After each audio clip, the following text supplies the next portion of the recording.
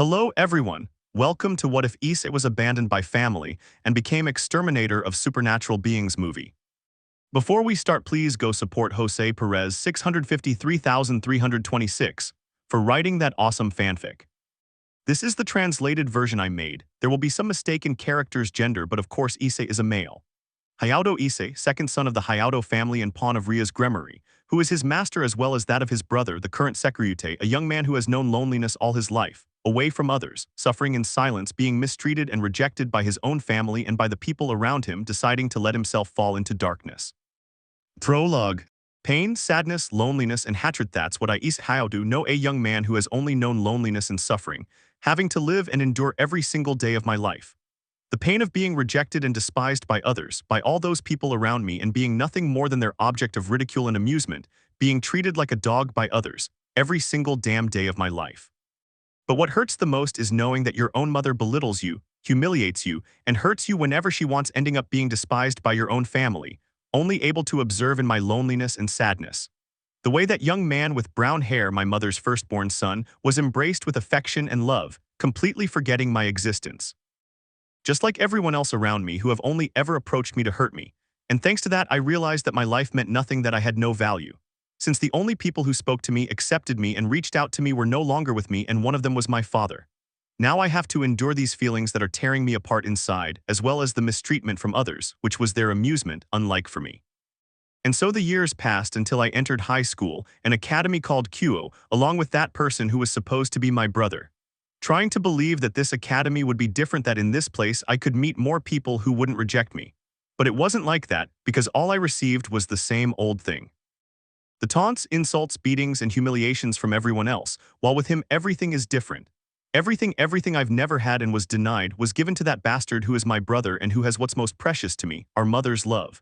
However, after a year of attending that academy, a woman surprisingly approached me. I couldn't understand or believe it, much less when she asked me out. Something that for some reason made me feel happy and allowed me to feel the feeling of love, only to end up falling in love with her, being deceived by that dirty fallen angel who almost managed to kill me. Without realizing it, my life was about to change completely when I learned the reason that woman had approached me. The reason was my brother, who was lucky enough to be born with a sacred artifact. This artifact, better known as the boosted gear, keeps a dragon sealed within it, and it can increase your power even beyond that of God himself. Something I found hard to believe the first time I heard it, just like meeting that group of women, especially that redhead. She became the most precious thing to me, and her name is Rias Gremory, heir to a clan of pureblood demons. With her beauty and kindness, she awakened something within me and made me feel alive again, and that's exactly what happened. As time passed, that woman who captivated me and made me her pawn along with my brother accepted me and didn't mistreat or humiliate me like the others, just like her queen Akeno Hyoudo, her rook Kaneko Taoju, and her knight Kiba Hyoudou. I grew fond of them all, eventually meeting a girl named Asia, a nun who became that red-haired woman's bishop. I had decided to protect her just like the others, even though I knew I was too weak to protect them. But I didn't care. I trained and trained without stopping, until I strengthened my body and increased my power, and even learned to use magic. Although what I never expected was to fall in love with several more women who were Zenobia, a former exorcist, and Ravel Phoenix, belonging to a clan of pureblood demons and sister of Razor Phoenix, whom I met when I confronted him to protect that woman's dream and see her smile, and who was her fiancé, whom she did not accept. Although there are also several other women who have simply seen me as a friend or feel sorry for me, something that makes me feel sad, but what ended up destroying me and breaking me into pieces. It was realizing, after going through so much and having to fight in so many battles and finally managing to seal Trihexa, which was done by Volley, the current Sekiryuutei, along with Yun and with some help from me and the Maoist, something they didn't acknowledge, criticizing me for being weak and just a reincarnated human. Only to end up feeling yet another pain, upon learning something that made me wish to die and cease to exist, and that is knowing that those women who always treated me well and stole my heart didn't feel the same way I felt for them, knowing that those women I love with all my being. And they made me believe, dream, desire, and feel happy when I knew they would never love me, and having to see them by their side and kissing that wretched man day and night who turned out to be my brother. Enduring the sadness and jealousy of seeing them with him, along with the pain I have to suffer at the hands of others, even my mother, who sees me only as a burden. But what I never imagined was that I would begin to be consumed by revenge, darkness, hatred, and a hunger for power, which I am now beginning to feel, making these feelings of pain, sadness, and loneliness that keep hurting me fade a little, although something inside me told me that what I was going through was only just beginning. which I was about to discover, trying to forget those memories that came to my mind as I headed toward that place, which I can't call home. 1 hour later. At the Hyoudou residence, a young man with chestnut hair could be seen standing in the doorway, lingering for several seconds before entering. He found himself in the living room with a certain chestnut-haired woman who was his mother, and he met her gaze of contempt and hatred. "Akasama, you're drinking again." The chestnut-haired man spoke, approaching the woman and trying to take the liquor bottle from her. "Shut up, brat. You're nobody to tell me what to do. You're just a damn nuisance. I don't understand why the hell I had you. You'll never be like my Yun. You're simply the spitting image of your father, that piece of trash. And don't you ever call me Akasama again, you bastard, because next time I'll beat you to death. Now get out of my sight and don't bother me, so get lost." The woman screamed with hatred in her voice, finally throwing the bottle she was holding, which hit the brunette on the head, shattering it. "Well, why don't you leave? I can't stand seeing your damn face. I don't understand why Rias reincarnated you as her pawn. It would have been better if she'd let you die, so she wouldn't have to endure your existence. Although, judging by your expression, you didn't even know anything about the supernatural world." The woman expressed herself, enjoying watching the brunette with his gaze lowered, who began to shed tears accompanied by the blood that came out of the wound near his face, retreating to his room without saying anything, leaving a brunette with a malicious smile. Minutes later. In a certain room of the house, a certain young man with honey-colored eyes could be seen, emotionally shattered in a corner of his room, holding a photograph of a young man who resembled him. He was trying to control his sobs as he wiped away his tears and the blood that ran down his face. As the hours passed, sleep overtook him, unaware that something that would mark his life, his way of thinking and being, was about to happen to him at the hands of that woman who gave him life and whom he has not yet been able to hate. Scene change 30 minutes later. The chestnut-haired man was fast asleep, completely unaware of a certain chestnut-haired woman who had entered his room. Minutes passed until he felt a slight pain in his wrists and ankles, only to wake up to find himself chained to his bed, being watched by a certain chestnut-haired woman he knew well. "Akasama, but what's wrong?" The young man asked, confused. "Silence, I told you not to call me that, you bastard," the woman interrupted, slapping the brunette. He could see the excess alcohol in her. "Well, I think it's time you repaid me for what I've done for you and for putting up with this," the brunette said, moving closer to her son, who could only watch as his mother climbed on top of him, trying to break the chains. "Humph, try all you want, but you won't be able to break those chains, so you'd better shut up and do as your dear mother tells you. I want to see if you can at least please me, brat." The brunette spoke with lust and hatred in her voice, deciding to remove the clothes of the young man who was still trying to free himself. Feeling his mother remove his underwear, freeing the young man's member, she brought a malicious smile to her face. "Well, you really are just like your father, that thick-headed bastard. I think it will be fun to play with you and see you suffer like this."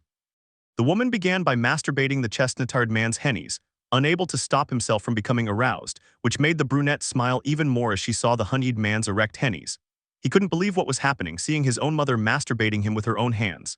She ended up devouring him completely with her mouth, which caused Issei to moan loudly, groan, and scream in pain due to the woman's roughness. She enjoyed seeing the chestnut-haired boy cry and suffer. He was growled by his own mother for a couple of hours, during which the woman subjected him to all kinds of masturbation. She reveled in the expressions of pleasure and pain the young man made, seeing each ejaculation along with the scratches and bruises she inflicted on her son. 2 hours later in Issei's room, a young man with brown hair still chained to the bed could be seen crying incessantly, staring at his mother, who was lying there with only her right leg wrapped around his member. The semen from the young man was still ejaculating, spilling onto the woman's leg, which she gladly scooped up with the index finger of her right hand, then savored it with lust and desperation. "It tastes good for someone who's a good-for-nothing, but you have to pay me back by making me feel good." "No, boss, stop, Akasan, no, don't do this, please, I'm your son." The brunette cried desperately, trying to free himself. "Shut up, you bastard. I told you to be quiet and not to call me Akasama," the woman said, turning around and positioning herself on top of the honeyed boy, bringing his privates close to her mouth, listening to his mother's order. "Good, now use your tongue and lick it. Show me you're not a useless wretch who's going to be growled by his own mother, so do it." "No, stop, Akasama," the brunette said, not finishing his sentence, as he felt his mother place his genitals against her mouth and begin to rub them. He then felt the woman devour his member completely, starting by doing what she ordered, licking the dripping genitals of the intoxicated woman, who little by little began to enjoy the pleasure caused by the honeyed man's tongue. He finished, feeling his vision begin to blur, which made the woman smile. "It finally worked," the woman said, returning to the taste of the young man's member, squeezing it tightly with both hands. "No, please, Akasama, stop, you're hurting me." "Shut up, I didn't order you to speak, so you'd better shut up now since no one will hear you." After all, Yun is having fun with Ryasan and the others outside the house, something you'll never do.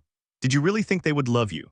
The only one who ever loved you was that bastard of a father of yours who only deceived me, and you're just like him, a damned bastard who will pay me back for the harm your father caused me this way." The woman exclaimed, gripping the chestnut-attired man's member more tightly as she sat atop him, determined to insert that hard piece of her son's flesh into her intimacy. She didn't hesitate to hurt the chestnut-attired man who was held by his neck with both of his mother's hands, feeling her grip tighten as she moved her hips lustfully, watching the woman's expression and look of excitement and madness. "Ah, yes, yes, you useless thing, keep penetrating me and making this enormous cock harder. It's the only thing that's good for anything and the only thing I want from you. You have no idea how much I hated showing you affection those 2 years when you were a child. You've always been a burden. But it was my mistake to take on a useless thing like you. Every time I looked at you all I could see was that garbage in you. Which makes me hate you even more, and from now on you'll be my toy. That's the only thing a miserable wretch like you deserves from me," the woman said between moans of pleasure, increasing her grip on the brunette's neck, who was already having trouble breathing as he listened to all those words which hurt him. But even more so when he saw his mother bouncing willingly, moving her hips with pleasure, completely engulfing his member with her wet vagina, enduring the hours that were pleasure for the woman and suffering for the chestnut-attired man, during which he was forced to satisfy his mother vaginally, orally, and anally. She enjoyed the pleasure and the state of the chestnut-attired man as she forced him to satisfy her without stopping. Scene change a few hours later. A chestnut-attired man lay completely naked in his bed, his expression blank, recalling the act his mother had forced him to perform, which ultimately led to him breaking down in tears. He gazed at the chestnut-attired woman fast asleep beside him, unaware that his life and personality were about to change, affecting those around him. End of prologue, Chapter 1, Change and Surprise.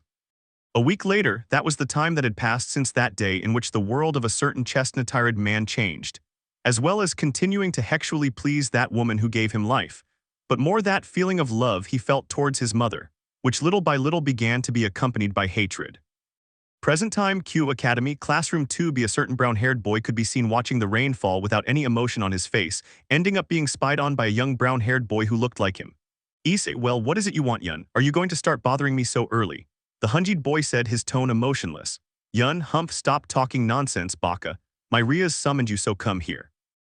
"Issei, I see. I suppose it's because I haven't shown up to the club for days, right?" the brunette asked. "Yun, yes, that's right, so walk. You know she'll scold you, but first of all, tell me what's going on with you and Akasan. I've noticed she's been different for days, especially around you, and not to mention you've changed too, Issei, so talk," the older chestnut-haired man said, looking seriously at Issei, watching as he lowered his gaze before answering. "Issei, change? I don't know what you're talking about. As far as I'm concerned, I'm still the same, but about Akasan, why don't you ask her? And stop bothering me and ignoring me like you always do, Niasen." Issei responded coldly, spitting out that last word, leaving the older brunette more than surprised and annoyed at hearing that coldness in his voice, but even more so at seeing that hateful look in his eyes for the first time. Scene change minutes later, the occult club. "Excuse me, Rias, I've already brought this idiot. Come in, Issei," said the older brunette, pushing Issei, which annoyed the redhead. "Rias, enough, Yun. I've already told you to stop bothering him, but Issei, tell me why you haven't come. You haven't made any contracts for weeks," the redhead spoke seriously. "Issei, I know, Butchu, and I'm truly sorry. It's just that I haven't felt up to doing contracts, and for some other reasons," Issei replied without looking at her. Rias, humph, fine, Issei, I'll pretend none of this happened, but I do ask that you take your duty as my servant seriously, understood? She spoke angrily in her tone of voice. "Issei, yes, Butchu, you have nothing to worry about. That's why I live now, to serve you, Raya-sama, like just another piece. So if you'll excuse me, I have something to do, with your permission." The chestnut-haired man finished speaking as he left the occult club, slightly surprising the redhead who saw and heard the respect and treatment between master and servant. This was something the younger chestnut-haired man had been showing her for the past few weeks, and it saddened her to know. As she watched her friendship with the young man fade away, unaware that she and the others were the cause of that friendship's disappearance. "Yun, wow, that idiot really just likes to make them angry. I should teach him a lesson and see if that wakes the idiot up." "Rias, enough, Yun, stop treating Issei like that. He's your brother, so I forbid you from bothering him. He already has more than enough to put up with from the other brainless idiots at the academy," the redhead said sadly in her voice. "Yun, here we go again. Tell me, darling, what's going on with that idiot? Don't think I haven't noticed you're treating him way too well, especially you and Akena," said the brunette, a little annoyed. "Akeno, ara, it seems Yunkun is jealous, but it's not what you think, my dragon, we're just friends. It's normal that we get along well, although he's been acting somewhat distant with us for the past few days." Akeno responded with a mischievous voice, kissing the brunette, which annoyed the redhead present. Meanwhile, outside the club room, Issei, filth, friendship, I don't need such stupidity and I just realized that. Issei spoke with hatred in his tone of voice, listening to a young man speaking behind him. So Issei-kun, did you go see Butchu about not making contracts?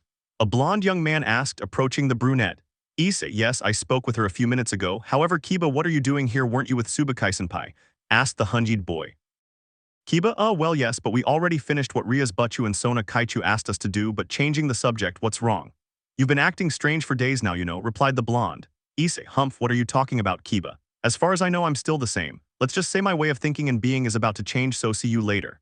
It makes me sick to have to put up with that stupid Yun and have to listen to and witness his ridiculous love scenes. The brunette mentioned, forming a small magic circle and making his backpack appear, leaving the blonde more than surprised to see him use magic as if it were nothing, something he couldn't use freely before. Scene change, 2 hours later, Hyoudou residence. A certain young man with brown hair stood in front of the house, lingering for several minutes before entering. He didn't find the same brown-haired woman in the living room as usual, which made him sigh. Well, at least I can rest for a couple of hours before they arrive and get out of this damned place, he thought. Although the question I'm still asking myself is, where the hell am I going to go? The young man kept repeating the thought until he fell asleep for several hours. He woke up and decided to take a bath, change his clothes, and go downstairs. In the dining room, he found his mother and older brother, along with the other women who had broken his heart. So what are you thinking, coming down here at this hour? Besides, what are you doing here? East, I don't like seeing your face while I eat, so go to your room. A certain brunette spoke with contempt in her voice towards her youngest son, which caused the Gremorys to just lower their gaze, remaining in silence, listening to all the insults she began to direct at him. Finally, he heard Issei speak, who for the first time was not affected by the words the woman was saying to him. Issei, well, Mom, are you finished? If you'll excuse me, I have things to do. I don't have time to be your entertainment, so why don't you ask your stupid, brainless Prince Yun? I don't have time for nonsense. The chestnut-haired man spoke angrily, and for the first time with contempt in his tone of voice towards the woman, who only watched in astonishment as he left through the door of the house, before losing sight of him, leaving the chestnut-haired man annoyed. Yun, well, Akasen, are you going to tell me what's wrong with that useless guy? Lately he's been very rebellious, the baka, especially with you. Maybe I should teach him a lesson to bring him down to earth. Rias, Yun, that's enough, that's Hana Akasama's and Issei's problem. Besides, I told you to leave him alone, just for that reason I won't sleep with you tonight, said the redhead angrily. Yun, come on Rias, don't do that to me. Sometimes I think you give more importance to that stupid good-for-nothing than to me. Who am your partner, replied the brunette angrily, further annoying the redhead. Rias, humph, I really don't understand. What has Issei done to deserve this treatment? The redhead asked before getting up from the dining room and going up to her room, leaving the brunette more than annoyed, while a certain older brunette was affected for the first time by those words she heard from Rias, remembering all the treatment she had given her youngest son, which after several minutes she decided to ignore, trying not to remember those words of the redhead. Scene changed to another part of the city in a park. Well, now where on earth am I going to stay? It looks like it's going to start raining soon, said a certain young brunette as he arrived at a fountain very familiar to him. Issei, who would have thought I'd return to this place? Sometimes I wonder if it would have been better to have died that same day. After all, my life has no value and never has. Do you really believe and feel that, kid? If that were true, then tell me, why do you exist and why are you alive? A kind voice was heard among the trees of the park, which worried the chestnut tree a little as it sensed a very powerful aura. Issei, enough, tell me who you are, stop hiding and come out already, Issei said seriously. Subject, calm down, kid, there's no need to put you on the defensive. I won't do anything to you. I simply want to know who you are. What's your name? The young man asked kindly. Issei, well, old man, don't take offense, but I don't usually give my name to strange agents, especially not to subjects like you, although for some reason I feel like you're not trying anything against me, so I have nothing to lose by telling you Hyoudou Issei, that's my name. The chestnut-haired man answered without changing his cold gaze or his cold tone of voice, leaving the young black-haired man in front of him surprised by the smile he displayed. Issei, so what's going on? What's so funny? Also, stop looking at me like that, you weird old man, Issei said, annoyed. Subject, excuse me Hyoudou Issei, my name is Yura, it's just that this world brings you too many big surprises, you really are just like your baka father, even though the idiot denied it. Issei, my father, how the hell do you know about him? You're not a normal human, are you? So tell us once and for all who you are, exclaimed the brunette. Yura, well Issei, to answer your question about whether I'm human, yes I am, but not a normal one, and to answer your second question, it's normal that I know your father after all, he's my older brother, my full name is Yura Takeda. And I've been looking for you for years, so tell me, Issei, would you like to come with me and get the power you desire? Or will you stay here and continue to be treated like trash? The young man spoke normally in his tone of voice, sitting down in front of Issei, looking at the surprised face the brunette showed after hearing his words, who still couldn't believe what he had just heard from that person he had just met. End of chapter. Chapter 2 Revelation. Well, Issei, tell me your answer. Will you come with me and get the power you desire, or will you stay in this place and continue to be the laughingstock of those around you? The person in front of him asked, and a long silence formed for several seconds before the brunette's answer was heard. Issei, I accept going with you just to gain more power, but also I want you to tell me about my father, and tell me what he really was, he said seriously. Yura, okay, I'll tell you everything you want to know about your father, but won't you say goodbye to them before we leave? Yura asked. Issei, no, there's no need for me to do such a stupid thing, I don't need the pity of any of them, Issei replied angrily. Yura, well then there's no need to stay here any longer, so let's go. Yura said, handing him a black trench coat, and began walking away from the park with the chestnut-haired man. Scene change 5 hours later, Hyoudou residence. Hey Rias, aren't you going to sleep? It's late, asked a young woman with jet black hair, approaching the redhead, who was sitting in one of the armchairs in the living room of the house. Rias, no Akeno, I don't feel like sleeping, I won't until he returns, the redhead replied. Akeno, I understand Rias, but I think you should distance yourself a little from Issei-kun, you know Yun gets annoyed when you're with him, the Hyoudo mentioned, slightly teasing the redhead. Rias, stay away, but what on earth are you talking about, Akeno? What happened to make you change the way you treat Issei? Are you doing it to get on Yun's good side? Akeno, no Rias, it's not what you think. What I mean is that we've paid more attention to Issei-kun, while we hardly pamper Yun-kun, even though he's our partner, the raven-haired girl explained. Rias, nonsense, Akeno. Didn't he do the same to the other women when we were at the academy? So don't come at me with complaints now for trying to cheer Issei up, because as far as I can see, only Sona Kuroka, and I know what he has to go through every damn day that passes. Rias said, looking angrily at her queen piece, which, after hearing the redhead's words, decided to leave her alone. Rias, baka, he really does everything he can to be closer to Yun than I am, even if he has to lose Issei's friendship, the redhead said to herself, looking at her cell phone, trying to communicate with Issei, which she couldn't do, waiting in the living room until the brunette arrived. The next day in the living room, a young brunette was heading to the kitchen, watching a redhead sleeping peacefully in one of the large, comfortable armchairs in the living room. Tusk, hey Rias, how long do you plan to keep sleeping in the living room? Get up already. Shouted the older brunette, a little annoyed with the redhead. Rias, it's already daytime, where is Issei? Besides, you don't have to yell at me, the redhead complained. Yun, hump, well then stop what you're doing, who cares where that baka is? Remember, you're my girlfriend and fiancé, and I don't like you paying so much attention to that loser, much less him getting close to you, the brunette said seriously. Rias, enough, Yun. It's true that you're my partner and fiancé and I love you, but that doesn't mean I'll stop being friends with my servant, who is also your brother, the redhead replied angrily, their argument interrupted by Akeno and Zenobia. Akeno, Yun, Rias, that's enough. You don't have to fight over every little thing, the raven-haired woman spoke. Zenobia, that's true, Butchu, but I think Yun is right. Sometimes you give more importance to Issei than to your partner and fiancé, Zenobia opined. Rias, what, you think the same thing too, Zenobia? I really don't understand her way of thinking. I'd better go get ready to go to university. Rias said, leaving the room. Scene changed to another location far from Japan in Barcelona, Spain. Hey, where the hell are we going? First we left Japan and now you're bringing me to Spain, what the hell are you plotting? A certain brunette asked, a little worried, arriving at a small mansion. Yura, well, we're here. Make yourself at home, Issei, although to be more precise, part of all this belongs to you. Yura spoke, looking at the brunette's surprised face. Issei, what are you saying? Belong to me? What the hell are you talking about?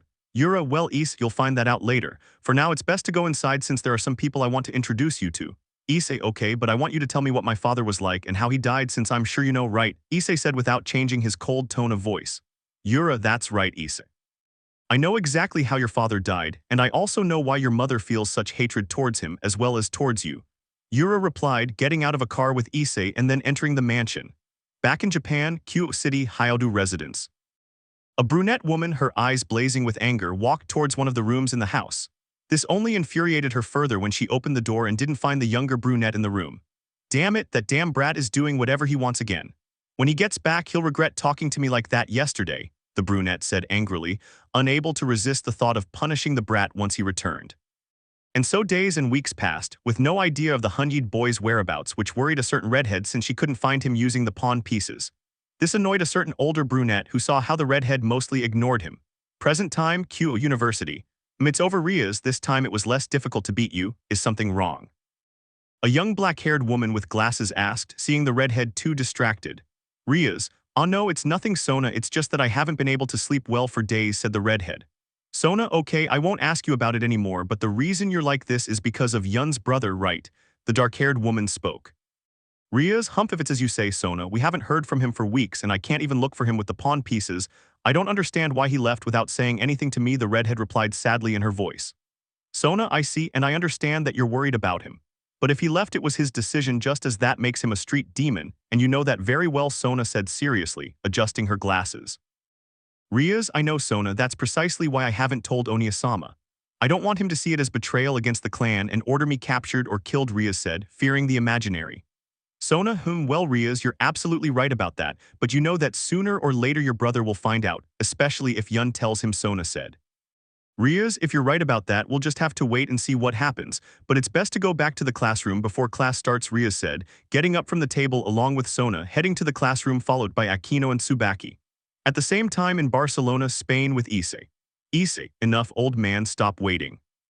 I want you to tell me everything about my father because I know he wasn't a normal human, so speak up, the brunette said irritably. Yura, hey, calm down, there's no need to get upset. From what I see, you don't trust me even though I'm family. Yura spoke. Issei, that's right, I haven't trusted other people for a long time and that won't change, said the brunette without changing his expression, devoid of emotion. Yura, I understand and you're right. Your father wasn't a normal human. He possessed great power, enough to kill a Mao, and from what I understand, you're already perfectly informed about the supernatural world, as well as the other factions, right? Issei, yes, that's right, but what does that have to do with my father, and how is it possible that he had such power? The Hundred boy asked. Yura, well, Issei, if you think about it, you'll find an answer. Just as there are demons, angels, fallen angels, vampires, gods, and yokai, there are also those who keep these supernatural beings in check, especially demons, and those are the exterminators, or as they're better known, heroes. That's what I am, just like your father was, an exterminator of supernatural creatures. Yura finished speaking, leaving the brunette more than surprised. He tried to speak, but they were interrupted when one of the maids entered the mansion's main room with several other people. These people caught Issei's attention, especially a young brunette a year younger than him. He couldn't help but feel something familiar about her. End of chapter. Chapter 3. Well, Issei, if you think about it, you'll find an answer. Just as there are demons, angels, fallen angels, vampires, gods, and yokai, there are also those who keep these supernatural beings in check, especially demons, and those are the exterminators, or better known as heroes. That's what I am, just like your father was, an exterminator of supernatural creatures. Yura finished speaking, leaving the brunette more than surprised. He tried to speak, but they were interrupted when one of the maids entered the mansion's main room with several other people. These people caught Issei's attention, especially a young brunette a year younger than him. He couldn't help but feel something familiar about her. We're back, Urasama, although we can see you have a visitor, said one of the young men, looking at the Hundred man with a bit of hostility, unlike a certain brunette who looked at him with hatred, causing annoyance in Issei when he saw the look she gave him. Issei, well, can you tell me who they are and tell that woman to stop looking at me like that? I don't like being looked at like that, or do you have a problem with me, brat? The brunette said coldly in his tone of voice. Yura, enough, that's enough, Issei. There's no need to start a fight here, so Atora, I understand your annoyance at sensing the aura emanating from you. But first let me speak and explain who you really are. Atora, talk about what uncle that you brought a dominion to our mansion, she complained angrily in her tone of voice. Yura, I know, Atora, but this young man is not a pureblood demon as you believe. Besides, there is another reason why he is here. Don't you remember what we talked about months ago, especially you, Atora? Yura said seriously. Atora, yes, I remember, but whoever has anything to do with that, I don't like having a dirty demon in this mansion at all, Atora said with hatred in her words, further annoying the Hundred man who did not remain silent. Issei, enough, girl. Stop talking so much crap and shut your damn mouth. I didn't come here to stay, I only came so he could help me get the power I need, but I also came to find out the truth about my father since this weird old man told me he's his brother. So stop bothering me once and for all. I'm not a demon because I want to be. On the contrary, what I want most is to stop being one, Issei said angrily, his words leaving the young brunette more than surprised. She remained silent for several seconds before speaking. Adatra, Uncle Yura, what this guy is saying is true. It's true that his father is. Yura, yes, Adora, her father is the same as yours. And that's because you two are half-siblings, something her father wanted to keep secret until he died, so please don't ask me why he decided that because I don't know either, Yura confessed, looking at the surprised faces of both young men, especially the Hundred one who suddenly started laughing. Issei, W, what kind of stupid joke is this? Now you're telling me this annoying girl is my half-sister, what's next, that they're my cousins, you filth. Who the hell do you think you are to joke with me? So stop spewing so much garbage, you stupid, weird old man, the brunette said, more than angry, making Yura angry. Yura, enough, watch your mouth when you talk to me, brat. You think I'd joke about something like this? You're wrong. What I'm saying is the truth, so stop acting like an idiot and listen carefully to what I'm about to tell you, especially you two, Issei and Atora. Yura said in a loud voice, looking somewhat angrily at the brunette, who gave her a cold and annoyed look as he listened to what Yura said. Scene change in Japan at Kuoh Academy, a cult club. While I really miss being in this place and not being the president, although from what I can see you've done a good job as club president, Asia said, a redhead nostalgically, looking around the club room. Asia, hi Rias Wansama, although from what I can see you seem upset today, right? Said the blonde. Rias, well Asia, I don't really want to talk about it, so tell me what's happened since I stopped being president, the redhead asked. Asia, well Rias Wansama, not much has really happened, but now that I think about it, Akenosan isn't with you. Rias, you're just now noticing Asia, Akeno didn't come with me since she wanted to go with Yun to take advantage of being alone with him, something I know bothers you, said the redhead looking at the blonde. Asia, see, I think I'll have to try harder, but Rias Wansama, you still don't know anything about Issei-san, she asked worriedly. Rias, no, I still don't know anything about Asia. Sona has been helping me to find him, it's like he vanished off the face of the earth. I can't find any trace of him. Maybe, Rias said, only to be interrupted by a voice she knew. Maybe it's Rias Gremory, who are you talking about, Naya, and where is Issei? Said a young black-haired girl who appeared behind the redhead. Rias, Kukuroka, but what are you doing here? Weren't you with Vali helping him fulfill what Azazel and Oniasama asked him to do? Rias asked, turning to look at the Nekomata. Kuroka, and so it was, Naya. A few hours ago we returned from finishing that job, and since I haven't seen my cute brunette in a while, today I want to pamper him all night long, Naya replied, the black-haired girl, biting the index finger of her right hand, causing the redhead's annoyance. Rias, humph, that's enough, Kuroka. Stop saying those things because you know they're not true. You never showed any interest or feelings for Issei, so. Kuroka, hey big boobs, who the hell said what I'm saying isn't true, Naya? I know I haven't been affectionate with Issei, Naya, but that was because I wanted to clarify how I feel about him, and that doesn't mean I'm not attracted to him. I really like him and feel something for him, Naya, Kuroka said with sincerity in her words and her gaze. Rias, okay, let's stop talking about it, but if you hurt Issei in any way, Kuroka, believe me, you won't live. Kuroka, hi, whatever big boobs, just tell me where Issei is because I won't let him sleep tonight, Naya, the Nico said, trying to annoy the redhead, which worked. Rias, that's enough, Kuroka, stop calling me that. But about Issei, I can't tell you where he is because I don't know either. I haven't been able to find him anywhere, the redhead said, teasing the Nekomata. Kuroka, that's enough, Gremory. Don't start joking around and tell me where Issei is. I'm not in the mood for jokes, the dark-haired girl declared. Rias, I don't know, Kuroka. I already told you I don't know where he is. He disappeared several weeks ago without saying a word. If I knew, I'd be with him right now, the redhead said sadly. Meanwhile, elsewhere, far from the human world in hell. Well, Sirzechs-sama, did anything happen during your meeting with Asuka-sama and Seraphil-sama? Asked a beautiful silver-haired woman dressed as a maid. Sirzechs, that's right, Grayfia. It seems that the Kuoh's brigade is causing even more problems than before also. For the past few days, several powerful auras have been felt in the human world, replied the Mao. Grayfia, I understand, however I don't understand why you want me to bring the Sekiryuutei's brother. Is there something wrong with that young man that makes you want to see him? The albino asked. Sirzechs, no, there's nothing wrong with Grayfia, it's just that we need his help to reinforce the seal that keeps that beast locked away. Remember that he's the only one who learned the magic to make that seal, and he's also the only one who can reinforce it even though he's a low-class demon, the redhead replied seriously, worrying the albino girl a little. Scene change. Back in Barcelona, Spain with Issei. He was sitting in one of the large armchairs in the living room, trying to believe everything that the person who claimed to be his father's brother had told him, a man who had another daughter besides him and his brother. Issei, this has to be a damn joke. My father was really lying to us all this miserable time. Now I understand why he was almost never home, to the point that he almost forgot about me, the Hyoudo boy said, lowering his gaze, trying to control his emotions. Atora, brothers, so this person in front of me is my half-brother, the brother you always told me about, Uncle Yura. Yura, yes, Atora, he's your half-brother. Although you also have another half-brother named Yun, but he's not your half-brother. Issei, but he's not old at all. I don't want you mentioning that bastard, especially not in front of me. It's best if you leave this mansion. I'm not in the right frame of mind to continue this conversation, the Hyoudo boy interrupted, leaving the mansion. Yura, HMPH, well, I guess I shouldn't have mentioned it. I forgot he doesn't want anything to do with his brother anymore, or his mother either. It's best if I leave him alone for no, said the dark-haired man, pouring himself a glass of wine, having overheard one of the young men speaking. Yurasama is right about that, but tell us what's really going on with that young man. Why did he become a demon, and why are those emotions inside him? I can only sense a great emptiness, darkness, and hatred, a young redhead asked curiously, causing the dark-haired man to sigh deeply. Yura, I'm sorry Shinki, but I can't say anything about my nephew's life if he doesn't allow me to. Besides, I don't know much about him. I was only able to investigate a little and also from what he himself told me. However, I can assure you that his life hasn't been as good as you think, and I know this from seeing his pain and sadness. Yura said, feeling a little sad as she remembered what the brunette had told her about his life, and about all that he had to suffer and live through day and night, at the hands of others, being pulled from her thoughts when she saw a certain brunette leaving the mansion, trying to find the Hyoudo boy. Scene change minutes later in the garden of the mansion. And you want this, woman? Have you come to bother me again? Because if so, you'd better leave. I'm not in the mood to put up with your insults, Issei said coldly, sitting down on the edge of a large fountain, turning his back on the young woman who decided to speak. Adora, no, it's not what you think. I just wanted to apologize for how I behaved towards you, but I also want you to tell me what our father was like.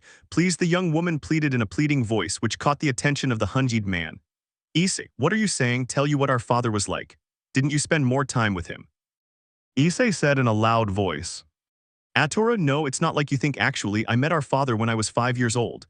I only lived with him for 7 months and got to know him because after I turned 6 and my mother died, I never saw him again. Our uncle has been taking care of me, Atora said sadly, trying not to cry in front of Issei, which the Hyoudo boy didn't like seeing. End of Chapter 3. Chapter 4.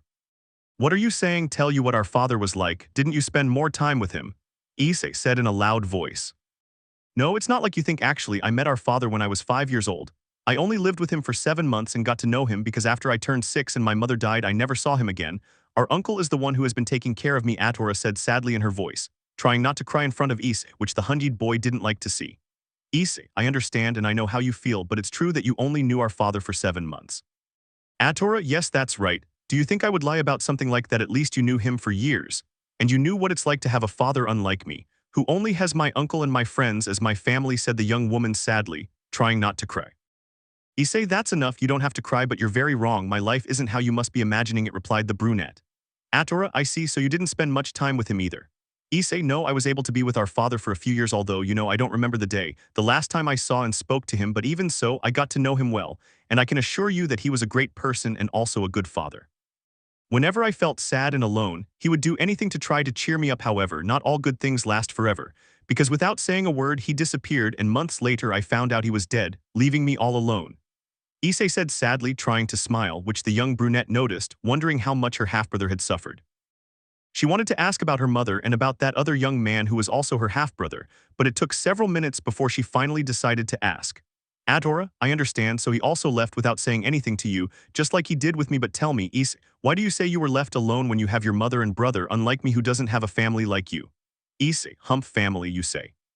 Do you think a family would physically and emotionally hurt another member, just like my brother and my own mother have done to me?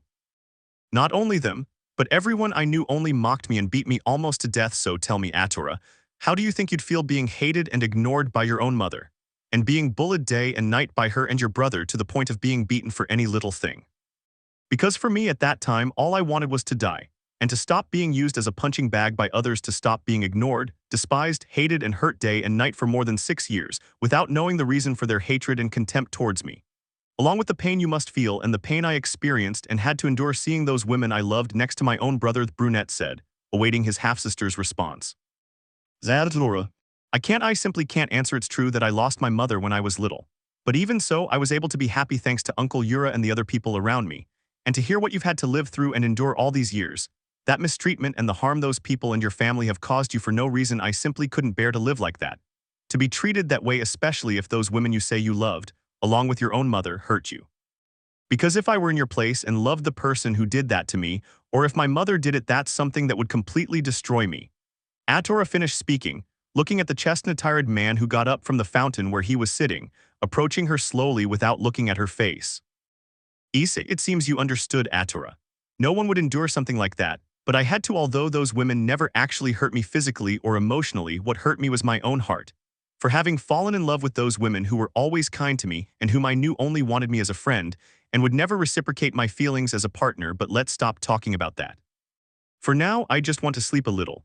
And if you still want, I can tell you everything about our father. Besides, stop thinking you're alone since you have your weird uncle and your classmates, and let's not forget that you also have me now. The chestnut-haired man spoke without changing his cold gaze as he walked away from the young woman, who couldn't help but shed a few tears upon hearing the chestnut-haired man's last words, showing a smile of happiness. At the same time in Japan, Kuoh City, Hyoudou residence. So Rias, what are you thinking about now, Naya? Asked a certain black-haired Nekomata who was with a certain redhead in the sauna of the house which looked more like a mansion. Rias, what to talk about Kuroka, I'm not thinking about anything. Kuroka, seriously Naya, because even though we don't get along very well, I could see and feel that something is bothering you and that's my Asanya, right? Kuroka said seriously. Rias, you really know how to see and feel other people's emotions, Kuroka, but you're right. Kuroka, humph, that's something very easy to feel and see, especially if it's you, so speak and tell me what's wrong. Rias, I don't know, I really don't know, Kuroka. Ever since Issei left without saying anything, things are different for me, and I don't understand why I feel this way, the redhead mentioned, a little confused. Kuroka, well, if that's the case, you'll have to find that out on your own if you want to. Rias, yes, you're right, but tell me, Kuroka, do you think Issei decided to leave because of everything he had to endure in this place? The redhead asked sadly, causing the Nekomata to sigh. Kuroka, well, you really like to play dumb big boobs. That's something that can be easily seen, Naya, and I understand if Issei Naya decided to leave, since it was too sad to see him suffer like that without him deserving it, Naya. Kuroka responded, abandoning her serious demeanor and replacing it with a sad expression, a look that the redhead also shared. They were interrupted when they heard the door open, revealing a young blonde woman. Excuse me, Rias-sama, Kurakasan, I'm sorry to interrupt you, but Grayfia-sama is in the living room waiting for you, but she's also asking about Issei-san, the blonde said, worrying the redhead. Rias, what are you saying, Asia? Grayfia-sama is here and asking about Issei. If that idiot Yun comes down to the room and tells her that Issei left without saying anything to me, my Onia-sama will consider it a betrayal of the clan. Asia, I know Rias-sama, but Yunsen isn't here right now. She left half an hour ago without saying anything, and well, Hana Akasama hasn't left her room for a week. She only comes out to eat and then locks herself back in her room. Rias, I see, Asia. I'll go down to the living room right now, and by the way, you can prepare one of the rooms since Kuroka will be staying for a while, so said the blue-eyed girl, only to be interrupted by the Nekomata. Kuroka, wait Naya, you don't need to prepare the room since I'll be staying in Issei's old room. Kuroka said with a smile as she imagined the brunette, slightly annoying the redhead with her request, trying to hide it, since the younger brunette disappeared she often slept in that room. Scene change minutes later in the living room. So Grayfia-sama, what happened that made you come to the human world and look for Issei? The redhead asked curiously, looking at the typical serious face that the silver-haired girl always shows. Grayfia, well Rias-sama, I apologize if I interrupted something important, but Sirzechs-sama ordered me to come to the human world and take Issei-sama to Lucifer's castle, the albino mentioned.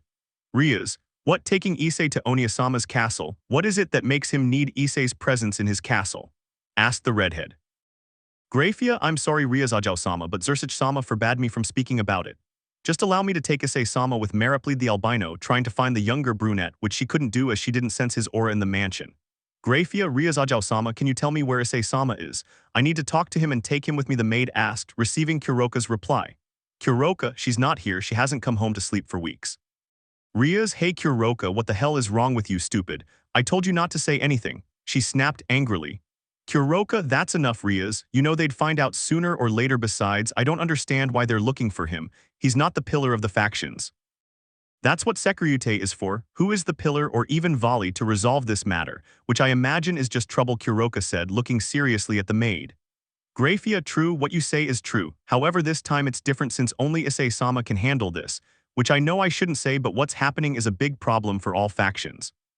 Rias, I understand, Grayfia-sama, but Issei isn't here and I don't know if he'll return, but if he does return, I will forbid him from helping you again, Rias said, surprising the three women present. Grayfia, what is Rias-sama saying? Are you going to disobey Sirzechs-sama's orders? Are you joking? Because if so, you know what.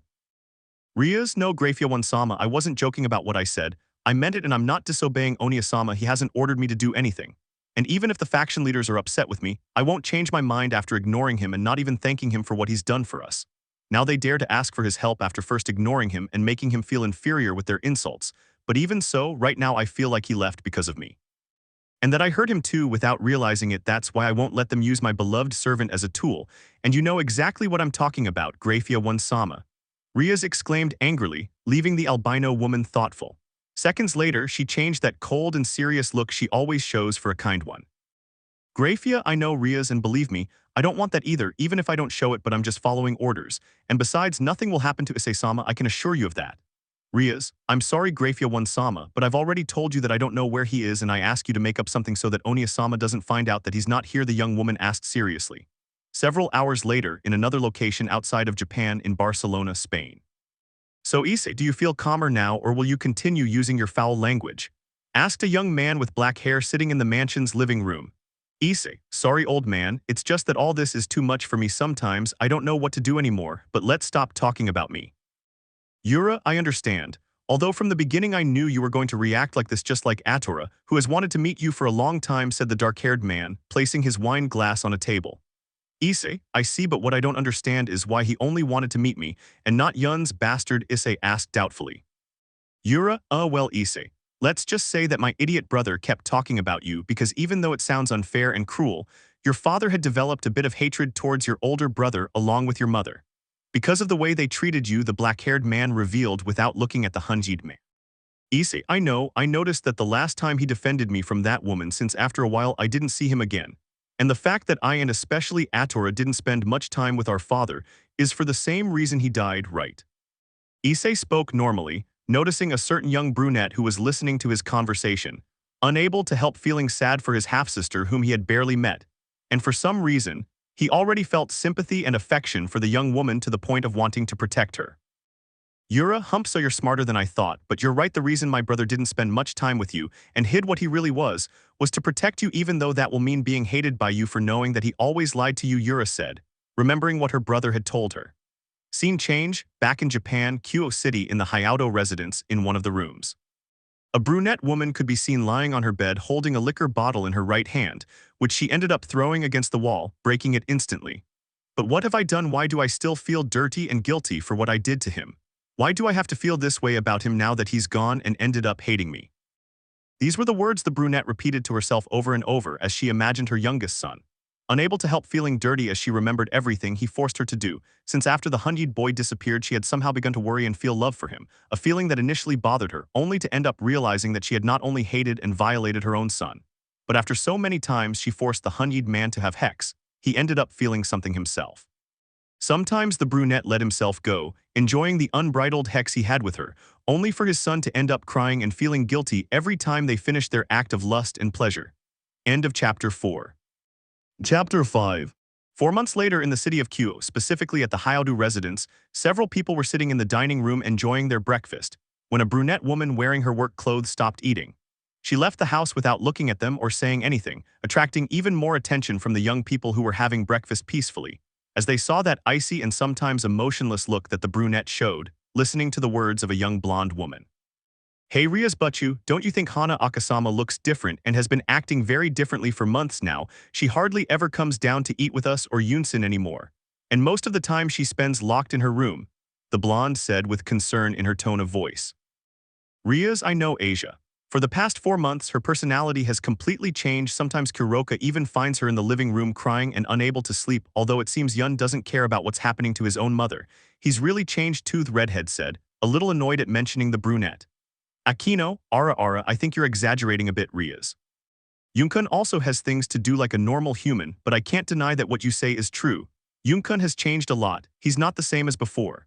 Zenovia, yes you're right, Kaneko and Ravel had already noticed it a while ago, and it started when Issei left. I wonder how Irina and Roswace will react when they return, and find out that Issei left without telling us anything. The blue-haired girl mentioned, a little worried about how Irina and Roswace might react upon learning of the younger brunette's absence. Meanwhile, a certain black-haired Nekomata listened silently to the conversation without saying a word, deciding to go up to her room which had previously been used by the younger brunette. Rias noticed the look on the black-haired girl's face, drawing her attention. Meanwhile, elsewhere far from Japan in Barcelona, Spain. Well, Issei, is that all you can do? If you keep going like this, you'll never get the power you so desperately want, so get up right now and show me what you're capable of.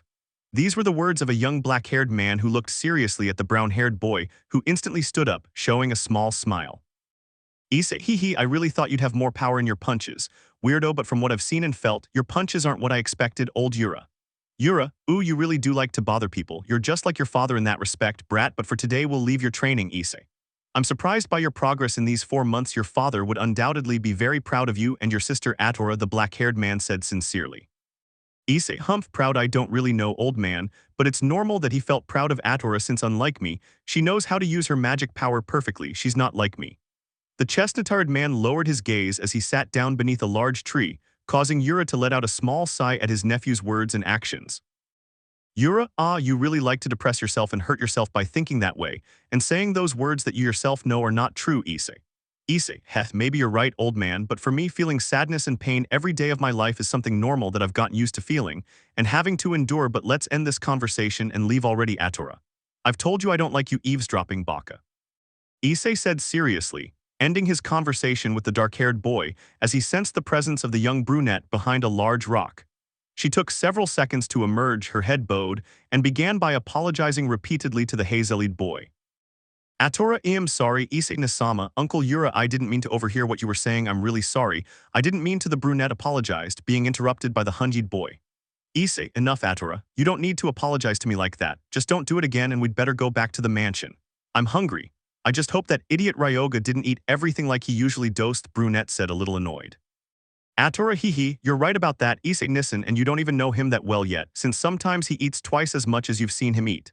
The brunette spoke in a playful tone as she returned to the mansion with Issei, observed by Yura, who wore a kind smile. Then they heard the voice of a beautiful young woman with violet hair, who appeared to be about 25 years old.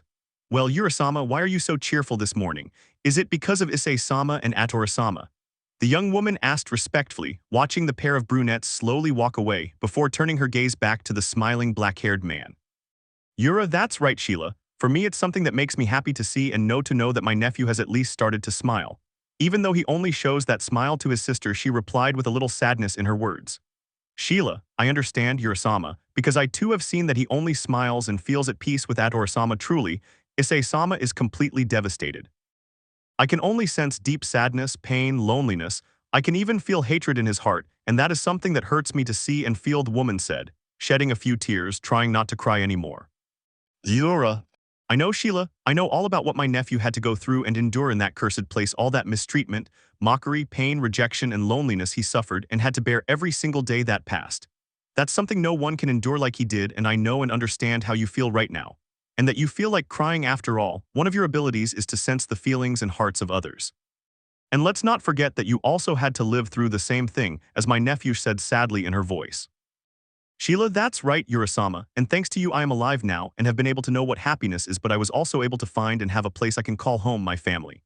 Sheila spoke with nostalgia and pain in her eyes and voice as she remembered her past when she was treated the same way as the chestnut-haired man, something she didn't like to talk about with others, nor did she like to remember. Scene change, several hours later in Japan in the city of Kuoh, Hyoudou residence.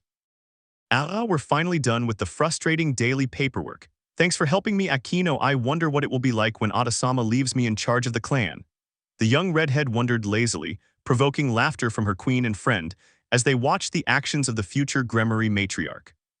Akeno, Ara, you don't have to thank me for anything, Rias. Remember that you are my master and friend.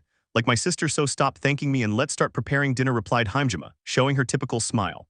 Rias, yes, you're right, I just hope Hana Akasen will come down to dinner with us this time like she used to. Even Kuroka has been locking herself in her room, and she's barely wanted to eat, the redhead mentioned in a worried voice. Akeno, well, Rias, to be honest, I don't know why Hana Akasama is acting that way, but as for Kuroka, I think I have an answer for her sudden mood change, and it's Issei-kun. Akeno spoke, noticing the change in Rias' expression, which now showed nostalgia and sadness after hearing the name of the young brunette who had previously been her pawn. Unable to suppress a slight ache in her chest at the memory of the younger brunette, she took a small gift box from a drawer in a small desk. Akeno. And that gift, Rias, who did you buy it for? As far as I remember, no one I know, not even one of us who live here, has a birthday. Who is it for? The raven-haired girl asked curiously, seeing the scolding the redhead gave her upon hearing her answer. Rias, I see, so you don't remember what day it is either, Akeno, so there's no need to tell you, but this gift is for Issei. Today is his birthday, and even though he's not here, I'll keep every gift I bought for him until he returns and I can give them to him. The redhead answered with a smile that surprised her friend and Queen Peace, who couldn't recall ever seeing such happiness, not even with Yun, her boyfriend and fiancé. Akeno could only smile at the sight of the redhead so cheerful just talking about the younger brunette, which encouraged her to ask her mistress and friend a question. Akeno, I understand, Rias, and I truly apologize for not remembering Issei-kun's birthday, and also for ruining my friendship with him, but tell me something, Rias, what's really going on with you? What do you truly feel for Yun-kun and Issei-kun? She said with seriousness and curiosity. Rias, what are you saying? Akeno, what do I feel for Yun and Issei? I don't understand why you're asking me that, replied the redhead without looking at her Queen Peace, who only sighed before speaking. Akeno, ha, I knew it. I knew that if I asked you that question you'd react this way, and you wouldn't know how to answer after all. I've noticed a change in your feelings for a while now, so tell me, Rias, what do you really feel for Issei-kun? Is what you feel for him? Akeno asked, only to be interrupted by the sound of the mansion's front door opening, revealing two beautiful women, one with brown hair and the other with silver, entering the room. They carried several suitcases and greeted the two she-devils, who returned the greeting. They began chatting for a while about what they had done in heaven and Asgard. Rias, I see from what I hear you had fun helping Michael-sama and Odin Dono, but I think you must be tired. It would be best if you took a bath to relax before dinner, said the redhead in a kind voice. Irina, yes, Ryasen is right, but I realized something a few minutes ago, and that is that I can't sense Issei-kun's presence. Did he go somewhere, or did he fight Yoon-kun again? It's strange that I don't feel any trace of him inside the mansion, the brunette mentioned. Roswace, that's right, Ryasen, I don't sense any trace of Issei-kun inside or outside the mansion. It's as if he hasn't been here for months. I can only sense Kurakasen's aura in this place, which I also don't understand. What is she doing here?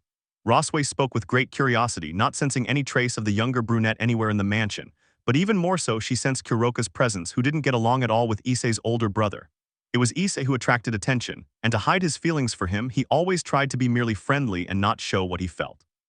Little did he know that he was about to hear news he wouldn't like at all, hoping it was just a joke. Rias, well, I don't really know how to say this, Irina. Roswace, I know you two care a lot about Issei as your partner and friend, even though you hardly ever showed it. But what I want and have to tell you before you hear it from the others, or from Yun, is that Issei left more than 5 months ago without saying a word to us, and he hasn't returned. We don't know anything about him or where he is. The redhead confessed in a sad voice, observing the surprised expressions on both women's faces, especially on the former Valkyrie, who wore a look of worry and sadness. She was the only one who hadn't fallen in love with Yun, and the only one who had felt something genuine for the younger brunette after months of getting to know him. A feeling she tried to hide and not show to him, simply out of fear and sadness of being rejected. Scene change in Barcelona, Spain with Issei. He was having dinner with several people in a large dining room, while many of those present made jokes and light-hearted remarks to liven things up. This worked for a certain brunette, who looked fondly and lovingly at the young, hundied man who was her half-brother, displaying a genuine smile of joy for several seconds. A smile that the others present managed to see on the young man who rarely smiled genuinely, without having to fake those smiles he showed them months before, which they knew perfectly well were false. Well, old man, guys, I'm going to leave. I'm going to take a walk in the mansion's garden. I think I ate too much and I need to breathe some fresh air, Issei said, leaving the dining room, grateful to the maids who prepared the food at his request. Yura, hey Atora, do you know what's wrong with your idiot brother this time? He's been acting way too bipolar for days now, she asked curiously. Atora, I don't know Uncle Yura, but call Issei Nasama an idiot again and I promise you won't be able to walk for 3 months, and you know I always keep my promises, right, Ryoga? Ryoga, yais Atorasen, you don't need to remind me, so believe me, it's best if you listen to him, old man, if you don't want to spend 3 months in the hospital or end up dying. The brunette mentioned the beating Atora had given him, and the 4 months he spent in the hospital unable to move. This caused fear among those present, as they remembered how violent, dangerous, and deadly Atora could be when Atora simply stood up to follow Issei, letting out a sigh, accompanied by a bead of anime-style sweat on the back of his head. This was thanks to the fearful looks on the faces of those present, with the exception of 2 young men who appeared to be about 18 years old. One of the young people was a beautiful woman with long, blonde hair and a great figure, who always wore a kind smile. The other was a young man with jet black hair who had an urban style of dress, and both of them just laughed at the faces of the others present. Minutes later, in the mansion's large garden. I was supposed to come to the garden to be alone for the rest of the night, but I see you like to bother me, don't you, Atora? Said the brunette in a calm voice, turning to look at his sister, who had a cute little pout from hearing the hundied boy's words. Atora, you silly little brother, it's not true that I like to tease you, I just like spending time with you, that's all, so stop saying I do it to tease you because it's not true. She protested with a small pout, trying to hide her blush. Issei, hee, I know, Atora, it's just that I like seeing that cute expression you make when you're annoyed. You know you never would be, and never will be a bother to me. After all, you're my sister, whom I have to take care of and make smile. He spoke sincerely, unaware of the loving look he was giving the young brunette, who rushed towards him, giving him a warm hug and showing no signs of letting go. Issei could only feel the young woman's tight embrace, unable to stop himself from feeling embarrassed and blushing as he felt the brunette's well-formed breasts rubbing against his back. This act didn't bother the brunette, who clung even tighter to the hundied boy, who once again felt those feelings of happiness, affection, and love that had been denied him long ago, and which this young woman, his sister, was now giving and showing him. without realizing that the affection and sibling love they were beginning to share was becoming more than just that. Atora Baka, you really know how to embarrass me. You don't know how happy I am to be able to meet you. You're the only thing I have, Issei said the brunette with a little sadness in her tone of voice, something that the brunette did not like to hear. Issei, hey, I told you not to think about that again. I'm sure father had his reasons for acting the way he did. If that weirdo didn't want to tell us anything, it's because he feels and knows that it's not the right time to tell us yet. Atora, yes, you're right, Issei, but tell me what's wrong with you. From one day to the next, your personality changed a little. You've distanced yourself from people again, even from me, she said in a depressed voice. Issei, I don't know, honestly, I don't know what to think about the life I have now. You know, I always thought I'd keep living in that lonely, painful place, which I'll never forget, along with all the harm I suffered there, but now I have people who I know value and care for me, especially you. Thanks to you, I was able to smile again and feel a little happiness and love, which makes me wonder if I deserve to feel and receive from you. Sometimes I even feel like I don't deserve to keep living. Issei spoke, trying not to cry in front of Atora, feeling his emotions and feelings hurt as he recalled his past. And seeing what he had achieved in such a short time, he embraced with love and affection the young woman who was his beautiful sister. End of Chapter 5. Chapter 6. In Japan, in the city of Kuoh, at the Hyoudou residence, a certain group of women were arguing in the living room because of a certain chestnut-tired man, especially the beautiful ex-Valkyrie who did not accept the young man's absence. Roswace, no, I don't accept it. Issei-kun couldn't have left just because he wanted to. Something must have forced him to make such a decision and leave without saying anything. Irina, calm down, Roswace-san, I'm sure they have an explanation, so. Roswace, no, Irina-san, I know Issei left for a reason. One that hurt him, she said sadly, being interrupted by a certain raven-haired girl. Akeno, I know how you feel, Roswace-san, but complaining won't get you anywhere, since we don't know why she decided to leave without saying anything either. So she said seriously, being interrupted by the redhead. Rias, no, Akeno, there's no need to ask why Issei decided to leave without saying anything since the reason is us. And the other people who only bothered him, and I'm also sure that Hana Akasama changed her way of being due to Issei's absence, said the redhead with sadness in her voice, discouraging the others present. At the same time in Barcelona, Spain. All right, Atora, it's best if we go back to the others. It looks like it won't be long before it starts snowing, said the young brunette, letting go of his sister, who took his right hand, preventing him from walking. Atora, okay, Nasama, but wait, I have something I want to give you, she said with a smile. Issei, humph, give me something, what's it about? He asked curiously. Atora, well, I don't know if it means much to you, but happy birthday, Issei-nisan, the brunette said affectionately, taking out a small box and handing it to the Hunyid man, who took it without saying anything until he decided to speak. Issei, what is this? Did you really buy this for me?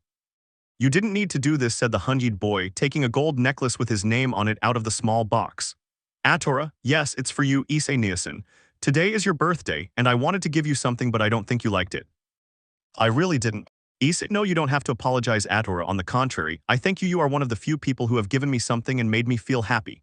The Hunyid man interrupted his beautiful sister, then hugged her affectionately before returning inside the mansion. Minutes later, in the mansion's living room. So, Issei, you seem calmer than before. I see you still haven't gotten used to the life you lead now, right?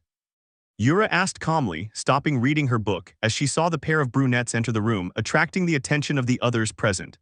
Issei, well dude, let's just say I needed to clear my head for a couple of hours, but it looks like it's going to snow soon. Yura, I see, that's what your father also did when he wasn't feeling well, but let's stop talking about that and move on to something important. Something that Issei and the others want to give you. We know it's a bit late, and that you might not like it, but… Sheila, yes, that's right, Issei-kun, and I'll be the first to do this. Happy birthday, Issei-kun. I hope you like it since I don't know much about your tastes like Atorasan and Kurosan. Kuoh, that's right, Sheila is right, Issei. Although with the time we've known each other, at least we know a little about your tastes, so happy birthday, Issei. It was the words of the other people present, spoken sincerely and with a smile that caused the chestnut-haired man to also show a small smile of happiness, which became more easily visible as the seconds passed. Issei, hee, I don't really know what to say.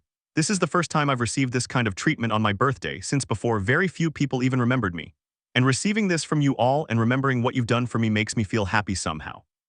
The chestnut-haired boy spoke with nostalgia, happiness, and sadness, as he recalled the last time he received a gift from his father.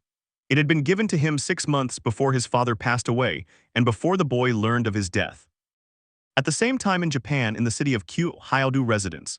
I understand, Ryasan, so Issei-kun had already started acting distant with you weeks ago when I left for Asgard, a certain former Valkyrie said, lowering her gaze further to the water in the mansion's sauna where she was with Rias and Kuroka. Kuroka, who was in her ivory tower, showed no intention of speaking, deciding to pay a little attention to the conversation she was overhearing. Rias, that's right, Rossways. After a few weeks, he left without saying a word. He just walked out of the mansion like he always did, but this time he didn't come back, and to make matters worse, my Onasama has been asking about Issei, even though Grayfia helped me by lying and telling him he went to train with Tannin, whom I also asked for help, which he agreed, Tosh said in a dejected voice. Rossways, I see, and honestly I don't know what to think or feel right now but about myself. Because of my shyness and stupidity, I waited until he left to sort out my feelings and decide to tell him how I feel. Kuroka, well, you weren't the only one who thought that, Naya, although you feel the same way we do, don't you, Rias, and you know that not knowing each other well doesn't matter. Because you can't deny it or hide it in your eyes, the dark-haired girl said matter-of-factly before listening to the redhead's words. Rias, WL Kuroka, I honestly don't know nor why you want to talk about it, since I don't know if what I feel is the same as what you feel. I just know and want is to see him again. I want him to come back to us and make me laugh like he always did. I just want him to come back and forgive us if we did something to hurt him and cause him to leave without saying anything. The redhead spoke sincerely, lowering her gaze to hide her blush, as she remembered the younger brunette, which provoked a malicious and amused smile from the Nekomata. Kuroka, I understand, that's more than enough to assure me that what I thought was true, Naya, but I also realize that you're too naive, so much so that you don't even know what the real reason was that ended up completely destroying Asania. Rossways, what are you talking about, Kurikasan? Do you know why Issei-kun decided to leave? If so, please tell us. Rias, that's right, if what you're saying is true, Kuroka, speak up and tell us the reason why Issei decided to leave, she said, supporting the former Valkyrie. Kuroka, that's right, Naya, I know why my dear brunette decided to leave this place, but I also know the reason for the change of that unpleasant woman you call Akasama, who is not worthy of being the mother of my Asania. Kuroka spoke seriously and with a hint of annoyance as she left the sauna, leaving the pair of devils more than surprised by the Nekomata's sudden change. But even more so when they heard what she said about Yun and Issei's mother, which piqued both women's curiosity. Meanwhile, elsewhere in the Hyoudou residence, in a certain brunette's room, she was sitting on her bed, drinking from a bottle of wine, her expression filled with confusion, guilt, and sadness. Suddenly, her expression shifted to one of annoyance, and she threw the bottle against the bedroom door. Hana, damn it, why the hell do I have to feel all this since you left? I'm supposed to hate you for looking like him, and being like him for carrying the blood of that damned liar and traitor. Even as your mother, I forced you to have sex with me just to get rid of the hatred I feel for your father. Hana, but even so I can't help feeling sad and alone because you're not here. For some damn reason, I want to see you again and feel your warmth and smell your scent, even though I know it's wrong because you're my son, whom I hated and hurt, and whom I now desire and am beginning to love as my son and as a man. The chestnut-tired woman was saying this to herself, and seconds later she heard a knock at the door, followed by the voice of a certain ex-nun. Asia, excuse me, Mom, aren't you coming down for dinner? The food will get cold, said the blonde in a kind voice. No, thank you, Issei-chan, but I'm not hungry, I just want to rest a little longer, so please excuse me to my son and the others. Asia, hi, that's fine, Akasama, but I'll save some so I can eat it when I'm hungry and can try it, she said in a sad voice. Hana, okay, Issei-chan, I'm sure dinner was delicious as always, but changing the subject, you did what I asked. Asia, hi, Ravelson and Lilitson helped me clean Issei-san's room, although Lilitson spent most of her time lying in her bed. Hana, I understand, you can go now, darling, I'd like to go back to sleep. The brunette spoke wearily, receiving a nod of yes from Asia, who returned to the dining room with the others. Seconds later, she began to recall all the physical and mental damage she had inflicted on her youngest son, and the times she had forced him to sexually please her to the point where the young man was lost in pleasure. She had initially done it willingly, to show him that even knowing he hated her, he still felt affection and love for her. He showed it every time he let himself go, when she forced him to please her until she was satisfied, ultimately transforming the hatred he felt for her into love. A love that surpassed that of a mother for her son, disregarding their blood relation, desiring to be with him as his wife, and to savor the pleasure he gave her. But even more so, the feeling he awakened in her after so many times he had forced her to make him his, even when his other son and the Gremorys were in the mansion. Scene change in the mansion's dining room. So Asia, what did Akasan tell you, although I think I know the answer, since it's been the same stupid response from her for months now. It really bothers me how silly her behavior is, and all because of that powerless idiot, a certain older brunette said, annoyed by his mother's behavior and change since Issei disappeared. This angered Rossways, who didn't remain silent and decided to speak up. Rossways, useless and powerless, you say if it weren't for Issei-kun, who was the only one who learned the magic to seal Trihexa, you Vali and the faction leaders would be dead, something only Valison could recognize and thank Issei-kun for. So don't you ever insult or say anything bad about your brother Yunsen again, or I promise you won't like seeing me upset. The albino girl exclaimed angrily, surprising several of those present with her angry glare and the way she spoke to the brown-haired boy. She was eventually calmed down by Rias, who was also glaring at Yun, as was Kuroka. Rias, that's enough, stop shouting and ruining dinner, especially you. Yun, stop talking about Issei like that. Even though you're my fiancé, I won't allow you to keep insulting him. I'm even regretting agreeing to marry you. You have no idea how much your attitude bothers me. Rias spoke with anger in her words and gaze, an act that surprised those present, and especially Yun, who could not believe the words of her mistress and partner. End of chapter. Chapter 7. What are you saying? You must be joking, right? What you just said was just a fit of anger. It's not like Rias. Those were the words of a certain chestnut-tired man, unable to help feeling sad upon hearing what his mistress and fiancé had said. She, however, maintained her serious expression upon seeing the young man's reaction, before speaking as she stood up and left the dining room. Rias, no, I'm not joking, Yun. Now I realize that you're not what I thought you were, and why I fell in love with you. Oh, that's what I wanted to think and believe. Yun, what are you saying? What are you referring to, Rias? Tell me everything you want to say at once and don't run away like the spoiled, whiny little girl you are. You're stirring up all this nonsense just because of that perverted piece of trash. Do you really think that powerless bastard is better than me? Say it, speak up already. The chestnut-tired boy exploded, unleashing his anger on Rias, who stopped in her tracks and turned to respond to his words, her eyes blazing with anger. All of this was witnessed by the other women present, who for some reason chose not to intervene, simply observing and listening to the angry glares exchanged between them. Rias, you're right, he's asking me if your brother is better than you because as far as I remember, I never mentioned anything like that, Yun. Do you really think I'm going to compare my servants to see who's better, especially Issei and you, who are brothers, and one of my valued servants and family, just like the rest, of course not Baka. Rias, I may seem unaffected by what some people say about me, but I know I'm a spoiled brat who thinks she can have it all and be the best. I know that very well, she said angrily. Yun, ha, you say you know, so if you know you have that stupid, childish side that's so annoying, why don't you try to change it? Because I can see you're not doing anything to grow up and stop acting like a child every time you get upset about that damn. Rias, that Yun, go on, finish talking. Do you really think you gain anything by insulting and belittling Issei like that? When he's not even here to respond to your damn insults, honestly, I'm really fed up with your stupid and arrogant attitude, the redhead said with growing anger that increased with each word she spoke, finally answering the question Yun had asked her at the beginning. Rias, besides, if you're so eager to know so you'll be happy and stop bothering me, I'll tell you what you want to know since now I can see what you're really like. And it's a yes, you're right, Yun, Issei is much better than you. Yun, ha ha ha, better than Rias. Tell me, in being a weak, mediocre, good-for-nothing, hated by people, and by our own mother, said the brunette with mockery in his words, annoying the redhead.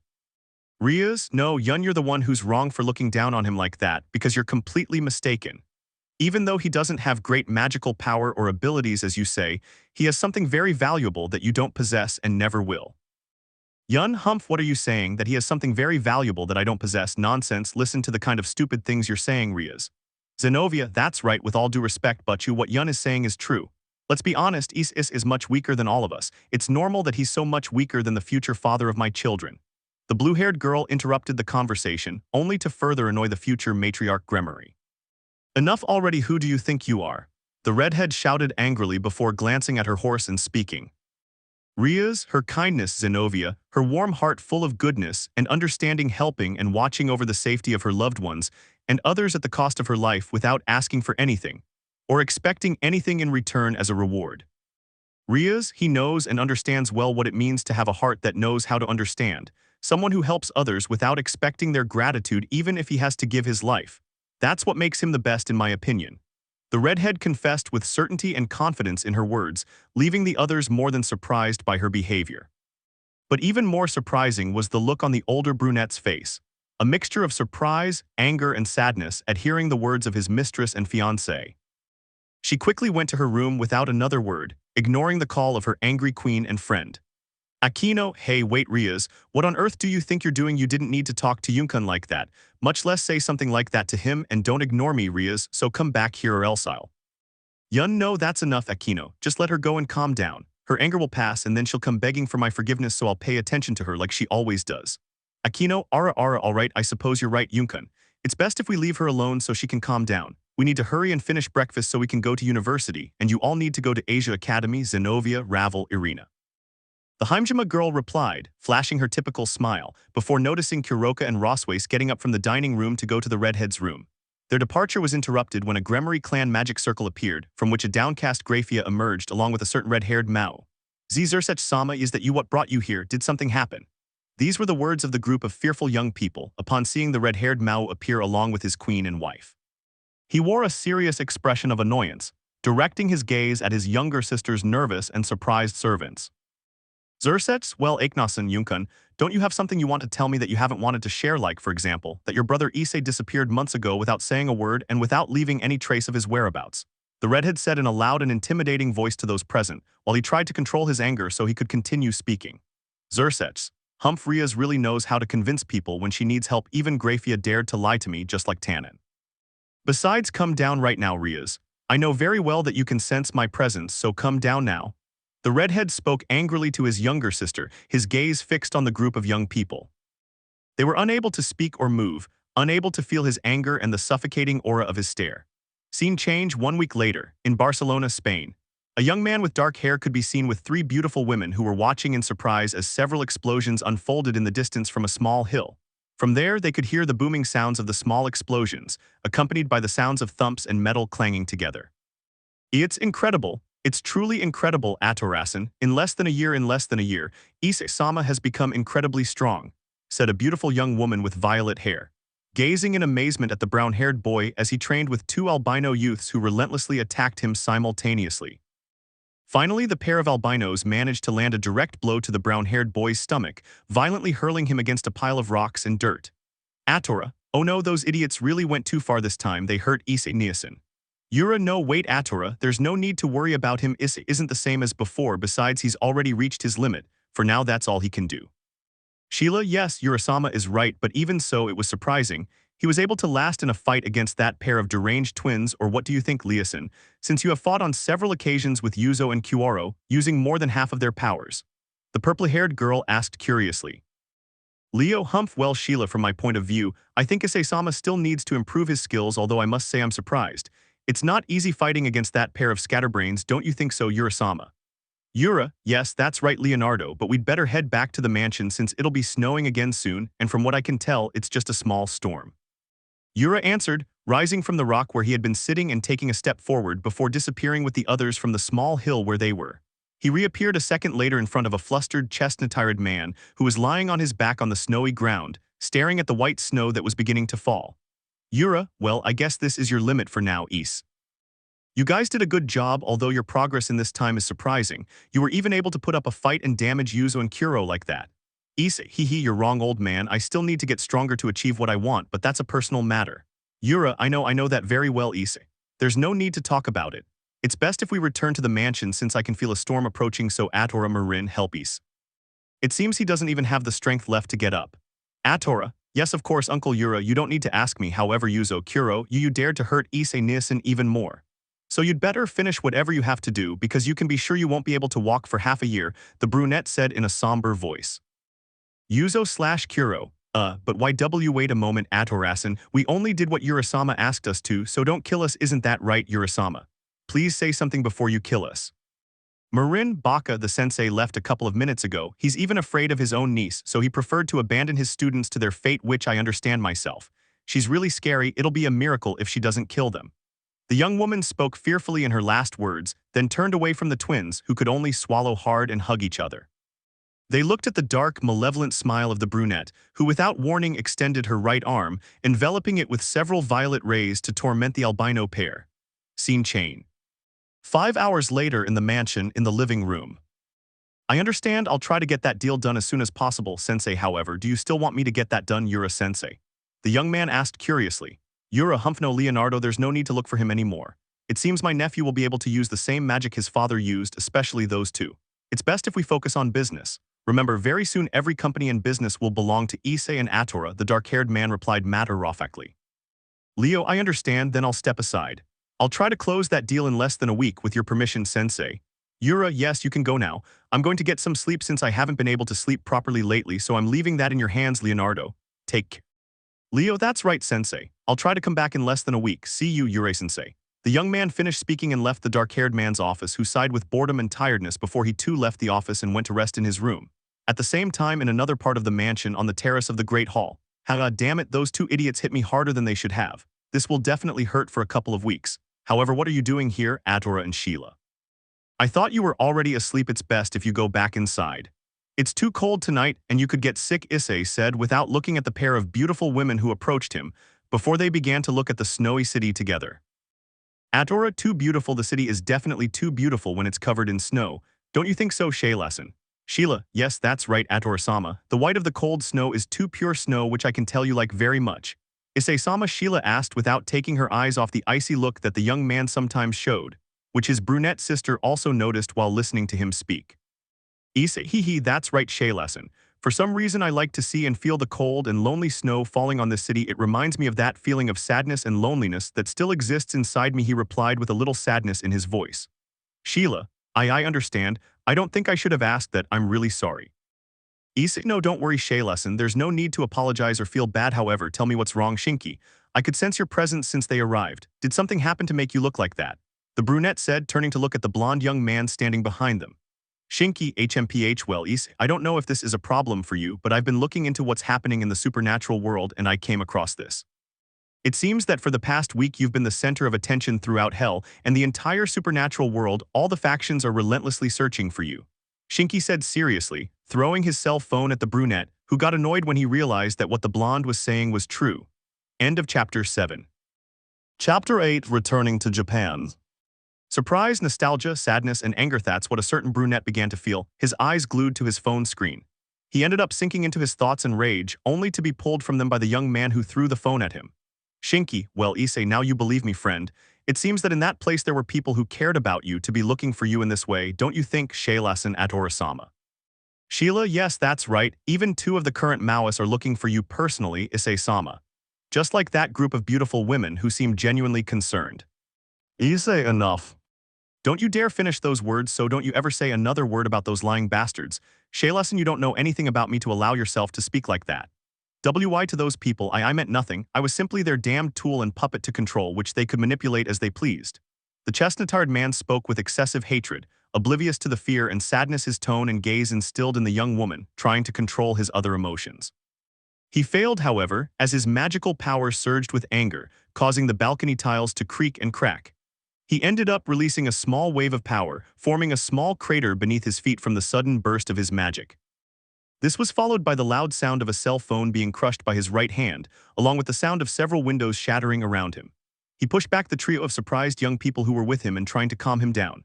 Sheila, Issei-sama, please calm down. Your magic power is getting out of control. You must calm down or you will hurt yourself. You could hurt someone. Atora Nisama, please stop. Shaylason is right. You're releasing too much power. I don't like seeing you act like this. So please stop. Don't worry about them anymore, they don't deserve it. You need to calm down. Do it for me please, Onishin.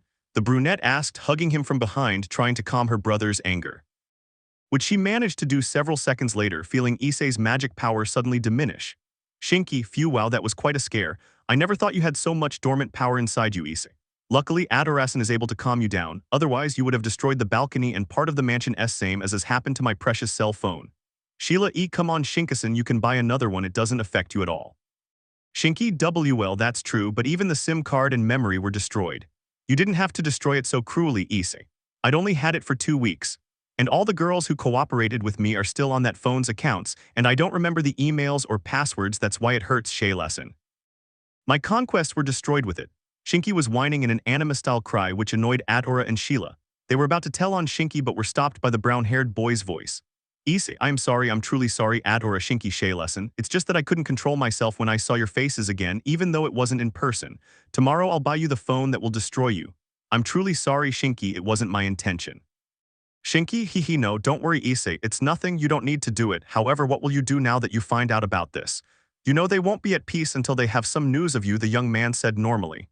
Issei, HMPH, I don't know, I really don't know, Shinki. For now, I just want to rest and stop thinking about this. However, I think I'll have to do the last thing I want to do, and that's go back to that damned place. Atora, what are you saying, Nisama? Are you really going back to that despicable place? You know that if you do, they. Issei, no, it's fine, Atora. Nothing will happen to me and I doubt they'll try anything. Don't worry. They no longer have, nor will they ever have, any right over me. If I return to Kuoh, it's to sever every tie that binds me to them. And one of those ties is these damned pawn pieces of that woman, which are still inside my body and bind me to her, and for some reason, even using all my power, I can't expel them. Well, then we'll take the first flight to Japan tomorrow since I assume you don't want to travel in a magic circle, right? A certain dark-haired man's voice called out, drawing the attention of the brown-haired man and the others. Looking at the damage caused by his nephew's outburst, he noticed a bead of anima-style sweat on his forehead. Shinki, Ajajurasama, no, you didn't need to come down from your room. Issei was just upset because of me. I think it would have been better if I'd told you when you were there. I'm truly sorry, sensei. Yura, no, don't worry, Shinki, it's nothing. After all, this mansion belongs to him and Atora, although you should try to control your emotions a little more, Issei, the dark-haired man said normally, approaching his nephew. Yura, so do you want to go to Japan tomorrow or do you want to wait a couple more months? If you want, I can go first and check out how things are there or in hell. Issei, no, I don't know. It's true that there were times when I lived with that weird old man like you. But like I told you before, old man, ever since I was little I haven't been one to trust people much. And now I trust them even less. You guys are the only ones I can trust and that will never change. The brunette said sincerely, having listened to his sister's words. Atora, Issei Nisama, we know that very well and you know we will always respect your decisions. And I think it's best if you return to that place as soon as possible and find out why they're looking for you, don't you think? Issei, yes, you're right, the faster I return to that place the sooner I'll stop being a damned demon and never see their damned faces again. Maybe those three are the only ones I'll cry for again, but I won't love them again either. The chestnut tree answered by whispering its last words, walking silently back to the balcony railing. Yura, okay, I'll take that as a yes. I'll talk to someone I trust, someone you know, and we'll leave for Japan tomorrow. I'll let Leonardo know so he can meet us in Kuoh once he finishes closing the deal I entrusted to him. So come on, guys, it's time to rest and tomorrow pack whatever you want to take. Adora/Shinki Sheila hi as Urasama orders. The trio of young people answered before leaving, walking behind Yura with the exception of Sheila. Sheila took Yura's right hand, her gaze shifting to a repentant Hunyid man. Issei, I'm sorry, Shaylasan, I'm so sorry. I didn't mean to act like a stupid, impulsive fool and speak to you like that. I really am a complete idiot. I just let my stupid emotions get the better of me and I ended up taking it out on you. All you've ever done is help me and understand me, trying to cheer me up and make me smile, something I haven't been able to thank you for, showing you that I can't completely trust you. Sheila, and no, you don't need to apologize, Issei-sama. I can understand how you feel right now, although I can't deny that it hurt and saddened me when you spoke to me and looked at me with such displeasure. All I want is for you to feel good and be happy, to enjoy this new life you have with Urasama, Atora-sama, and all the people who surround you and cherish you. Because you are very important to me, and I am so grateful to know you and to be able to help you someday if necessary. Trying not to look at his face because of her sudden blush, she began to back away in embarrassment. She only felt her right cheek being affectionately caressed by Issei's warm hand, raising her gaze before she heard him speak. Issei, I understand that's what you feel and want, Shaylasan. I truly appreciate you caring about me, making me feel loved and appreciated by you, something I could only feel from my mischievous sister. The chestnut-haired man spoke affectionately, then hugged her without warning, which surprised Sheila but didn't make her uncomfortable. Enjoying the embrace, she let herself be carried away by the scent and warmth that Issei radiated, so much so that she didn't notice the presence of a certain brunette who was watching the scene with jealousy, seeing how her beloved brother embraced the violet-haired girl, something that for some reason also made her happy for Sheila. Seeing the happy and warm smile the woman displayed as she was embraced by the Hunyid boy. Scene change. Elsewhere far from the human world in hell, Lucifer's castle. Well, Sirzechs, your servants have picked up some clues about the boy. You know that no matter if you find him, I highly doubt that young man would want to return to this place. He'll refuse. A certain leader of the fallen said matter-of-factly, finishing his glass of wine. Sirzechs, I know that very well, Azazel, and I can't help but feel guilty even though I don't want to. I never thought he would be treated that way by the humans and the supernatural people around him. Even I was stupid enough to treat him like that and compare him to his brother, making him feel less for not having the same power as Yunkun. Azazel, well, it finally dawned on you after insulting and slapping your sister for hiding his disappearance and defending him from your insults. Now you can truly understand how Hyoudou Issei feels, but you can also see that within that young man's heart now there is only hatred for those who hurt him. The fallen one spoke gravely, observing the regretful expression on the face of the Mao and Grayfia. Grayfia stood several meters away from the castle hall, unable to escape the memory of the indifferent and cold gaze she always gave him, along with the times she spoke to him with annoyance. He finally saw the expression of sadness and loneliness that the younger brunette always wore and tried to hide. Azazel, well, I think it's best to stop talking about it. However, there's a chance he might not want to help us, not caring that releasing that beast also affects him. Sirzechs, I understand, Azazel, I know what you mean, but we have no other choice. He's the only one who learned the magic to seal Trihexa. Not even Rosway-Sesson, Valikun, or Yunkun could learn that sealing magic, and besides. The redhead stopped talking, hearing the ringtone of a cell phone. He looked at Azazel, who pulled his phone from his right pants pocket. He couldn't help but stare in surprise at the message, but even more so at who had sent it. Sirzechs, Humph, and well, Azazel, who is it? The expression of your gaze changed suddenly, his seat something. Azazel, so he decided to return. I guess I was wrong, I just hope he doesn't try to kill me when he finds out. Anyway, I'll be going now, Sirzechs. It looks like we'll have a pleasant or unpleasant meeting tomorrow depending on how he takes it. Sirzechs, what are you talking about, Azazel? What do you mean by that? Who are you referring to? Don't tell me that the person you're talking about who's coming back is. Azazel, yes, that's right, I'm talking about your sister's pawn, Hyoudou Issei. So please don't ask me any questions for now. If you want to know, you'll have to wait. Sirzechs, wait, don't mess with me, Azazel. Did you already know something about him and his whereabouts, and haven't you been hiding it all this time? Speak up. The redhead demanded angrily, walking menacingly toward the fallen one, trying to calm him down as Grayfia felt Sirzechs' magical power rising. At the same time in Japan, in the human world, Kuoh City, at the Hyoudou residence. Not yet, Kuroka-san. Rias-san still hasn't wanted to leave her room, has she? Roswace asked, worried about the redhead trying to talk to her, which she didn't manage to do. Kuroka, that's enough, Naya. It's best if we leave Roswace-senya alone. After the argument she had with her stupid brother and the way he treated her, I highly doubt she wants to leave her room right now. Roswace, yes, you're right, Kuroka-san. If I were her, I'd be the same or worse. However, what is it you want, Yunsen? Did you come here to try and bother her again? You know she doesn't want to talk to anyone, least of all you. Your presence, like her brother's, only annoys her, so please leave. Roswace mentioned this, turning to look at the brunette standing behind her and Kuroka displaying her usual arrogant expression. This annoyed both women even more, especially Kuroka, who was so close to him and saw the perverted look he gave her. Come on, Rosachin, Kurachin, don't be so upset with me, I just want to talk to her so. Kuroka, enough, Sekiryuutei. Stop acting like you care about how she feels. You're only doing it for yourself. So stop trying to get me to forgive you for your stupid, arrogant, and pathetic behavior. Besides, don't you dare call me Kurachin again, much less look at me or approach me in that disgusting way. Kuroka, next time you do that, I promise I'll disfigure that disgusting face of yours that you're so proud of, Naya. The only one I would allow and do allow to call me that is Issei, Naya. He's the only one who can and will ever look at me that way, got it, you idiot. Roswace, yes, it's true, I feel the same way as Kuroka-san. So please don't make advances towards me like you usually do, or I won't be responsible for my actions if I end up hurting you, Yunsen. Both women spoke to the older brunette, their eyes fixed on him with annoyance, which irritated and wounded Yun's pride as he was rejected once again, as always. They even threatened him if he tried anything with them, and he couldn't remain silent before returning to his room. Yun, Humph, fine, there's no need to show your claws like that, however don't forget what I told you because I'll make sure it comes to pass. Not even that bastard Issei will be able to stop me from getting what I want because before he takes it from me I'd rather kill him. You don't know me well nor do you know what I'm capable of doing to achieve what I desire. Kuroka, you wretch, if I were strong enough I myself would kill you. But don't think I'll let you hurt Issei. First, I'll find a way to end your miserable life, Sekiryuutei. Kuroka's words were filled with hatred as she glared at and cursed Issei's older brother. She realized how despicable and wretched he could be, threatening to kill her own brother if he didn't get what he wanted from her and Roswace. Things that also enraged the former Valkyrie, who didn't realize that a certain redhead in the room had overheard their conversation, and she ended up bursting into tears again. Scene changed the next day. Sunday 7:20 a.m. at Barcelona Airport. Damn it, why on earth did I have to sit with these two idiot twins, Sensei? I'd rather sit with Marin-san or that glutton Ryoga, or even with you, Sensei, but not with these two idiots, it's too much. Issei, let's switch seats. Come on, you were the one who decided to travel by plane, so let's switch.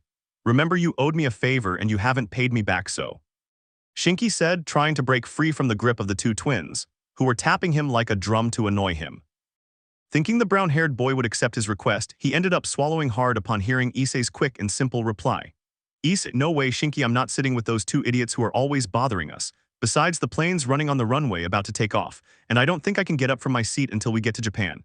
These two women are about to break both my arms, so tough luck. Shinki, well, I think you're right, they'll definitely break them. No matter how strong and violent Atorasama and Shaylasen are, it seems airplanes are their only weakness and the only thing that frightens them. Shinki, so I'd better stay here since I don't want to be the one caught in the middle. They'll definitely crush you if they both hug you that hard at the same time, hee. Although the sensei isn't having a good time either, I think yesterday's whisky made him a little sick, so much so that he wants to throw up his lunch.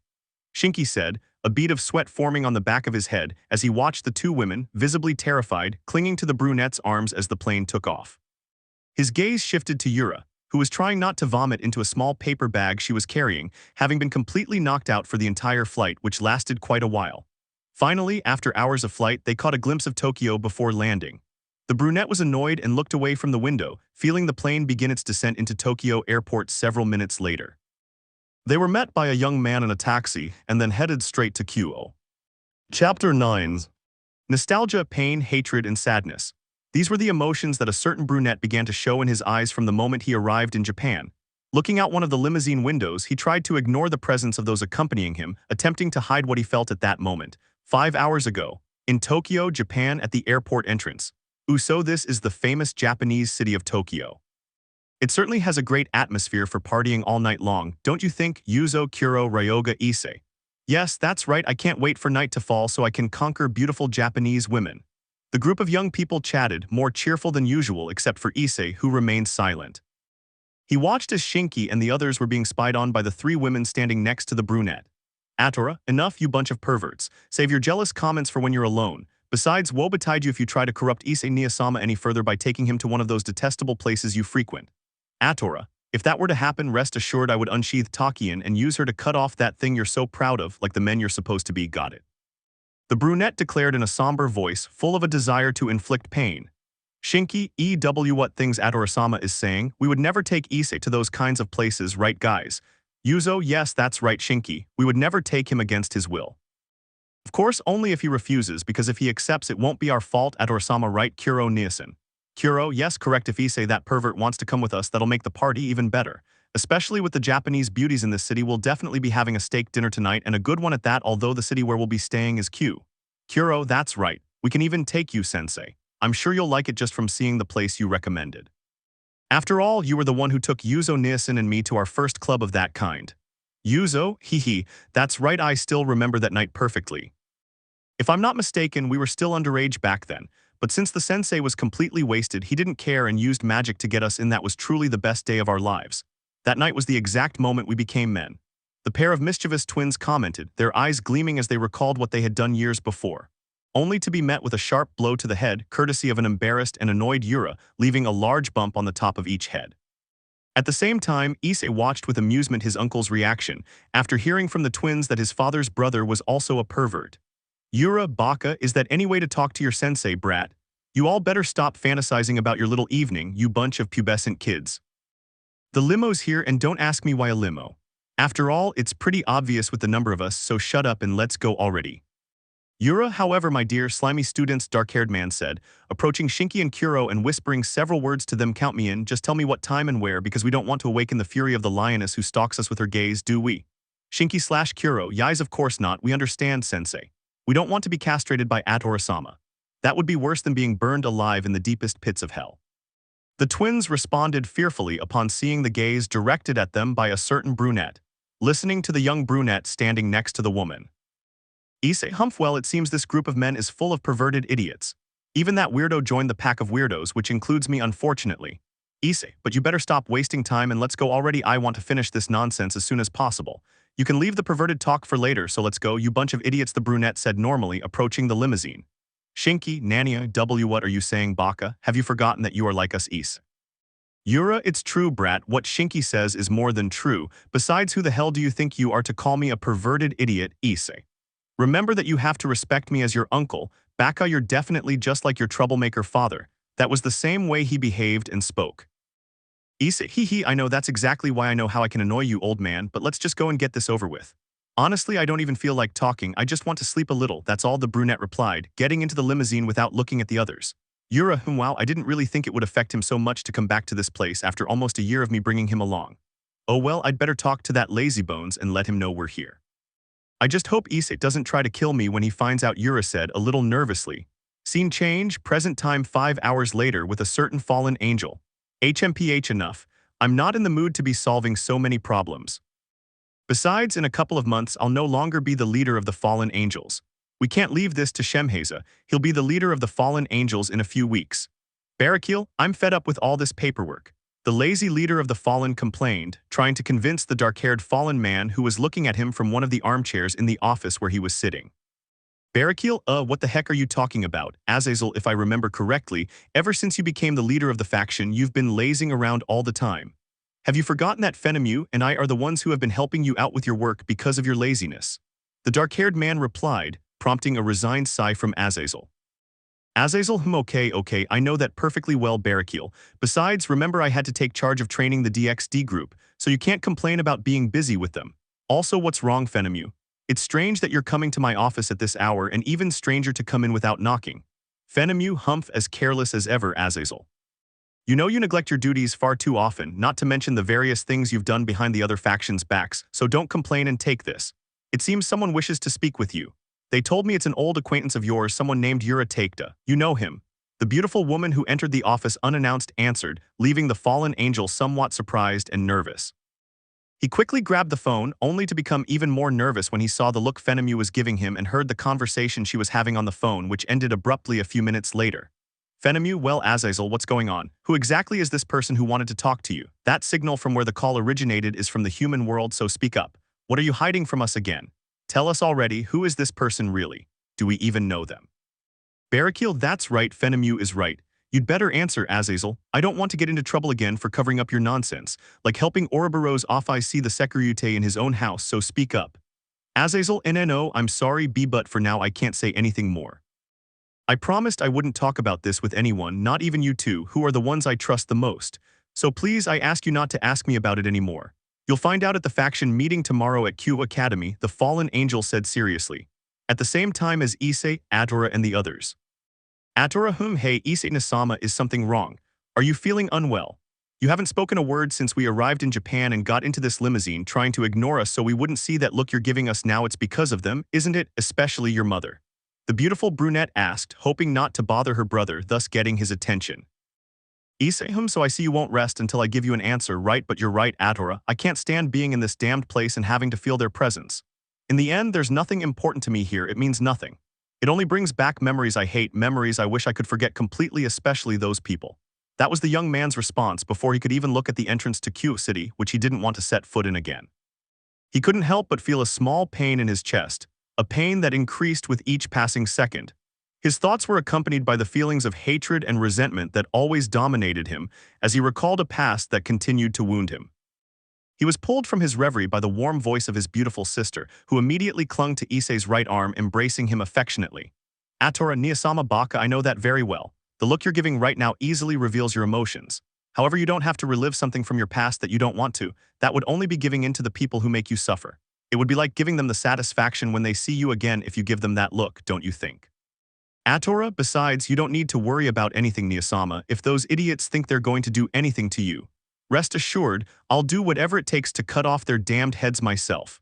I won't let anyone hurt my dear brother. Atora spoke, trying to cheer up her brother with a hug and words, which she managed to do when she saw him crack a small smile. This caught the attention of Yura, who was reading a magic book. Issei, I guess you're right. I don't need to dwell on nonsense just because I'm back here. I won't give them the satisfaction of making me depressed when I see them again, since they mean nothing to me. Yura, alright, then stop talking about it while you're giving me that look from thinking about your past, Issei. It's best if you wake the others up. We've arrived at the place where we'll be staying temporarily, and from what I can sense, that Lazybones is already waiting for us inside the mansion. Issei, humph, what are you talking about, old man? Who are you referring to? Who arrived at the place where we're staying? Is it Leonardoson? He's supposed to be trying to finalize the deal you asked him to do, or who are you talking about, old man? The honey-eyed one asked with great curiosity, looking at the nervous and fearful expression that the dark-haired man began to show. Yura, Is, when once we get to the mansion I bought you'll know, although you might want to kill me when you see who it is. The dark-haired man whispered his last words so the brown-haired man wouldn't hear. Issei wasn't happy about this, and he ended up seeing a large mansion with a beautiful garden. Issei was simply trying to sense the presence of the person the dark-haired man had mentioned while he woke the others up.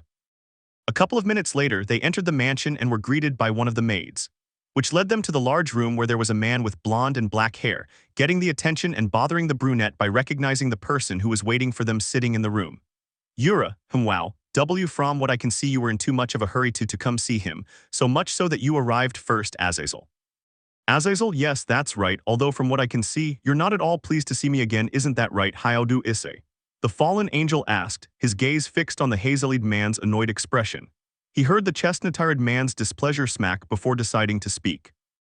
Issei, hey old man, tell me something. What the hell does this mean? Why is the leader of the fallen angels in this place? Answer me.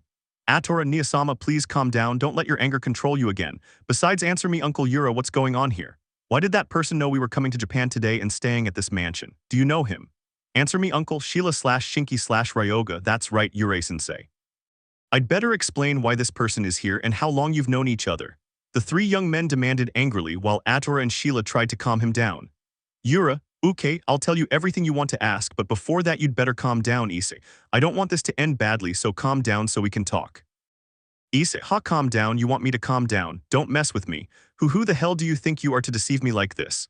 Now I understand why you knew several things about me, things I hadn't told anyone, only that damned fallen angel who pretended to be my friend had I told what you know about me. You really are a... Azazel, enough Hyoudou Issei. I never pretended to be your friend. I may have been harsh with you when Sirzechs asked me to train his sister's entourage, but that doesn't mean I wanted to treat you like the others. Azazel, because the friendship I offered you was genuine, something you rejected yourself, and I understand. After all, you told me yourself that you couldn't trust anyone, not even yourself. So I want you to look me straight in the eye and tell me if I ever hurt you or tried to make you feel less than, just like the others did. With a loud voice, the fallen man finished speaking, awaiting the chestnut-haired man's response. Surprisingly, the chestnut-haired man remained silent, lowering his gaze for several seconds, observed by those present. They felt more at ease watching Issei calm down a little, forming a deep silence for half a minute before the honey-eyed one decided to answer.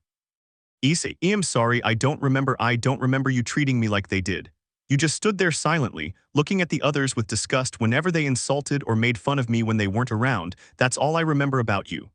Azazel, it's all right, Hyoudou is. If you don't remember something like that, it's because I never intended to do what the others did to you. Although I can't say I'm entirely blameless since I never dared to intervene and confront them about how they treated you. I'm truly sorry. Issei, no, there's no need to apologize to me. As I already told you, I wouldn't trust humans again, much less supernatural beings.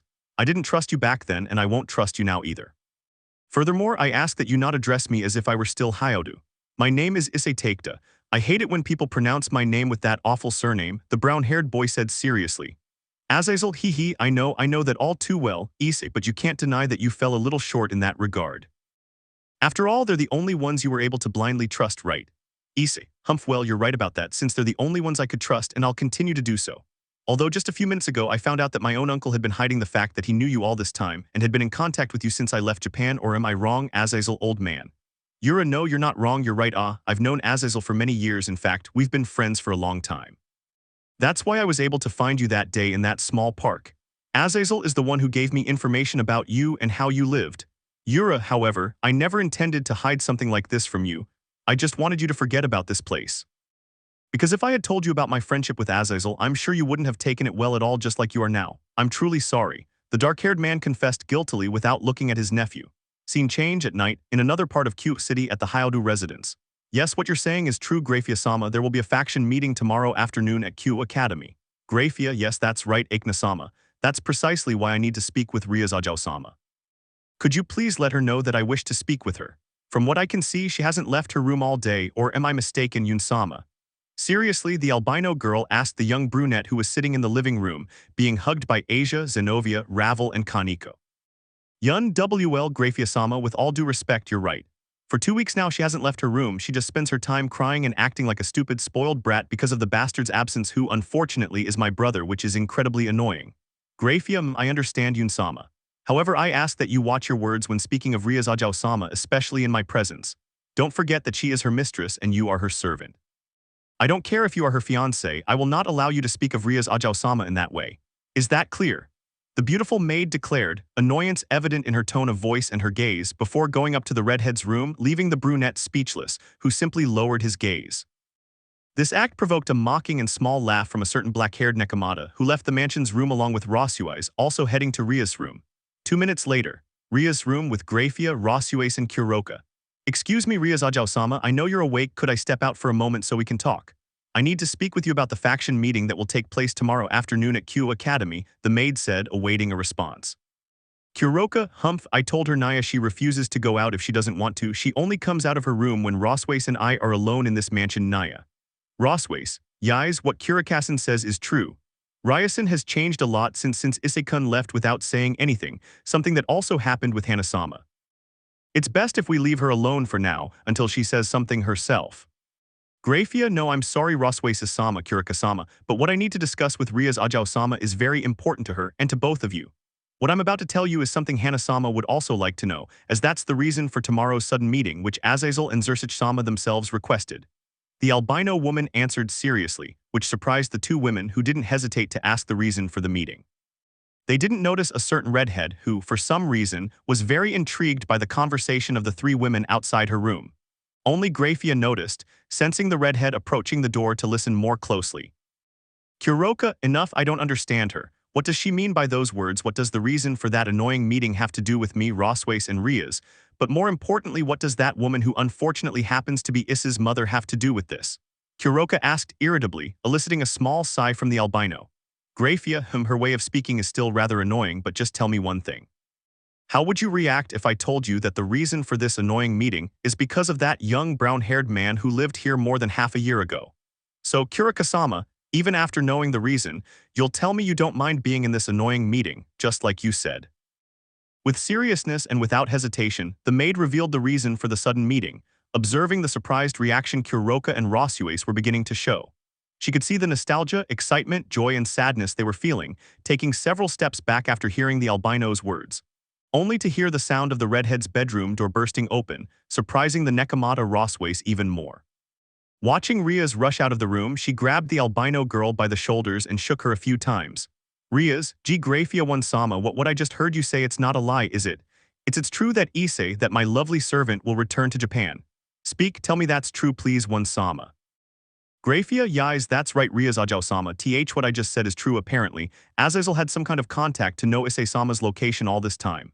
And from what Azazel himself confessed, he was supposed to return to Japan today.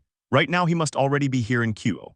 Changing her cold expression to a kind one upon seeing the state of the three women, Grayfia responded sincerely, observing their reactions.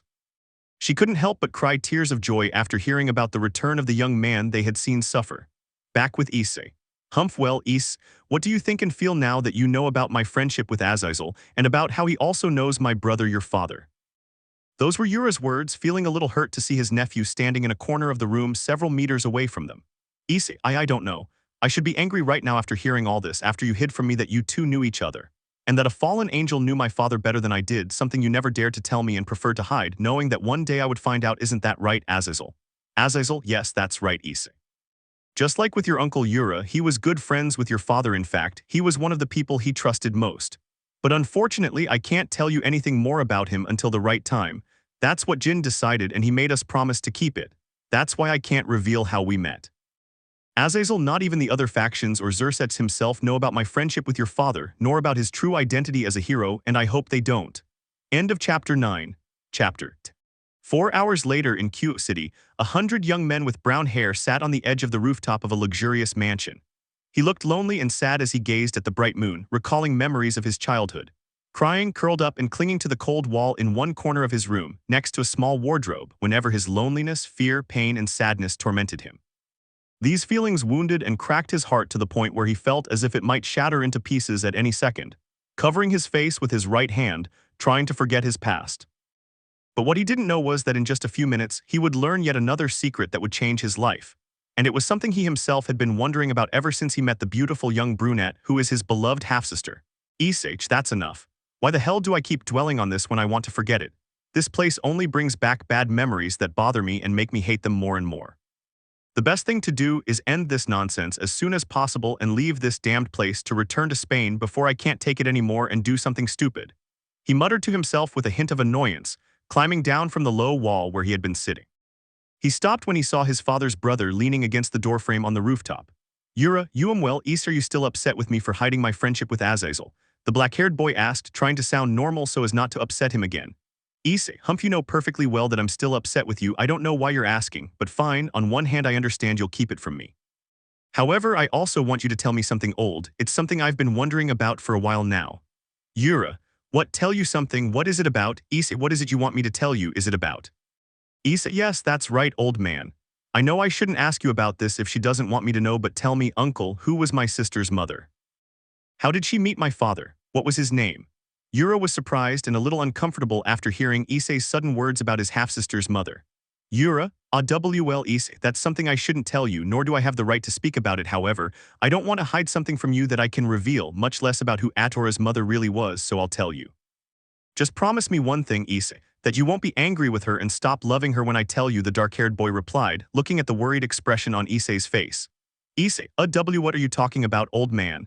Why do you say I'll stop loving my sister when you tell me who her mother was? What do you mean? I don't understand. Yura Issei, I know you won't like what I'm about to tell you because what I'm going to tell you is the reason for your mother's rejection and hatred towards you, the dark-haired boy replied, making a small prick, showing a sad expression before continuing. So listen carefully and try to control yourself. But first I'll tell you the name of your mother T, which is Zaya Hyoudou, your mother's younger sister. At the same time, in another part of Kuoh City at the Hyoudou mansion, Ria's room, and well Rias, what will you do now that the three of us know the reason for tomorrow's meeting, Naya? Will you tell them, especially that despicable woman? A certain dark-haired girl asked curiously while sharing a box of chocolates with Rias and Roswace. Rias, yes, you know I have to tell them Kuroka. After all, she is their mother, although now for some reason, my respect for her has been completely lost. Roswace, well Ryason, I actually feel the same way you do. Just remembering how I treated him and bothered him makes me sad and angry, but still, Kurakasan, you know she's his mother after all, and she has the right to know, the beautiful albino said, trying not to upset Kuroka any further. Kuroka, fine, I'm not going to argue with you guys just about that, Naya, especially now that you've finally stopped crying like a damsel in distress and decided to leave your room. Naya, the dark-haired girl, replied playfully. Rias, what are you saying, Kuroka? Stop trying to bother me just for your own amusement, idiot. Let's just drop this and go to sleep, because tomorrow's meeting will be in the afternoon since it seems Sona arranged to cancel classes. Kuroka, yes, fine, but I can't deny that I enjoy teasing you, especially when we talk about Issei, Naya. I really can't wait to see him again after so long. I wonder how much he's changed, Naya. But also, how will that idiot Yun react when he sees him again? I hope Issei, Naya, has gotten really strong and puts that baka and spineless fiancé you have in his place, or rather, had Kuroka said, annoyance in her voice as she mentioned Yun's name. Roswace, that's right, Kurakasan is right. Ever since I've known you, I've known very well that Yun completely dislikes, that he hates Issei-kun without him giving her any reason to. And you know that perfectly well, Ryason, since it's something that bothers you and has made you feel sadness and guilt every time you saw him cry, but I can also see that what you're feeling now for Yun is anger and dislike, isn't it? Speaking while trying not to recall how the others had bullied the younger brunette, she regretted it when she remembered the suffering of the former younger Hyoudou. Seeing the sudden tears that the redhead began to silently shed for several seconds before she stopped crying and decided to speak. Rias, I know there's no need to remind me, Roswace. I know very well that Yun doesn't like him even though he's his brother. He's treated him that way since they were little. That's what Irina told me months ago. And as for Yun, you're right, Roswace, and I don't know whether to marry him or what I feel for him anymore. To tell you the truth, I don't feel anything for him anymore. Now I only see him as my servant. Kuroka, well then what will you do? Will you really tell that stupid Yun and the others about Asenya's return, especially that woman who unfortunately is his mother? The black-haired woman said seriously. Rias, no, I think it would be best not to tell them anything, Kuroka. I'd rather they find out for themselves when they see it. Honestly, I don't want to put up with their annoying questions, especially Yun's childish yelling and whining. The redhead said with a little annoyance, letting herself fall back onto her bed, followed by hugging one of the pillows while thinking about the younger brunette. Scene change, 7 minutes earlier with Issei and Yura. Issei, but what did you just say? Zaya Hyoudou, you're not joking, are you, old man? What you just told me is true, answer me. Yura, yes, what I just told you is the truth. Atora's mother is your mother's younger sister. That's why your mother started hating your father, Zaya-sama, and you just for being the most like my dear brother. With a subdued voice, hoping not to upset his nephew any further, the dark-haired man confessed to the brown-haired man the reason for his mother's hatred of his father and of him. He also revealed that the young woman who was his half-sister was actually the daughter of his mother's younger sister, something the hazel-eyed man had never imagined. Issei, Roman 2 understand now, that's the very reason she stopped loving me when I was little. Just because I look like and remind her of my father who lied to her for years and cheated on her with her own sister. Yuara, yes, that's right, Issei, however, my brother never intended to hurt you. He simply ended up falling in love with your mother and your Aunt Zaya. Just like you ended up falling in love with all those women, so please try to. Issei, no, that's enough, Roman 2 don't want to talk about this anymore. It's best if we leave this conversation for another time. For now, all I want is to go and rest, and tomorrow I'll attend that stupid meeting so we can finally get out of this detestable place, the brunette said in a loud and serious voice, pausing briefly before speaking again. Issei, however, old man, I ask you to please not tell anyone what you told me about Atora's mother, especially not her. Later, when I feel better, I'll try to talk to her about her mother myself. Yura, yes, that's fine, Issei. I'll let you talk to her yourself. However, tell me, are you? Issei, no, you're wrong, old man. It's not what you're thinking. I simply can't be mad at my troublesome sister. After all, she's not to blame for anything, and let's not forget that she and you guys are the only family I have now. I could never, and I don't want to be mad at or hate my dear sister, so don't worry. The chestnut-haired man replied with a touch of seriousness, leaving the mansion's rooftop and heading to his room. He left the depressed dark-haired man alone, who simply sighed while rubbing his hair several times. Yura, damn it, Jin Niasen knew it. I knew you were just as much of an idiot as Otasen, and that hiding things about your life and your death would only make things worse, although, if you only knew that I've also had to lie to Atora and hide the truth from her just like her mother did. Yura, besides having to hide from him that she's also a Hyoudou and your cousin, even though she's your half-sister, Issei would definitely kill me. But even more so if you ever find out and meet that despicable person who was responsible for my brother's death. With guilt and worry, Yura spoke softly to himself about having to continue hiding some things from his nephews, feeling behind him a powerful presence of someone very familiar to him. Yura, you finally arrived, Leonardo. I suppose you successfully completed the business deal I entrusted you to, or am I mistaken? Leonardo, yes, that's right, Yura-sama. This will undoubtedly be a great source of income for Issei-sama and Adora-sama's capital. Furthermore, I received your message regarding the faction meeting that will take place tomorrow afternoon, the young man replied respectfully and seriously. Yura, I see, so that was the reason you didn't take a few days to explore that place. Although I can sense you brought back a very pleasant visit, I truly didn't expect to see you again, so come out now and let me see you again. It's been a long time since you deigned to visit us, Akame. With a cheerful voice, she turned her gaze toward the garden, specifically toward a large tree.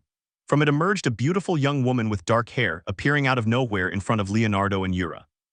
Yura, humph, as fast as ever, Akame, I can see you've changed in these 4 years since we last saw each other. You're definitely a very troublesome student. Akame, yes, I know, sensei, but you're still a rather absent-minded and foolish teacher, not to mention your perverted side. Although I can't deny that I'm glad to see you all again, something caught my attention, and that was that young man I saw a couple of minutes ago inside this mansion. Could he be? Yura, ooh, I see, it seems Leonardo didn't tell you anything right. But you're right, it's just as you think, Akame. That young man you were looking at is my nephew. His name is Issei. He's one of Atora's half-brothers. He's my brother's youngest son. The dark-haired man answered matter-of-factly, noticing the small look of surprise on his student's face. They talked for several hours before leaving the mansion's rooftop and going to sleep. Scene change. The following afternoon in the mansion's living room. Well, sensei, what time are we leaving for that faction meeting I mentioned? Because to be honest, sensei, Yuzo Nissen and I have better things to do than stare at the faces of supernatural beings. Not to mention that Issei, that idiot, hasn't even come down from his room, speaking in a bored voice while looking at his cell phone. One of the rowdy twins was snooped on by a blonde-haired young man. Leonardo, enough, Kuoh. Stop complaining like always, you pair of idiots. You know it's necessary for all of us to be present at that meeting, even if some of us don't want to go, right, sensei? Yura, yes, that's right, Leonardo, even if you don't want to go to the meeting you have to, especially him, that's why we're here. Also, Atora Akame, could you go up to his room and get him to come down, please? It's almost time for the meeting to start, so... The dark-haired man spoke aloud, looking at the two young people who merely nodded, before sensing the presence of a certain brunette slowly descending into the room. He could see the annoyance and displeasure the brunette felt at that moment, which worried his half-sister a little. Issei, sorry, I didn't mean to make you wait so long. It's best if we hurry and finish this nonsense once and for all. Atora, hi, that's fine, Issei-sama, but won't you eat something before we leave? We already. Issei, no, it's not necessary, Atora. I don't feel like eating right now, but if you want, once we get back, you can make me something to eat, so let's go. Speaking calmly and trying to sound normal, the brunette replied, pulling up the hood of his sweatshirt. He headed towards the mansion's main door, watched by Yura, who blamed herself for her nephew's emotional state. Ryoga, well, it seems you're still upset with me, or am I mistaken, sensei? Yura, no, you're not wrong, Ryoga, it's normal for him to be upset with me, so let's stop talking about it and go. I just hope Issei can control himself and doesn't do something stupid. Yura spoke in a weary voice before following the brunette along with the others, a certain brunette feeling depressed upon sensing and seeing her brother's emotional state. He averted his gaze from the others, trying at all costs not to exchange words with them or with his beloved sister. Scene change. 30 minutes later at Kuoh Academy Student Council Hall. Well then, Azazel Dono Sirzechs-sama, tell us how much longer we have to wait for the reason for this sudden meeting. That's right, Yasaka is right, you brats. I hope it's for something important, since many of us here have things to do. The leader of the Yakai said seriously, along with the old god of Asgard, unable to avoid looking at a surprised brunette woman, who was present next to the entourage of a certain redhead. Sirzechs, yes, I can assure you that this meeting has an important reason. Odin Dono, although Azazel himself is the most suitable to explain the reason, and the delay in starting this meeting, isn't that right, Azazel? Azazel, well, what Sirzechs says is true, but I still can't reveal the reason for the meeting until everyone is present. And the reason the Sekiryuutei's mother is here is because she already knows about the supernatural world. She knows our world well, not to mention that this matter also involves her. Azazel answered, a little nervous as he imagined the reaction of the faction leaders upon learning that he knew Issei's whereabouts since he left Japan. He was finally pulled from his thoughts by the voice of a certain brunette, which drew the attention of those present. Hana, sorry for speaking without your permission, but I don't understand why Ryasen asked me to accompany her to this meeting. So please could you tell me what I have to do with this? The brunette asked worriedly. Azazel, well Hanasen, I prefer that you and the others present find out once the people we are waiting for arrive to begin the meeting. The fallen one replied seriously as he could feel, along with the others, several presences approaching the student hall along with a certain silver-haired maid. Scene change 5 minutes earlier at the entrance of the academy, in which a certain albino was standing in front of several people, eventually introducing herself. Nice to meet you, my name is Grayfia, I am the queen of the current Mao Sirzechs Lucifer. I am here to greet you and take you to the meeting hall. I suppose you must be Urasama, correct? Well, Grayfia spoke, trying to hide her surprise and guilt, upon seeing the young brunette who disappeared almost a year ago looking at her with annoyance and coldness. Yura, yes that's right this Grayfiasen, I hope we haven't kept you waiting too long. Grayfia, no don't worry, the faction leaders will understand your delay, although I can see you've changed a lot. Issei-sama, it's truly a pleasure to see you again, the albino said, looking at the brunette who replied with displeasure. Issei, well it's normal that with the passage of time things had to change someday, however, I ask that you never speak to me again, it bothers me just to hear your voice, I'll leave it at that. Yura, Issei, that's enough, you don't have to talk to him like that, just be quiet and try to control yourself. Yura shouted, silencing the brunette as she sensed her nephew's annoyance at seeing the beautiful albino. The girl kept her head down before speaking again, then led them to the student council room, watching as the brunette stood behind them with an icy stare. Present tense. Inside the student council meeting room. Yasaka, well Azazel Dono, can you tell us what's going on? I can sense the presence of several people heading towards this room, along with the Queen of Sirzechs-sama. Zeus, that's right, I'm not liking this anymore, brat, you'd better speak now and give a good explanation, so speak up. Azazel, fine, no need to bother yourselves, Zeus Dono, but I think you'll understand once you see the people accompanying the Queen of Sirzechs. The fallen man answered, looking towards the entrance door of the room, followed by hearing the voice of a certain albino before he opened the door to enter. He ended up letting out a tired sigh, seeing the surprised and angry reactions directed at him. He was bothered by the group of people accompanying Grayfia, but especially by a certain group of women who couldn't stop staring at a certain young brunette they knew well. Showing various emotions in their eyes upon seeing him, they endured their desire to approach him and throw themselves upon him like little girls to hug him. Grayfia, excuse me for interrupting your conversation, the people who were waiting have arrived so we can begin the meeting, Azazel-sama. Azazel, well here's the reason for this sudden meeting which, from what I can see, bothered you to find out this way, the fallen one said in a tired voice. Zeus Odin Michael, I don't understand, but what the hell does all this mean, Azazel Sirzechs, or are you two involved? Azazel, no it's not what you're thinking. I'm the only one who knew about this, and as you can see and feel, they aren't normal humans because they are actually heroes, the fallen one replied seriously. Odin, humph, I see, brat. I suppose you must know some of them to have called this meeting with them present, but more importantly, why don't you come forward right now, brat, and stop wasting time? After all, you're the reason for this sudden meeting, Hyoudou Issei. With a loud voice, he directed his gaze toward a certain young brunette who stood behind the others, trying to shield his eyes with the hood of his sweatshirt. This worried a certain dark-haired man who caught a glimpse of the hatred in his nephew's eyes and decided to speak. Yura, I apologize for interrupting like this. My name is Yura Takeda. I'm Issei's uncle on his father's side, and an old friend of Azazel. He introduced himself, surprising the others, and I can understand your annoyed looks at what you just heard. So if you'll allow me, I can explain the situation myself. He was interrupted by a certain brunette. Issei, enough already, old man, there's no need to explain anything. If they want to know, he can tell them when we're done with this nonsense. I'm not here to listen to bullshit. I only came to find out what you want from me so I can get the hell out of this disgusting place, so just speak up already. End of Chapter 10. Chapter 11. Issei, enough, old man, there's no need to explain anything. If they want to know, he can tell them when we're done with this nonsense. I'm not here to listen to bullshit. I only came to find out what they want from me so I can get the hell out of this disgusting place. So just speak up already. Issei interrupted loudly, his annoyance evident in his words and gaze. This left the faction leaders, as well as the other supernatural beings present in the room, more than surprised. They couldn't believe the drastic change in the Hunyid man and his way of speaking, looking at that look of disgust and hatred that he showed to most of them. Yura, Issei, that's enough. Before coming here, I asked you to control yourself and only speak when necessary. I understand your frustration, but you know it's not necessary to behave this way. So I ask you not to speak until you're told to, and try to calm down, understood? She reprimanded him authoritatively, trying to calm his anger. Issei, fine, old man. Let's just get this nonsense over with and then we can get out of here as soon as possible. The hunjied boy responded irritably without removing the hood of his sweatshirt, glaring at those who kept staring at him. Then he heard the voice of a certain young man which only served to further fuel his anger. Yun, humph, don't talk nonsense, idiot, first you leave without saying anything, trying to act all interesting, and then you come back just to cause trouble. Looking at him angrily, you'd better watch your words with the faction leaders, and recognize your place as a mere pawn, stupid Otodo. The older chestnut-tired boy angrily protested, drawing attention and earning annoyed glances from several of those present for his childish behavior, but especially the angry looks of a certain group of women, who were about to confront him but couldn't utter a single word when they heard Issei respond to his brother.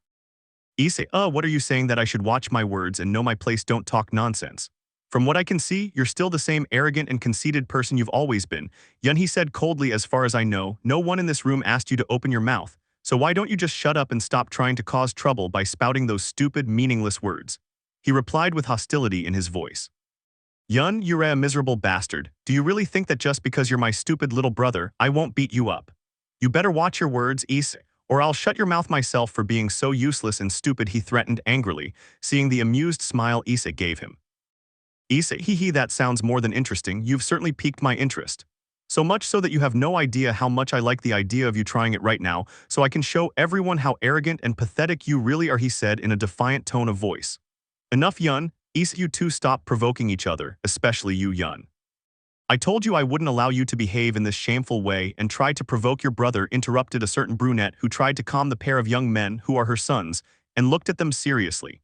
The seriousness that instantly vanished, worrying those present, as they sensed Issei's aggressive magical power seemingly from nowhere.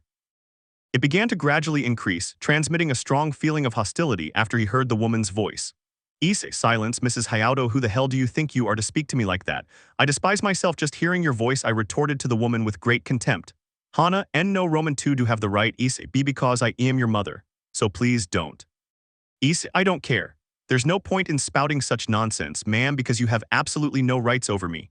So don't you dare say again that you're my mother, because I've never known what it feels like or what it means to have a mother who, for me, has been dead for a long time.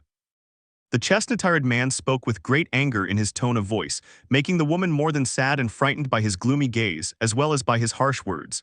Yura, Issei, I told you to control yourself and stop behaving in such a pathetic way. So shut up already. The dark-haired man reprimanded him in a loud and authoritative voice.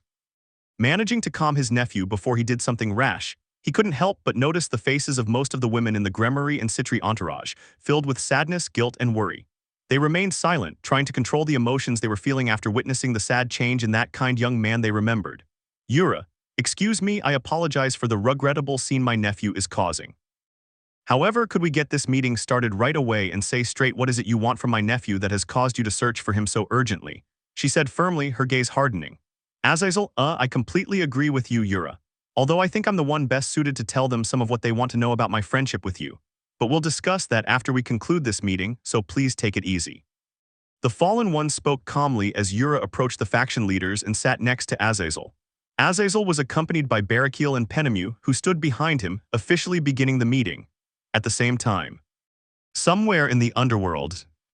Well, tell me what you're thinking, showing that look of displeasure. Besides the fact that you don't care about missing the faction meeting, adjusting his glasses, not to mention that you know beforehand that Odin and Azazel will reprimand you again, giving you the same lecture for missing it again. Vali, said a young man with glasses, wearing a white suit and with blonde hair. Vali, you know very well that it doesn't bother me at all if old Odin, Azazel, or the other leaders get upset about such nonsense, Arthur. If I decided to show up at that meeting right now, you know it would only be to take down that arrogant Sekiryuutei, the albino replied. Arthur, I understand, Vali. But from what Bhikkhu and I could tell, you seemed very interested in that after hearing it from Azazel. The surprising reason for this hasty meeting of factions, and to be able to observe the change in the Sekiryutei's brother. Bhikkhu, right, and we can also take advantage of the trip to see that idiot Kuroka. It's been almost a year since she decided to live in the human world, and from what Len Fei told us, she's staying with the Gremory heiress, the dark-haired man added. Vali, well, they can certainly be a bit annoying at times, but I think you're right, Bhikkhu Arthur. It wouldn't hurt to see how much he's changed.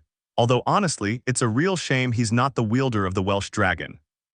He definitely put up a better fight than that idiot of a brother, Yun the albino said seriously, turning his gaze to his right. However, tell me, have you finished with that matter that made you disappear for a whole year without saying a word, Offis? Office, yes, it seems things turned out just as I expected.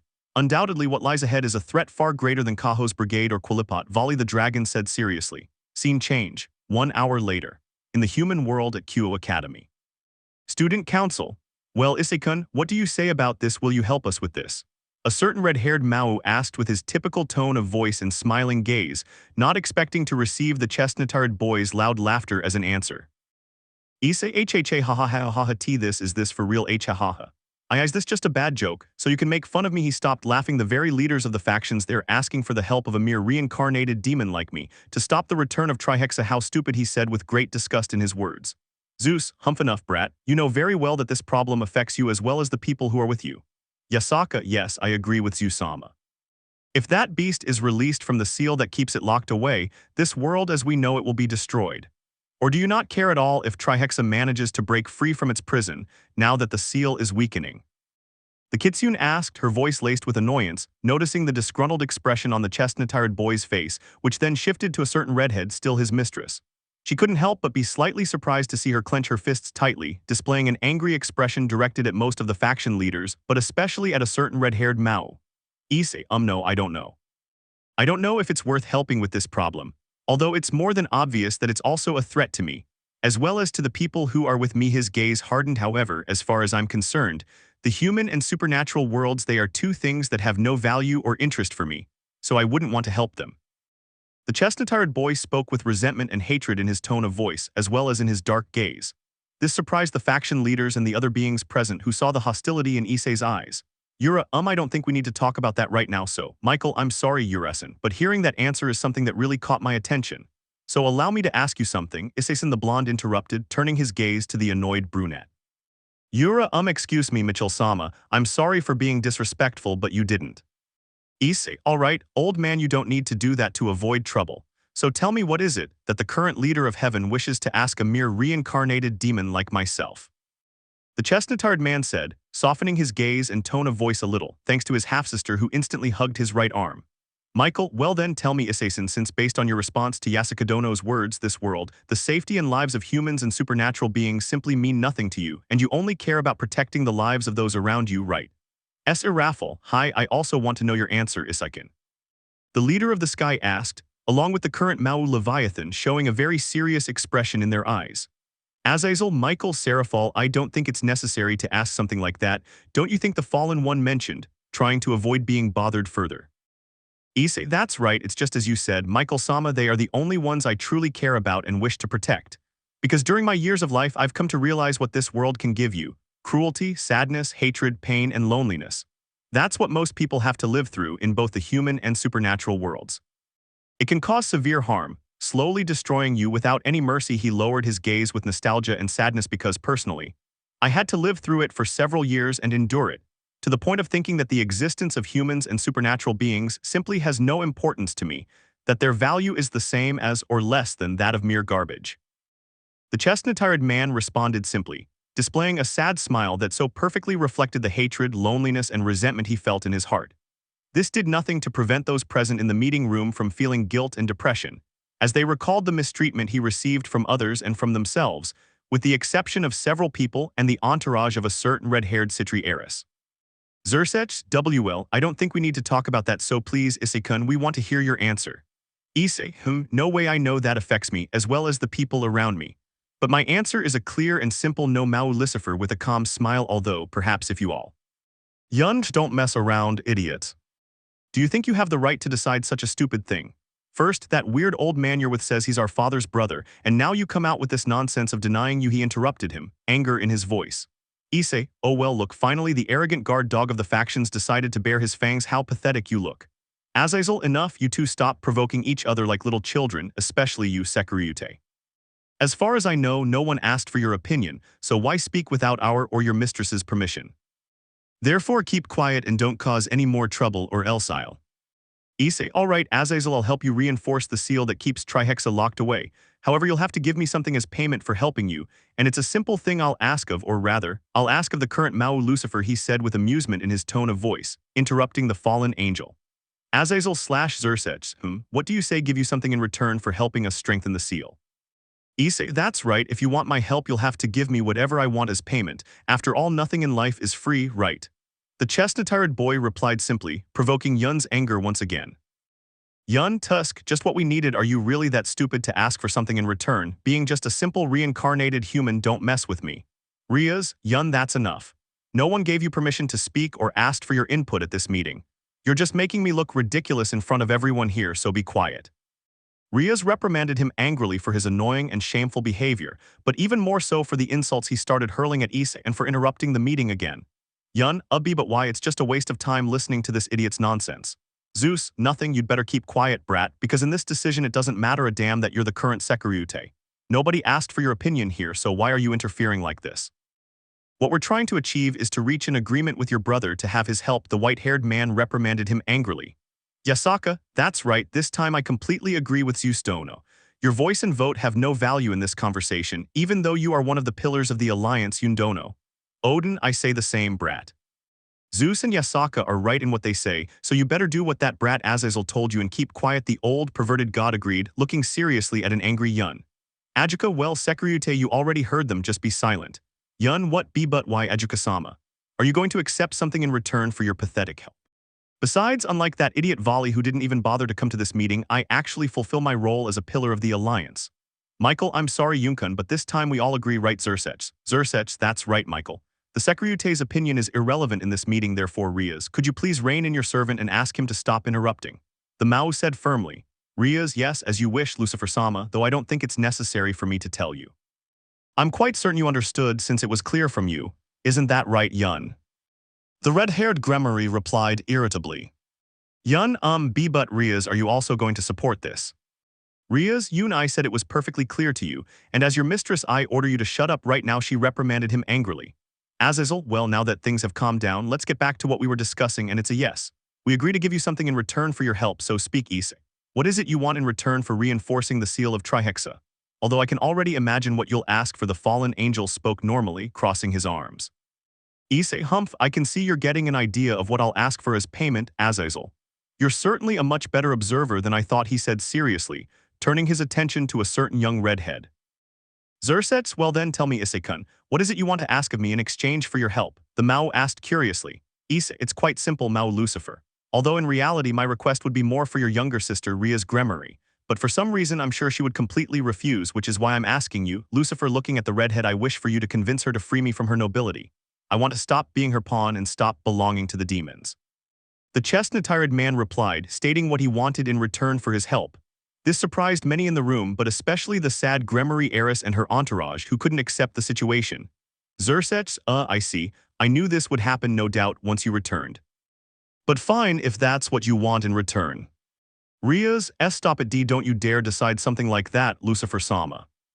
I don't care that you're a Mao, nor what Issei is asking for in return for your help. She interrupted him with a loud shout of anger and a look of fury, which slowly changed to an expression full of sadness. Because I'm not going to allow you to take my lovely servant away from me.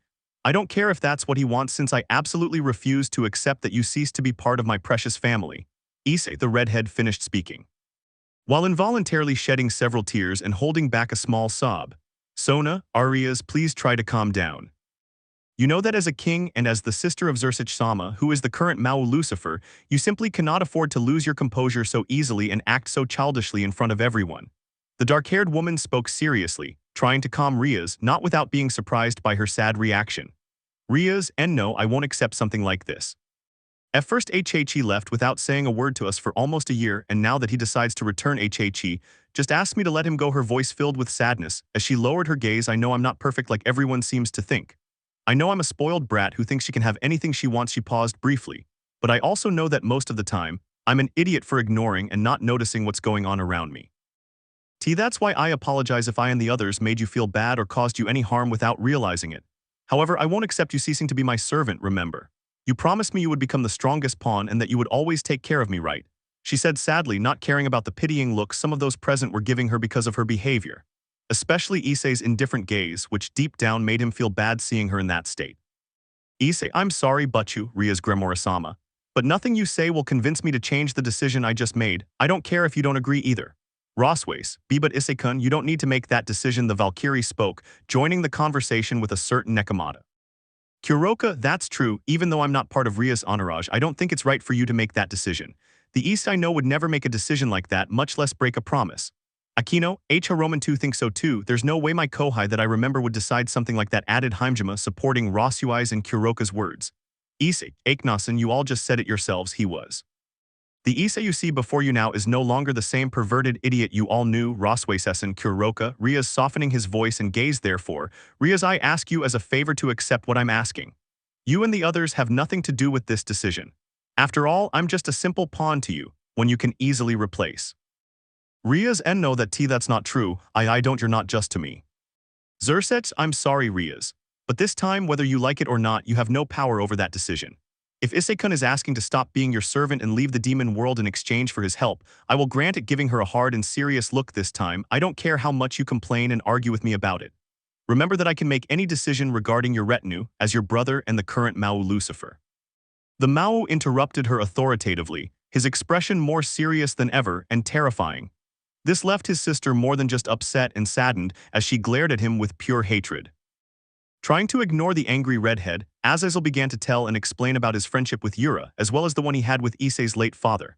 At the same time, in another place far from Japan, on the outskirts of a small town in Barcelona, Spain, there was a large mansion that was currently being destroyed. It really was a huge waste of time coming all the way here, but I admit they were somewhat entertaining for just being simple servants. A young man with dark hair spoke with a serious tone, dressed in black, including a black trench coat. He looked at and dodged a figure that had been violently thrown towards him and ended up crashing into one of the mansion's walls. Oh, it seems you were the only one who had a little fun, right, Yizsen? The black-haired man said, turning his gaze to a young man with gray hair who was wearing almost the same clothes as him. Yiz Tusk Lathes, this wasn't fun for me at all. Although to be honest, I won't deny that old butler was a little interesting. He replied as they both walked towards the small cloud of dust that was created when that person bumped into one of the mansion walls. Bibuag damn it, these brats are too strong. Roman 2 never imagined they'd appear so soon. Roman 2 have to escape from them and warn Urasama about this, I whispered with difficulty. Yiz, hee good idea, old man, but unfortunately for you we can't let you leave this place alive. That's right, old man, Yizsen is right. Just tell us where your master and those brats are, so speak. The young, dark-haired man named demanded, grabbing the old butler by the neck, who only smiled mockingly. This angered who tightened his grip even more as a red light enveloped his hand holding the old man's neck, and in a few seconds his body turned to ash. Well, I think it's time to leave this place. There's no point in wasting time if they're not here. Yes, I agree with you, Besides, the master and the others must already be in Japan. Perhaps they'll have better luck finding them. But before we go, Yiz said, stretching his right arm toward the damaged mansion. While looking with amusement at the destruction and the lifeless bodies of the servants, why don't we finish turning this damned mansion into rubble? Added, creating a small magic circle in the palm of his right hand, while a small sphere of fire slowly formed and he launched it toward the grand mansion. Explode, he whispered coldly as he closed his palm, forming a barrier to protect himself from the small sphere of fire. The instant he closed his palm, the sphere expanded, creating a violent explosion that completely destroyed the mansion, leaving only a huge crater surrounded by fire. Back in Kuoh, Japan. At Kuoh Academy. Student Council. Well, this is all that Yura and I had to tell you about our friendship, as well as the one I had with her older brother, who is the father of the Sekiryuutei, and her younger brother, Issei Takeda. Zeus, incredible, this is quite a surprise, kid. I never thought I'd hear something like this. Who would have thought that the sister of Mao Lucifer reincarnated as two humans who turned out to be the children of the great and feared hero? Known as Jin Takeda and nicknamed the Relentless God of War, thanks to his magical power and abilities. With surprise in his voice, Zeus spoke, looking at the pair of chestnut-tired men who couldn't hide their astonished expressions after hearing the short story Azazel had told. But especially the older chestnut-tired man, the current Sekiryuutei, who simply couldn't believe what he had just heard, his gaze shifting to his mother, who merely lowered her eyes. Yasaka, Azazel dono Yuradono, what you just told us wasn't a joke, was it? I asked, surprised. Azazel, no, what we just told you wasn't a joke, Yasaka-sama. That's not right, Yura. Yura, yes, that's right, it's no joke. Everything Azazel and I just told you is true, but for now I think it's best to end this meeting now. Later, if you'd like, we can talk more calmly, the dark-haired man replied, turning his gaze towards Issei, who left the meeting room without saying anything, followed by Atora and Sheila. Therefore, the faction leaders decided to end the meeting and leave. Only Rias and Sona's entourages, Azazel, Sirzechs, Serafal, and Old Odin remained. Like Yura and Leonardo, along with the rest of the young people accompanying them, who only let out a weary sigh upon seeing a certain chestnut-haired man, the current wielder of the Welsh dragon, he left the meeting room with an angry expression, intending to search for his brother while being followed by his mother, Rias, Sona, and their entourage. Minutes later, at the academy's kicking ground, Sheila, Issei-sama, I understand your anger, but please you need to calm down. Atora, that's right, Shaylasan is right, Onia-sama. You can't afford to lose control of your power again, she said, trying to calm him down with Sheila's help. Issei, see, calm down. Do you want me to act like nothing happened after hearing what the old man and that fallen angel said? Clenching his fists tightly, our idiot uncle just keeps telling us one thing after another like it's nothing. Atora, I know I understand how you feel, but I'm sure you're not stupid enough to explode in anger, knowing that it wouldn't do you any good, the brunette said firmly, managing to calm her brother down when he heard her call him stupid. Issei, fine, I'll calm down. But only because you and Shaylasan are asking me to, though tell me what it is you want that makes you follow us in such a hurry, Yun. Yun, humph, don't play dumb with me when you know perfectly well why I came to find you, he replied with displeasure as he approached his brother. Issei, talk, as far as I know, I have nothing to talk to you about. Yun, you're wrong, idiot. I do have several things I want to ask you and you'll answer them right now, he said threateningly as he approached Issei, only to stop when he saw Atora blocking his path. Atora, I'm sorry, but you already heard it. You'd better leave so we don't cause any more trouble, Sekiryuutei. Yun, hey, who the hell are you to tell me what to do besides this smell you're giving off, as she said in surprise upon smelling Atora's scent. Issei, that's enough, Atora. There's no need to waste your words on annoying guys like him, raising his voice without looking at her. So, Yun, why don't you just leave and stop bothering us? After all, we have nothing to talk about. Yun, miserable wretch, so what you want is for me to force you to answer my questions with blows, then that's what I'll do, Knew if that's enough, you and the loud voice of a certain redhead whom both brunettes know well was heard, and she was accompanied by her entourage along with the mother of both young people, Sona, and her entourage. Yun, damn it, what do you want now? You'd better stay out of this or I won't be responsible for my actions towards you, Rias. Rias, I don't care in the slightest what you think or do, but don't forget that I am your mistress, she said with annoyance. Hana, enough, there's no need to talk like this and make things worse. Besides, Roman too also want to talk to you, Issei, so please. The brunette said, trying to calm things down a bit, but she only made the situation worse by provoking her youngest son's anger again. Issei, filth, I have nothing to say to you, so I'm leaving. Come on, Atora, Shaylasan, he said contemptuously as he began to walk away with both women. Rias, I Issei, espe. Yun, where the hell do you think you're going, idiot? I'm not finished with you yet, come back, she shouted, interrupting the redhead. Akeno, Yunkun, that's enough, let him. Yun, don't mess with me, Akeno. That idiot has some questions for me, so you all stay out of it. He interrupted her angrily as he walked towards his brother, only to be stopped by Atora, who with a swift movement formed a magic circle to take out a striking sword. Atora, you really are a nuisance, don't you understand when someone tells you no? Yun, silence, stupid girl, get out of my way or I'll kick you out, don't get in my way. The older brunette shouted angrily as he approached Atora and pushed her aside to get past. This annoyed the serious brunette and worried the other women present, only for them to be surprised along with Atora. As he felt Issei rush past him with lightning speed and snatch his sword, only the wind was heard, followed by the sound of a loud crash. Then he saw Issei grab Yun by the neck and slam him against one of the gym walls. Issei, now listen to me carefully, you bastard, because I won't repeat myself. Just try to touch her again and I assure you that before you can I'll kill you. Issei declared, pressing the sword sheath against his brother's neck, further pinning him against the starry wall. With his other hand he gripped the hilt of his half-sister's razor-sharp sword, ready to draw it and slit his throat. Rias, W8, Issei, don't do it. Hana, Issei, son P, please, that's enough, he's your brother, the brunette said along with Rias, trying to calm the younger of the brunettes. That didn't work when Issei glared at them, while he slightly unsheathed his sword and listened to his brother's arrogant voice. Yun, nonsense, why you don't have the courage to do it, you're just a useful coward, he said arrogantly and confidently. Issei, that's right, during my life I've been a simple, useless and cowardly person, but unfortunately for you that stupid, delusional person you knew and used to humiliate died a long time ago. Issei responded, pressing the sheathed sword harder against Yun's neck, pulling on the hilt to draw it and cut his throat. He couldn't, however, as he felt his right arm being grabbed, preventing him from drawing his sword. What a stupid thing to do, that's enough, don't make me calm you down myself, Issei. Issei, old man, you'd better let me go or else I won't hold back. End of chapter 11. Chapter 12. Surprise and concern, that's what a certain group of people were feeling. In particular, a certain group of women who watched as uncle and nephew glared at each other with great hostility, while expelling a great deal of their power. Well, Issei, you'll get over this silly outburst of anger on your own. Don't make me calm you down myself, said a certain dark-haired man, trying to calm his nephew who was looking at him with great annoyance and responded to his words. Issei, calm down, you want me to calm down. Just give me one reason why I should obey you and stop.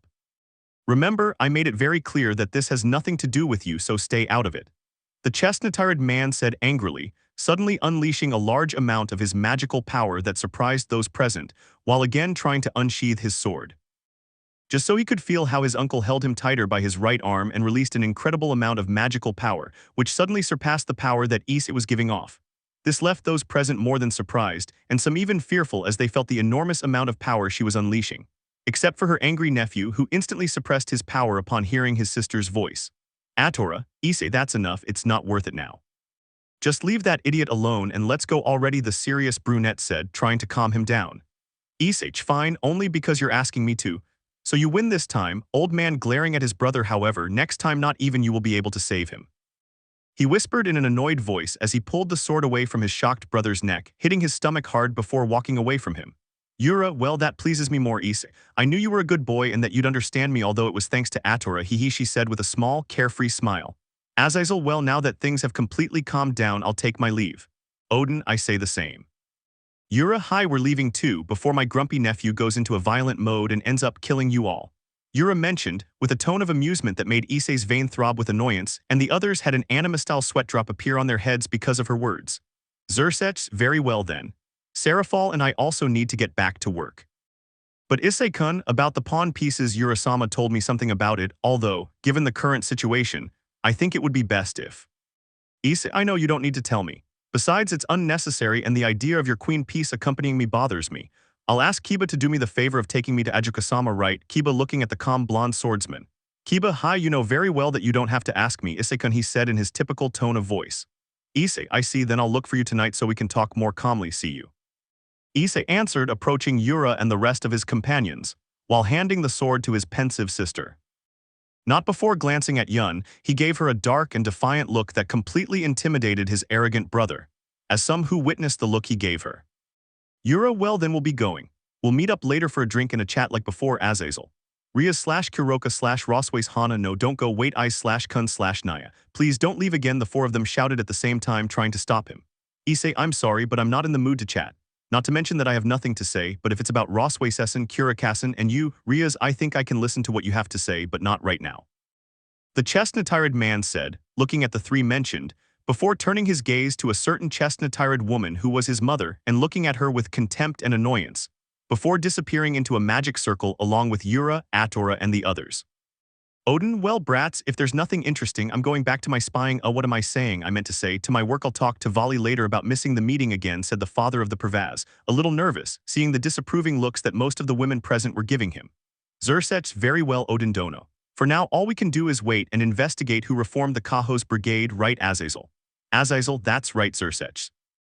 It was indeed a surprise that some members kept the existence of their organization hidden for a while. But changing the subject, don't you think the boy's transformation is astonishing? Looking with an amused smile at Serafal, Sirzechs, and Odin, the magical power that Issei unleashed and now possesses, it's more than surprising and interesting, don't you think? The fallen one responded, looking at the group of young people who remained silent. But especially at a certain chestnut-haired current Sekiryuutei who was clenching his fists in anger and frustration. Feeling completely humiliated, he was afraid of his younger brother for the first time. Scene change, 3 hours later. In a luxurious mansion in the city of Kuoh. Shinki, so East, are you really sure about the decision you just made? The young man said seriously. Ryoga, that's true, don't you think you should think about it a little? You know very well that whatever decision you make will always support you, but also. I think those women, actually, the glutton added, being interrupted by Issei's calm voice. Issei, no, don't worry. There's no need for you to worry about something like that, I've already made my decision. Shinki, understood, we won't talk about that anymore, but tell me, how are things going with Shaylesson? Have you gotten beyond friendship? He asked in a mischievous voice, making the brunette a little uncomfortable, who stuttered slightly when he answered. Issei, B, but what are you talking about? Shinki, B, between Shaylesson and me, there's nothing like what you're imagining. We just have a great friendship, that's all, although I can't deny that she's very beautiful, he replied in a nervous voice. Ryoga, he seriously, why do I doubt it? If I remember correctly, you and she have been spending more time together for the past couple of months, although I can understand, making a perverted face, since it's more than normal to be captivated by a beautiful and well-developed one-sama like Shaylesson. He commented with his perverted gaze, while he began to imagine the voluptuous purple-haired woman in a decidedly unholy way. Something that Issei, for some reason, didn't like and annoyed him, forcefully snitching at his perverted friend to get him out of his grasp. Issei Baka, stop imagining perverted things about Shay lesson, or I'll kick your ass until you can't walk for the rest of your life. Ryoga, oh, okay, sorry, I promise I'll stop, but Issei, stop snooping on me so hard, damn it. One of these days you're going to break my head. He complained, crying like in an anime while rubbing his head with both hands. Issei, yeah, whatever you say, Bakur Ryoga. Let's stop talking and go inside with the others.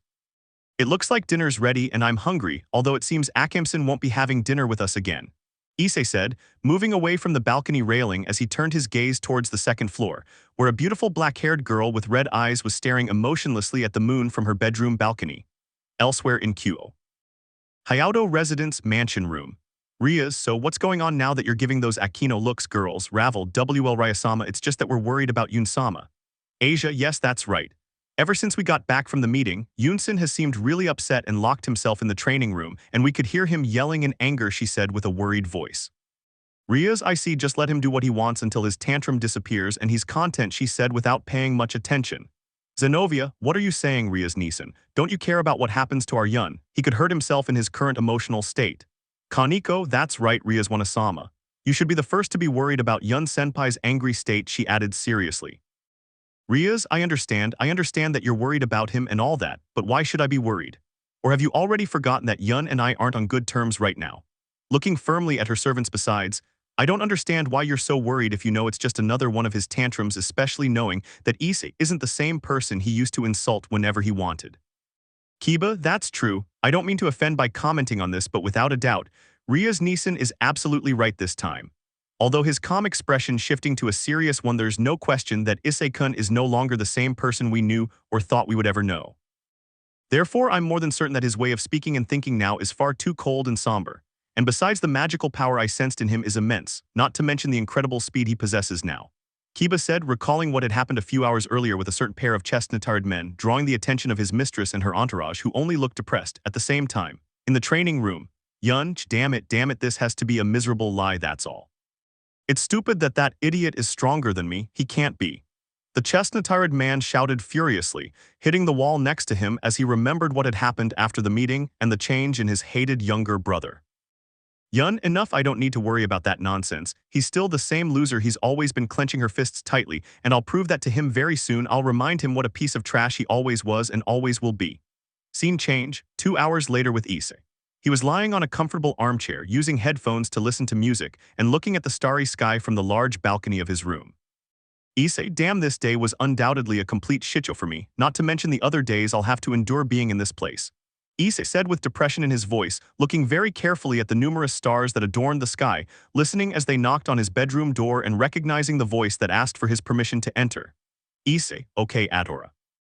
You know you can come in without asking, although you should be asleep by now, he said, taking off his headphones while looking at several messages. Atora, hi, I know, but I don't feel like sleeping, and since I know you're awake at this hour, I came to hang out with you until I get sleepy and can go to sleep, she said in an amused voice. Issei, Bibaka, I understand that perfectly, but at least you could put on some clothes that cover you up a bit more. Remember, there's more than one pervert in this house, and I don't like the idea of them staring at you like idiots. The chestnut-haired man spoke, trying not to look too much at his sister because of the tight shorts and t-shirt she was putting on, which perfectly showed off her voluptuous body. Atora mu Iskana-sama, you don't have to say it like that. Besides, you know that if you look at me lewdly, I'll beat you until I'm satisfied and send you to the hospital for a few months, and that's it, problem solved, showing an amused smile.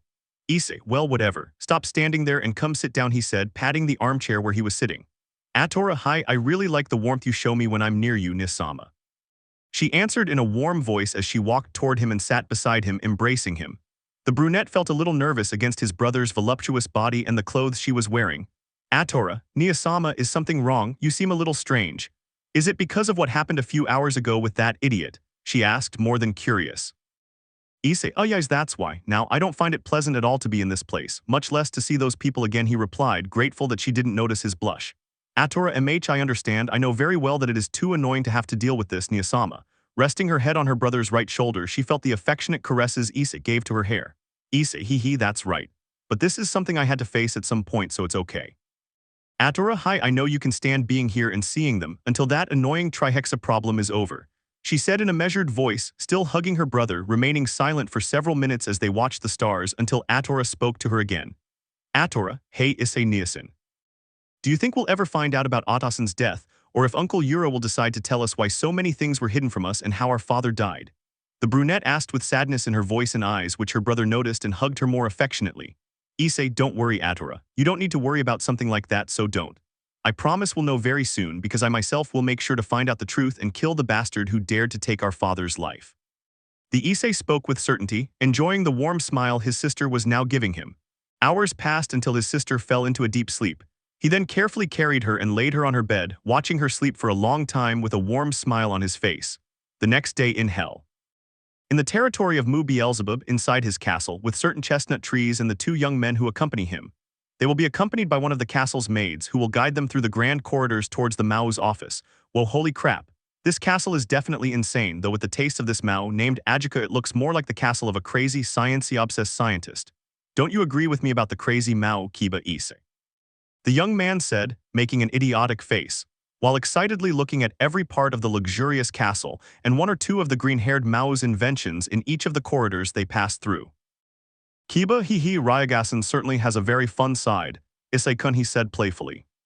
Issei Tusk, I can't deny that, but sometimes it's just too annoying.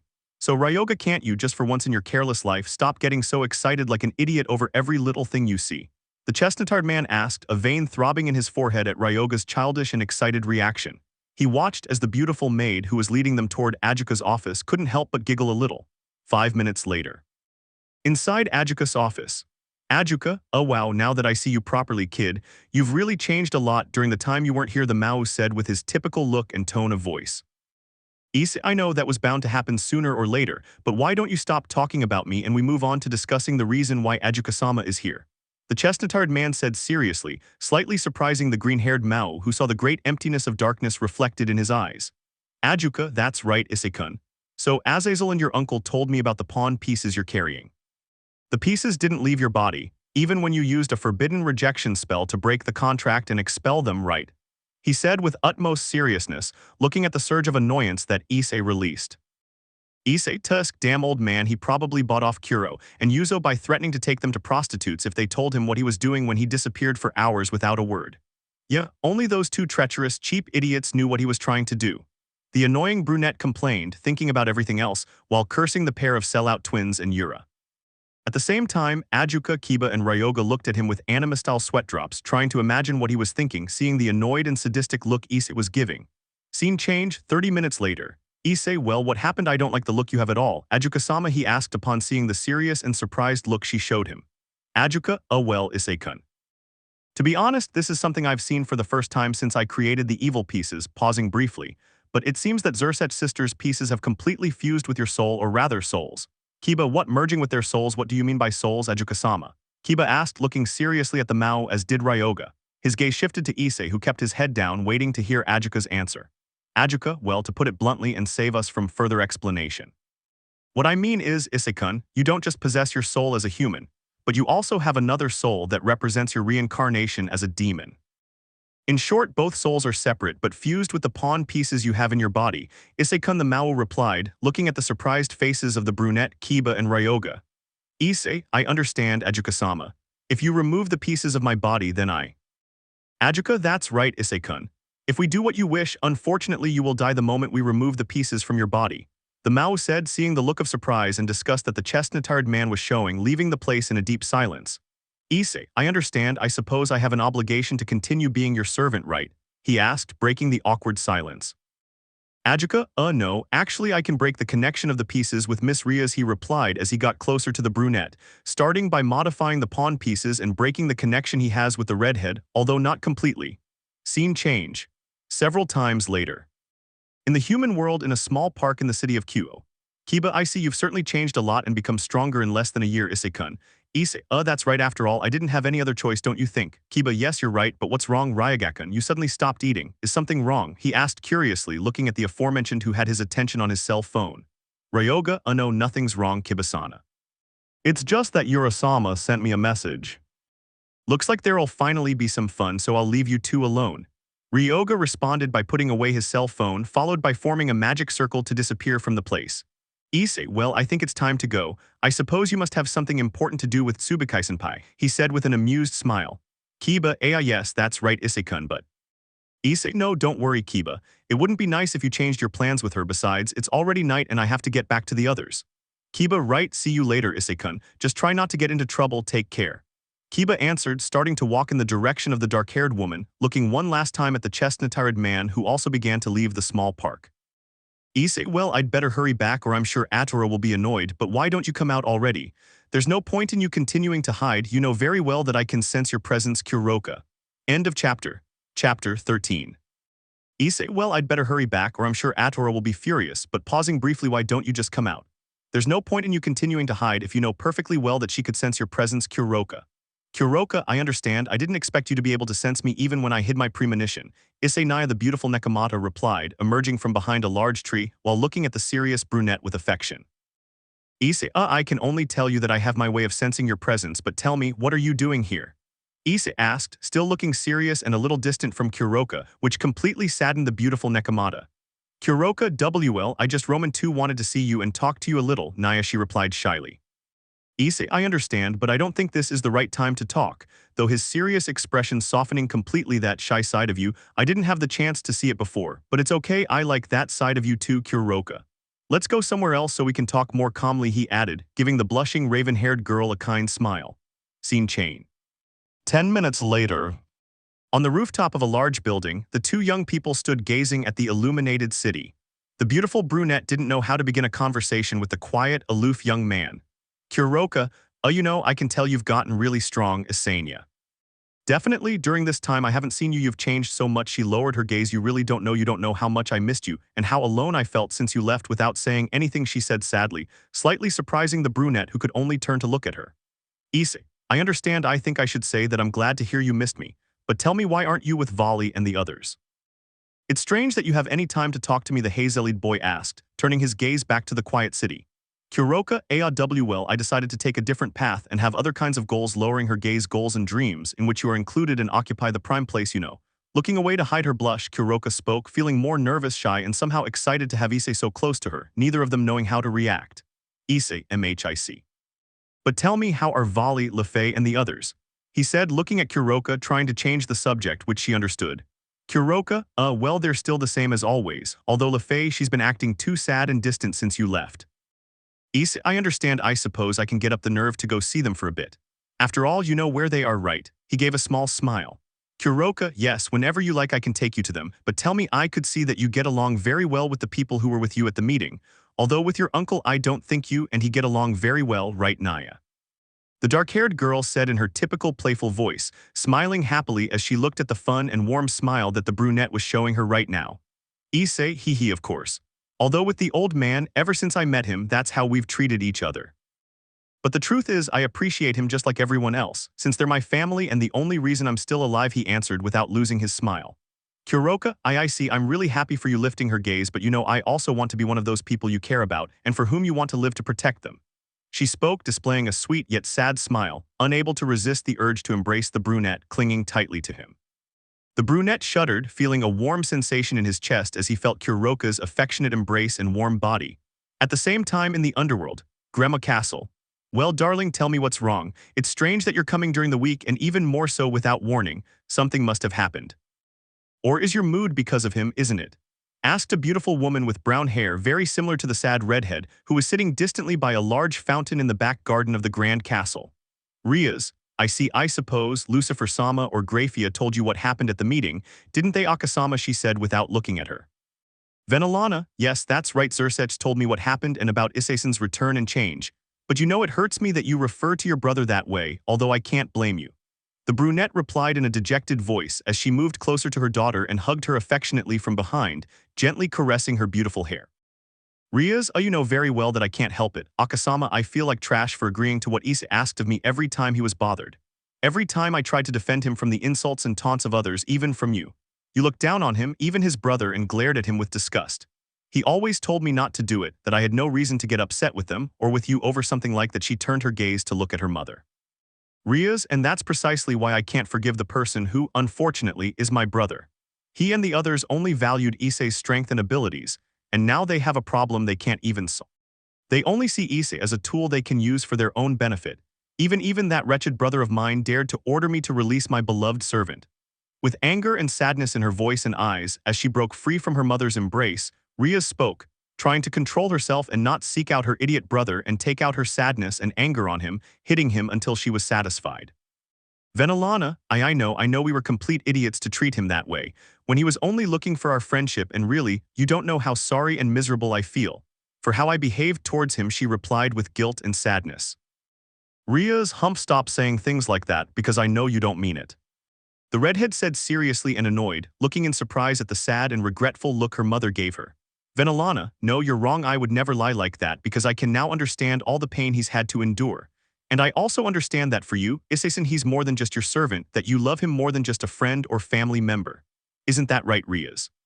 Her mother answered her with affection and seriousness, which caused surprise and blushing in the redhead, who first answered with a nod before daring to speak. Rias, a Roman too, I think so, Akasama. But lowering her gaze as tears streamed from her sad eyes, I was so stupid not to realize it when he was right beside me.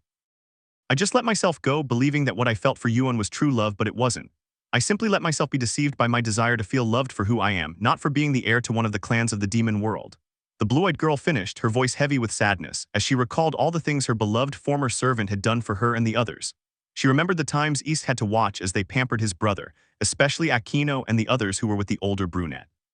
She recalled that look of sadness and loneliness Issei wore, always making up excuses to leave the club, back to the human world, with Issei and Kuroka. Issei, well, Kuroka, that's all I've been doing since I left this place. Although I must say I am surprised that you and Rias are getting along so well, said the brunette, showing an amused smile. Kuroka, hee, what can I say, eyes Naya. Let's just say we have a few things in common besides liking how she started rejecting your idiot brother. The dark-haired girl replied in her typical playful tone of voice, looking at the surprised expression that Issei showed, and it vanished 2 seconds later. Issei, I see, that was quite a surprise hearing Ria's sudden change of heart. Well, I'm afraid I have to leave or Atora will get upset, Issei said, while looking at several messages from his now furious sister on his phone. He let out a small groan as he saw the beautiful Nekomata snatch his phone away. Kuroka, so this young woman named Atora, Naya, she's the girl who smells very similar to yours, your uncle's, and that idiot Yun's. Naya, looking into the nervous brunette's eyes, tell me, Issei, this girl, who is she really and what's her relationship with you? The dark-haired woman added, asking with great seriousness. Issei, oh well, you see, Kuroka, this is something I don't want supernatural beings to know, but since it involves you, I don't think I have any reason not to tell you. He paused briefly and let out a resigned sigh. You see. About that girl named Atora and our similar smells, it's because she's my half-sister, on my father's side. Looking at the surprised Nekomata, who had actually considered that idea herself, she returned his cell phone, but not before checking and remembering the brunette's number. Kuroka, while that was quite a surprise, although actually that idea did cross my mind, Naya. Issei, that's right, and that's why I'm asking you not to say anything about it, not for now. Besides, looking amusedly at Kurokayu, didn't have to snatch my phone like that to get my number. If you wanted it, you just had to ask, and I would have gladly given it to you, you naughty little kitten, the brunette added, with a daring tone of voice. Kuroka, well, Issei, Naya, you know very well that I like being a sassy kitten, and if I didn't do that, where would the fun be? Getting closer to the brunette, but you know something, Issei, Naya, before you leave and I lose this opportunity, I want to do this.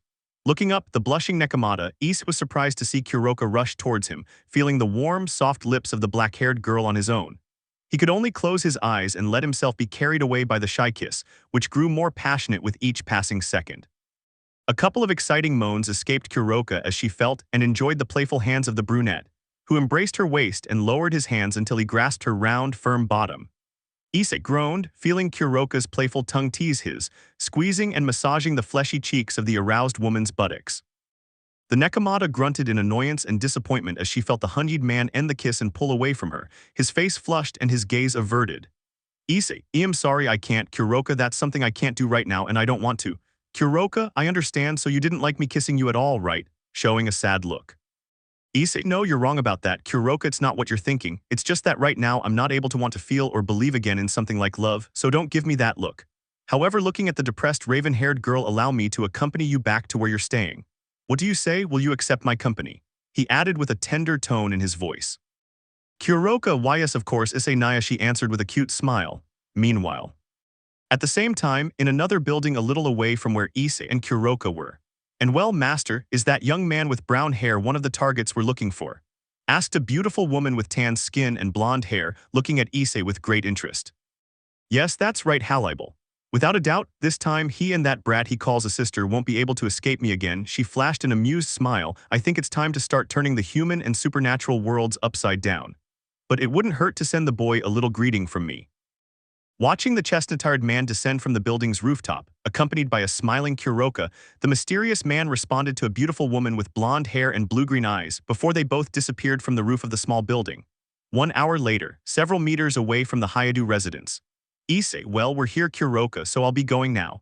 It was really nice talking and spending some time with you. Kuroka, yes, it was a great pleasure for me too. It was a great pleasure to be able to talk a little with Eyes Naya. But tell me, could we meet again so we can talk like we did today, Naya? She asked with a noticeable blush on her cheeks. Issei, of course, Kuroka. Don't forget you remember my cell phone number, so just call me whenever you want to chat. See you. Kuroka, he said in a kind voice, starting to walk away. Kuroka MMMHH, without a doubt, Eyes Naya, he's changed a lot in his personality, although his serious change excites me more, so much so that I can't wait any longer for him to accept me and make me his, Naya, she thought, watching the brunette walk away before entering the house and heading to the room of a certain redhead. 1 hour later with Issei. Well, Issei Niyasama, you're not going to tell me why it took you so long to come back and why you didn't bother to answer my messages. A certain brunette asked angrily, while the aforementioned brunette smiled a little nervously and tried not to bother his dear sister any further. Issei, oh well, I was just chatting with Kiba and walking around town to clear my head for a bit. Atora. Atora, MMMH, fine, but next time you don't answer my messages and calls, I'll beat you until I'm satisfied. Eyes Niyasama, she said, displaying a dark smile before leaving the room. Issei, damn, she's really scary when she gets angry, don't you think so, Shayleson? Sheila, yes, Atorasan, she's always scary when she's angry, but I'm more used to her moments of anger now, Issei-san, she replied, sitting down next to the brunette. Sheila, but tell me, Issei-san, what happened with the matter of the Gremory heiress's evil pieces which are inside your body? She asked in a kind voice, hoping to receive an answer. Issei, you see, Shayleson, I'd rather tell you that tomorrow when I'm calmer. I hope you understand, he replied, showing his typical smile. Sheila, yes, that's fine, of course I understand. But tell me, Issei-san, would you like me to prepare something for you to eat before you go to sleep? Issei, of course, I'd gladly accept to try your delicious food again, Shayleson. Looking with a cheerful smile at the happy expression on the purple-haired girl's face, Issei went to the kitchen with Sheila to watch her cook and continue their conversation. 1 week later, Hyoudou residence in the mansion's dining room. Rias, what are you saying? You're not joking about that, are you? You're serious?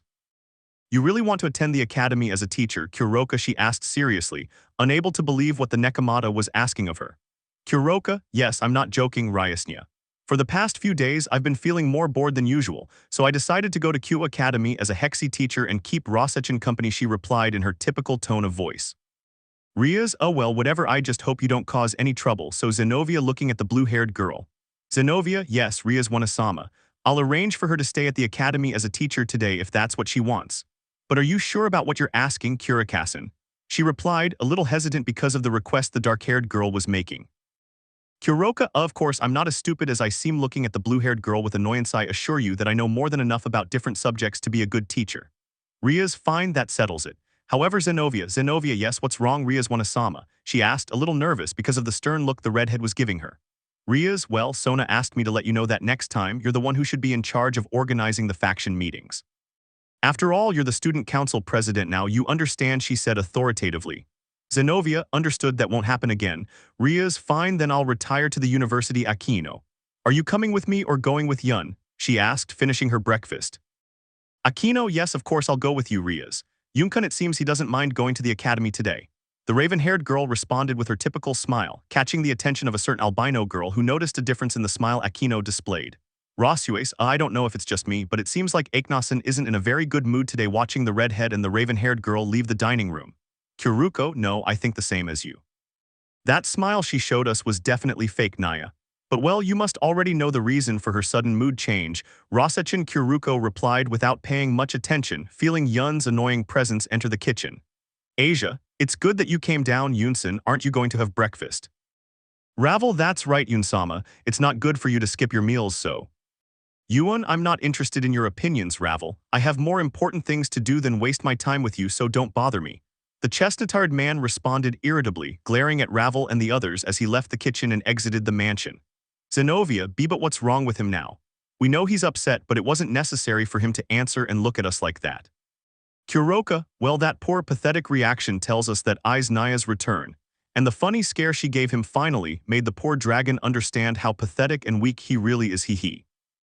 The dark-haired woman said with amusement, looking at the annoyed expression of Zenobia and the others while Rasues tried to contain her beautiful laughter. Irina, hey, that wasn't very nice, Kurikasan. Kaneko, that's right, Kuroka-ni-sama. It's not at all nice of you to speak of Yunsenpai that way, the little albino girl remarked, a hint of anger in her eyes. Kuroka, come on, why do you keep spouting nonsense like that, Shiren? You all know perfectly well how unpleasant the Sekiryuutei really is getting up from the dining room, but what I really don't understand is what the hell do you see in that idiot that makes you want to be with him? Kuroka said, her words clearly irritated, leaving the others speechless as she went up to her room with Rasues.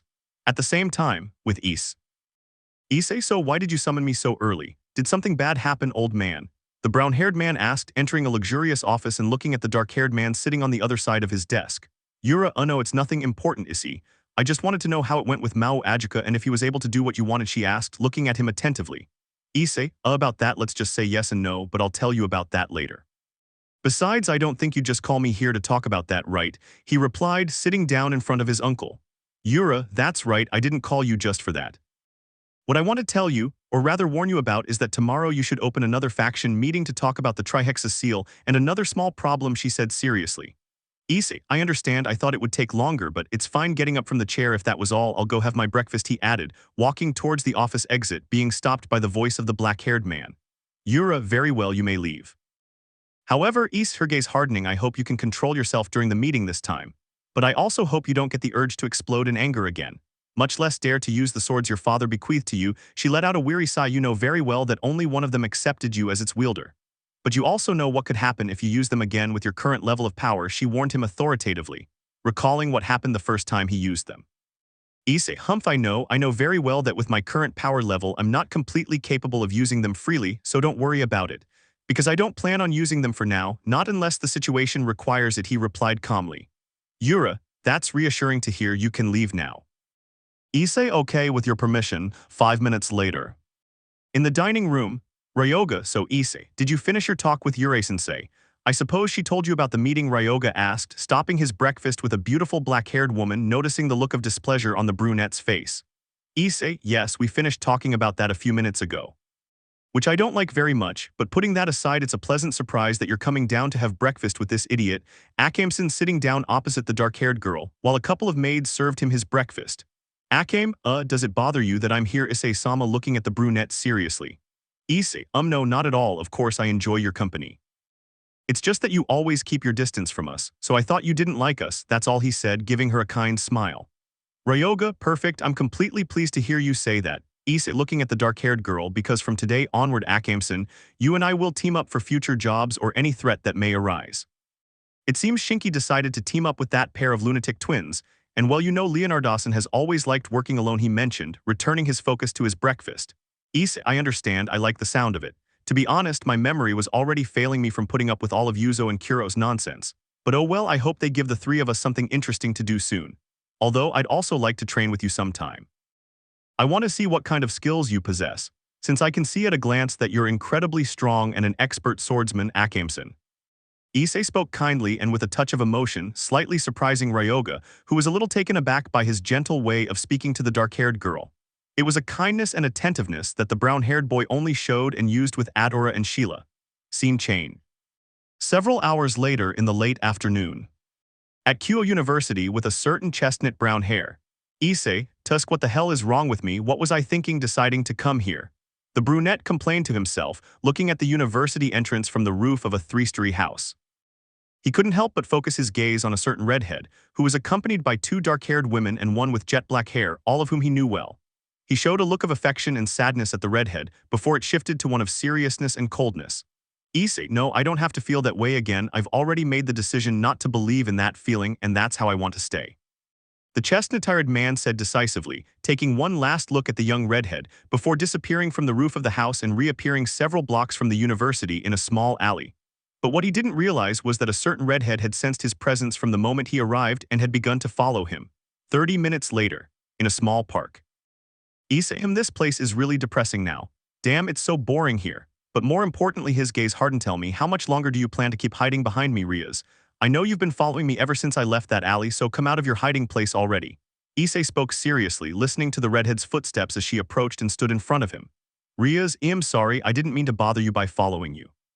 But this was the only way I could see you alone and talk to you, she said sadly, noticing the cold look Issei was giving her.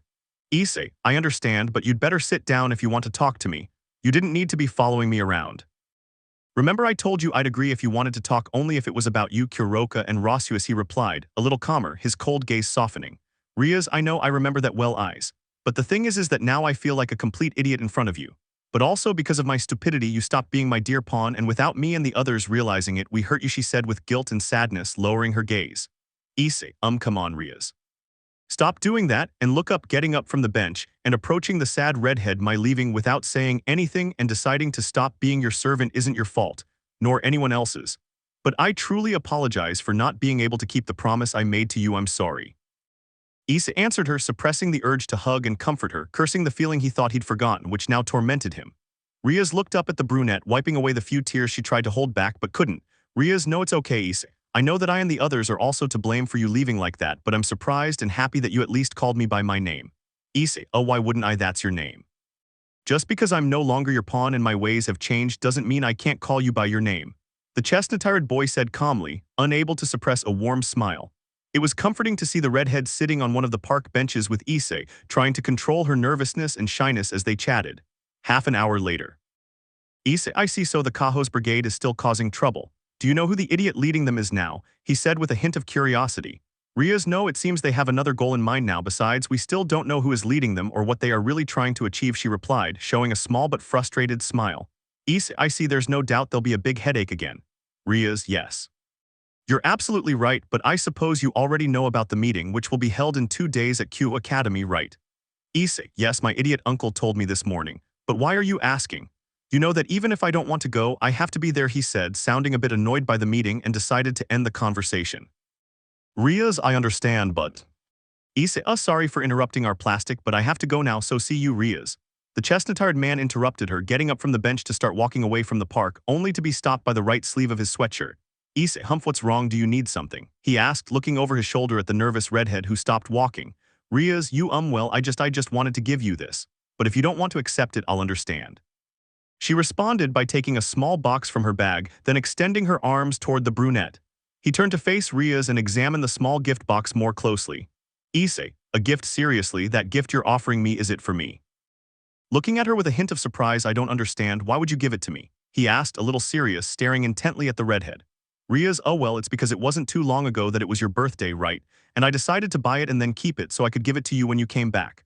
But if you don't want to accept it, that's fine, I'm not going to, the redhead replied without finishing her sentence, seeing the brunette take the small gift she was offering him. Issei, okay, don't say any more, I'll accept it and thank you for the gift, turning his back on her. Rias, well then I'll take my leave too, Issei, but thank you for... Issei, no, don't worry, I think it was nice talking to you for a bit, so don't thank me. After all, I told you that. Stopping speaking as he sensed a powerful magical force, he watched as the starry sky turned violent. What? But this is an isolation barrier. Shit, Issei muttered, feeling a strong gust of wind before being hit by it, then being flung towards one of the walls of the public restrooms in the small park. Rias, what was that? Who made this barrier to change space? Issei, are you alright? She shouted worriedly as she ran towards the brunette, only to stop abruptly. She saw a young man with black hair appear out of nowhere, several meters in front of her. End of Chapter 13. Chapter 14. 10 minutes ago, at the Takedom mansion. Well, Leonardo, you did what I asked. Although, judging by the serious look on your face, you don't have good news, do you? She asked seriously. Leonardo, yes, that's right, Sensei. Just as you requested, I visited the main mansion in Barcelona, but he paused. Unfortunately, I found it completely destroyed and all the servants were dead. So I investigated before returning to inform you of what happened, and from the little information I was able to gather, there's no doubt it's them again, Sensei. He replied, looking at his teacher's annoyed and frustrated expression. Who?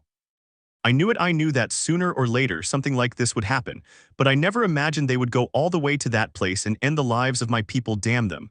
Leonardo, I understand how you feel about what happened, Sensei, but you know that the important thing now is to prepare for what's coming. Because if it's as you thought, you know very well that those two are your target. The blonde said seriously as he looked at letting out a tired sigh before answering. I know that very well. However, only Akim, Sheila, you and that Seek-addicted woman who refuses to return are the only ones who know the reason for this annoying problem. Leonardo, I understand, Sensei. but I think it's best to talk about this with the others, especially Issei-sama and Adora-sama. Also, don't worry about Matomata-san, I know she'll be back soon, he said, feeling a little more relaxed. Yura, yes, you're right, it's best to keep them informed about this so they're alert to any aggression. Although I just hope Issei, Adora, and the others don't want to kill me when I tell them. However, I don't know why I feel so uneasy, she said, thinking about a certain brown-haired boy and nephew, hoping he wouldn't get into trouble. Scene chain. With Issei and Rias. Rias, what's going on? Tell me who you are and what you're doing in my territory, answer me. The redhead asked, receiving no answer as she tried not to show her nervousness at the powerful magical aura emanating from the stranger in front of her. She could feel the aura of his magical power emanating from his body. He wore white pants and a matching white shirt along with black boots. She wore black armored shoulder pieces, embroidered in silver with the yin and yang symbol in the center, adorned with small worker figures.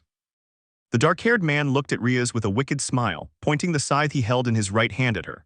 Oh wow, what luck, Lamia, I feel ecstatic, looking lasciviously at Rias from head to toe. Really, I didn't expect to come all the way here to meet my prey. I'll run into the same famous sister of the Mao, Sirzechs, Lucifer, smiling with amusement. Rias, enough. Stop talking nonsense, I'm not interested. And answer my questions, giving him a serious look. So tell me who the hell you are and why you're in my territory, but most importantly I want you to tell me your motive for coming here and attacking Issei. Rias asked angrily, her gaze fixed on the curtain of dust above the destroyed bathroom in the small park. The brunette was taking a long time to emerge, which worried the redhead again. Don't worry, Lucifer's sister. There's no point in me answering your questions or telling you who I am. But if I ended your life, I'm sure it will affect your brother, the current Lucifer, deeply. Rias hubby, but what? The redhead thought fearfully as she looked at the dark-haired man's sadistic smile, before he vanished from her sight and reappeared in an instant, right in front of her, trying to cut her in half with his scythe. Rias closed her eyes in fear and resignation, waiting to be sliced in two by his scythe. This didn't happen, and she was surprised to hear the scythe suddenly stop. She opened her eyes and stared in astonishment at a certain chestnut-haired man. Standing before her, he held the scythe in his right hand, the sharp blade close to his chest, his eyes fixed on the tears and dust scattered across his clothes. Rias, Issei, are you all right? She asked worriedly. Issei, yes, it was nothing.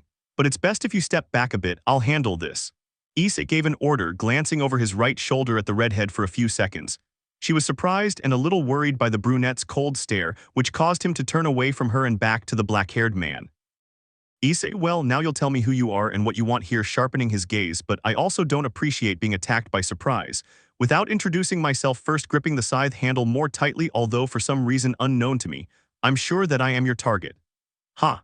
I expected nothing less from the son and nephew of Jin Taekta and Yura Taekta.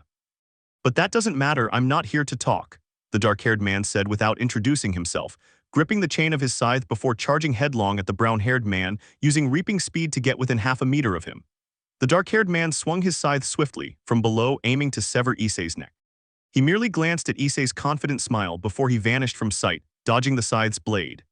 Ha ha ha, wow, how careless I'm becoming when I was expecting you to know how to use it. He let out an amused laugh as he turned around to look at the chestnut-haired man who was several meters away from him, covering the blade of his scythe with a dark violet aura tenrin orchid sky.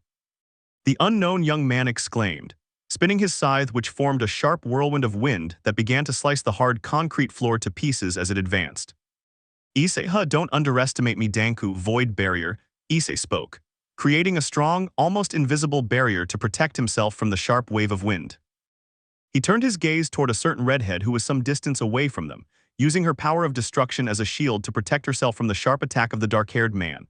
The redhead watched in astonishment as several trees behind the chestnut tree were sliced and destroyed into small pieces, along with a large section of the concrete floor. Rias looked again in surprise, turning her gaze to Issei and seeing him completely unharmed by the attack.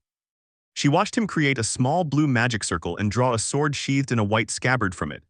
Issei, well, I admit that wind attack surprised me a little, looking at him seriously, but it's okay, although I don't know how you know so much about me and my family. However, I just have to kick your ass and then force you to tell me everything I want to know. Drawing the sword from its sheath, which disappeared as it was drawn, while a greenish aura began to completely cover the blade. Oh, it disappeared, the black-haired man complained as he lost sight of the brown-haired man, only for a second before instantly feeling his presence behind him. The dark-haired man managed to react by turning around, blocking the chestnut-haired man's sword cut with his scythe, feeling the strong push of the hunjied man and ending up being thrown backwards, destroying the ground with his feet trying to stop. Tusk, interesting, he's stronger than I imagined, thought the dark-haired man as they stared at each other, lunging at one another and creating a small crater under their feet as their swords clashed with each other's scythes. The two smiled before disappearing from view, leaving the surprised redhead barely able to watch them appear and vanish in different parts of the small park. She watched as sections of the concrete floor crumbled with each blow they blocked with their weapons and the clash of their auras.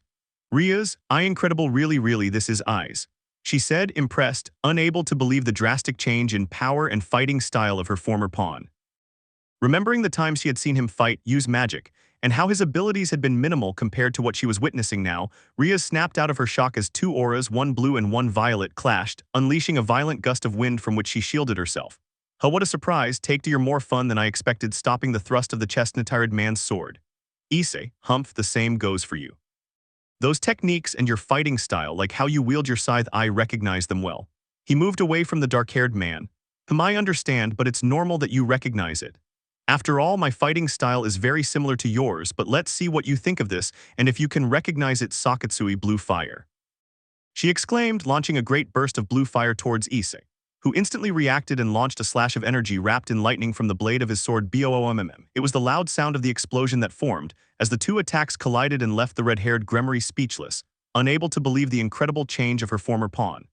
Issei attacked the black-haired man again, appearing in front of him and attempting to sever his right arm, which held his scythe. The black-haired man blocked the attack, securing Issei's right arm with the chain of his scythe and extending his left arm to form a magic circle. "I've got you, little Takeda." The dark-haired man smiled, pointing the magic circle around the brown-haired man's face, who instantly lowered his sword and plunged it into the ground. Issei placed his right hand on the hilt of his sword, propelling himself upward and performing a half-turn in the air before connecting with a powerful kick to the dark-haired man's neck, sending him flying away. He lunged again at the dark-haired boy, not giving him a chance to react or recover from the shock of his kick.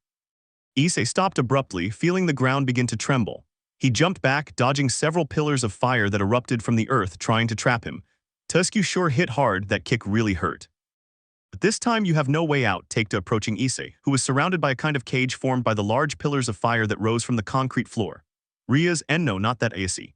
Rias screamed, more worried than anything else, and ran towards the brunette to try and help him.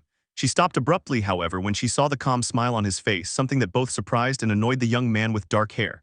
"Tusk, tell me, why the hell are you smiling when you're about to turn to ashes?" he asked, a little annoyed by the brunette's smile. "Issei, sorry, it's nothing important. It's just funny to know that you think your boring technique is enough to kill me. I told you, no, I warned you not to underestimate me, remember?" The brunette replied without losing his smile, stretching out his right arm and murmuring several words. Issei created a magic circle with several words written in blue Japanese which protruded from the circle and floated around it. This surprised the dark-haired boy and Rias as they watched the large pillars of fire suddenly extinguish, feeling the magical power of his technique vanish. "I am possible, but that was magic cancellation. No, this has to be nonsense, that magic."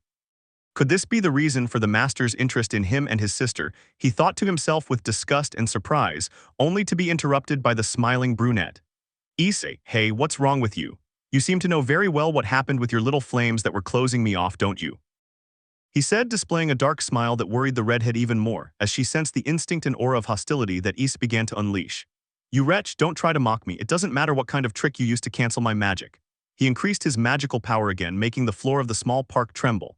The dark-haired man calmed down when a small magic circle appeared near his right ear, and he let out a snap of annoyance, his magic power suddenly diminishing. This surprised Issei and Rias, who had noticed the dark-haired man's annoyed expression before hearing him speak. "Issei, Takeda, it seems our little bit of fun will have to wait for now, so take this as a small greeting from my master," he said irritably, resting his scythe on his right shoulder. "Issei, but what are you saying? Do you really think I'll just let you go like that? Without knowing who you are and what you were really after, don't mess with me," he declared, covering the blade of his sword with a dark green aura as he walked towards the black-haired man. He merely smiled arrogantly before snapping his fingers and being enveloped in an aura of magical power. Issei watched him vanish from the small park as the isolation barrier dissipated and the damaged park returned to normal. "Issei, damn it, I should have cut off his head before the wretch disappeared. However, are you all right, Rias?" he asked, watching the redhead approach him, making his sword vanish. "Rias, yes, but the important thing is whether you're okay, Issei. I don't understand who that guy was and what he wanted from you to come and attack you without even knowing him," she replied seriously. "Issei, I don't know him, although it seemed like he knew my father, my uncle, and me. But it's best if you go home, they must be worried about you." He gave a serious look while using his magic to fix his clothes. "Rias, yes, I understand what you're saying, Issei. but don't you think it would be best to warn my Issei? Don't worry, I'll handle it myself. So I'd appreciate it if you didn't tell anyone about this until I deem it necessary. Would you do me that favor, Rias? Rias, all right, you can count on me, Issei. I won't tell Oniasama or the others what happened here with that guy. She gave him her typical smile. Issei, all right, then I'll take my leave. See you in 2 days at the faction meeting and thanks for the gift. He responded with a small smile, forming a magic circle beneath his feet before vanishing from the park. He left the redhead with a hopeful smile and she followed suit, leaving the area minutes later at the Takedom mansion. Oh, you're finally here, Issei. Atorasan was waiting for you, but since she was busy with the mission, she went to sleep. However, did something happen to you to make you look like that? Asked a certain blue-haired young man who came from the kitchen, holding a glass of orange juice in his right hand. Issei, no, nothing important is wrong, Ryoga. But tell me, the old man is still in his office, right? He asked casually. Ryoga. No, Yurei-sensei, he left 2 hours ago with that fallen angel named Azazel. Although, ever since Leonardosan returned to the mansion and spoke with him alone, they've been acting a little strange. I wonder why, he replied, taking a sip of orange juice. Issei, I understand. I'll ask them later if something important happened to make them act like this. For now, I just want to sleep, so take your drink and let's go to our rooms. Before Atora wakes up like she usually does and beats me to a pulp for not answering her messages and calls again. Ryoga, that's right. If she wakes up and sees you, she'll definitely beat the shit out of you for being near her. To vent her anger, he answered fearfully at the thought, and they headed to their respective rooms. The chestnut-tired man entered his room, falling back onto his bed and staring at the ceiling before letting out a groan of annoyance.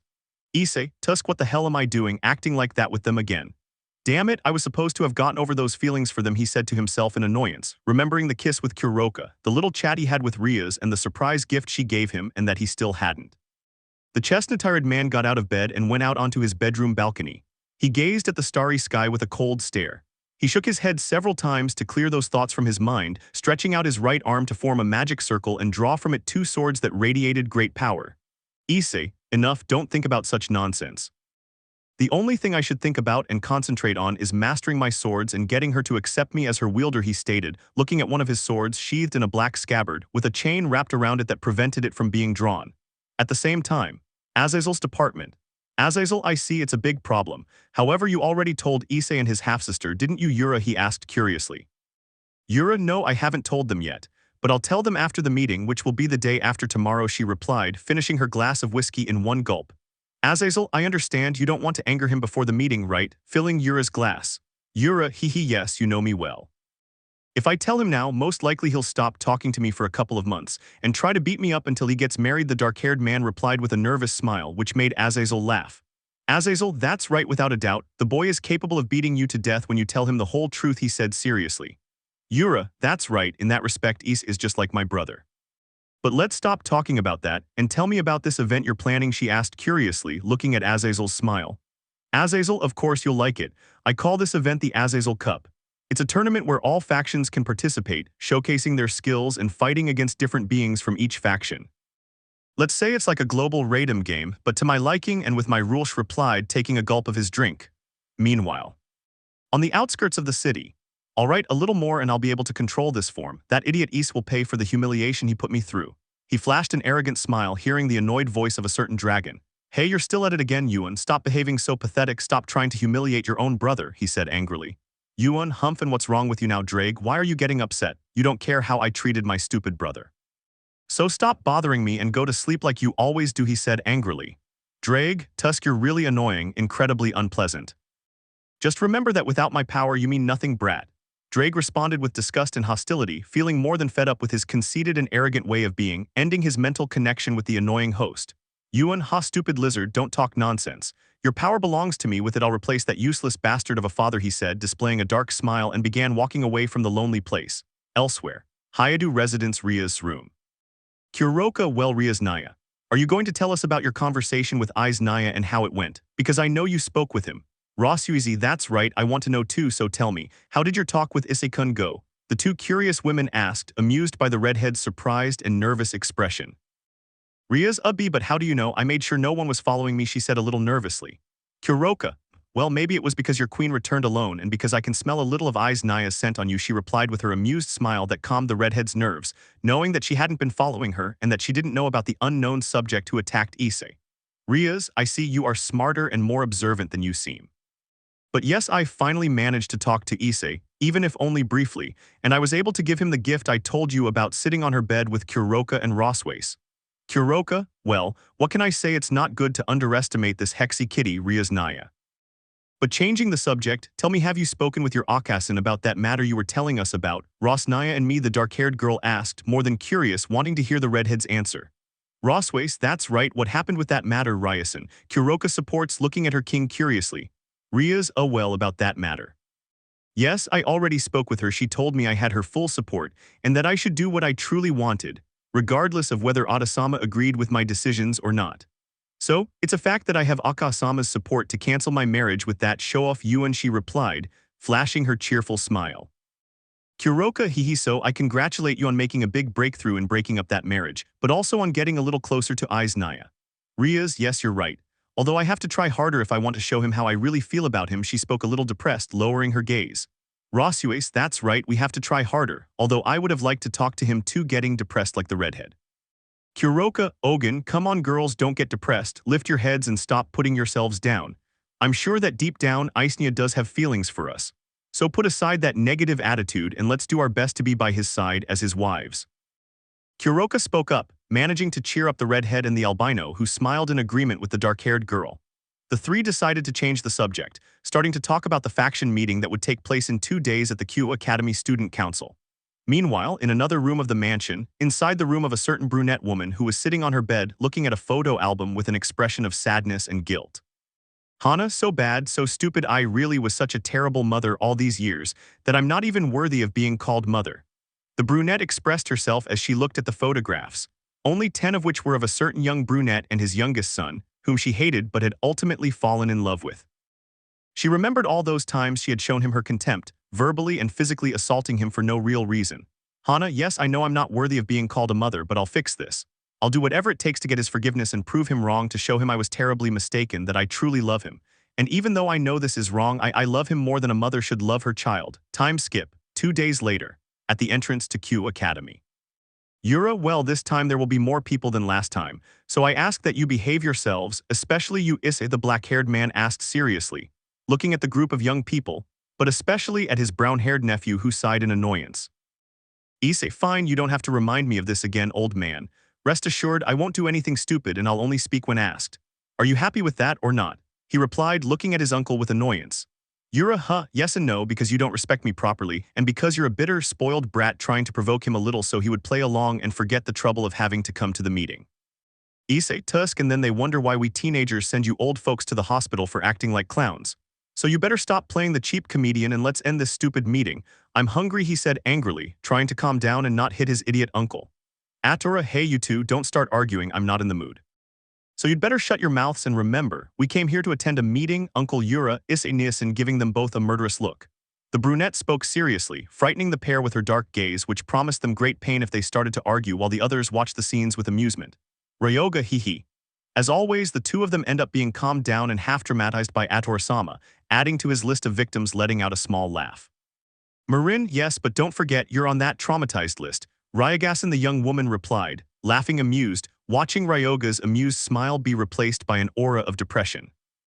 Leonardo, enough for now, leave your nonsense for after the meeting and pay attention, because the queen of the current Lucifer is in front of us, he said seriously as he watched the albino girl approach them to lead them to the student council building, feeling a stronger presence than at the last meeting. Several minutes later, student council. Grayfia, with your permission, Urasama and her companions have arrived, bowing and letting her companions in. Issei glanced around the meeting room and noticed several people he recognized. Serjorg Bale and his queen Peace, Seekvaira Agares, Dulio, the Seraph Gabriel, Sister Griselda, Penemu/Dog's group and Volley's team, as well as old son Goku and Rias and Sona's entourages. He looked at them for a few seconds before shifting his gaze to a certain group, meeting the arrogant stare of his brother and noticing the stares of those present focused on him. End of Chapter 14. Chapter 15. Kuoh Academy, in the Student Council meeting room. Azazel, well, that's what I've been able to find out about the state of the Trihexacele, as well as the movements of the surviving members of the Kuoh's brigade. We now know for sure that they are still interested in obtaining the power of that beast, the fallen angel said seriously. Sirzechs, that's right, if the seal breaks and Trihexa is released, it's more than clear that this would have serious consequences for both the human and supernatural worlds. And that's precisely why we made an agreement with Issei-kun, to reinforce the seal before it weakens further and breaks. Therefore, Issei-kun looking at the aforementioned who approached the table, where he was sitting with the other faction leaders. Issei, HMPH first and foremost, I need to see the seal in person and assess its condition. But also, I'd like to try something to strengthen the sealing magic. So I'll need Rasui's help, since she's the only one who knows about the trihexa seal, he said with his typical seriousness, looking at the former Valkyrie. Azazel, I agree, it would be best to try to reinforce the sealing spell, and you also have Rasui's help to achieve it, right? He commented, looking at the beautiful albino. Rasui's, yes, of course you can count on my help, Azazel-sama. Although I don't know much about it, I'll do my best to help you improve the seal's magic, Issei-kun. The albino replied with a smile, looking at the brown-haired boy who nodded at her words and softened his serious expression. He couldn't help but feel uncomfortable under the stares that the young demons and other beings present in the room were giving him. Yura, oh well then, my nephew already gave his opinion and they were all satisfied with improving the seal's magic. Why don't we move on to the next matter, which is about that terrorist group called the Kuoh's Brigade. I think, watching my nephew walk away to rejoin Atora and the others, listening to a certain blonde kitsune talking. Yasaka, I agree with Yuradono, because if we continue to ignore the movements of that organization, it will become something much more problematic than the last time. When Ricevinliva Lucifer released Trihexa, the kitsune expressed herself, focusing her gaze on a certain chestnut-attired man, something that Yura and several of those present noticed about the woman. Azazel, well, regarding that matter, I've already discussed it with Sirzechs, Serafal, Michael, Odin Dono, and my old friend Yura. We've decided to ask Songoku Dono to train the DXD group and enlist the support of Yura's group, joining forces with the others to increase the group's strength and face the Kuoh's Brigade. The fallen angel replied, looking at the group of young people in the room. Michael, that's right, but before you make that decision and have Yuradono's team join the DXD group, what do you all think about it? Especially you, Dulio-kun, who are the group's leader. The leader of the sky asked, looking at the group of young people, especially his young joker. Dulio, well, I'm fine with it, and I don't think the others would want to refuse.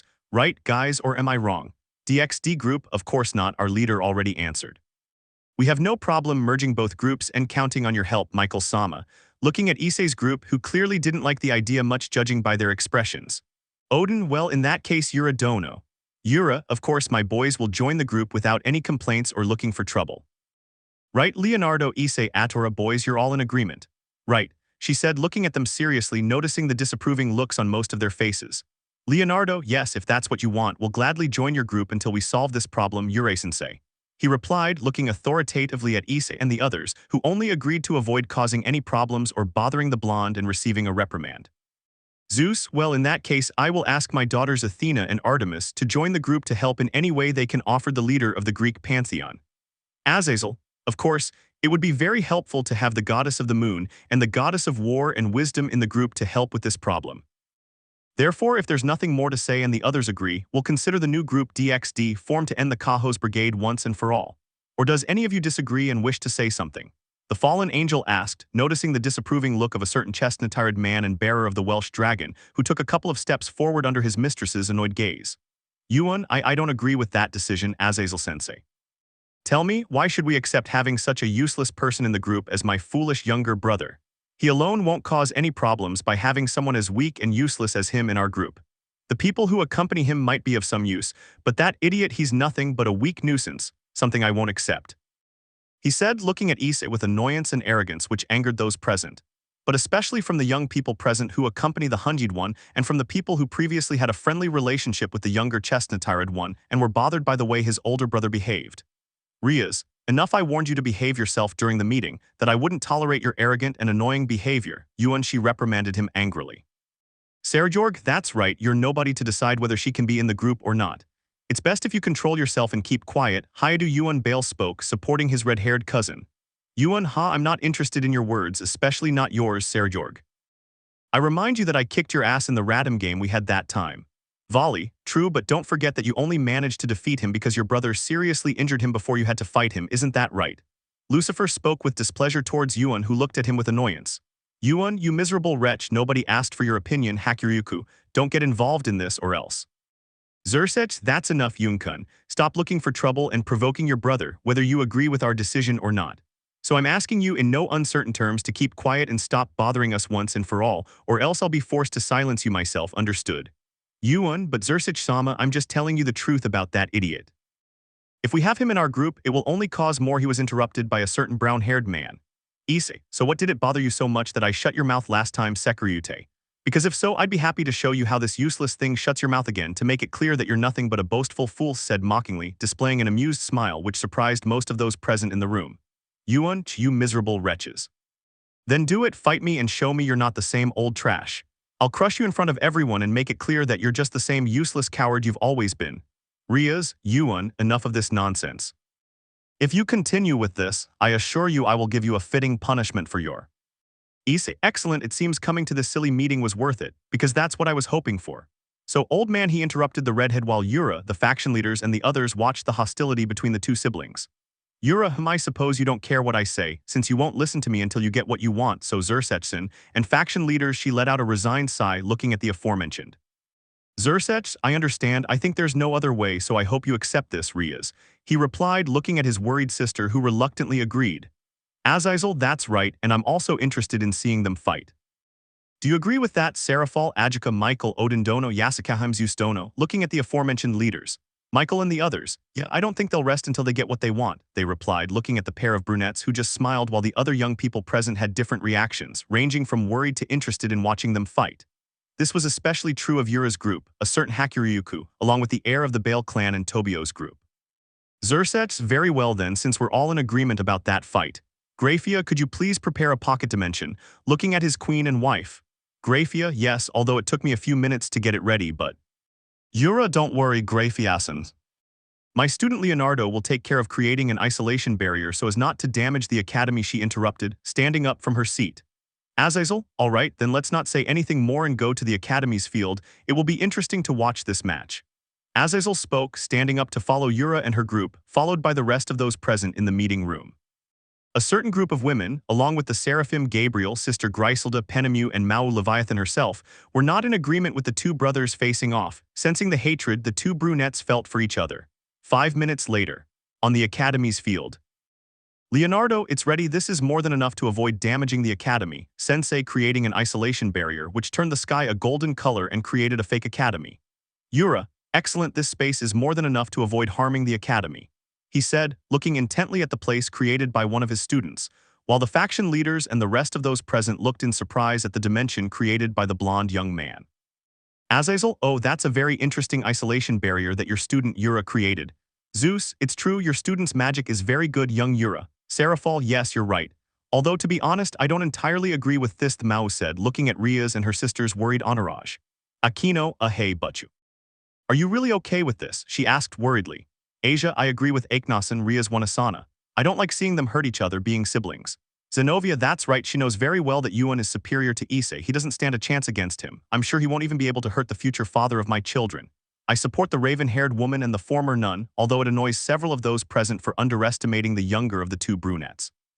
Rias, of course I don't agree with this, but there's nothing I can do to stop it. Besides, you should know that Issei isn't the same as he was before he left. So don't underestimate him, Zenovia looking at the blue-haired woman with some annoyance. Rosuace, that's right, Ryason is right. I just hope this doesn't end badly and that fool doesn't hurt Issei-kun. Rosuace said, worried about the younger of the brown-haired brothers, as she and the others watched the pair standing face-to-face on the academy's court, staring at each other with hostility. Meanwhile, a certain albino watched with great interest what he was about to witness, while the beautiful black-haired Nekomata in their group looked at Issei with a confident smile, hoping he would put his arrogant, idiot brother in his place.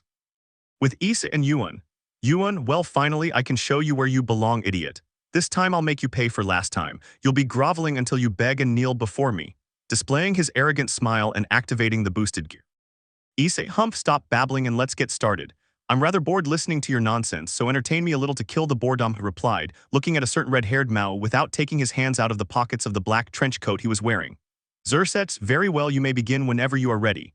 The meeting will end when one of you can no longer continue, understood? The redhead spoke seriously, looking at the pair of brunettes. Yuan, there's no need to say it, Sirzechs-sama. This will be over in less than a minute. One blow is more than enough to bring him to his knees. The older chestnut-tired man said, using his boosted gear to increase his power and speed. He was annoyed to see Issei's amused smile, as Issei still had his hands in his trench coat pockets.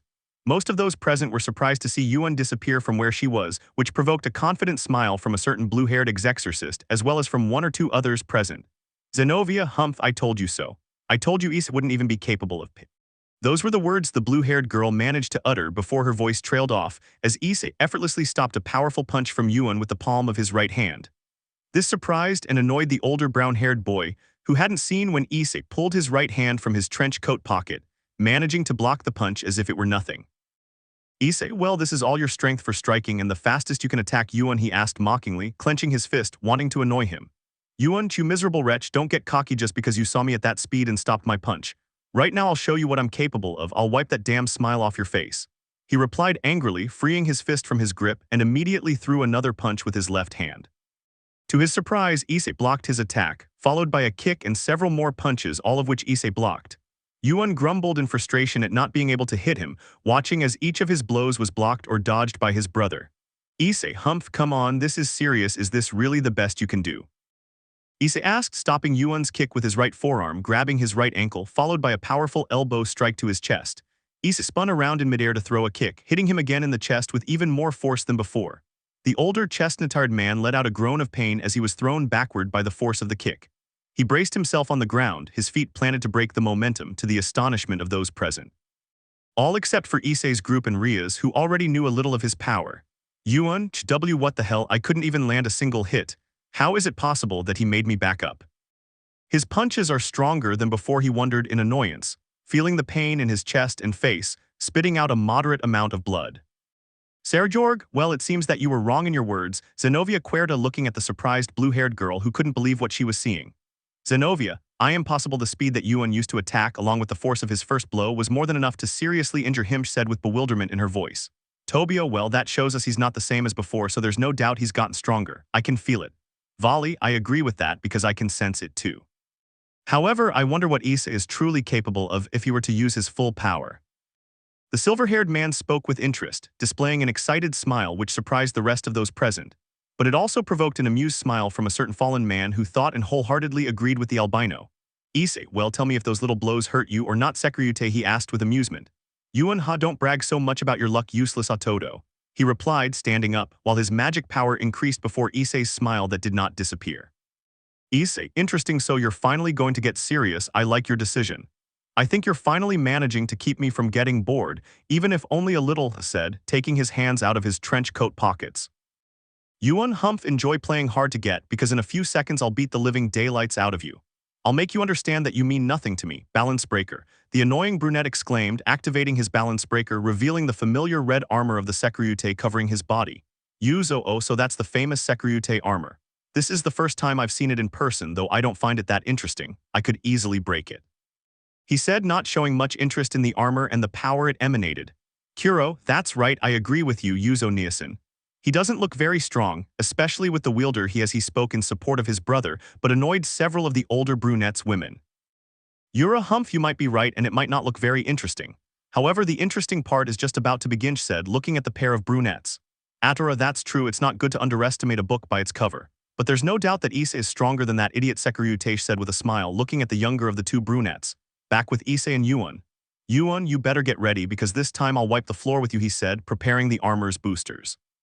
Issei, hee, that's exactly what I'm waiting for, so come on. Give me your best punch again, he stopped talking.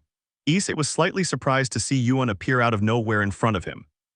Instinctively, he raised both arms in an X shape to protect himself from a surprise attack by the black-eyed one.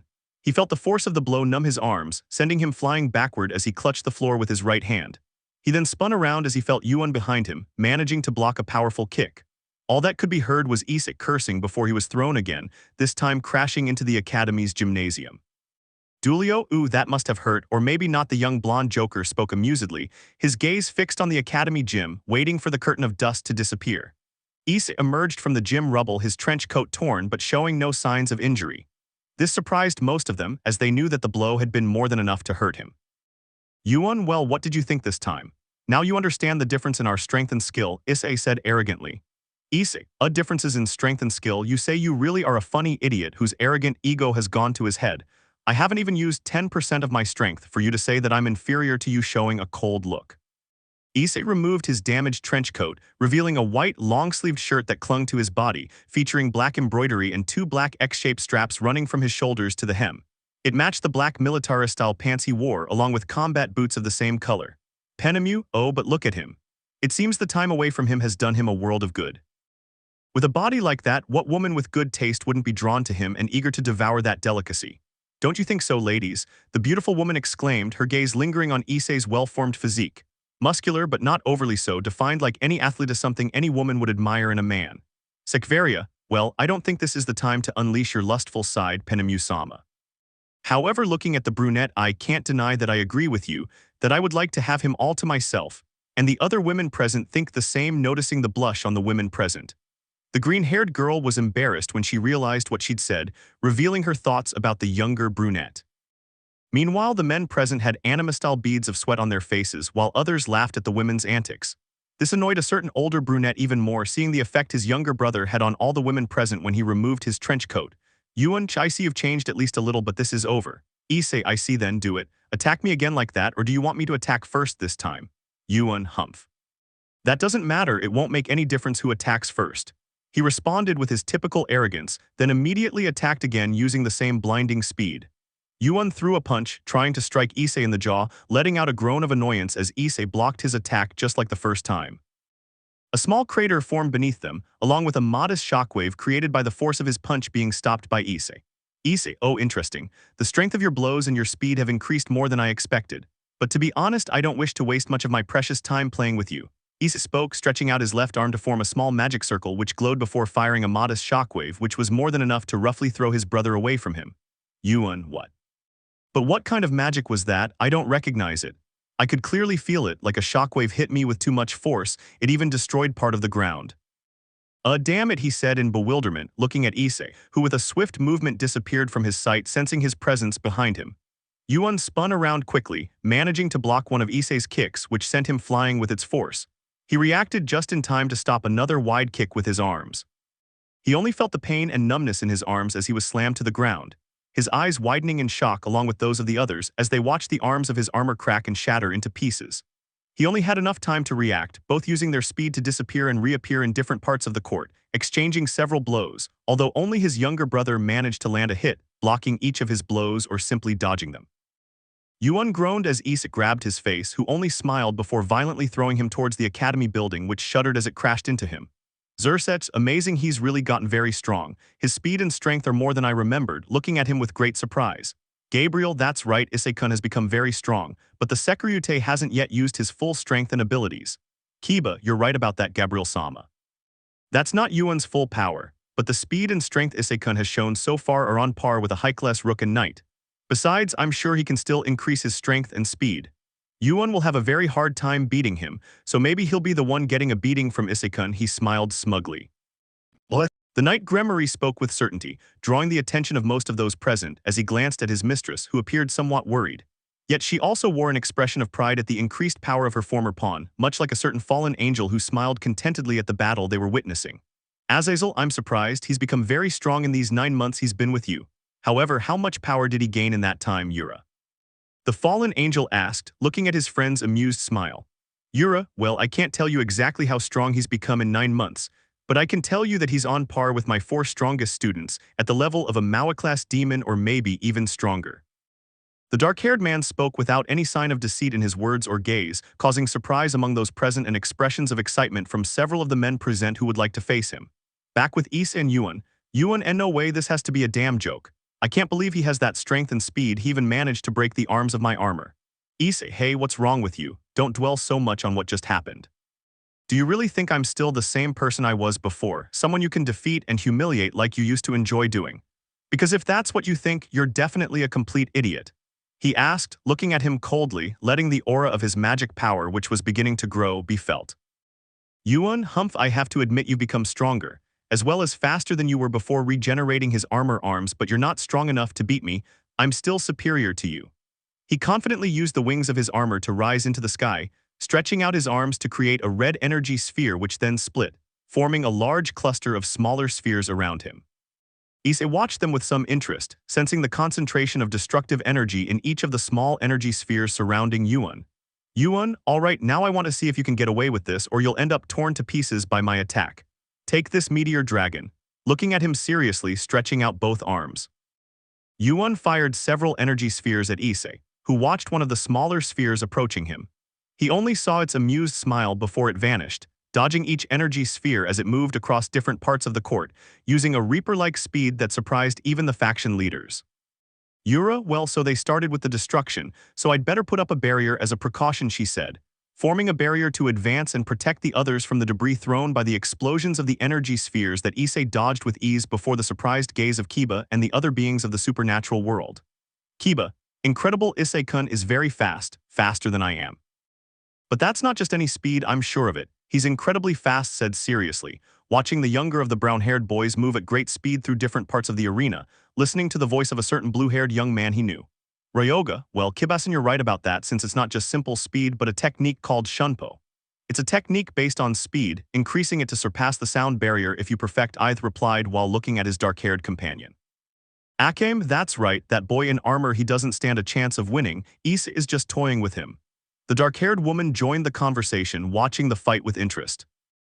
A certain albino observed the combat with the same interest, but more so in the fighting skills of the younger of the two chestnut-haired men. Rias listened silently, hoping her beloved former pawn wouldn't get hurt. Yuan, it can't be possible, how can he dodge all my energy spheres and that speed? It's not normal at all. Yuan thought irritably, watching his brother dodge his attacks, appearing and disappearing with great speed. He just watched Issei run as he was enveloped in blue lightning, covering his body before he vanished in a flash of blue light. Yuan, but where did he go? I don't know. The older chestnut-haired man wondered, not finishing his sentence as he felt Issei's presence appear behind him. He only felt a heavy blow to his back, sending him crashing to the ground. Yuan managed to break his fall by increasing his size and modifying his armor to increase his weight and strength. He lunged at Issei, who blocked his attack as he was dragged backward through the air, managing to land a blow to his face. Yuan was surprised to see that Issei this time wasn't sent flying by the force of the punch, removing his fist from his face, which to his surprise was covered with Tauki. Zenobia, impossible but that's, she said in amazement. Serjorg, yes, that's Tauki, it's the same ability I used in our fight, during our battle in the raiding game. Bale responded in amazement at seeing the younger of the chestnut-haired ones use it, watching him hit Yuan several times before finishing him off with a kick to the mask of his armor, throwing him down to crash to the floor. Yuan, damn it, how is this possible? He's broken my armor again, but now part of my chest and helmet, he said, vomiting a little blood from the damage, getting up with some difficulty. Issei, well, it seems your armor isn't as tough as I remembered, or maybe that's because I'm the one who got stronger, so I can break it at will. What do you say, Yuan? Are you having as much fun as I'm starting to? He asked, approaching the modest catheter that formed when Yuan's body hit the dirt floor.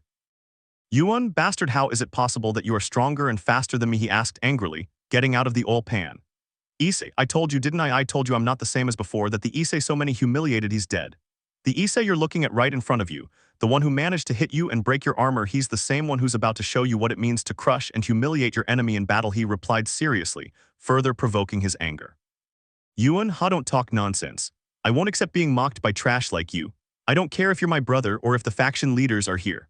Right now I'll show you the true power of domination, the power to destroy any being who thinks they're stronger than me, Juggernaut.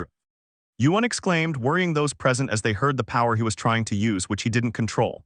Rias, but how stupid can he be to dare to use that if he knows he can't control it and loses his mind, she said angrily. Volley, that's right, his magic power isn't enough to use it. He's a complete idiot for wanting to use it, he'll only waste years of his own life. The albino said seriously, seeing the cold look on Issei's face. Issei, I see you don't care about using a power you don't control, but which also reduces your lifespan just to defeat me. You really are a complete idiot, Yuan. Yuan, shut your mouth, because I assure you you're in for a big surprise. I won't let you keep mocking me. I'm going to crush your stupid bravado and show you the difference in our power. Expelling an intense reddish aura, I'm going to do you a favor by ending your life. I'll send you to the place where our stupid father is. Although now I understand why you're the most like him and also why he died. He was surely just as weak and a loser as you. He was nothing more than a simple idiot who preferred you over me. I'll kill Yao, said with contempt, unaware of the consequences of his words. Issei, what did you say, you bastard? Do you really have the power to back up your words, to prevent me from cutting off your damn head for daring to insult our father? His gaze darkened. Yuan, and if I dare to insult him, what then? Tell me what you'll do, idiot, right now that you're about to stopping speaking. The black-eyed man was speechless, watching Issei disappear from his sight, only to reappear in front of him and touch the chest of his armor with the index finger of his right hand. Issei, magic negation. The hunjied man uttered a few words, leaving Yuan in shock. He watched along with the others as his armor vanished completely, feeling his magic power disappear in an instant. He snapped out of his shock when Issei struck him on the head with silver, throwing him into the street as he crashed into several houses and bounced repeatedly before coming to a stop. Issei reappeared in front of him. This was observed by the supernatural beings with great surprise, but even more so when they felt how Yuan's aura of power had disappeared, which led them to understand that he no longer had his magic power. Issei, you know, when we started this fight, I only intended to humiliate you and knock you out. However, now I'm going to end your damned life for daring to insult my father, you miserable wretch. Grabbing him by the neck to lift him up. Yuan shuddered as he felt a sharp headbutt, followed by 2 powerful blows to his stomach and a devastating kick that sent him flying backward. The other boy appeared behind him and finished him off with another kick, sending him soaring into the air. Everyone watched as the younger of the 2 brunettes appeared above Yuan, performing a backflip before catching him with another kick and sending him crashing back down to the ground. Irina, incredible, he's too strong and fast for Yuan-kun, who doesn't stand a chance. Issei-kun has become so strong he easily finished him off, and that last ability he used to make Yuan-kun's armor disappear. Kiba, that's right, Yuan doesn't stand a chance of winning. Although he is strong, his emotions always cloud his judgment and led to this result, said seriously, agreeing with the brunette. Zenobia, no, that's not true, it's ridiculous that Issei is defeating Yuan like that, she said, worried and a little annoyed, listening to a certain red-haired hero talking. Shinki, well then let me tell you to keep dreaming about it, because that Yuan guy, he doesn't stand a chance anymore. You saw it yourselves when Issei touched him and his armor disappeared. The redhead responded by looking at Issei, who grabbed Yuan by the neck and slammed him to the ground, creating a small crater before kicking him hard, sending him flying several meters away. Issei, well, tell me how that felt, Yuan. Now you know what it feels like to be treated like a dog, that you don't have the power to humiliate me again. Answer me, I want to hear your answer. He slowly approached his beaten brother. Issei watched him struggle to his feet, revealing the damage to his body and the large amount of blood he was bleeding. He looked at him coldly, watching him raise his gaze to see his expression of fury and frustration. Yuan, screw you, you damn idiot. To me, you're still the same useless jerk you've always been, a piece of trash. That's why Rias and the others would never go for a loser like you, because they're all mine. Do you think I don't know you have feelings for them, idiot? He replied, looking at Issei arrogantly before spitting in his face, surprising a group of women with his last words. Issei, seriously, you're a complete idiot, poor fool, wiping his face. Issei responded by kicking him in the stomach again, sending him flying. He then appeared above him and struck him once more in the stomach with his knee, slamming him to the ground and pressing down on him. Yuan could only feel several bones in his body breaking, vomiting a little blood from the powerful kick and knee strike from his younger brother, who simply stared at him coldly for a few more seconds before standing up and stomping on his neck with his right foot. Issei, humph, you're pathetic. It's not fun at all to finish you off in a fight as boring as this. However, I won't deny that you're strong, there's no doubt about that. But unfortunately for you, you let your emotions get the better of you and don't think about how to attack, which makes your power use just like that of a low-class demon. So consider yourself lucky I'm not killing you right now for daring to insult my father. However, next time you do it, there won't be a second chance I'll kill you. Issei spoke, looking one last time at Yuan, turning his back on him before the surprised gaze of those present, who watched the violent change of the younger of the brown-haired boys who walked towards them, now a Yuan, completely defeated and with serious damage to his body. Azazel, well, it seems that it's over. Sirzechs, that's true, although I didn't expect this surprising result, but the good thing is that it's over now. However, Issei-kun was right about Yuan-kun's defeat, as he got carried away and didn't use his power properly. Yura, yes, you're right, or at least that's what I'd like to say, she said, watching the older of the brown-haired boys get up, feeling his magic power return. Yuan stood up, the boosted gear appearing in his left hand, concentrating all his magical power in the palm of his left hand. Issei felt this, stopping in his tracks, hearing his idiot brother's voice but also worrying several of those present who sensed the immense concentration of Yuan's magical power. Yuan, hey, idiot, where the hell do you think you're going? We're not finished with this yet. I won't lose to someone like you, never. Forming a familiar red energy sphere, take this attack, which uses all the energy I have left if you dare dragon shot. Firing his last attack at his brother, under the worried gaze of Rias and the others. Issei, HMPH, I see you never learn, thank you, speaking softly, watching his attack approaching him. The younger chestnut-tired boy formed a large barrier, taking the full force of the attack from the wielder of Drag Boom. The loud roar of the explosion that formed was heard, as the dragon shot collided with the barrier made by the younger chestnut-tired boy, creating a violent shockwave accompanied by debris, from which the rest of those present protected themselves with the barrier made by Yura. Elmenhilda, that idiot, what was he thinking using that much power, not caring that we were taking the damage from his attack? The vampire said angrily, looking at the large curtain of dust and debris falling from the sky due to the violent explosion. Tobio, that's true, he didn't care if someone else got hurt by his attack. However, he trailed off, watching the cloud of dust slowly dissipate. The serious-looking raven-haired man, like the others, stared in surprise at the large crater formed by the explosion caused by Yuan's attack. But what surprised them most was seeing the younger of the brown-haired men completely unharmed, protected by a transparent barrier. Yuan, be but what it can't be how is it possible that my dragon shot? Issei Baka, do you seriously think an attack of that level is enough to destroy my barrier magic? Making the barrier disappear, suddenly increasing his magical power, causing the ground to begin to tremble. Yuan, damn it, but how the hell does he have that power? Besides, I don't have much energy left to attack, so that's my only option. He thought angrily, taking out of his boosted gear a sword very familiar to those present that radiated a powerful aura. Ardor, Humascalan, so he intends to use it in that condition. Although I wonder if he said, looking at the older chestnut-haired man's dragon-slaying sword, wondering if the younger one also used a sword. Sheila, interesting, so now he'll be using a sword, but what I'm wondering is if Issei-sama will also be using one of his. Marin, true, but the problem here is which of the two will she use? She said, drawing the attention of those present but more than two blonde swordsmen, back with Issei. Issei, oh, so you plan to use a scalon in that condition. Very well, I'll show you something that surpasses the power of your sword, the power required to destroy the enemy. No, I'll show you a much better sword forming a magic circle. Issei spoke, drawing a sword from the magic circle he had created.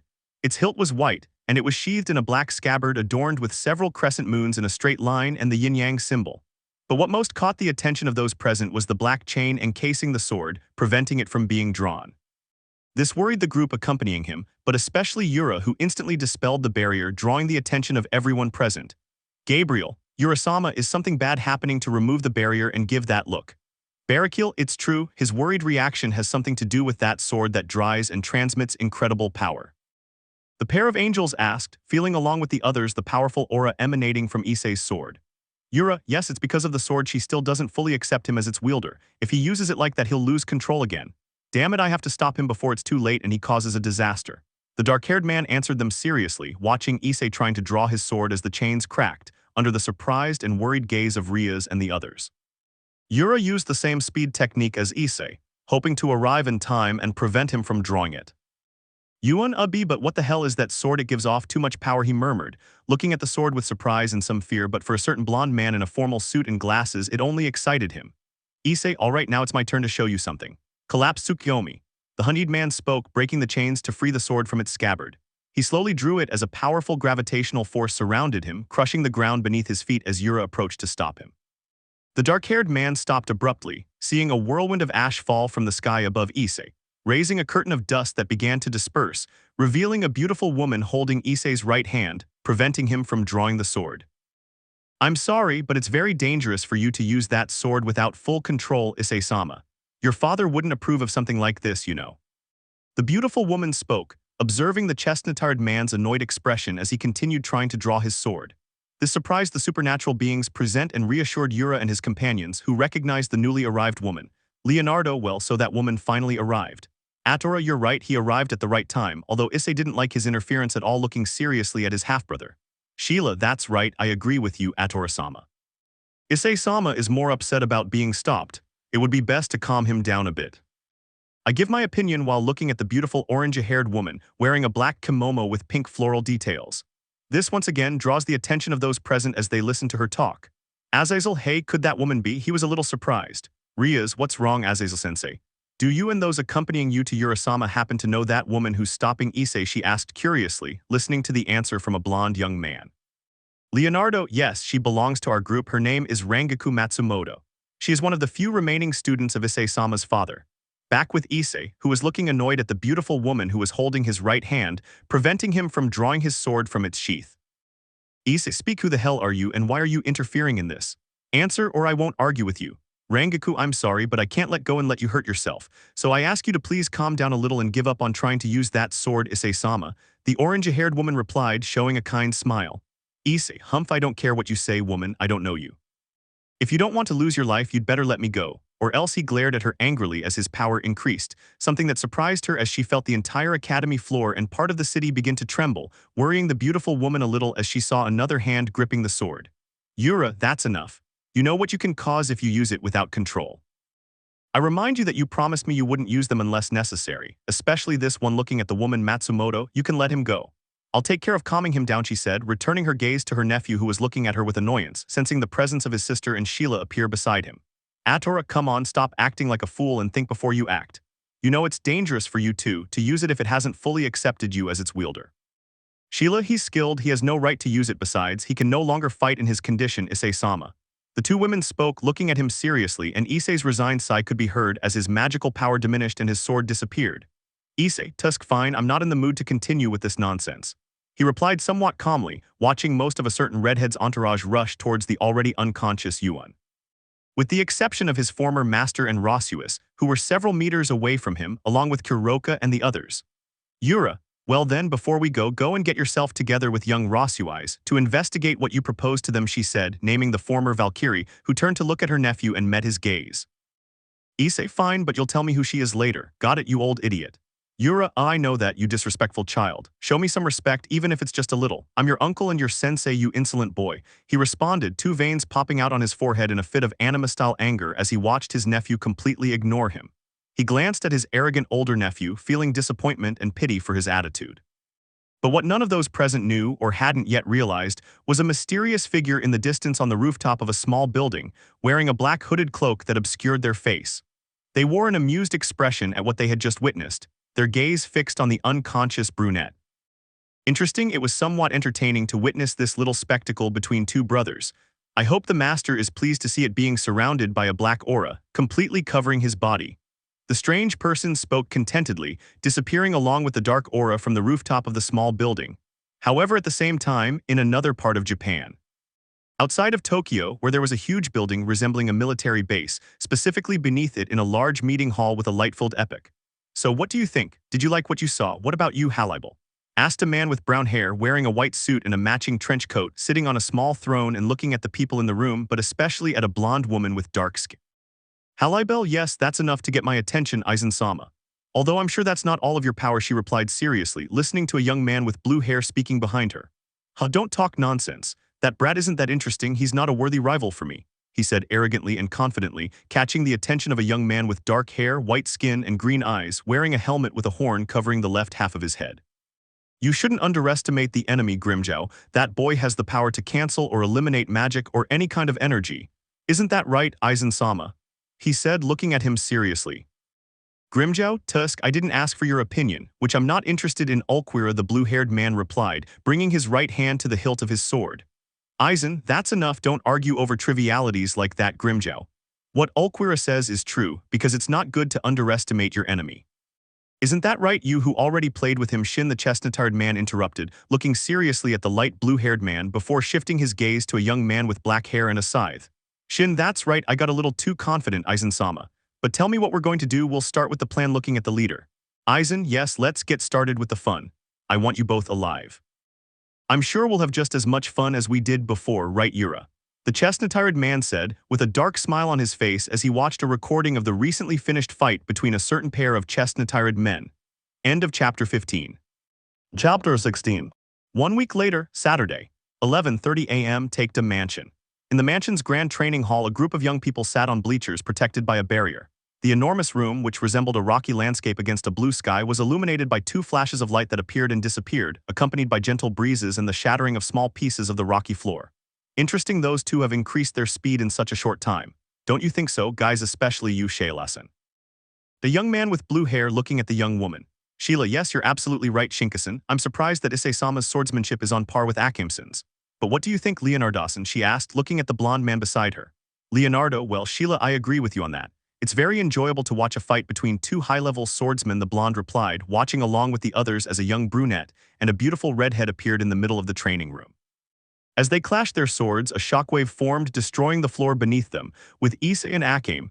Issei, amazing, Akame-san, you're stronger and more skilled than I imagined. Your swordsmanship surpasses mine. Akame, thank you for that compliment, Issei-san. But you're also very skilled with your sword, and your speed can surpass mine, increasing the force of their sword thrusts. They stared intently at each other. Both were enveloped in a massive burst of magical power, colliding with each other as the combined pressure of their combined energy shook the large room. The floor cracked, creating a powerful explosion that instantly shattered the ground, forming a modest crater beneath them as debris was sent flying by the collision of their magical auras.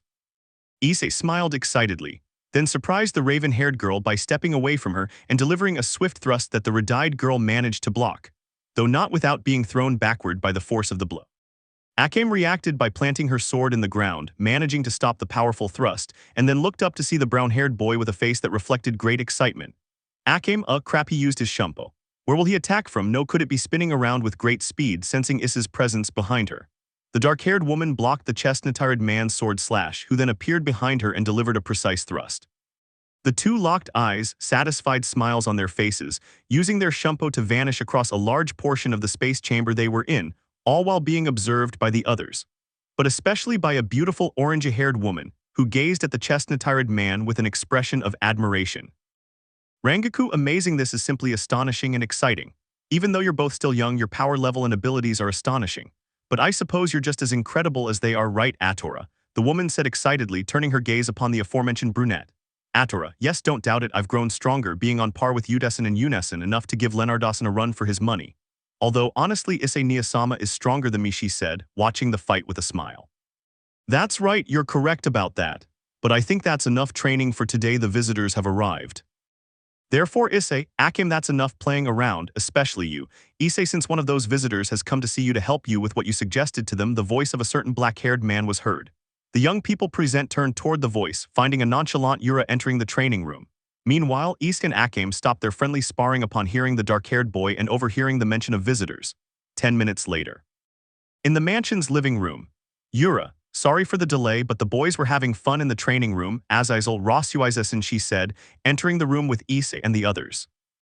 Azazel, don't worry, I can see you were having a great time, with a friendly sparring match, looking amusedly at the blushing albino girl accompanying him, who was blushing at the sight of a certain chestnut-tired boy without his shirt on. But what's wrong with you, Issei? You have an expression that's both annoyed and funny.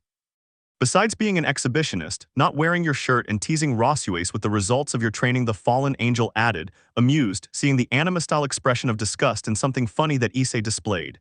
Issei, humph. One question, what the heck are you doing here, Irakro? Is it that you angered Penemu again with your lame perversion, which is why you came here after escaping his beating, right? The chestnut-tired boy asked, enjoying the incredulous and funny expression Azazel made when he heard the nickname he gave him. Azazel, WH, how did you call me, Irakro? SHHH, but how dare you give me such a nickname, me, the magnificent, amazing, and gallant former governor of Grigori, the great Azazel-sama.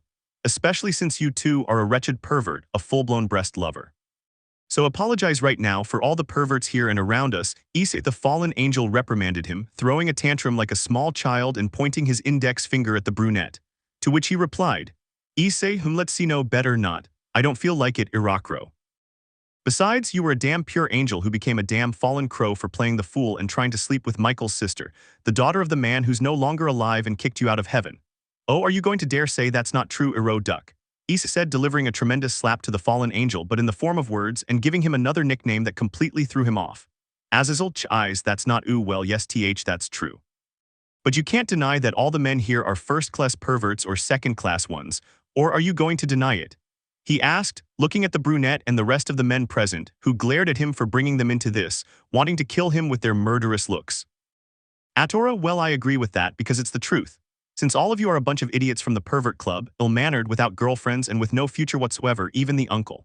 And of course, with the exception of Leonardasan and Issei Niyasama, who, although they are also somewhat perverted, are undoubtedly much better than the rest of you, the brunette said mercilessly, which depressed the men present with the exception of Issei and Leonardo, who didn't take her words very seriously. Issei, let's just forget about this and I'm going to take a bath. Can you wait for me a bit, Rosuize? Issei spoke again, deciding to end the conversation and retire to his room to bathe, asking the former Valkyrie if she could wait for him a little while so he could begin investigating how to further strengthen the trihexaseal magic. Rosuize, yes, take all the time you need, I'll wait here until you're ready, the albino replied, a little nervous, lowering her gaze to hide her noticeable blush. At the same time, in a cafe in Kuoh. I understand, so today, Ross Naya began investigating with Issei Naya how to strengthen the seal's magic, something I don't think will be difficult for them to achieve, don't you think so, Rias Naya? Asked a beautiful young woman with black hair. Rias, yes, right now she must be at the mansion where Issei is staying. But I just hope that now that she has the opportunity to be near him, she takes advantage of it and manages to get closer to Issei. Don't you think the same, Kuroka? The redhead replied, showing a sincere smile. Kuroka, well, I won't deny that I'd like to be in Ross Naya's place. But I'm also glad to know that she has a great opportunity to get closer to him, Naya. But changing the subject, tell me what's wrong. Since the last faction meeting, you've seemed very pensive, as if something is bothering you, Naya, the dark-haired woman asked curiously. Rias, oh well, I don't know if you noticed, but the magic Issei used when Yuan's armor disappeared and his magical power like a demon ceased to be felt. I don't recognize it. I've never seen it in my life, she said seriously, recalling what happened a week ago at the faction meeting. Kuroka, now that you mention it, that's true. I don't recognize what kind of magic she used either. Although, judging by Lefe and Lavinia's reactions, Naya it seems they do know what kind of magic she used. Rias, I understand, it was to be expected from two great mages of their level, showing her typical smile. Kuroka, yes, but don't worry. I'll bring her back to the mansion later so she can tell us what kind of magic eyes Naya used, said the Nekomata in her typical tone of voice, her gaze hardening slightly, which caught the redhead's attention. Rias, so what are you thinking about to give that look, Kuroka? The redhead asked. Kuroka, well, I'd like to know, what did you talk about with Yuan's idiot mother? The Nekomata replied, now asking her a question. Rias, well, I don't think I need to tell you, since you can probably guess the reason for our conversation, right? But yes, the conversation was about Issei, she replied seriously. Kuroka, I understand, I suppose you wanted to know where Edendel is so you could go bother him, right Naya? She said, a little annoyed. Rias, hey, come on Kuroka, don't get upset. You know, even though we don't like it, and especially not Issei, she Hanasan is still her mother. Besides, I could see that she's really upset and wants her forgiveness for all the bad treatment she gave her, the redhead said, remembering her conversation with the brunette, how guilty and remorseful she felt. The scene changed. 30 minutes later, in the Taikta mansion, Issei's room. He was finishing getting dressed, looking at himself in the mirror while sighing listlessly. He was wearing a long-sleeved black collared shirt along with dark blue jeans and Converse sneakers in the typical black color with white soles. Issei, well, I hope I don't feel any more uncomfortable with this, given what I got myself into by suggesting that. The chestnut-tired man said, applying a little cologne, taking a breath before leaving his room and going downstairs to the living room. He stopped when he saw the small gift box on the table near his bed, examining it closely before sighing and approaching the small table. He picked up the gift in his hands, unwrapped it, and his face showed surprise and nostalgia. Issei, but if this is the necklace my father gave me, which I broke and lost during that beast attack, looking at the necklace with a touch of nostalgia. The chestnut-tired man smiled, squeezing the necklace a little with his right hand before putting it on, unable to stop himself from remembering a certain redhead, who, although she annoyed him and he denied it, sincerely thanked him for the valuable gift he gave her. The scene changed, 1 hour later, mansion garden. Come on, Atorasan, stop looking so angry. There's no need to get upset if they're just doing research in the mansion's library. Besides, you don't want a sister-in-law who gives you nephews, said a beautiful redhead, smiling playfully at the angry brunette. Atora, I'm not angry, Rangakusen, and you shut up, Ryoga. Ryoga, what about me? I'm not even talking. Don't take out your sisterly jealousy on me, Atora-sama. Right, Shaylasan, Akimson, please say something to her. Akim/Sheila, MMMH. Let's see, yes, you'd better start running because you're already dead, looking at Atora's murderous gaze, which was surrounded by a violet aura with rays of the same color. Atora, consider yourself dead, third-rate perverts. Ryoka, EENNO, wait, I didn't mean that, please don't kill me. Atora-sama starting to run all over the mansion's garden. The blue-haired boy paled as he was pursued by a furious Kasa who drew her sword and unleashed powerful lightning bolts at Ryoga.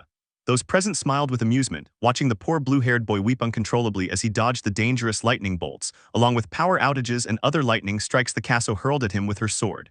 2 hours later. In the mansion's large library, with Issei and Rosues. Issei, well, it seems improving the Trihixos seal will be a bit more complicated, don't you think so, Rosues-san? Rosues, yes, you're right. It certainly won't be easy to improve the seal, it will take us longer than we think, Issei-kun. She put aside the book they were reading. The albino watched the chestnut-tired man get up from his seat and immediately begin searching through the large number of books. She watched him calmly search for a couple of minutes, choosing the book before returning to his seat. Issei, is something wrong? Why the puzzled look? The housewife asked. Rosues, oh well. It's just that I thought you found another book. To perfectly improve the magic of the Trihexas seal, the ex-Valkyrie replied, looking with great interest at the cover of the book the chestnut-tired man was reading, which clearly dealt with magic techniques. Issei, I understand, but this book isn't for that. This book is for learning 2 different kinds of magic and techniques, including forbidden, forgotten, or ancient magic, he said, handing the book to the albino girl who quickly took it, beginning to examine it in great detail.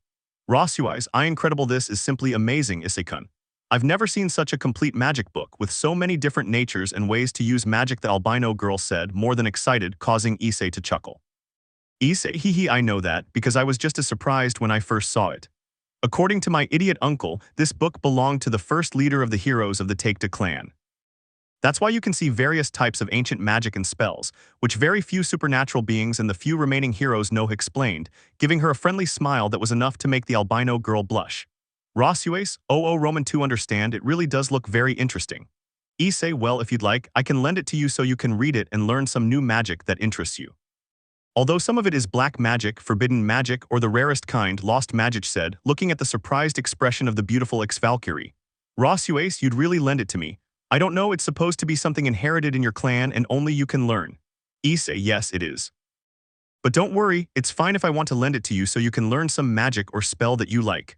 I just ask that you don't let that idiot Yuan find out about it and try to take it from you, the brunette said sincerely, looking at the albino girl who couldn't help but blush, looking away. Meanwhile, in a certain part of Tokyo inside the meeting room of a large fortress, Aizen-sama, are you sure you won't send me or Grimjow to successfully retrieve that person? Asked a black-haired man with green eyes and pale skin, looking at a nonchalant brown-haired man sitting on a modest throne several meters away from him. Aizen, don't worry, Ulquira. Your strength isn't needed to accomplish this task. With Halibal, Irene, and Albedo, it's more than enough to overcome any obstacle in their path, and you know that very well. He replied confidently, seeing the dark-haired man who understood and was satisfied. Ulquira, I understand. If that is your decision, I am certain it is the correct one. Therefore, I will withdraw, Aizen-sama. With your permission, he bowed slightly to the chestnut-haired man. The dark-haired man named Ulquira left the room, leaving behind a smiling brunette who stretched out his right arm, creating a kind of portal, which showed the image of a large prison and a reddish sky, which characterized that place far removed from the human world. Aizen, well, now let's see how fun the work I assign to those three will be, said the brunette maliciously, looking at the image, showing a dark smile full of amusement. At the same time, somewhere in hell in a huge prison, wow, demons really do exaggerate the size of their mansions, buildings, or in this case, a prison, looking at the colossal construction of the prison building, along with 3 other women and several other people. You're right, Albedo. The prison seems to have a fair number of guards, though their power level is rubbish. You don't think so, Halibal?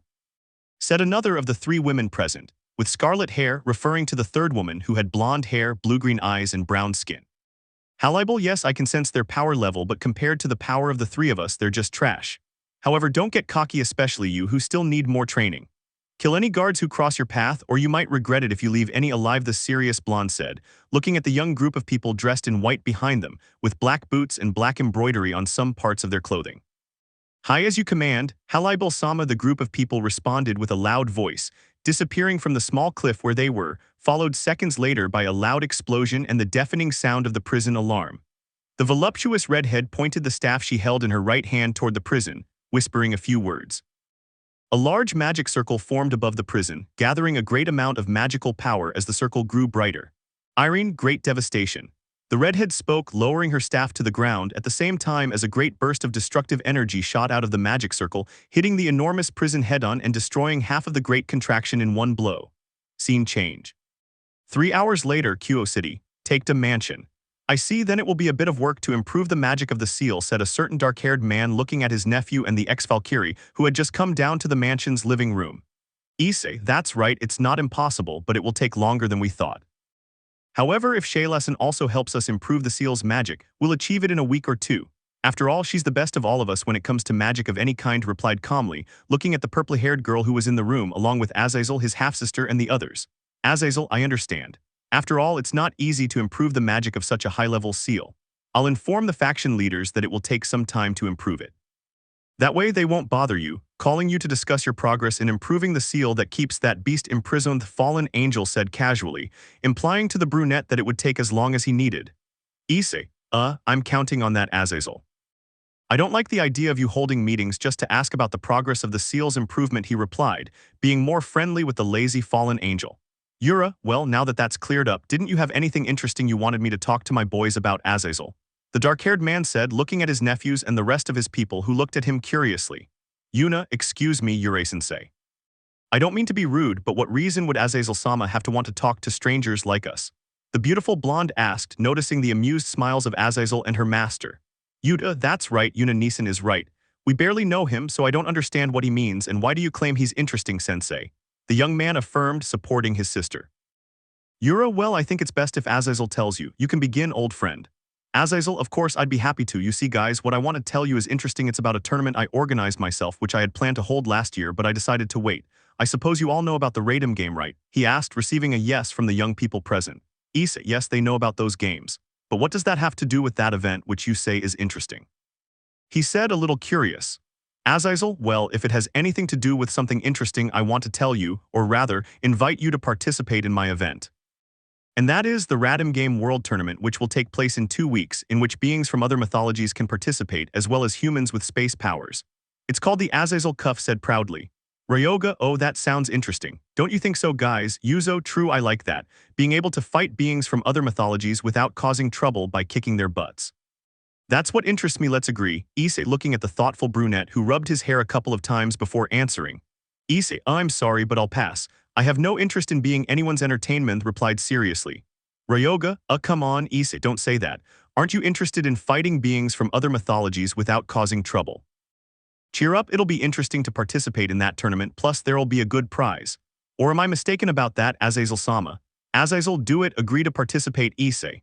Vali and Sekiryuutei will also be participating in the tournament with their team, and I'm sure they're eager to face you and test their strength. Rias and her entourage as well as Sona Sitri will also be participating. The prize will be good, and I'll give you anything else you ask for, said, trying to convince him to participate in the World Radom game, hoping the brunette would accept his proposal. Issei, I guess you won't leave me alone until I tell you I've agreed to participate in your tournament, so I have no other option. Azazel then I must take that as he stopped speaking as he was interrupted by Issei. Issei, yes, I accept I'll participate in your little game just to kill some time while I'm here. But I suppose to participate it has to be with a team of several members, right? The brown-haired boy said, looking at his half-sister and the rest of his clan, listening to the fallen angel's reply. Azazel, that's right, but I'll come back later to explain it more calmly and get everything ready so you can participate. But changing the subject, Issei, I suppose Ajuka already informed you about your promotion, right? Sheila MMH promotion. Issei-sana, are you referring to that kind of promotion? She asked in surprise. Issei, yes, it refers to my promotion to High-Class Devil. 3 days ago, Ajuka-sama informed me of it. Azazel, and then you'll accept it. You know that could benefit you as the reincarnated demon you are, I said seriously, seeing the smile the brunette showed. Issei, that's right, I have nothing to lose by accepting this promotion. I can't deny what I am now, a hero and a demon reincarnated as a human, the brown-haired boy said, turning his gaze to a certain ex-Valkyrie, who was looking at him with surprise and pleasure at hearing of his promotion to high-class demon. Azazel smiled upon hearing her reply, spending a couple of minutes talking with Yura before withdrawing with Rosuus. Rosuus smiled, glancing at the brunette and noticing the necklace he was wearing, recognizing it as the gift her red-haired mistress had mentioned. At the same time, Hyoudou residence. The place where a brunette woman was, finishing changing to then leave her room and go down to the kitchen, meeting a young woman with black hair wearing black jeans along with a long-sleeved violet shirt which highlighted her voluptuous figure. Good afternoon, Akeno-chan, I see you got up a little late today, you didn't sleep well, the woman asked, looking at the raven-haired girl and one of her eldest son's partners. The brunette looked at the smile Akeno gave her, noticing the hint of sadness hidden within it. Akeno, yes that's right, Hana Akasan, I stayed up late finishing a couple of university assignments. But, and I can see you decided not to go to work today, looking at the dejected brunette. Hana, yes, I wasn't feeling well enough to do it. But do you know where Rosuus-chan is? I need to talk to her about something important, she asked curiously. Akeno, well, she left an hour before noon. It seems that today she started investigating the improvement of the seal to help Issei-kun improve it, said Hyoudo, showing her typical smile. Hana, I understand she's with Issei. I suppose I'll have to wait until she returns. But anyway, where are the others? The brunette asked, deciding to change the subject, but also because she didn't want to see the other women who live with her and her eldest son. Akeno, well, Asia, Zenobia, and Irina went out with some of their friends from the academy. Rias and Kuroka are also out and about somewhere in Kuoh. Meanwhile, Ravel went to visit her mother and Lilith is wandering around somewhere as usual. Hana, I see, but and my son Yuan, where is he? She asked curiously. Akeno, well, about him, he left this morning without telling anyone and he hasn't returned since. He still seemed upset about how his fight with Issei-kun ended. The raven-haired girl replied mentally, recalling the humiliating defeat she suffered against the younger of the brown-haired boys and how much it affected her, changing her mood. Meanwhile, in hell inside a destroyed prison. Well, it wasn't as boring as I thought, but we took longer than we should have, don't you think, Halai Belson, Ironessen? She looked at her companions while holding a prison guard by the neck, and a large number of lifeless demons decorated the entire place. Irene, well, albedo maybe we're taking longer than agreed thanks to a certain sadistic, busty, horned woman who spent her time playing with those demon trash, said the redhead, a little annoyed, being calmed down by the blonde accompanying them. Halibel, that's enough, you two. Our mission is to bring him back with us safe and sound. So consider yourself lucky that Azazel-sama still values you enough to order us to get you out of here, Euclid Lucifuge, said the serious blonde, looking at a young man with silver hair, who only smiled at her with amusement and malice in his eyes. End of Chapter 16. Chapter 17. In Hell in a Destroyed Prison. Well, it wasn't as boring as I thought. But we took longer than expected, don't you think, Hallibelson Ironessen, she said, looking at her companions while holding one of the prison guards by the neck, and a large number of lifeless demons decorated the place. Irene, well, albedo maybe, if we take longer than agreed thanks to a certain sadistic, busty, horned woman who spent her time playing with those demon trash, said the beautiful redhead, a little annoyed, being calmed down by the serious brunette blonde who accompanied them. Hallibel, that's enough, you two. Our mission is to take him with us safe and sound.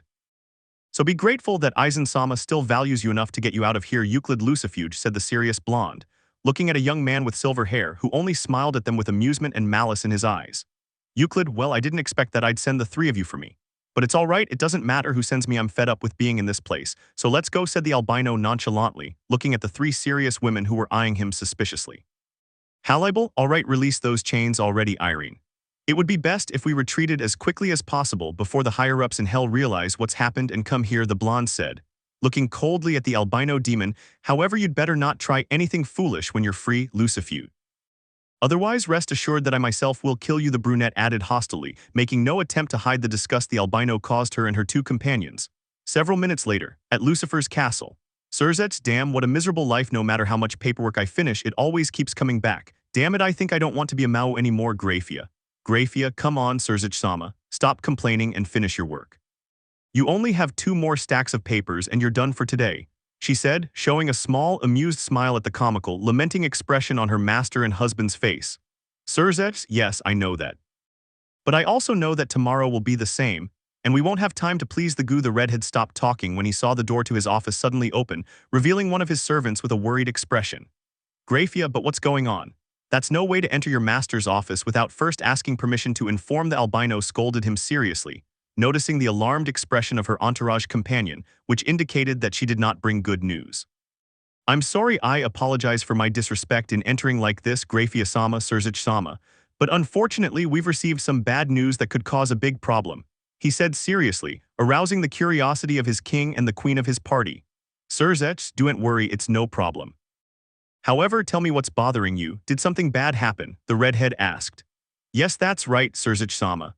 A few minutes ago, we received a message from Asmoda-sama's queen, and from what she said, the large prison located in his territory was just attacked by a group of unknown individuals.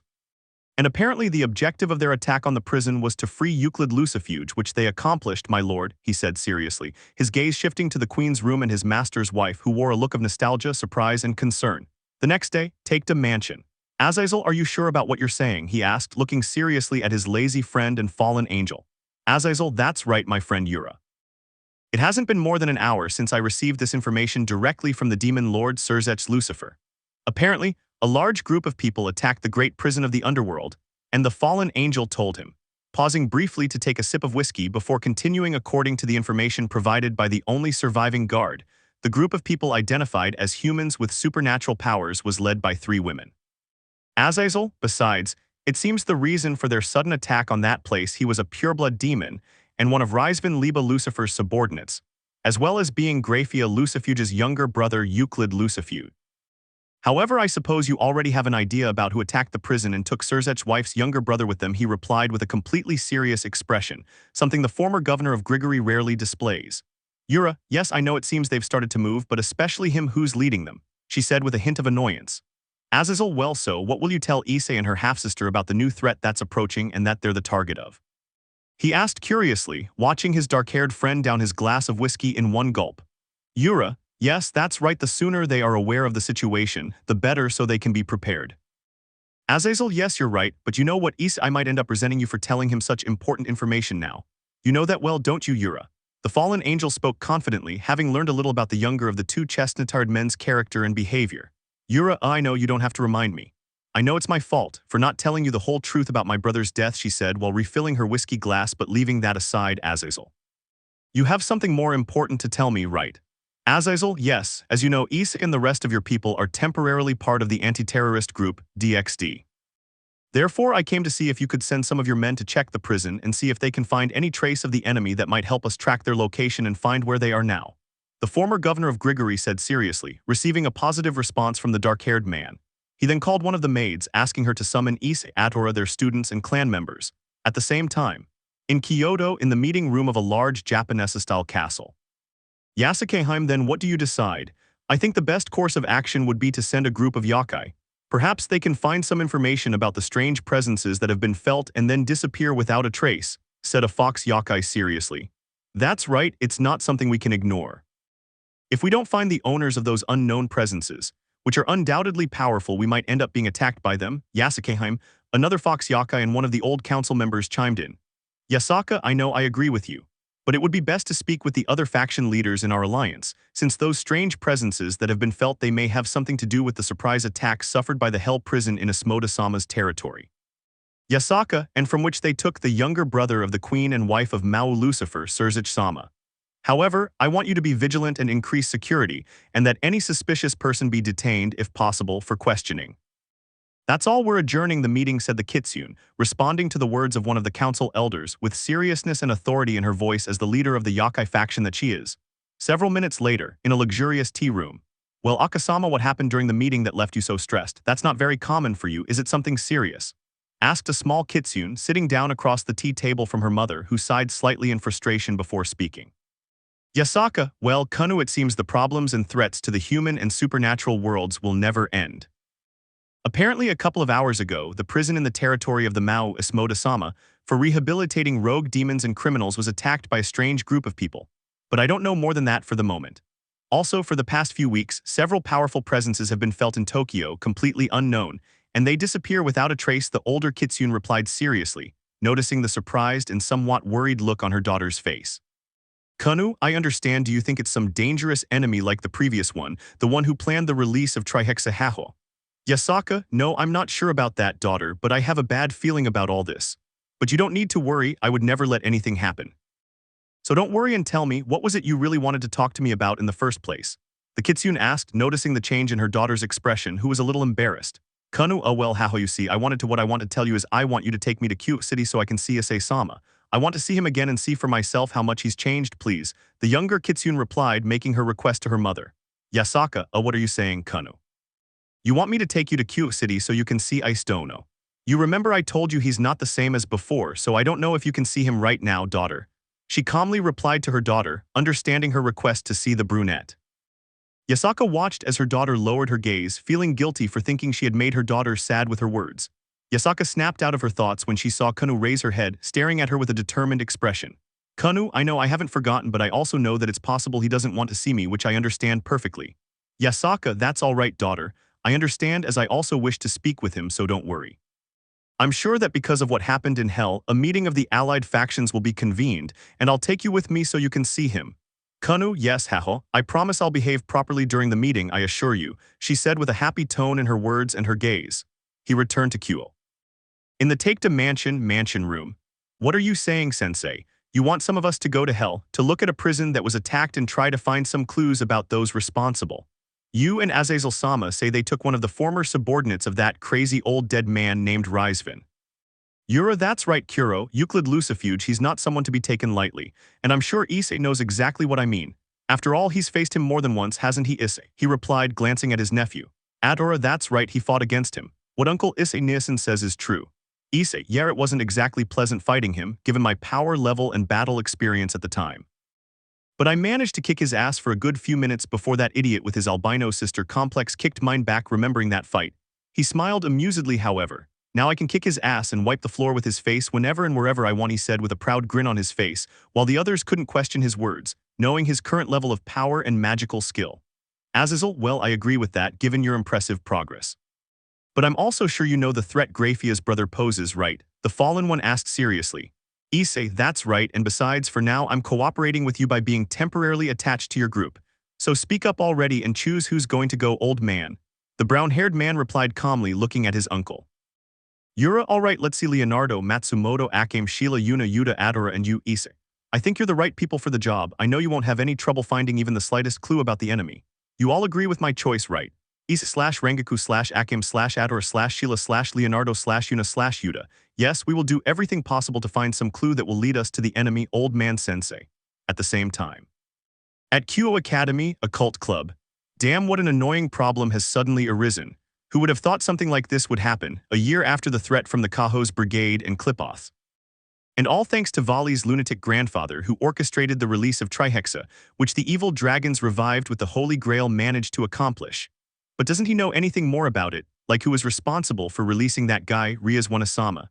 Said a blue-haired girl, slightly annoyed, recalling all the problems and damage caused by the war a year ago and the Trihexa attack.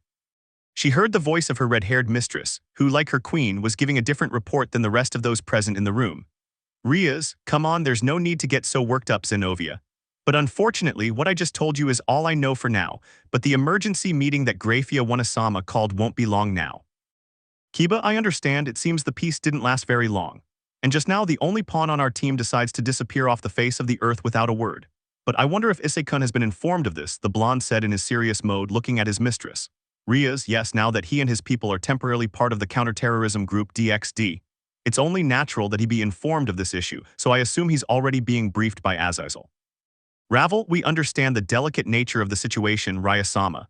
Therefore, wouldn't it be best to start looking for Yuan-sama to inform him before the meeting begins? The Phoenix suggested and several of the women present agreed. Rias, no, there's no need to waste our time looking for him. If he left without warning and is doing everything he can to disappear and avoid being found, that's his problem. This time his presence at the meeting isn't important, so it doesn't matter whether he's there or not. The best thing for now is to focus on Anasama's order to go to the prison and find something that will lead us to those responsible. So let's go, she said calmly, not paying much attention to Yuan's absence. At the same time, in an uninhabited area on the outskirts of Tokyo. With your permission, we have returned from fulfilling your order, Aizen-sama. We have brought Euclid Lucifuge to you, just as you instructed, master, he said respectfully and seriously. Aizen, excellent, it was a superb job, the one you three did, along with the people you brought along, Horrible, Irene and Albedo. But it's also nice to see that you're still alive and well, Euclid-kun, the chestnut-haired man replied, his gaze fixed on the silver-haired man who bowed before him before answering. Euclid, yes, apparently, I was still important to them in their attempt to rehabilitate me in that prison. However, I can tell that their power is much greater than the last time we met, Aizen-sama the albino said, displaying his typical smile which prompted the brown-haired man to rise from where he was sitting. Aizen, that's right, Euclid-kun, though this isn't all the power I can attain. But very soon I will have the power I need, and when I do I will be perfect, a superior being who surpasses even the gods. Euclid, I understand, then what is it you want me to do so that I can be of use to you in your plans? I asked something curious. Aizen, don't worry, for now go take a shower and rest a bit. Right now, Ulquira is doing an important job I entrusted to him. And if everything is as I think it is, that person I tasked him with watching could be very useful to us, he replied, looking at the beautiful horned woman present in the room, who instantly understood what her master was asking just by seeing his expression. 1 hour later. Kuoh City Taikta. Mansion, well, you'd better hurry and search that prison and find some clues. Remember that the emergency meeting called by the Queen Piece of Mao Sirzechs Lucifer starts in 4 hours. Issei, yeah, we know that all too well, old man. There's no need to repeat it like a broken record because it's annoying. Yura, hey, show me some respect, brat. You don't even respect your magnificent and attractive uncle anymore, you repressed, grumpy little pervert, she scolded him with a giant anima-style vein popping out on her head. Issei, attractive you. Please, if you're single and lonelier than a dog, I'll bet you're still playing with your hand, he commented with a mocking smile, listening to his half-sister speak. Atora, I couldn't agree more with Issei Nissen on that. The brunette supported him, shattering her uncle's world, who responded to them. Yura, what, but what the hell are you saying, Issei? Atora, son of a, stopping speaking as he is interrupted by a certain fallen angel. Azazel, come on, let's leave that for later, it's time to go, so let's go. The former governor of Grigori interrupted them to prevent them from continuing their argument, which he found amusing. Azazel threw a piece of paper with a magic circle on it, which emitted a crimson light as a large magic circle appeared beneath the group that would accompany him to inspect the destroyed prison. Several minutes later, in hell territory of the Mao Asmodeus. Ooh, but look at that beautiful destruction, Yuna Nissen. It seems those guys who attacked this place to take Euclid Lucifuge had a great time, he said, surprised, looking at the destroyed building. Yuna, yes, you're right, Yuna Nissen, there's a strong trace of magic in the center of that crater. Apparently they destroyed a large part of the building with high-level destruction magic. You think so too, right, Issei? The young blonde replied to her brother, who looked so much like her that they seemed like twins. She ended up asking the brown-haired boy beside her, calling him brother as she grew fond of him along with her brother, which the brown-haired boy clearly enjoyed. Issei, yes, the trace of magic is clearly palpable, which for some reason I dislike. Although it seems we're not the only ones who can sense it, the brown-haired man replied, his gaze sweeping over a group of people who were the entourage of a certain black-haired and red-haired woman. Sona, it's a surprise. I didn't expect you to come in person and set aside your strange and perverted hobbies, Azazel-sama. Don't you think so, Rias? She said, looking at the fallen one. Rias, yes, I thought you'd send Penemu or even Volley. But it seems Shemhei-sama personally ordered you to do it, right? She replied, supporting her dark-haired friend while observing the group of people accompanying Azazel, but especially a certain brown-haired man. Issei, you see, Irakro, everyone knows you're a complete lazy pervert, he commented in a mocking tone. Azazel, come on, there's no need to say it like that. Let's just finish this, the meeting's about to start, the fallen one said seriously. They decided to split into 3 groups, with Rias, Kiba and Rasuis and Tsubaki and Momo in the group with the brunette. The latter noticed the sad look Akeno gave him when they looked at him for a few seconds before they separated to explore the area. 20 minutes later, with Issei's group. He was walking with a certain redhead several meters ahead of the others, having a small conversation. This annoyed a certain brunette, seeing her brother chatting so openly with his former mistress.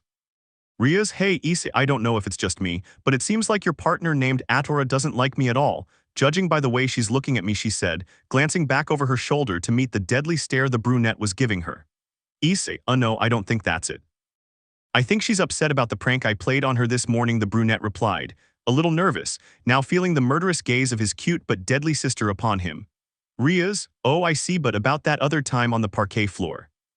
Issei, don't worry, I know I already said this, but I really appreciate the gift you gave me, it surprised me. Issei, but changing the subject, Rias, you say that in contrast to Rasuis studying the magic book I lent her, so she had no choice but to agree to read it with you, and you're missing out on it, he said, turning to look at the albino who lowered her gaze with shame and guilt as if she were apologizing to him. Rias, yes, that's how it happened, but you're not upset. If so then she asked, but didn't finish speaking as the brunette interrupted her. Issei, no, I'm not upset, as long as they don't let that idiot Yuan find out about him. But changing the subject, Rias the Taker replied, remaining silent and glancing sideways at the former Valkyrie. Do you know if she spoke with Rasuis or anything related to me? He added, asking seriously. Rias, well yes, that's right. This afternoon, when Rasuis returned from working on helping you improve the seal magic, you probably already have an idea, she asked about you, but also about where you're staying.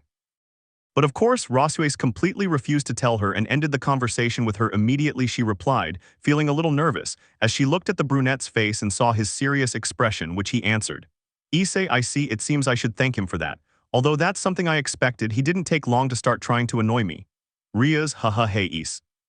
I know I'm nobody to judge other people's business and say this, but don't you think that maybe it would be best to talk to her and clear things up once and for all? I mean, after all, even if you don't like her, she's your mother, I said, a little worried, hoping not to upset Issei, which thankfully didn't happen. Issei, I don't know, I have no reason to talk to her. But I know she'll start bothering me and won't stop until she gets what she wants. So I'll think about it, but for now I have no desire to see her, much less talk to her, the brunette said calmly, stopping in his tracks along with Rias, upon hearing the voice of one of the people in their group.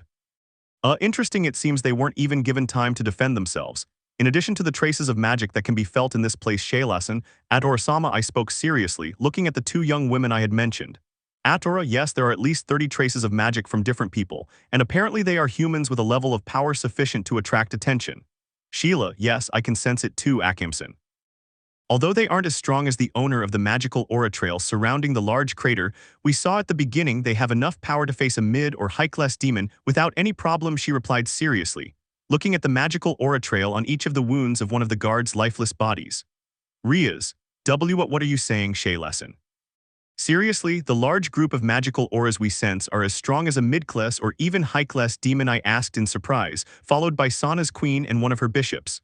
Momo, impossible, they're not joking about that, are they? Because it really is alarming.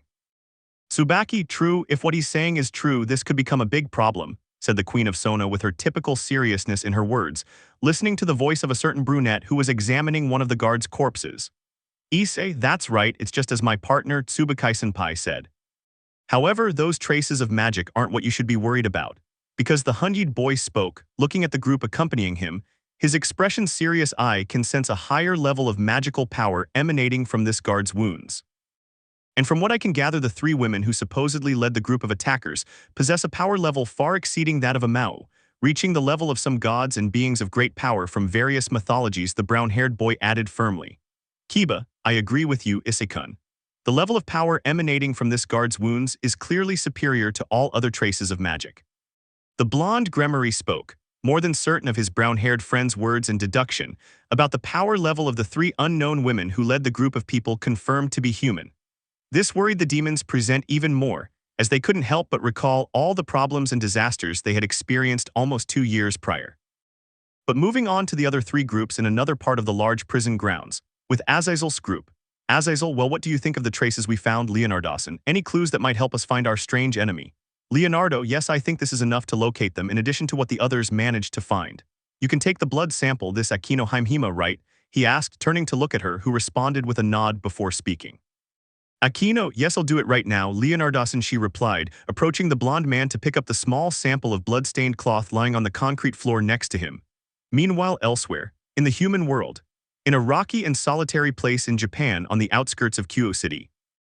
Perfect, it seems the barrier and space-altering magic I learned is working flawlessly, said a certain young, chestnut-haired Sekiryuutei, satisfied with his achievement. He was trapped inside a large barrier that replaced the space he was in with a false one. The chestnut-haired man clenched his hands into tight fists, showing his anger as he recalled the humiliating defeat he suffered at the hands of his useless brother, as he called him. Yuan, just a little longer, a little more time, and I'll be able to resist that transformation. And when I do, I'll destroy your life until I'm tired. I'll crush you, Issei, showing an arrogant smile. The chestnut-haired man felt satisfied with his progress in his training, dispelling the barrier before using some magic to straighten his clothes. But what he hadn't noticed, unlike the inhabitant within his sacred gear, was the mysterious presence of a person who watched him from afar behind a large group of rocks, looking at him with seriousness and a hint of interest as he sensed his power. I see, it seems Aizen-sama was right again. This boy could be very useful in his plans, he thought seriously, his cold green eyes and pale face fixed on him. I think this is enough to give Aizen-sama some good news. He extended his right arm as a kind of crack appeared in front of him, slowly widening until it allowed him to pass through, revealing a dark space before he entered and disappeared. Well, to avoid being too pretentious and adding so much filler, I'll skip the part about the meeting XD, time skip. 2 days later in the late afternoon evening, take to mansion. Are you seriously going to buy clothes at this hour? Can't you wait until tomorrow, Issei Akimson, he asked, getting up from his bed and looking up from his cell phone. Issei, no, we just asked if you wanted to join us to take your mind off things for a while, but if you don't want to, that's not my problem. Akame, yes, we'd better hurry so we get there before dinner, Issei-san. See you later, Baka Ryoga. They both answered by turning around to leave their blue-haired friend's room, who instantly reacted by getting out of his bed. Ryoga, no, wait. I've changed my mind, I will go with him, he said, hurriedly putting on his sneakers as he walked, which caused him to trip and fall flat on his face as he left his room. This was observed by 3 women who were heading to the room, who saw Issei and Akame laughing at the blue-haired boy as they ran while being chased by him, going down the grand staircase to go down to the first floor. Ara, it seems those 3 are going out to have some fun. Would you like to join them for a bit of fun, Atora and Shaylason? Asked a voluptuous redhead looking curiously at the 2 women. Sheila, no, I don't feel like going out right now, Rangakusen. But you don't want to join them either, Atora-sama, she said with a smile as she looked at the carefree brunette who replied. Atora, no, thank you. I'd rather spend my time on something else than accompanying you shopping for clothes. However, she paused to look at the 2 women accompanying her. I don't know why, but I have a bad feeling that your little outing will end in disaster. The brunette added seriously, sharing Rangaku's opinion that she had the same feeling. At the same time, in a desolate place in Tokyo, inside the room of one of the modest buildings of the Great Fortress, which looked like a mini-city surrounded by a magical barrier. All right, now you can finally tell us why you called us here. Besides having your faction assembled, Grimjow. Right, I hope it's something interesting worth meeting up about in secret, or even better, what you're trying to tell us is that you decided to start on your own as usual, right? The 2 asked, looking at the small group of people gathered in the room, but especially at the young blue-haired man who wore a piece of a mask, simulating part of the jaw and teeth of a feline animal. He just smiled with amusement and arrogance. Grimjow, humph, that's right, you know I don't like to wait when my prey is close, so now answer, do you refuse and go gossiping, or do you agree to come with us and have some fun? What do you decide, Kuoh, he asked, looking seriously at the pair he mentioned, who smiled before speaking. Kuoh, all right, we accept the subordinate descendant with you. Isn't that right, Yiz-san, he said, looking at his albino companion. Yiz, yes, I'll accept your game this time, Grimjow. I think it will be interesting to see what the son of the legendary god and war hero Jin Taekta is capable of, he replied, recalling the small fight his master had shown them between a certain pair of brown-haired brothers. Grimjow, fine, but just remember that Brat Taekta is my prey, he's mine, he said coldly, his feline blue eyes focused on the smiling one of his albino companion. End of Chapter 17. Chapter 18. In the city of Kuoh in the late afternoon evening, Taekta Mansion. A voluptuous woman with orange hair could be seen walking down one of the mansion's hallways until she reached a bedroom door, announcing her arrival before entering. With your permission, Urasen, tell me, did something important happen that required you to come? She asked curiously, entering the dark-haired man's study. Yura, hey Matsumoto, you're finally here. I suppose you were late getting here, drinking sake as usual, right? She said, narrowing her eyes. Rangaku, yes, that's right, however forget that and tell me what's wrong, what do you need me for? The woman asked nonchalantly, letting out a bored yawn. Yura, humph, as lazy as ever Matsumoto, but getting back to the point, nothing important is happening. Well, not right now, she said calmly, approaching Matsumoto. Rangaku, I don't understand what you mean by well, not for the moment. The orange-haired girl asked, mimicking her voice. Yura, well, you see, let's just say I have a bad feeling about this. So I want you to gather Atora, Sheila, Yuna, and Yuta together without the others noticing and bring them to my studio. The dark-haired man replied, which only piqued the woman's curiosity even more. Rangaku, all right, Urasen. Honestly, I don't understand what's wrong, but I'll do as you ask. I'll go get the boys right now without the others seeing us, she replied, leaving the studio, pondering the reason for the dark-haired man's sudden request. Meanwhile, elsewhere in Kuoh, there was a small group of people dressed in white standing in the sky, looking at the city of Kuoh with boredom. So in this boring city, you find that group of idiots and the sons of Jin, Yisen, said one of the men with a mocking smile. Yes, I have no doubt they're here, kind. I can sense a considerable number of presences, though half of them are trash. Don't you think so, Grimjow? Another member of the small group replied, turning his gaze to the blue-haired man beside him. Grimjow, humph, of course they are, but I only care about one of them. However, it would be best if you concealed your presence and we started having some fun before he notices and they come to interrupt. The small group of people standing above the city of Kuoh said that from one moment to the next they split up, dispersing to various parts of the city where the strongest presences could be felt. At the same time, at the Kuoh shopping center. Wow, it really feels good to go shopping to take your mind off things. Don't you think so, Riasnya Ignania? Said a beautiful young woman with black hair, smiling as she wore the typical teacher's uniform, looking at the two young women accompanying her who were wearing the typical Kuoh University uniform. Rias, yes, you're right, Kuroka. The only bad thing was that Rasues couldn't join us because she had to finish her work. Akeno, Ara, you're right about that. Rasues always takes her job as a teacher very seriously. The two Gremory girls responded with their typical smiles, carrying a couple of bags as they walked through one of the mall's corridors, looking at various clothing stores and other shops of interest to them. At the same time, in another part of the shopping center, very close to Rias, Akeno, and Kuroka. Well, Issei, are you going to tell us what you bought it for at that top jewelry store? A certain blue-haired boy pressured the brunette to speak, which caused a little annoyance in the brunette. Issei, okay, fine, I'll tell you if that makes you stop talking and bothering me. What I bought there was a gift for Shaylasen as thanks for everything she's done for me since I met them. Okay, are you happy now, Ryoga? The brunette replied, ignoring the sly look Ryoga gave him at his words, hiding the fact that he had actually bought 2 pieces of jewelry, not just one. Issei heard the tired sigh of the beautiful young black-haired woman to his right who was accompanying them, beginning to feel embarrassed as he realized that they had attracted the attention of several people, who were murmuring among themselves and laughing quietly. Akame, you know, if you both want to be people's circus clowns, there's such a thing as a circus, so you two can go and ask for a job, the dark-haired woman spoke, looking at the embarrassed pair of young men but especially at the brown-haired one who stepped forward a little, his gaze lowered. He was distracted by his moment of embarrassment, turning down the corridor to go around without looking up. Kaya. Only a small groan from Issei was heard, followed by 2 more groans that were undoubtedly from women. He couldn't help but fall face-first to the ground, taking the 2 women with him, his body landing on top of them.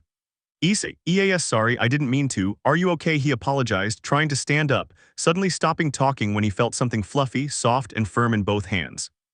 Ryoga, well, the truth is I don't know whether to say that Issei has incredibly good luck or a damn bad mind, because of his current situation with those 2 women, he said with amusement, looking at the scene of the brunette on top of 2 women he recognized, with his 2 hands unintentionally touching their breasts. Akame, I'd say she's bad, but judging by the flushed expression on her face and the fact that she won't stop touching them, I don't know. The dark-haired woman responded, waking the brown-haired man from his shock. He abruptly moved away upon recognizing the 2 women he had bumped into and whose breasts he had accidentally touched. Issei, I'm sorry, I wasn't paying attention. I'm really sorry for what happened a moment ago, Rias Aknasen, he said, ignoring the beautiful black-haired woman accompanying the 2 wearing a teacher's uniform and looking at him with affection and amusement at the scene. Rias, no, don't worry, eyes. Akeno, yes, it's okay, you don't have to apologize, it was an accident, Issei-kun. The 2 responded with noticeable blushes on their cheeks, their gaze sweeping over the brunette from head to toe. He undoubtedly felt even more embarrassed as he noticed several people watching him touch Rias and Akeno's breasts. The 3 of them snapped out of their thoughts, but especially the brown-haired one who, out of nowhere, was hugged from behind by a certain Nekomata. You're so mean, Aisnya, you didn't even notice me. Although it's fun to know that you still have that part of the old Issei that I love, the dark-haired girl said provocatively, bringing her face closer to his. Issei shuddered, suppressing a small moan as he felt Kuroka nibble at his right ear in a slightly perverted way. He could only curse himself inwardly, berating himself for not being able to stop himself from blushing and hearing Ryoga's mocking laughter. Time skip. 15 minutes later. Issei, damn it. I can't deny I was a little hungry, but why the hell did things have to end like this?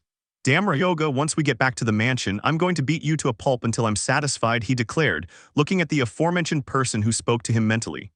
Issei glared at him, making the poor blue-haired boy shrink back in his chair and look away. The brunette sighed resignedly, taking a bite of the chocolate cake he had ordered from the restaurant and dessert shop, where they were now with a certain trio of women. Issei snapped out of his anger and thoughts when he heard the voice of the beautiful Nekomata, who was sitting on the other side of the table in front of him. Kuroka, hey, Aiznaya, what's wrong? It's strange that you're so distracted when you have two beautiful women by your side and two more in front of you, Nekomata said playfully, looking at the awkward brunette sitting between Rias and Akeno. Issei, no, nothing's wrong. But tell me what's with that teacher's outfit? I understand Rias and Akeno's university uniforms, but he replied, regaining his composure, asking about Kuroka's attire.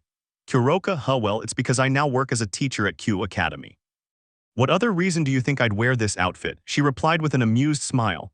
Issei, what teacher you? Hey, what Kuroka says, is she serious? The brunette said doubtfully, asking the two Gremory girls sitting next to him. Rias, well yes, what Kuroka says is true. Apparently she turned out to be a good teacher, which surprised us. Akeno, ara, that's right, I was surprised too. Although Rasuesasen, she was already expecting it, showing her typical smile. The two Gremory girls answered the chestnut-haired boy, looking at his surprised expression, which gradually changed to his typical serious expression, listening to Ryoga speaking while looking at the chestnut-haired boy with amusement. Ryoga, well, that shows us again that it's not good to judge a book by its cover, right, Issei? He said with a smile, looking at the brunette. Issei, I guess you're right. Rias, yes, that's true, but is something wrong, Akamson? The redhead asked the serious black-haired girl next to Kuroka, which caught the attention of the others when they saw the seriousness of her gaze, but especially Issei's. Akim, yes, this I don't like it. I can sense 3 presences of magical and spiritual power approaching us and 5 more scattered throughout the city. She said in a serious voice, looking ahead at something several meters above the sky. Damn it, they are here. Akame responded by abruptly jumping up from her seat and leaving the restaurant, followed by Issei, Ryoga, and the others. They sensed a powerful magical aura surrounding a large part of the city, transforming the place into something like a pocket dimension. Rias, but what's going on? Why did the atmosphere of the place suddenly change? The redhead asked, worried. Ryoga, hey, Issei, this barrier is, the blue-haired boy said, more serious than usual, looking at the brown-haired boy who replied. Issei, yes, Ryoga, this is an isolation barrier, but whoever is responsible for creating it, they're already here, he said, looking several meters above them in the sky. Issei sharpened his gaze as he saw 3 people appear out of nowhere, sensing the power emanating from them, which surprised and worried Rias, Akeno, and Kuroka, who felt the great level of power of the 3 subjects who appeared out of nowhere. The 3 snapped out of their shock upon hearing Akame speak. She formed a small magic circle from which she drew a striking sword. She took a couple of steps forward, her right hand gripping the hilt of her katana. Akame, I see, so it was you too. From what I can see, that miserable master of yours has finally started to move, hasn't he, kind? Yiz, the dark-haired woman said coldly, not recognizing the blue-haired man accompanying the 2 she had mentioned. This surprised the brown-haired man and Ryoga, as their dark-haired companion knew 2 of the 3 individuals in front of them. Issei, hey Akame, do you know these guys? Because if you do, you'd better answer right now, the brunette demanded seriously, receiving a quick reply from his dark-haired companion. Akame, yes, I know them, but only 2 of them. I don't recognize the blue-haired feline-featured guy, I don't know who he is. But whatever you want to ask me will have to wait, since I doubt they only came to say hello. Besides, there are 5 more presences scattered throughout the city, she answered, still watching the 3 figures who descended to the concrete floor, listening to one of them speak. Kind, wow, it's been 18 years since we last met, but you haven't changed a bit. I just hope you'll give me a little more fun this time than last. But first, I'd like to know where your miserable teacher, Yura, is, he said with an amused smile. Yiz, that's enough, Kind. Remember, we're not here to waste time with idle chatter, so let's finish this once and for all, he spoke, reprimanding his companion while coldly glancing at Issei and the others. The Nekomata and the 2 Gremory present tensed as they watched the blue-haired man take a couple of steps forward. He wore a white jacket that left part of his chest exposed, with matching white thug-style pants with black details that the brown-haired man and Rias recognized. They recalled their encounter with that individual named Shin, who had worn clothes of a very similar color to those worn by the 3 people in front of them. Issei looked with curiosity and caution at the blue-haired man, who seemed to have some kind of feline jaw-shaped mask piece on his right cheek. The man regarded him coldly before flashing an amused smile, looking Issei up and down before speaking. Grimjow, humph, interesting. From what I can sense, your power and that of your two companions is more than I expected. Take to is. Although those three women by your side, they're just trash, he said, smiling maniacally, glaring at Rias, Akeno, and Kuroka, who watched the brown-haired man step in front of them. Issei, I'm sorry, but I don't know you, though it seems you know me. So tell me who the hell you are and how you know about me. Are you guys from that guy who came to say hi, named Shin, he asked, unzipping his hoodie and looking at the three of them seriously. Kind, heh, well, you could say that. But I don't think that matters right now, don't you think, Jin's son? He replied with amusement, being called by the hostile voice of the blue-haired man. Grimjow, enough, Kind. I didn't come all this way to listen to nonsense, so shut your mouth and let's get started. Just remember that brat Takeda is my prey, he's mine. Issei, HMPH, what's wrong with me? Why do I feel this sense of danger from that guy? I can clearly tell he's not human, demon, or any other kind of supernatural being, so why do I feel this sense of danger coming from him? The brown-haired boy thought to himself, trying to ignore the feeling of danger the smiling blue-haired boy was giving him as he listened to a certain redhead who pulled him from his thoughts. Rias, Hey Is. What's wrong, do you know them? She asked worriedly, approaching the chestnut-tired man. Akeno, true, I can sense that they are not normal people, but neither are they supernatural beings. Kuroka, that's right, I can sense that two of those guys are human, but the blue-haired one, he's not human, he's a demon or some other being from the supernatural world. The presence he emanates, I've never felt it before, the Nekomata spoke along with Akeno, awaiting the response of the brunette who turned with a serious expression to look at them. Issei, no, I don't know them, but it seems my partner does know them, but only two of them. However, it would be best if you all moved away. Since due to the isolation field surrounding this place, I doubt the factions can sense what's about to happen, so he stopped speaking, looking at the smiling blue-haired man who kept his hands in his pockets, revealing a strong murderous instinct that could be felt throughout the place. East and the others opened their eyes in surprise, feeling the powerful surge of energy Grimjow suddenly unleashed. This worried the brown-haired boy Akame and Ryoga even more and instilled further fear in the three women accompanying them. Issei, shit. Rias, you three stay away, he said, looking at Grimjow's feline smile. Issei didn't finish speaking as he saw Grimjow vanish from his spot and reappear in front of him, immediately landing a powerful kick to his abdomen. The brown-haired boy could only let out a groan of pain before being sent flying towards the restaurant, crashing through several other shops in the shopping center building. Rias /Akeno /Kuroka, and no Issei. Ryoga, damn, that guy's too fast. I'd better interrupted. Akame, don't worry, Ryoga, let Issei handle that guy. I'll focus on the one in front of you, I'll fight the other one. Meanwhile, you three, you'd better back off if you don't want to get involved in this, she said, drawing her katana from its sheath and walking toward Yiz, who did the same, a black katana appearing in her right hand. Kind, ha, perfect. Let's see what you have to offer, brat, he said, looking arrogantly at Ryoga. Ryoga, huh, but what confidence, I hope you're not too surprised or you'll have a heart attack, old man, he replied, charging with reaping speed against Kind, along with Akame who launched herself against Yiz, their swords clashing. A loud crash was heard, followed by a powerful blast that jolted Rias, Kuroka, and Akeno back. They turned their attention back to where the brown-haired boy had been thrown. He slowly emerged from the destroyed restaurant, revealing a few scratches on his face and his hoodie torn in several places. Issei, I understand your power is greater than I imagined, but that's fine. It seems I've finally found a good challenge to test the results of my training. But first, tell me, what is your name? Issei asked, letting his magical power surge. Grimjow, alright, I'll tell you my name. I'm Grimjow Jaeger Jacques, 6th Espada, and it will be a pleasure to destroy you with my own hands. The blue-haired man replied, disappearing again in a burst of speed that surprised the brown-haired man, who realized it wasn't just simple speed he had used. Issei managed to react in time, raising his arms in an X shape to block a strong kick from Grimjow, which threw him to the side, leaving a line of destruction in its wake. Due to the strong push that he stopped with his feet while taking off his sweatshirt. Issei, damn, he's really fast and his physical strength is definitely on another level, the brunette thought seriously, getting into a fighting stance and using his shunpo to dodge a swift blow from Grimjow. Meanwhile, at the same time. Take to mansion, with your permission, Yurei-sensei, I'm sorry to interrupt, but... As you can see, we have a surprising problem, said a blonde young man entering Yura's office, who was looking out the large window behind his desk. Yura, I know, but don't worry, Leonardo-san. I just sent Matsumoto, Sheila, Atora, Yuna, and Yuta. They're more than enough to deal with, Nosh said seriously. Leonardo, I understand, but I'll be on alert if the situation worsens. With your permission, Sensei, the blonde replied, leaving the dark-haired man's office, who turned his gaze back to the large window behind his desk. Yura, damn, what an annoying problem. I just hope Atora, Sheila, and the others can deal with them without destroying the isolation barrier and causing any damage. Take to thought. trying to remain calm despite sensing the three strongest presences of the enemy group. At the same time, on the north side of Kuoh City above the city sky, Humph, I suppose a piece of trash like you came here to play with me, Tusk, what a disappointment. He spat out irritably, looking at a beautiful blonde woman in front of him wearing a white t-shirt with a black jacket and a skirt the same color as her jacket that fell above her knees. The beautiful blonde replied, well, what do we have here? Although I don't know who you are or what you really are, grumpy child. Besides, don't you think it's rude to underestimate me for being a woman, but oh well. Allow me to introduce myself, my name is Yuna Takeda. Ha, I don't care what you think, human, but I'll do you the honor of knowing my name. I'm Deroy, a ranker number 16, he said with an arrogant smile, slightly disconcerting the blonde with his last words. Yuna, what did you say, a ranker 16? I don't understand, what is that, or rather, what are you really? She asked, sensing the presence of Sheila and the others, which made her realize that their fight had begun. Deroy answered her. Deroy, Humph, that doesn't need to be known by a piece of human trash like you, because right now I'll kill you, he replied, showing an arrogant smile.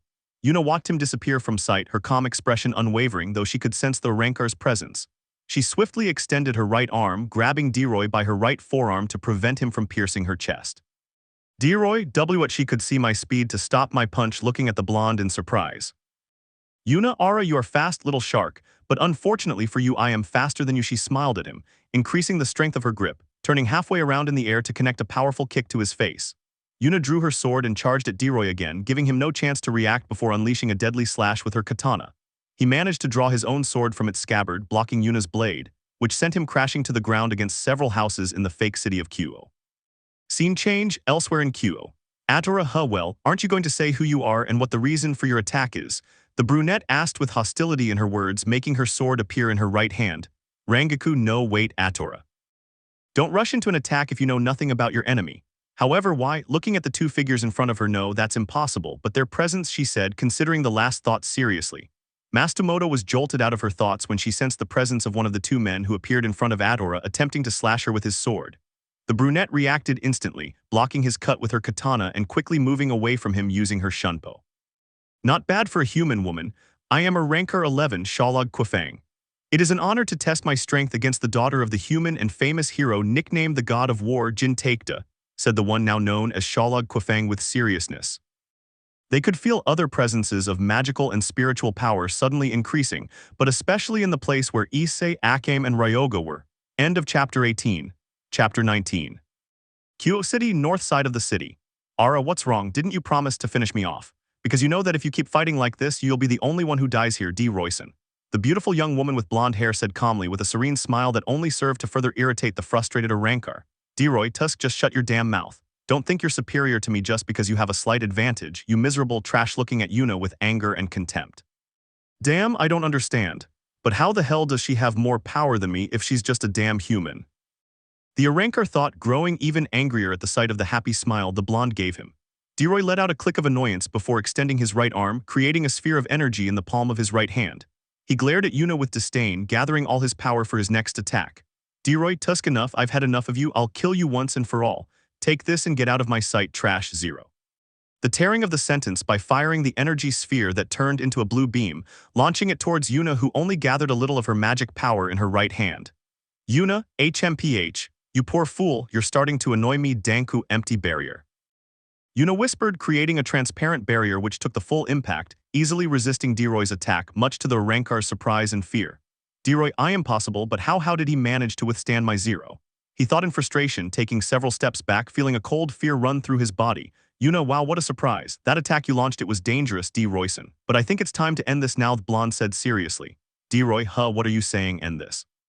HMPH, stop talking nonsense. A miserable human being like you, never trying to sound threatening to hide his fear. Deroy couldn't finish speaking as he felt Yuna release a massive burst of magical power, staring fearfully at his sword's blade. He watched it glow with a brilliant blue light, releasing an intense freezing vapor that instantly lowered the ambient temperature. Deroy, shit. I really am finishing up, the Arankar said in a more resigned whisper, feeling the surprising increase in Yuna's power. Yuna, it's over, D. Royson, freeze Sirzechs. The young woman exclaimed, unleashing a powerful blast of icy wind that struck the starter, forcing it backward. She lunged at him again with a blinding speed that the Arankar couldn't follow with his eyes, only feeling the cold blade of Yuna's sword pierce his chest. Deroy shuddered as he felt his body begin to freeze from the inside out, and in an instant he plummeted to the ground, his body shattering into pieces as he hit the concrete floor. Yuna, well, one less problem, although it seems that Shaylassen and Yuta Niasen's opponents are a bit stronger than that grumpy boy. Yuna said to herself before turning her gaze to her left side to see in the distance how a large cloud of dust and dirt rose into the sky, along with several loud booms that could be heard clearly. Scene change. 2 kilometers away from Yuna. Several explosions could be heard from different parts of the area while sections of the pavement tore away. This was caused by a young man with dark hair and another with red hair moving through different parts of the area at a breakneck speed. HMPH, interesting. For just a human brat, you have a decent power level, he said, looking arrogantly at the dark-haired youth, who appeared to be between 15 and 16 years old. I understand, thanks for the something, I guess. But you're wrong, I'm no kid because I assure you have lived longer than I look. However, why don't you tell me your name? He said, asking her name calmly. Yuta used his shunpo to appear out of nowhere in front of the redhead, slashing his sword down on his neck. The Aranka blocked the cut with some difficulty, only to surprise him again with a precise kick to the stomach. Why would I tell you if I don't see you as worthy of knowing my name? After all, you'll die by my hand soon enough, I replied, my arrogant smile unwavering. Oh, I see. Well, it's not like I care to know your name. It's enough for me that you remember the name of the brat who sent you to hell. My name is Yuta Takeda, the young hero who will take care of ending your life. Humph, what nonsense, it's impossible for you to beat me. You'll be lucky if you manage to damage me at all, little hero. But fine, I'll finish you off right now with that confidence you're showing, covering the blade of his sword with his spiritual aura. Yuta, but what's going on? His power increased out of nowhere, and the energy emanating from it, its spiritual energy, he thought, looking seriously at his opponent's sword, which turned a reddish color like lava. Game over, little hero. Volcanic eruption.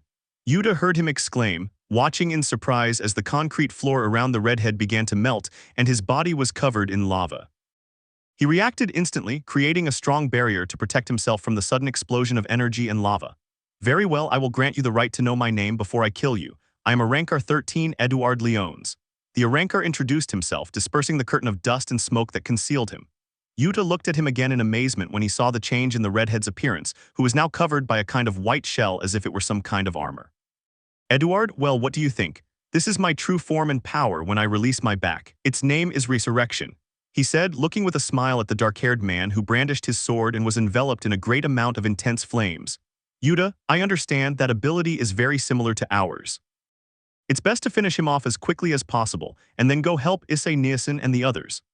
Snapping out of his thoughts as he saw Eduard lunge at him. Yuta reacted by leaping back to dodge a powerful blow from Eduard, which to his surprise sent him flying backward with the force of the strike, shattering the concrete floor and leaving a small crater in its place. He got to his feet, assuming a fighting stance, gathering intense fire on the blade of his sword and thrust forward.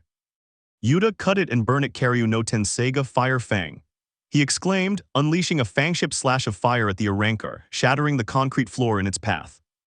Hitting his opponent squarely, Eduard reacted by crossing his arms in an X shape to protect himself, taking the full force of the slash head-on. The force of the blast sent him flying backward, crashing through several houses. A massive explosion of fire erupted, engulfing the Arankar and reducing the surrounding fake houses to rubble. Yuta, well, it seems that worked. Hey, you're still alive. It would be a shame if you were dead, he asked, approaching the car, which was kneeling inside the explosion crater surrounded by fire. Eduard, I am possible MMY body. I caused myself so much damage with a single attack, standing up with difficulty, revealing the damage he had received on his body. Eduard shuddered as he lost sight of him and felt a devastating blow from Yuta in his stomach, being finished off by the dark-haired man with a hook with his left arm, before continuing with a powerful kick that sent him crashing into a passenger truck, replaced by the isolation barrier that enclosed them. Yuta, I'm sorry, although I like the idea of continuing to fight you a little longer, our fight is over.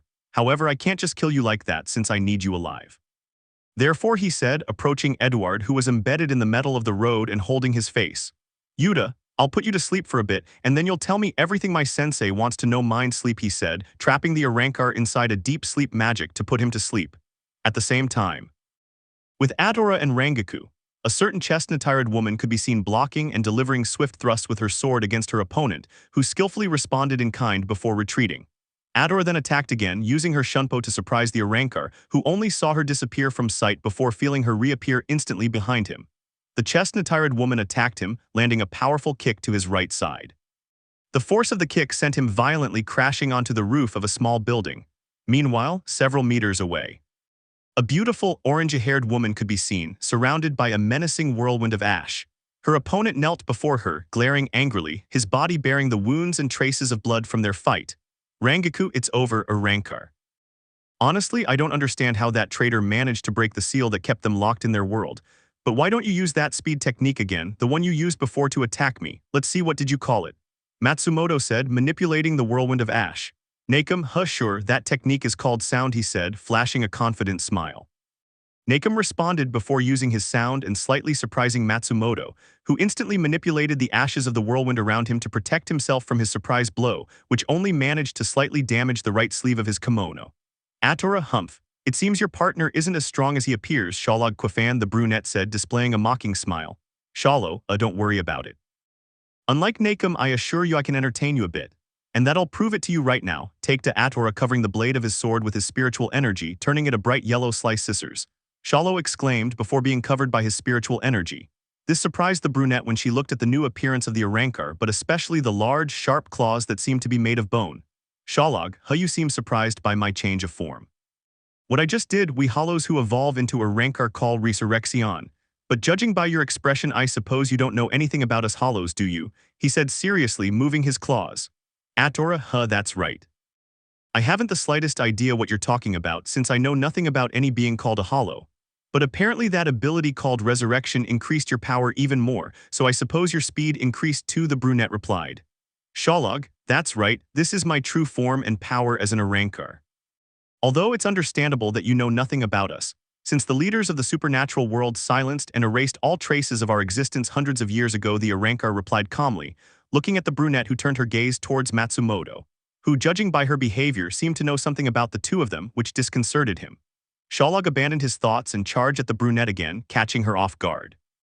He landed a sharp scratch on her abdomen, eliciting a groan of pain before being surprised by Atora, who unleashed a swift energy slash with her sword. At the same time, With Sheila. damn it, so this is the true power of your sword, said the blonde-haired Arankar, looking at the purple-haired girl who was wearing a long-sleeved black shirt, dark blue jeans, and black shoes. The purple-haired girl replied. Sheila, humph, you're right, this is my sword's ability, its name is Zenbin Sakura. And as you can see, I can transform it into thousands of sakura petals. As sharp as the finest sword, she extended her right arm to aim at the Arankar. Sheila manipulated the large number of sakura petals, directing them toward the surprised Arankar, who used his sound to escape the sharp petals.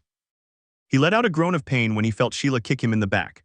She appeared behind him and sent him crashing to the ground with the powerful kick, followed by a cascade of sakura petals that sent him slamming into the concrete floor. What the hell is going on? She's too fast. Even her strength and skill in battle surpassed the level I expected. If I don't release my sword now, this woman will kill me. He said, taking the fight more cautiously, beginning to gather his spiritual power into the blade of his sword. Sheila, what's wrong? Is this all you can do, Holosun? She said calmly, descending to the floor to stand before the blonde Arankar who glared at her. Oh, so you know about us, human. It seems the faction leaders didn't manage to erase all trace of our existence after all.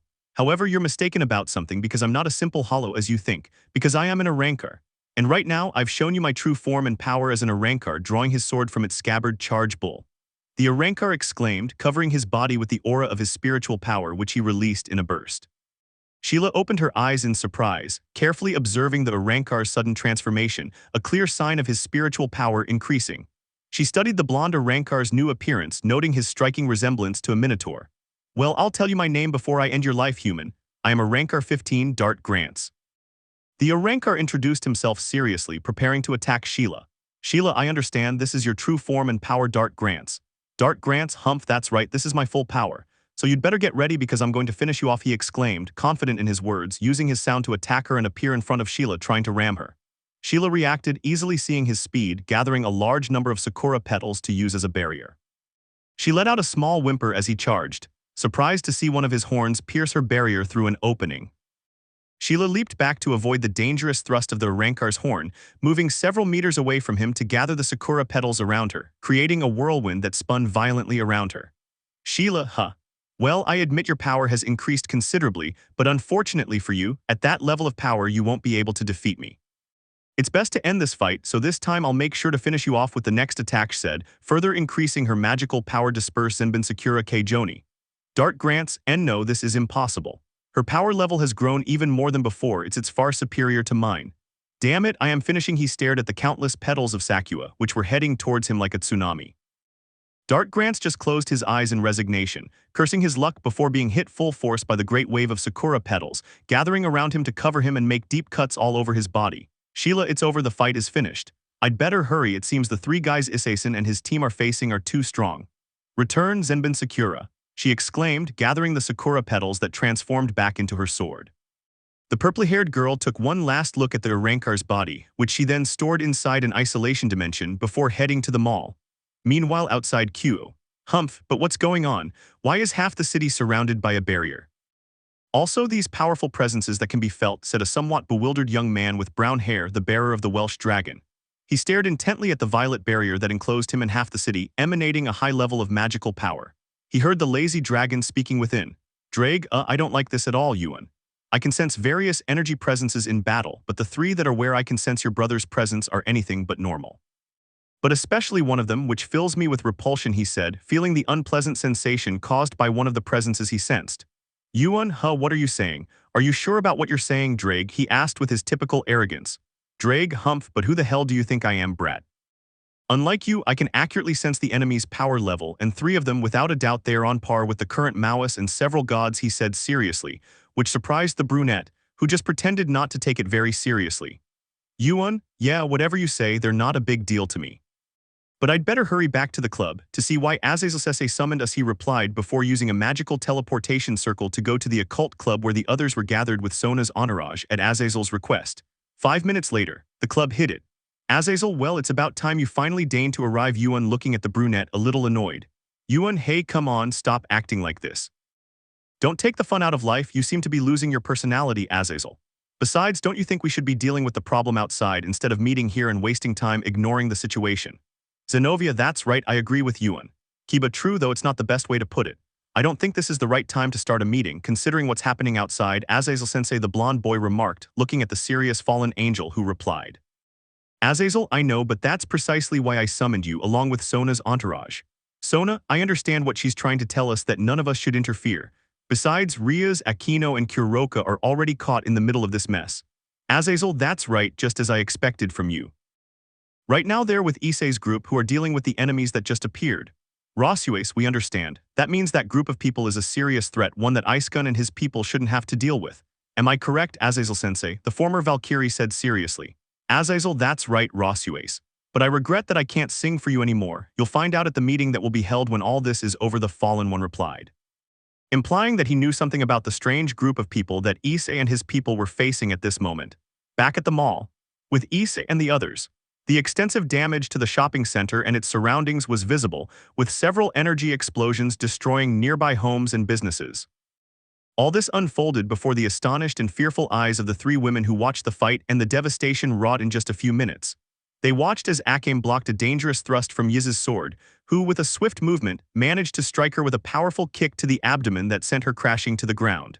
Meanwhile, with Ryoga and Kain, they were connecting with a powerful blow to their faces, throwing themselves several meters backwards while a modest amount of blood trickled from their noses and mouths. The three of them snapped out of their shock as they watched Issei fly off, destroying one of the large walls of the shopping center building, using his feet to grip the concrete floor and slow his powerful impact. Issei, tusk, damn it. This guy, he's too fast to keep up with and dodge all his attacks, he thought seriously, feeling the strain of the fight and the clear disadvantage against the Arrancar. Grimjow, humph, seriously, that's all your power, that's all you've got. Maybe you need me to kill those three women, then you'll have a good reason to get serious. What do you say? Take to Issei, the Arrancar asked, drawing his katana from its sheath, his gaze fixed on Rias, Akeno, and Kuroka, who shuddered at his words. Issei, I understand. If that's what you want, then this time I'll be serious. Grimjow, the chestnut-haired man, responded, creating a small magic circle, into which he placed his right arm to draw one of his swords, releasing it from its sheath. Destroy it, Ryu-Bakuseiga. Issei exclaimed, instantly launching a swift thrust that unleashed a large slash of green energy combined with lightning. Grimjow was surprised when he felt the high energy level of her attack. He shielded himself with both hands in an X shape, having no time to dodge. The attack struck him head-on, instantly creating a powerful explosion accompanied by potent lightning and a destructive shockwave. This left Kuroka and the two Gremory girls speechless and completely astonished, watching as the dangerous shockwave hurtled toward them. Rias, incredible. Issei, this time he managed to hit him squarely with that powerful attack, she said, surprised to see the cloud of smoke where the Arrancar was located. Kuroka, that's right. It's impossible that she didn't suffer some damage with an attack with such a massive amount of destructive power, Naya. Akeno, yes, you're right. This time Issei-kun definitely managed to inflict severe damage with that attack, the Hyoudo added, showing her typical smile, looking at the brown-haired boy who didn't take his serious gaze off the cloud of dust and smoke. Issei, no, you're wrong. That attack didn't affect him in the slightest. You'd better back off and use a barrier to protect yourselves, turning to look seriously at Rias, Akeno, and Kuroka. Issei responded by watching the curtain of dust and smoke dissipate in a gust of wind, allowing them to see him startled with minor scrapes and his clothes somewhat torn. But what undoubtedly surprised them, especially the three women present, was it was the clear hole in the blue-haired man's stomach, which looked as if it went right through him, that snapped the three of them out of their shock when they heard the hostile voice of the smiling Rancor. Grimjow, but what was that? It seems your power suddenly increased from using your sword, he asked, dusting off his damaged jacket. Issei, that's right. This is my power and that of my sword. Its name is Ryu Bakuseiga. But even with it, it seems it won't be easy for me to damage your body. Tell me, what are you made of and what is an Rancor besides being an espada? The brown-haired boy replied, now asking his own questions. Grimjow, humph. I don't see the point in answering your questions since you'll figure it out for yourself in time. But if you're so interested in knowing, why don't you ask that fellow with you named Yura? The Rancor said, enjoying Issei's surprised expression.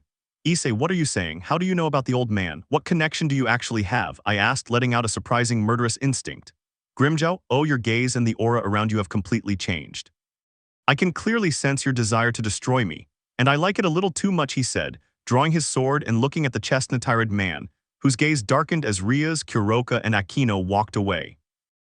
The two vanished from the sight of the three women, who were startled by the sudden burst of energy caused by Issei and Grimjow clashing their swords and auras. They watched as the magical and spiritual auras of the two collided, shattering the concrete floor and sending fragments of rubble flying, before seeing the two thrown backward by the violent clash of their auras. This caught the attention of Akame, Ryoga, Yiz, and Kain, who interrupted their fight for a moment to watch Issei and Grimjow's fight. Yiz, how interesting. It seems the two of them have finally decided to fight seriously.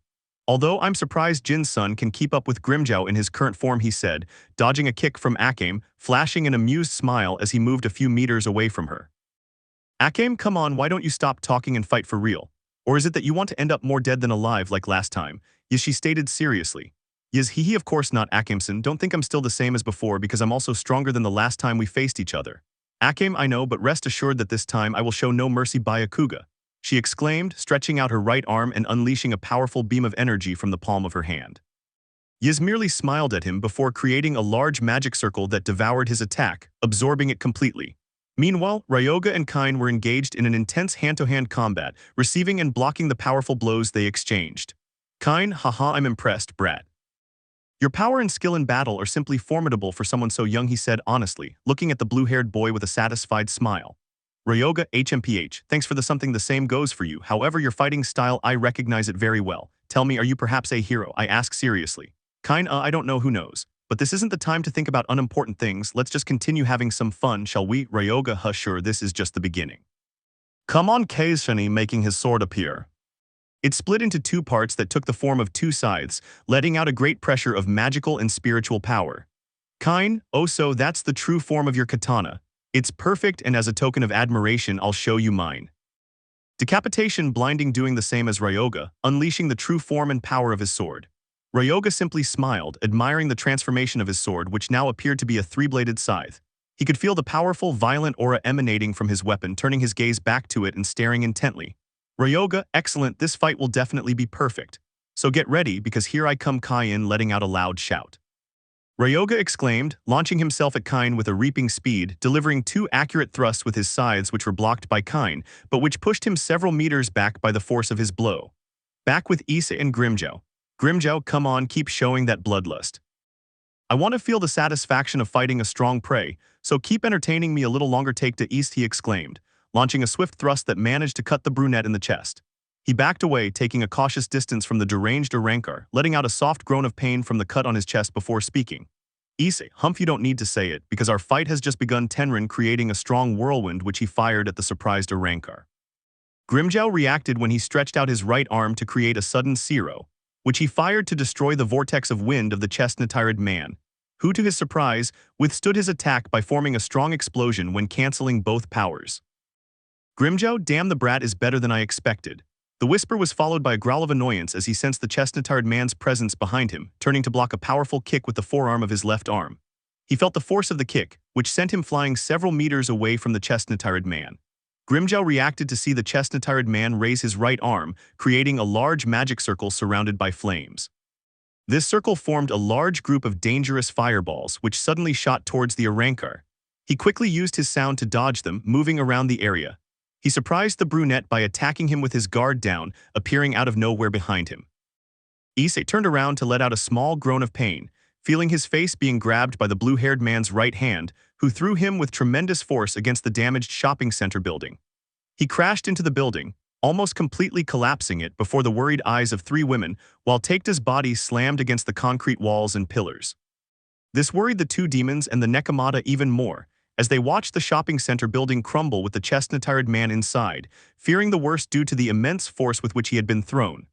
Rias/Kuroka/Akeno, Enno Issei/Naya/Kun, the three cried out, worried about the brunette, doing their best not to interfere in his fight.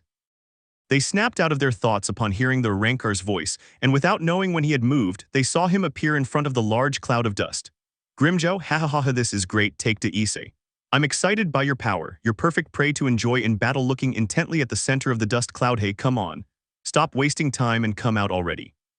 I know this didn't harm you in the slightest, so go, the Arankar said, stopping talking, feeling a strong shockwave rapidly approaching him, dispersing part of the dust cloud in its path. Grimmjow, what the hell, this is a serious attack. The man who had been hit by the shockwave was thrown backward, and he watched as the dust cloud dissipated, revealing the chestnut-haired man. He stood amidst the destroyed building, wielding his sword as fragments of rubble and earth floated around him. Issei, damn it, why don't you lower your voice a little? Sometimes I find it detestable when you speak Arankar, the chestnut-haired man replied, covering the blade of his sword with a green aura crackling with lightning. Issei leaned forward slightly to assume his stance before vanishing in a burst of speed, leaving Grimmjow stunned. Grimmjow felt a powerful blow to his face. All that could be seen was the Arankar hurtling out into the street, crashing into several houses before finally coming to a stop, a trickle of blood trickling from his mouth. He merely smiled before blocking Issei's kick, who appeared out of nowhere in front of him, stopping the kick and grabbing his ankle with his left hand. His right hand then grabbed Issei's head, pinning his face. Issei groaned in pain as he was slammed to the ground, followed by being dragged several meters by Grimmjow, before managing to break free and kick him in the head, sending him flying. Issei, damn it.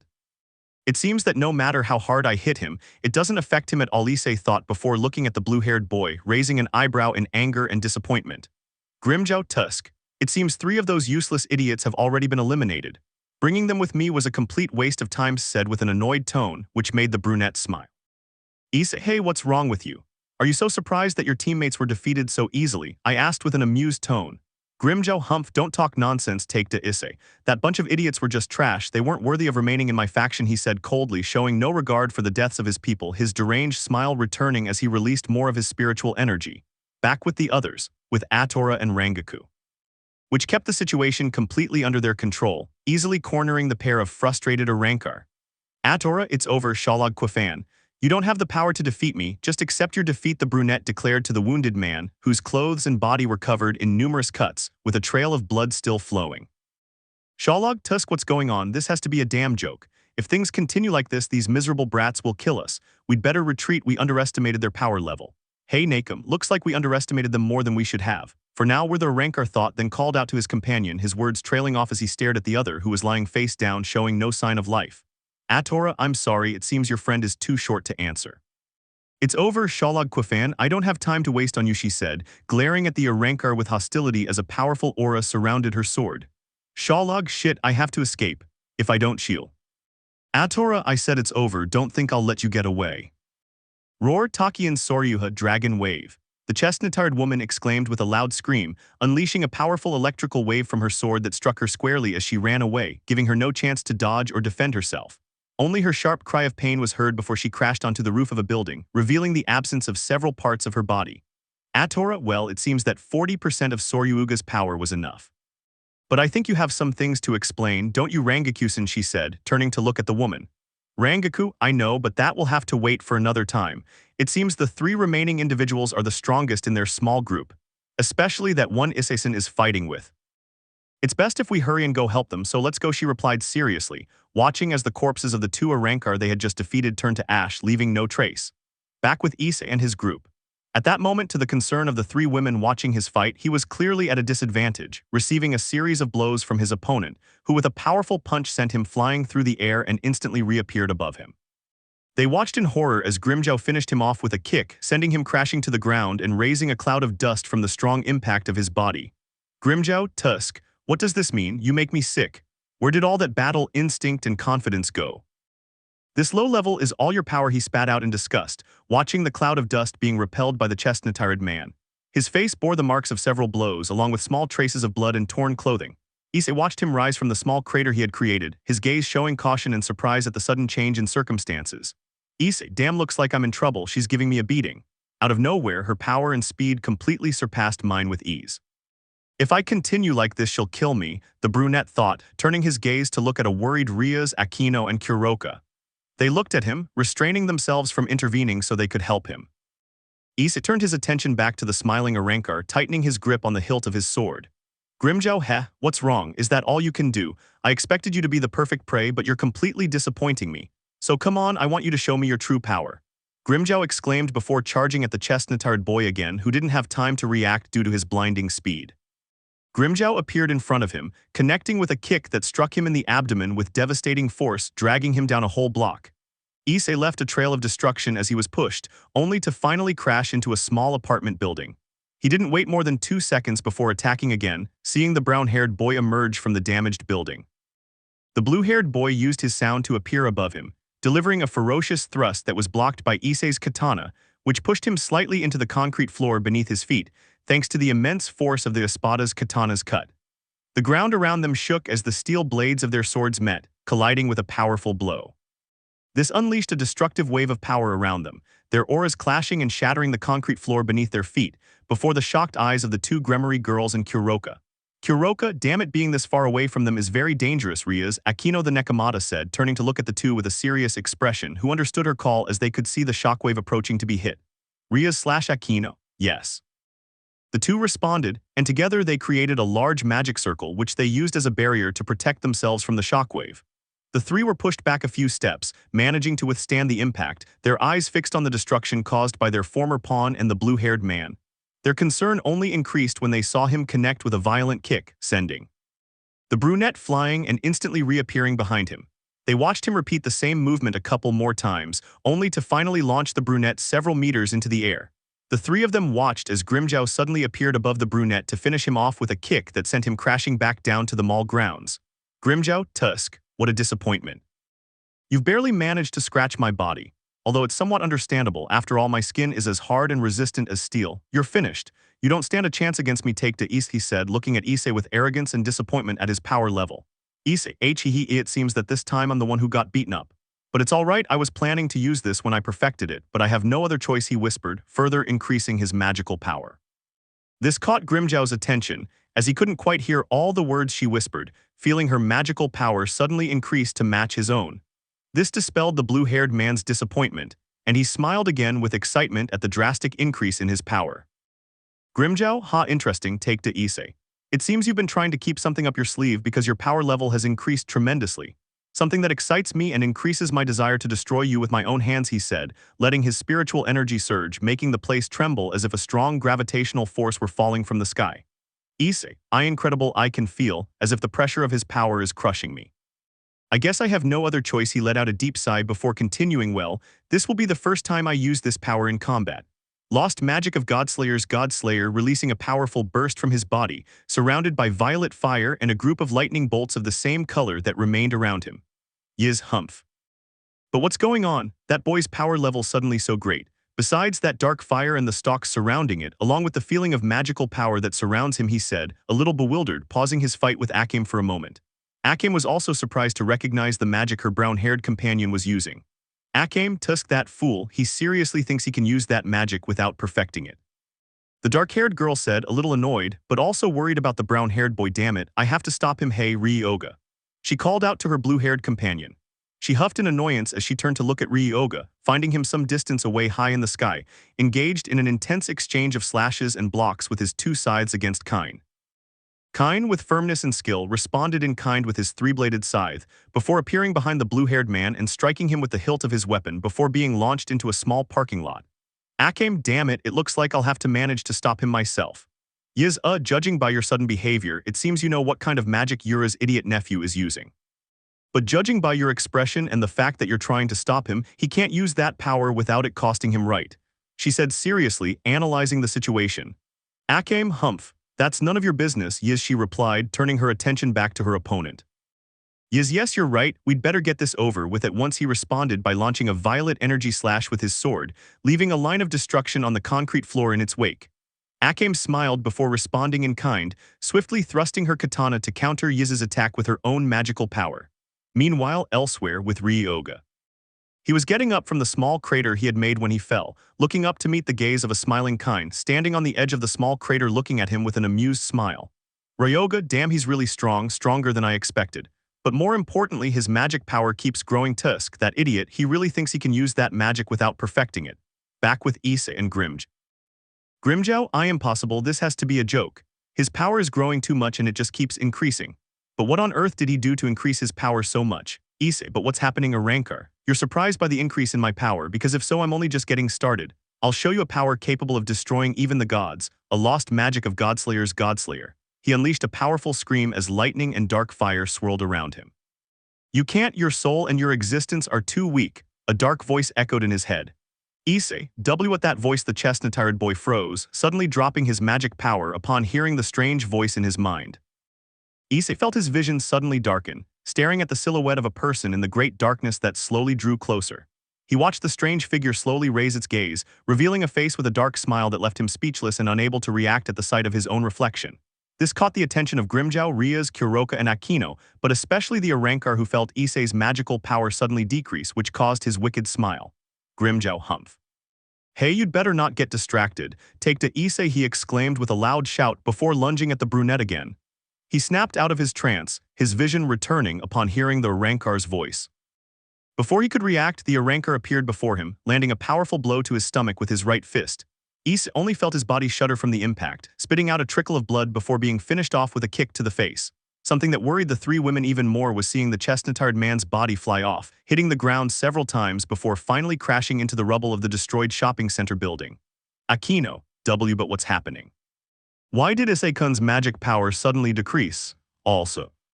Kuroka, yes, I noticed it too. For some reason, Issei Naya he stopped moving, like his body stopped responding, said worriedly, turning to look at the redhead. Hey, wait, Rias. It's not safe for you to go, remember he asked us not to, she added, only to be interrupted by the redhead. Rias, I remember that well, but I can't stand watching anymore without doing anything to help him, she said, starting to run towards the chestnut-tired boy. The redhead ignored the Nekomata's call and her queen Peace, who, seeing she wasn't listening, followed her. Meanwhile, amidst the building's rubble, the brown-haired man struggled to his feet, revealing his torn clothes and the marks of the fight on his body. Issei, damn, that really hurt. With just a few blows, he is giving me a terrible beating. But more importantly, what the hell was that a moment ago, that guy who appeared in my mind looking just like me, why? He said, puzzled, stopping talking to look up and find Grimjow in front of him. Grimjow, humph, I don't understand why your power suddenly decreased out of nowhere. However, you don't stand a chance against me, Issei Takeda. And you'd stand even less of a chance in my released form. You're weak. He grabbed Issei by the neck to lift him up. Grimjow punched him in the face, followed by a flurry of blows, giving him no chance to defend himself or even protect himself. Issei let out a choked groan as he was grabbed by the neck again, his lungs gasping for air as the Arankar slammed him to the ground.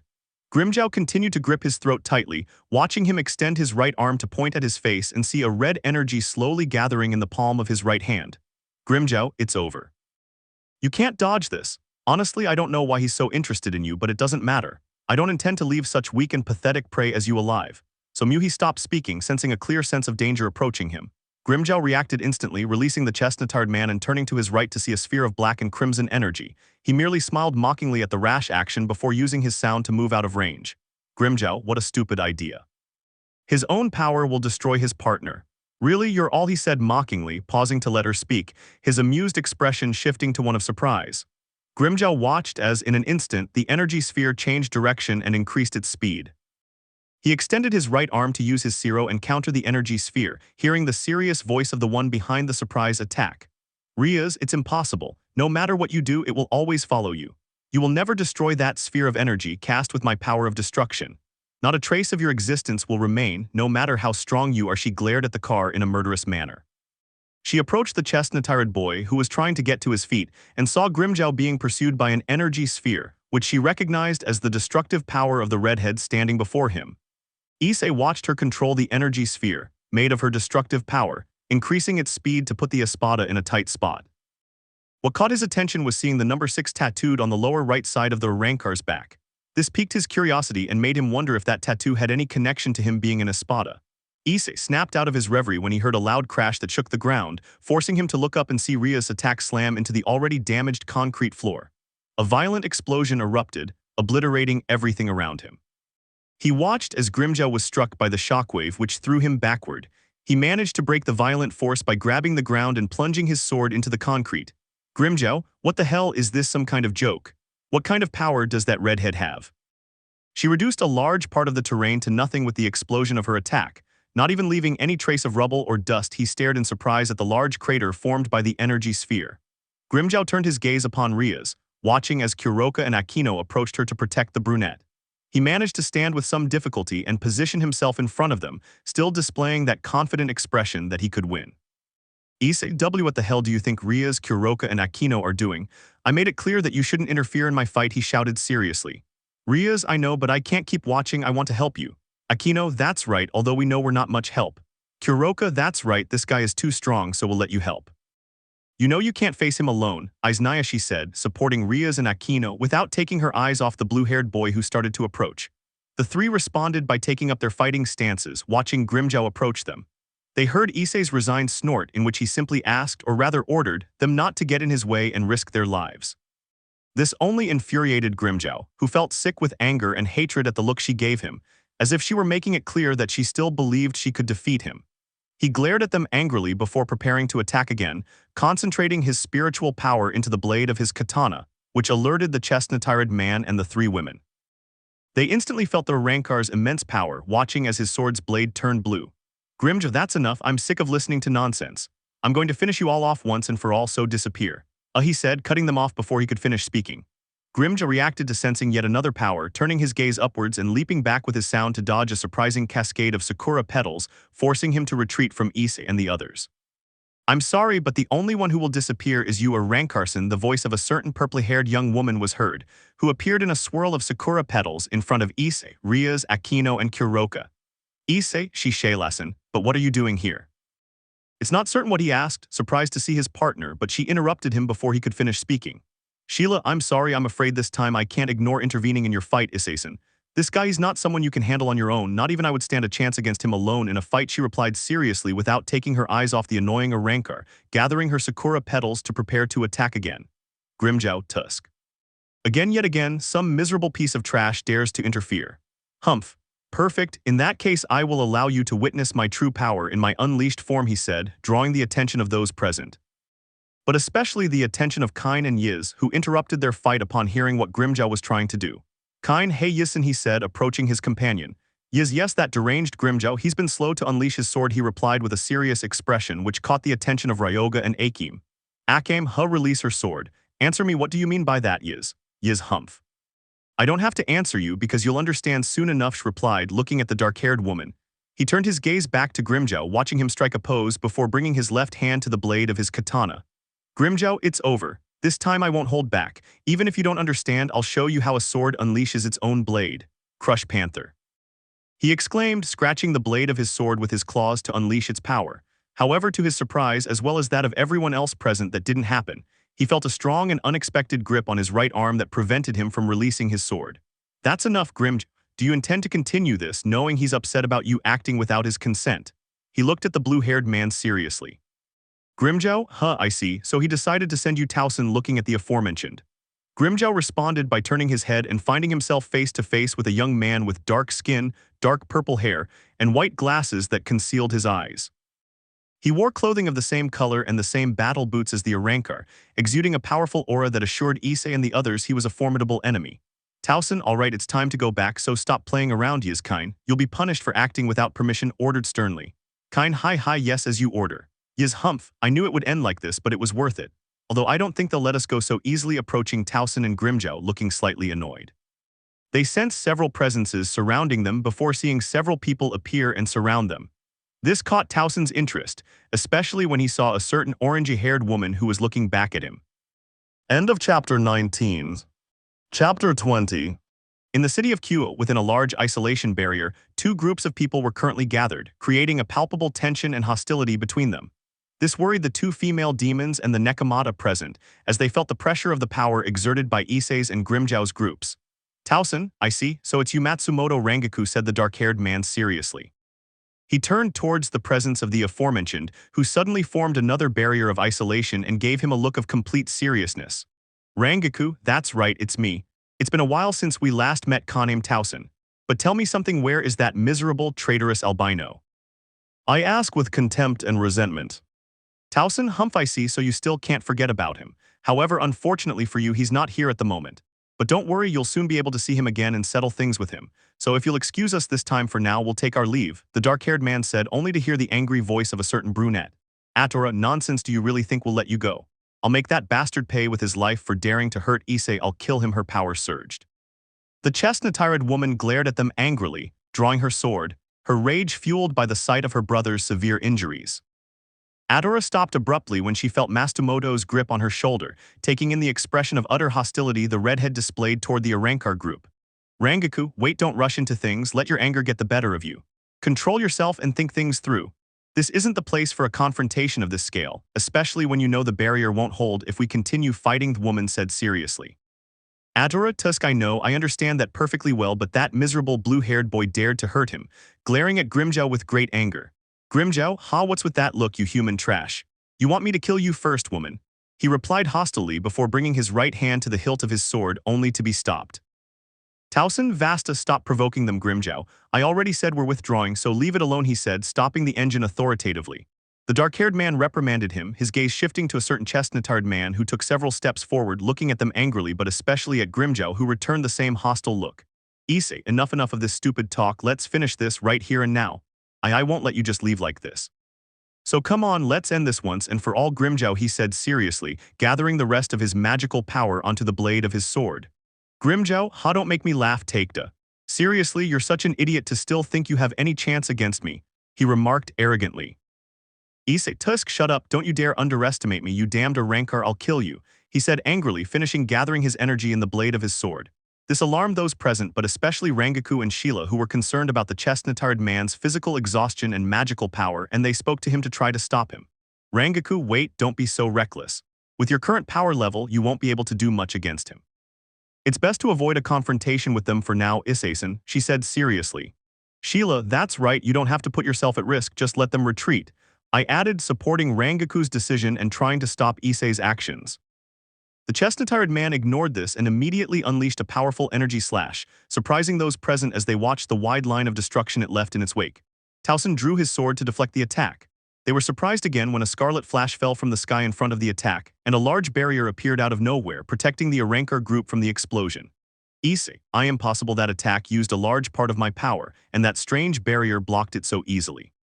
Tusk, damn it, the brown-haired boy said, annoyed and frustrated by the sudden appearance of the barrier and the strange person who remained hidden in the cloud of dust, listening to her speak. Oh, so he's one of the three boys the teacher is looking for. That's surprising, but unfortunately for me, we're not even allowed to play a little. A melodious and cheerful voice, clearly belonging to a woman, dispersed the dust cloud, revealing the damage caused by Issei's attack, along with the large barrier protecting the group from the Arankar. This barrier had been created by the beautiful scarlet-haired woman who appeared out of nowhere, dressed in a black and white witch-like outfit that accentuated her voluptuous figure and wielding a staff in her right hand. Sheila, hey Rangaku-san, isn't that woman, she said seriously without taking her eyes off the newly arrived red-haired woman. Rangaku, yes, it's her, no doubt about it. I'd never forget her face and her hair color, it's definitely her. Her name as she stopped talking, interrupted by the dark-haired man with glasses. Towson, Irene Belsirian, that's her name, don't you remember? The dark-haired man replied, looking seriously at the woman he had just mentioned. Irene, ara if it isn't you too. It's been a while since the last time, Sheila. Matsumoto Rangaku the redhead replied, letting out the powerful aura of magical and spiritual sisterly power from her body.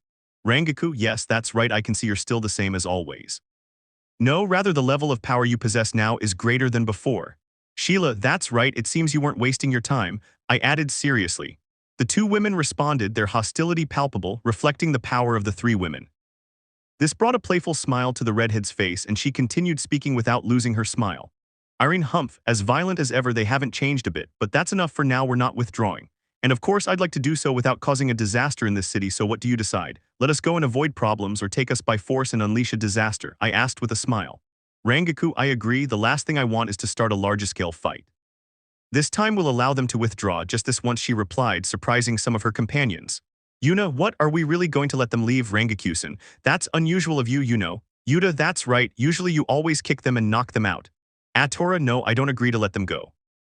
So she began but was interrupted. Sheila, no, obey Rangaku-san, they aren't enemies you can underestimate, they'd kill you if you did, the purple-haired girl replied, listening to the chestnut-haired boy's agitated and annoyed voice. Issei, tusk, nonsense, I don't care what you decide because I won't let you get away. Besides, answer me, how on earth do you two and Akame know about them? I asked, looking at the three women. Rangaku, I'm sorry, but it's not our duty to tell you that. You'll have to wait to speak with your uncle Issei. Akame, I have nothing to say. Sheila, yes, that's right, Yura-sensei will explain everything when we return to the mansion. The two replied without looking at the brunette. Issei grunted in annoyance, feeling like his baka Tio had been hiding something very important from him.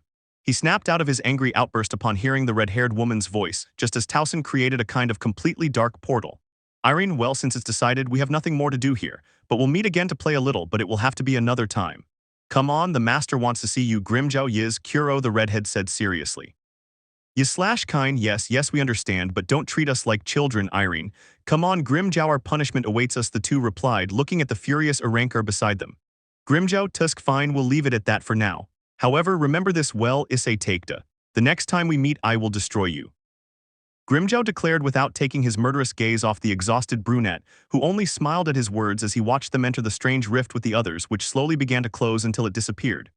Ryoga, well, for now the problem is over. However, I think East is right. You owe us a full explanation, Akame. Sheila, Rangaku-san, he said seriously. Atora, that's right, so it's best if they start talking. Yuna/Yuta, yes, we think the same.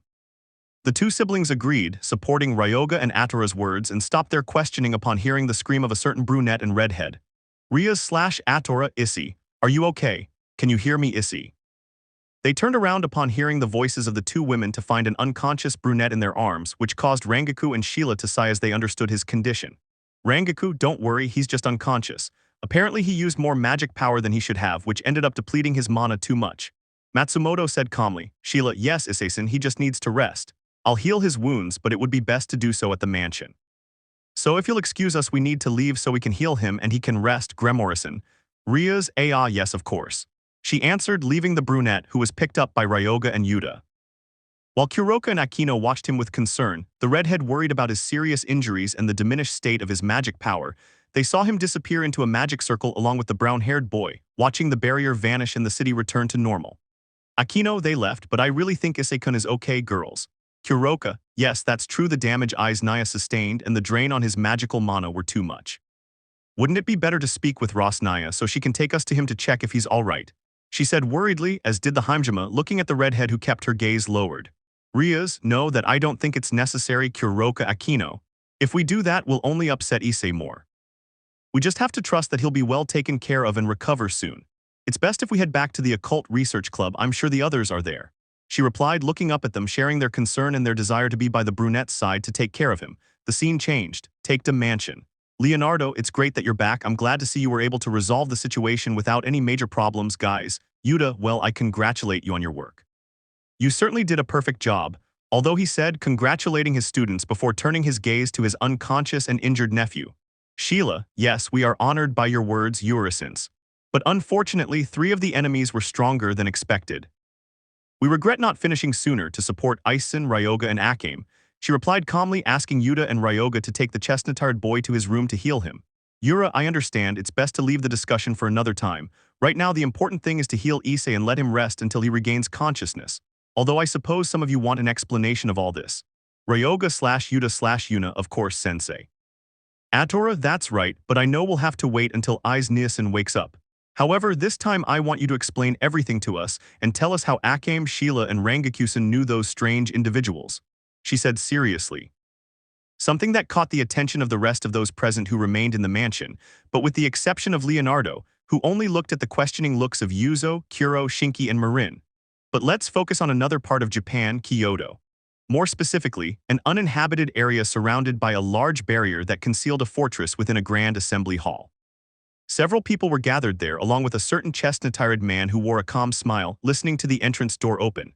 With your permission, Aizen-sama, we've returned bringing Grimjow Yiz and Kine as you ordered.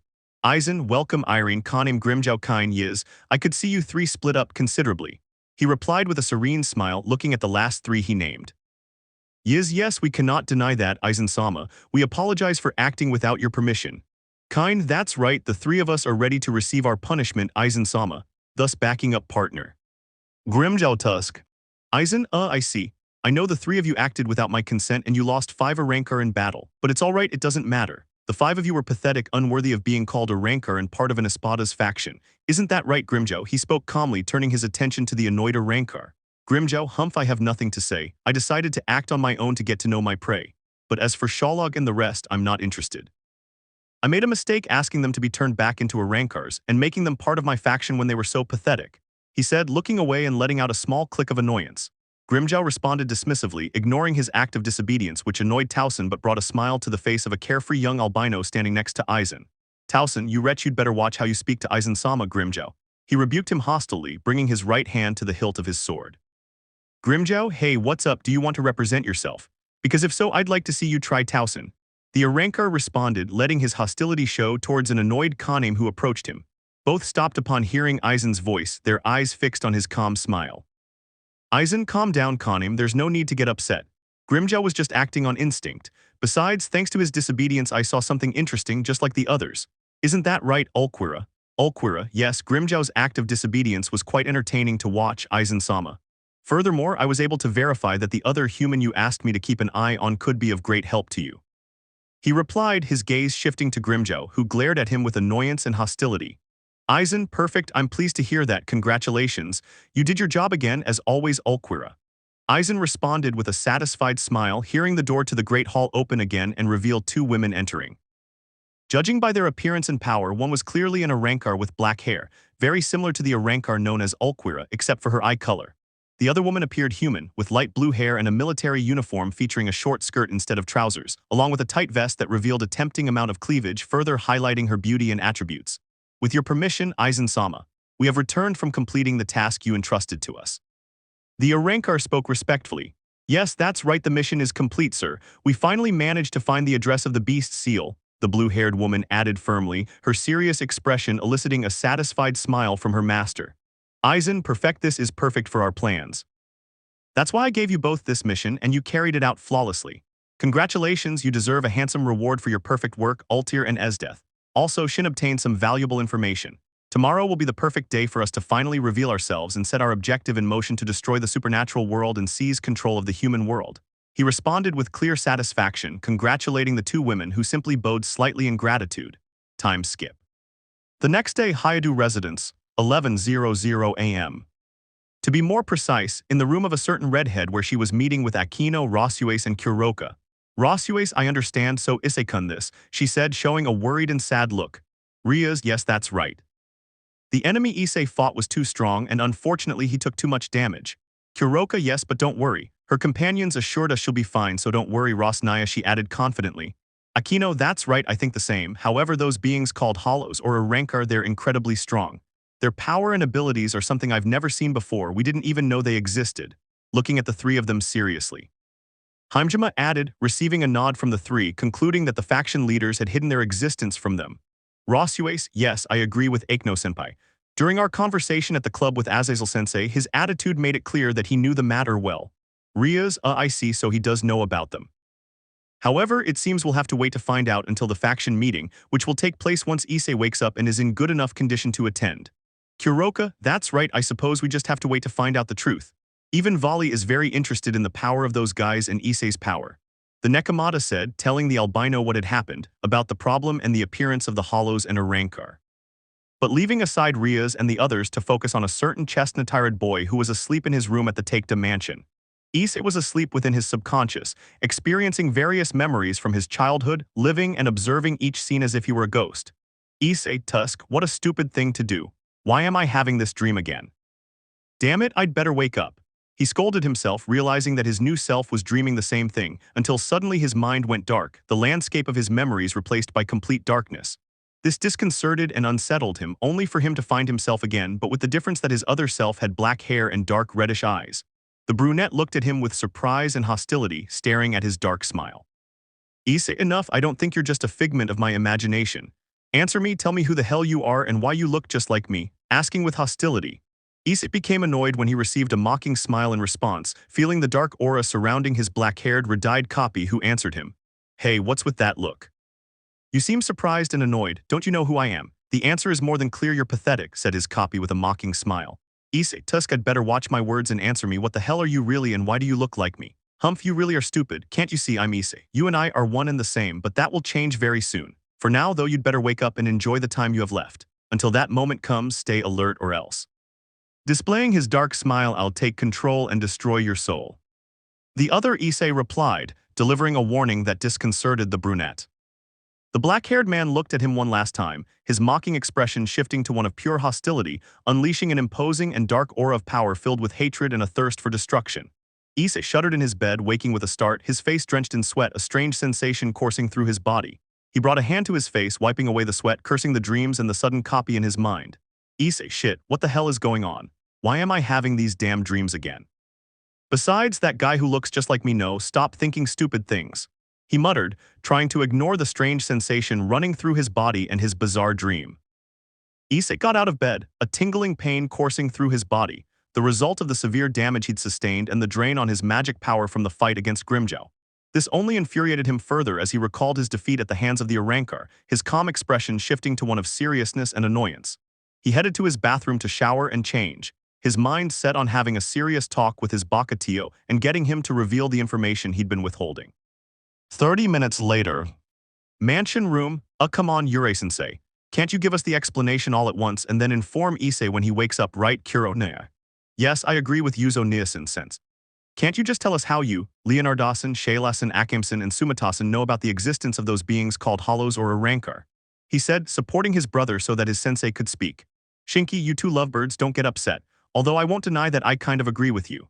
Leonardo, Yuzo, Kuoh, Shinki, I understand you're right and your eagerness to know, but the sensei already told you to wait until Issei-sama awakens. So remain silent and obey, or I will be forced to. Yura, hee. No, it's fine, stop trying to force them with intense training, Leonardo. Besides, I understand them, I've kept several important things from most of them, especially Issei and Atora, she said, looking at her niece. The dark-haired man spoke, drawing the attention of the brunette present in the room. Atora looked up to stare intently into her uncle's eyes, letting her anger at his words show in her magical aura, and asked her question. Atora, what, hiding something important from us, especially from Issei, Niasen, and me? Tusk, answer me, tell me everything at once. I'm fed up with you hiding things from us, so speak, looking at Yura with utmost seriousness. Atora asked, reprimanding herself with a withering glare, her hostility directed at her own uncle evident in her eyes and expression, which demonstrated her anger and distrust. He looked at her, understanding and accepting her hostility towards him, only asking that when she told him she wouldn't end up making the situation worse. Yura, I'm sorry, Atora, I know you're upset, but you'll have to wait until Issei wakes up. He replied, hearing a serious voice very familiar to everyone present. If that's your decision, then start talking. There's no need to keep waiting for me because I'm already here. They heard a certain brunette speak, directing their gaze towards the entrance of the room to find Issei, who didn't look very friendly. Atora and the others, I/Ning-san, wake up already. They exclaimed in relief with a smile upon seeing him awake and standing. Sheila, Ison, I'm glad you're awake and feeling well, but you shouldn't be moving around like nothing happened. You still need to rest to fully recover. Rangaku, that's right, you're not at 100%. The damage you sustained and the drain on your magic power during the fight turned out to be greater than it appeared. The two of them firmly reprimanded the chestnut-haired boy's recklessness, but Issei just sighed, responding with a monotonous okay, without taking his serious gaze off his uncle, which little by little the chestnut-haired boy changed to an expression of anger and disappointment. Issei, alright, I'm here. So start talking already, I want the whole truth. He ordered with a hint of hostility in his voice. Yura, alright, you'd better take a seat so we can start talking. I just ask that you don't interrupt me, especially you two, Atora and Issei. He replied, sitting down in the armchair in the living room. Yura took a brief pause before speaking, explaining how she knew the sudden enemy group that had attacked them, and that they were also aware of the existence of hollows. The atmosphere in the mansion's main room grew tense as they listened to what Yura had been hiding, and how she had known several of the enemies for some time. This bothered most of them, leaving them feeling a bit disappointed by their sensei's apparent lack of trust in them for not sharing this information, but especially Atora and Issei. Issei in particular kept his head down, his gaze obscured by his hair. Shiki, wow, this is a big problem. Ryoga, that's right, you're right. The level of power those three guys displayed was astonishing. And of course that's without even considering their abilities and fighting style. He said seriously, supporting his red-haired friend's opinion. Yuna, yes, I agree. Another reason why Urasens had to inform us about this a long time ago. Yuzo/Kuro, that's right, it's quite obvious how little trust he really has in us, Yurei-sensei. Both twins expressed themselves while looking reproachfully at their teacher because of the little trust he has in them.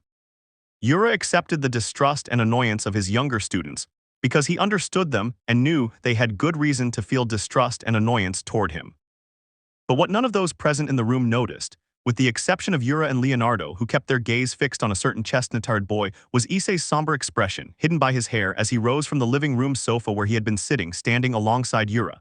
Issei, I understand really, it seems you enjoy messing with me to hide some extremely important information. Besides, those guys were targeting me, I was. He said without looking at his deceased father's brother, keeping his gaze lowered. Yura, no, you're wrong, it wasn't my intention to hide it. I simply couldn't find a way to say it. Besides, it's forbidden to mention the existence of hollows. But that's something we'll discuss in more detail at tomorrow's meeting. He replied, trying not to upset his nephew any further, who then responded. Issei, fine, I'm not interested in knowing why the faction leaders hid all traces of their existence. However, I will ask you one question and I expect you to answer it. Raising his gaze, his eyes revealing the contained anger in them, tell me, do these individuals who appeared have anything to do with my father's death? Issei asked, causing the tension in the room to only increase, as he, like everyone else, waited to hear Yura's answer, with the exception of Rangaku, Leonardo, Sheila, and Akame. Letting out a deep sigh, Yura replied, Yura, I understand, just thinking about it for a bit you came to that conclusion. You really are amazing, Issei, she said calmly, which annoyed the brunette as he hadn't received an answer to his question. Issei, Tusk, shut up, don't talk nonsense, it's not interesting, just answer my damn question, so do it already. The brunette shouted, demanding that you answer his question and stop playing games. Yura, but I already did, because you're right, the person who commands the group of enemies they fought is the same guy who ended your father's life, my older brother's. He replied, only to leave the room in profound silence. Sensing the clear anger of his nephew, he knew he could explode at any moment in a fit of rage. This happened exactly as he expected, feeling the clear aggression of Issei's outburst of anger. All this unfolded before the incredulous eyes of many present who didn't see when Issei lunged at his uncle in his fit of rage, grabbing him by the collar of his trench coat and shirt. POMMM, only a loud bang was heard when the younger ones turned their gaze towards the cause, finding the brunette embedded against the wall with Yura, making his anger clear by the furious look he showed. Ryoga, hey wait, don't mess with them, brother, calm down a little, he shouted, trying to calm the brunette. Sheila, it's true, we understand your anger, but you can't let your anger control you. And although I know that Yurei-sensei, Leonardo-san, Akame-san, Rangaku-san, and I kept something from you that you had every right to know, he is your uncle. He's the one who's been helping you overcome your past ice-sin. Atora, you already heard them, there's no need to go that far, Issei Niasen. Just let it go and let him finish explaining everything once and for all, she said, intervening to try and calm her brother but also containing the anger and sadness that overwhelmed her at the memory of her father. They watched the chestnut-haired man turn to look at them, revealing the clear anger he conveyed. Issei looked at them for a few seconds before returning his gaze to his uncle, still violently pressing him against the concrete wall. Issei, calm down, you want me to calm down, don't mess with me. Ever since I met you, all you've done is tell me half-truths. And not the most important parts. I'm fed up, I won't let you treat me like an idiot again.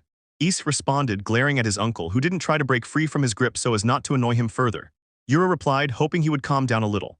Yura, I understand that you're upset and want to beat me to a pulp, that I'm acting like an idiot for not saying something so important. The dark-haired man paused, looking at his students and nephews, then continued. Yura, however, please understand it wasn't easy for me to do, for fear of how they would take it and act out of anger. I promised your father that I would tell them when the time was right and necessary. I even planned to tell them after the meeting, but I never expected them to appear sooner than expected. She added firmly, finishing her sentence. Yura managed to break free from his nephew's aggressive grip, who stepped back a couple of meters, leaving the room in profound silence. Ryoga, Atora, Sheila, and the others were silently praying that the brunette would calm down, lest he explode in another fit of rage. They grew worried when they heard Issei's soft chuckle, his gaze lowered as it grew louder before abruptly disappearing, his eyes widening. Issei, I understand, that explains why those gays knew about you and about my father. But it's okay, I guess life loves to make me suffer all the time. However, old man, out of the little respect and trust I have for you right now, answer this. He paused, then spoke and asked his question. Yura, okay, I no longer have any intention of hiding anything. I'll answer any question you ask me. The dark-haired man replied, a little hurt by his words, having a sure idea of what his nephew wanted to ask him, but also knowing that the answer he would give him would cause him to lose control again in a fit of anger. Issei, well, that's good to hear, so tell me what kind of connection you have with those guys. But also I want to know why their leader ended the lives of my father and Atora. Tell me his name and who he is. He asked, hoping to receive her answer and that she would tell him the whole truth, which she did. Yura, I understand, I'll tell you the whole truth. But to begin with, do you remember what I told you a couple of weeks after I took you with me? Issei, yes, I remember. In that conversation, you explained to me that our clan is very different from the others belonging to the hero faction. That we, unlike normal humans, can live for a maximum of over 300 years. Thanks to the pact that the first leader of the clan made with the goddess of the moon herself, who ordered one of my swords to be forged with her own blood and power, the goddess Tsukuyomi.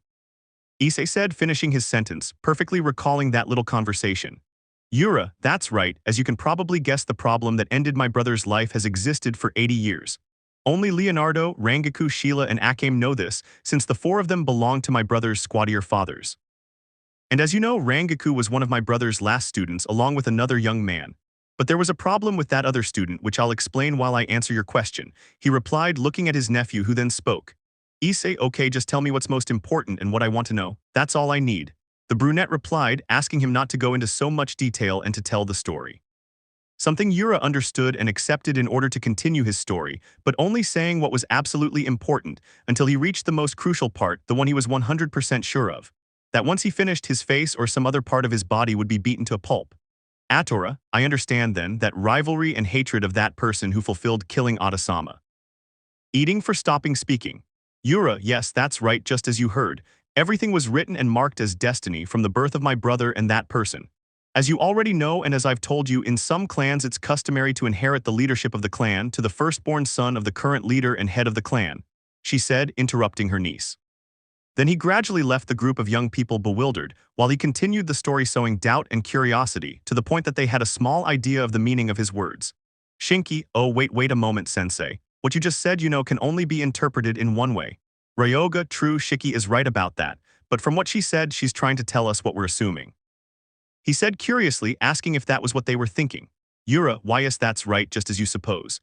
As the clan leader responsible for preserving our clan, it's perfectly normal for him to have one or more wives. Something similar happened with our father, who married our mother and another woman who was his childhood friend. Yura, it was even a surprise to your grandfather when he found out that you would both be awarded on the same day. But when the day of your birth arrived, my brother was born 1 minute before that person who is our half-brother, Aizen, she said, pausing briefly, looking at Issei, her expression darkening as she listened. Yura continued. Yura, however, the problems were about to begin, because a few years later, when the three of us were teenagers, me being 2 years younger, my father's squad was ambushed by a group of rebel demons and fallen angels. They managed to capture one of the squad members, who unfortunately for my father was his second wife and my second mother. Marin, I see from your words, I suppose the rescue of your half-brother's mother ended in failure. Isn't that right, Yura-sensei? She said, deducing the truth. Yura, yes, unfortunately she died. It was after they managed to free her, but during the fight a powerful demon appeared and tried to kill my mother. However, my father's second wife stopped it, in exchange for sacrificing her own life. And from that day on, the relationship with our half-brother was anything but easy to manage. She said seriously, listening to one of her students speak. Yuna, excuse me, I know it's a silly question, but the fact that they couldn't cope with their relationship as siblings and family, does that mean he blamed his father for his death? She asked, waiting for her sensei's answer. Yura, yes, you're right, Yuna-san. Because of how things happened and her death, Aizen blamed our father for his mother's death. He claimed he chose to save his first wife, that his mother's life was less important to him. This was clearly untrue, as my father loved them both and treated them equally, the dark-haired man replied. He couldn't hide his nostalgia and sadness as he recalled the bitter past and the problems caused by his second mother's death. Yura looked at his nephews, expecting an angry reaction, but to his surprise he only heard Issei's resigned sigh before he looked up and spoke. Issei, I understand, now I get it. But I never expected that my father and you had a half-brother and that he would be responsible for my father's death. However, I'm sure that that's not the only reason that started the problem. Isn't that right, old man? He asked with a serious look, concluding that the story he was being told didn't end there. Yura replied, Yura, yes, that's right. You're correct in your deduction, as what ultimately sowed Aizen's hatred and resentment was something that happened several years later when our father named Jin Niasen as the future leader of the clan. But the fact that the woman Aizen was interested in at that time she ended up falling in love with your father back then, only fueled his hatred towards Jin Neosin, our father, and the clan who always treated him as inferior to Jin Neosin and me, as if he were our father's illegitimate son. She paused for a moment, letting out a small sigh before continuing.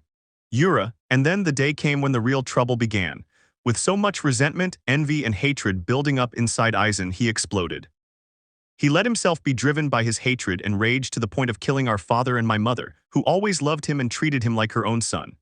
Yura, of course, he also ended the lives of many members of our clan with the help of 2 companions he assisted along with another person during a mission, and whom he then brought into the clan.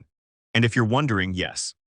That other person I'm referring to is Matsumoto, whom he took under his wing along with one of the other 2, named Jin, who was Matsumoto's first student. However, Jin decided to betray Jin Neosin to join Aizen's rebellion, which led to a considerable decrease in the number of people belonging to our clan. But even though I'm telling you the truth, I know that the distrust you now have for concealing this fact won't change. The black-haired man finished speaking, waiting for the reaction of his nephews who remained silent until Issei decided to speak. Issei, that's right, but that's enough. I appreciate you telling me the truth this time, even though I know there were things left unexplained, but it's sufficient. As you can understand, I don't feel like continuing this conversation. I'm going back to my room, and please don't bother me, he said, leaving the mansion's living room in silence. This undoubtedly worried Sheila and Atora greatly, as they noticed the intense emotional turmoil plaguing the brunette. Those present simply watched him walk away from the mansion's living room without a word, which only heightened the tense silence. This didn't last long, however, as the awkward silence was broken by a concerned Sheila. Sheila, why Yurei-sensei do you really think it's right to respect his request and leave him alone when it's clear that Aizen isn't doing well emotionally right now? Yura, yes, although he didn't thank me much for leaving him alone, I think it's the best option for now, she said with a serious expression but one that showed concern for her nephews. Shinki, I agree, Yurei-sensei. It's best to give him time to calm down. It was more than obvious he'd react this way after what the sensei just said. But don't worry, it's partly your fault, Atorasen. Remember, Issei is strong. I know that after he calms down, he'll be the same as always. The redhead expressed himself, supporting his sensei's decision and trying to ease the others' concerns, especially Atora's, who simply nodded before speaking. Atora, yes, you're right. I know Issei Neosin won't let the situation get him down, but I can't help it. I feel so miserable knowing the truth, that Otasama's killer is his half-brother, wiping away a few tears as she remembered her father. Atora responded by leaving the room accompanied by Sheila, watched by Yura, who simply lowered his gaze in disappointment, berating himself for hiding something so important from them. The hours passed, and a peaceful night arrived with artificial lights and moonlight illuminating the city, allowing one to contemplate the beautiful night sky filled with stars. An image that would undoubtedly be relaxing for anyone who saw it. But for a certain chestnut-tired man who sat on the edge of the mansion's rooftop, his gaze fixed on the starry sky, his face reflecting a mixture of nostalgia, anger, and sadness. He was showing the effects of the alcohol from the bottle of whiskey on his right side, while in his right hand he held the glass with which he drank the strong liquid, trying to forget his problems for a while. Issei, so once again, it seems damn fate enjoys messing with me, even making me feel miserable, he said, gazing at the radiant moon. But enough is enough. I won't let my misery bring me down. The only thing that should matter to me is taking care of the people who care about me and whom I want to protect. No matter what I have to do to achieve that, even if I have to wallow in my hatred and darkness, I swear I will avenge my father's death. I myself will kill that damned bastard. He let the hatred and darkness within him surface. The chestnut-tired man spoke with only the motive of protecting his people and ending his father's murder, who turned out to be his half-brother. A reddish flash appeared in his eyes, changing their usual color to a deep, blood-red hue. This didn't last long, however, as he heard footsteps approaching, recognizing the person behind him. Issei, what's wrong? Why are you here? Shouldn't you be sleeping? It's not good to neglect your sleep lesson, he asked, turning to look at the aforementioned with a cold expression in his eyes, staring at the small, waning smile she showed him. Sheila, well, I wasn't comfortable with what happened. I truly apologize. It wasn't my intention to stay silent and not tell you about your father. But I understand that you're upset and don't trust me anymore. Please forgive me. Issei, that's enough. Stop doing that. You don't have to beg for my forgiveness because there's nothing to forgive. Although it bothered me that even you kept quiet about something that Atora and I had every right to know the truth about. I can't be angry with you and not trust you. You've helped me so much since we met. So come on, lift your gaze and wipe that guilty look off your face. I like you better when you're smiling. It really highlights your beauty, he said without thinking, flashing a warm smile. This had a great effect on her companion, who was grateful that the obvious blush on her cheeks went unnoticed and that the brunette ignored it. Sheila took a short breath to calm her nerves before moving closer to the brunette and sitting down next to the concrete seat. I understand, thank you for the something and for continuing to trust me. But I don't think that starting to drink when you don't usually do it is the right thing to do. And even if it's helpful and makes you forget what's bothering you, it will only be for a moment. Because that won't erase the reason that's affecting you, you'll only avoid it more and things will get worse. She spoke, raising her gaze to look at the brunette and meet his wan smile. Issei, you're right, since after all you should have done the same as me. But it's all right, I'll drink without restrictions just this once, and since you're here, what do you say, Shaylason, will you agree to drink with this troublesome idiot just this once? Issei asked, smiling as he conjured another glass with his magic, which he offered to the smiling woman, and she accepted without hesitation. Sheila, hi, of course I accept, if you're the one asking, I'll do it gladly, Issei-san. Being served by the chestnut-haired boy. Sheila thanked him and then downed a gulp of whiskey, making a small face at her reckless action which caused Issei to laugh in amusement. Issei, I see the first glass down in one gulp to warm up the throat. It's clear that when you loosen up with alcohol you're quite the drinker, Shayla-sana. Sheila, well, I can't deny that. But clearly the title of #1 drinker we know undoubtedly belongs to Reincarnation, and she proudly demonstrates it. She said with a small laugh as she mentioned her companion. Issei, yes, you're absolutely right about that. It's a miracle that woman isn't bedridden with liver or kidney problems. Or worse, that she's not already 6 feet under from alcohol poisoning, which I hope never happens. He let out a small laugh. Issei spoke, trying to sound somewhat joking, which he managed to do, earning as a reward Sheila's beautiful and comforting laughter. He couldn't deny that he liked his classmate, but he also felt something more than friendship for her, which led him to scold himself, remembering his decision to never believe in love again. Time passed with the two enjoying a pleasant moment, savoring the chance to forget their troubles and focus solely on the fun. They quickly finished off 2 bottles of whiskey, and both were already showing the effects of the alcohol. This helped them both loosen up a bit, playing a few pranks or trying to embarrass each other. However, what the brunette never expected or imagined would happen was that, in moments of weakness, his clumsy heart would occasionally unleash the perverted side of his past self. It was seeing how a blushing Sheila moved closer to him, pressing her body too close to his, that he could feel against his chest the large, firm, and soft attributes of his companion, but also inhaling the sweet, natural scent of her body and hair, becoming captivated by Sheila's exquisite fragrance. Issei, Shaylason, I'm sorry if I sound a little rude, but don't you think you're a little too close? Trying not to show discomfort around Sheila, Issei spoke, using all his willpower to avoid appearing nervous in the woman's presence, trying not to sound rude and upset Sheila. Sheila simply looked at the brunette with a mischievous and daring smile, enjoying the reaction her actions had provoked in the young man she had fallen in love with. Sheila, what are you talking about? I'm not doing anything wrong. I just felt like being closer to you, so I don't see any problem with that. Besides getting closer to him, I know deep down you like this. She added, whispering in his ear with a daring smile that only served to affect the brunette more, who responded. Issei, but what are you talking about? Of course not, Shaylason. I'm not saying it because of what you think, it's just that. Sheila, it's just that, Issei-san, even if you deny it, that perverted side of you still exists, I understand. But more importantly, I can't take it anymore, I can't keep ignoring and hiding what I feel for you, she said, bringing her face closer to the brunette's. Issei, but what are you saying that you he answered without being able to finish speaking, feeling the surprising contact of Sheila's lips on his own, becoming trapped in the warm sensation. Sheila smiled between kisses, a feeling of victory in her eyes, a warm sensation coursing through her body as he reciprocated, intensifying the kiss from tender to passionate and full of desire. The heat between them only increased, making their encounter even more pleasurable, with Sheila climbing onto his lap as they shared the kiss, their tongues battling each other in a display of desire. Issei simply surrendered to the warm sensation of her kiss and body, so without thinking, he placed his hands on her hips, slowly moving them down to her legs and feeling her bare skin, which allowed him to feel the short dress clinging to her body. It wasn't long before both of the brunette's hands settled on her buttocks, tightening his grip, which elicited a beautiful moan from his partner. They broke the kiss, their tongues dancing together a few times before pulling away, leaving only a thin strand of saliva connecting their lips. And as if their bodies craved more, Sheila let out another excited moan at Issei's unexpected and daring action. Without hesitating, driven by his desires, his hands and face traveled directly to her breasts, burying his cheeks in them to taste the bare skin of her alluring cleavage, her hard nipples clearly arousing Sheila. She too noticed this, feeling the chestnut-haired man's groin awaken and his erection growing. They both let out a husky moan as they felt the pleasurable friction of their bodies against each other, the purple-haired girl moving her hips to rub her intimacy against his hardness, and the brunette feeling the overwhelming heat of her cunt rubbing against his erection, which only intensified their passion and clouded their minds. However, before their heated situation could escalate and they could consummate the act, they both heard the distinct sound of footsteps that then faded away. End of Chapter 20. Chapter 21. Kuoh City Taikta Mansion. 11:00 p.m. On the mansion's terrace, a certain brunette and a purple-haired girl were locked in a passionate kiss, their bodies reacting to the desire, craving each other's warmth and touch. They both let out a hot moan, feeling the pleasurable friction of their bodies, the purple-haired girl moving her hips to rub her intimacy against his hardness. The chestnut-tired man felt the overwhelming heat of her cunt rubbing against his erection, which only served to arouse them further and cloud their minds.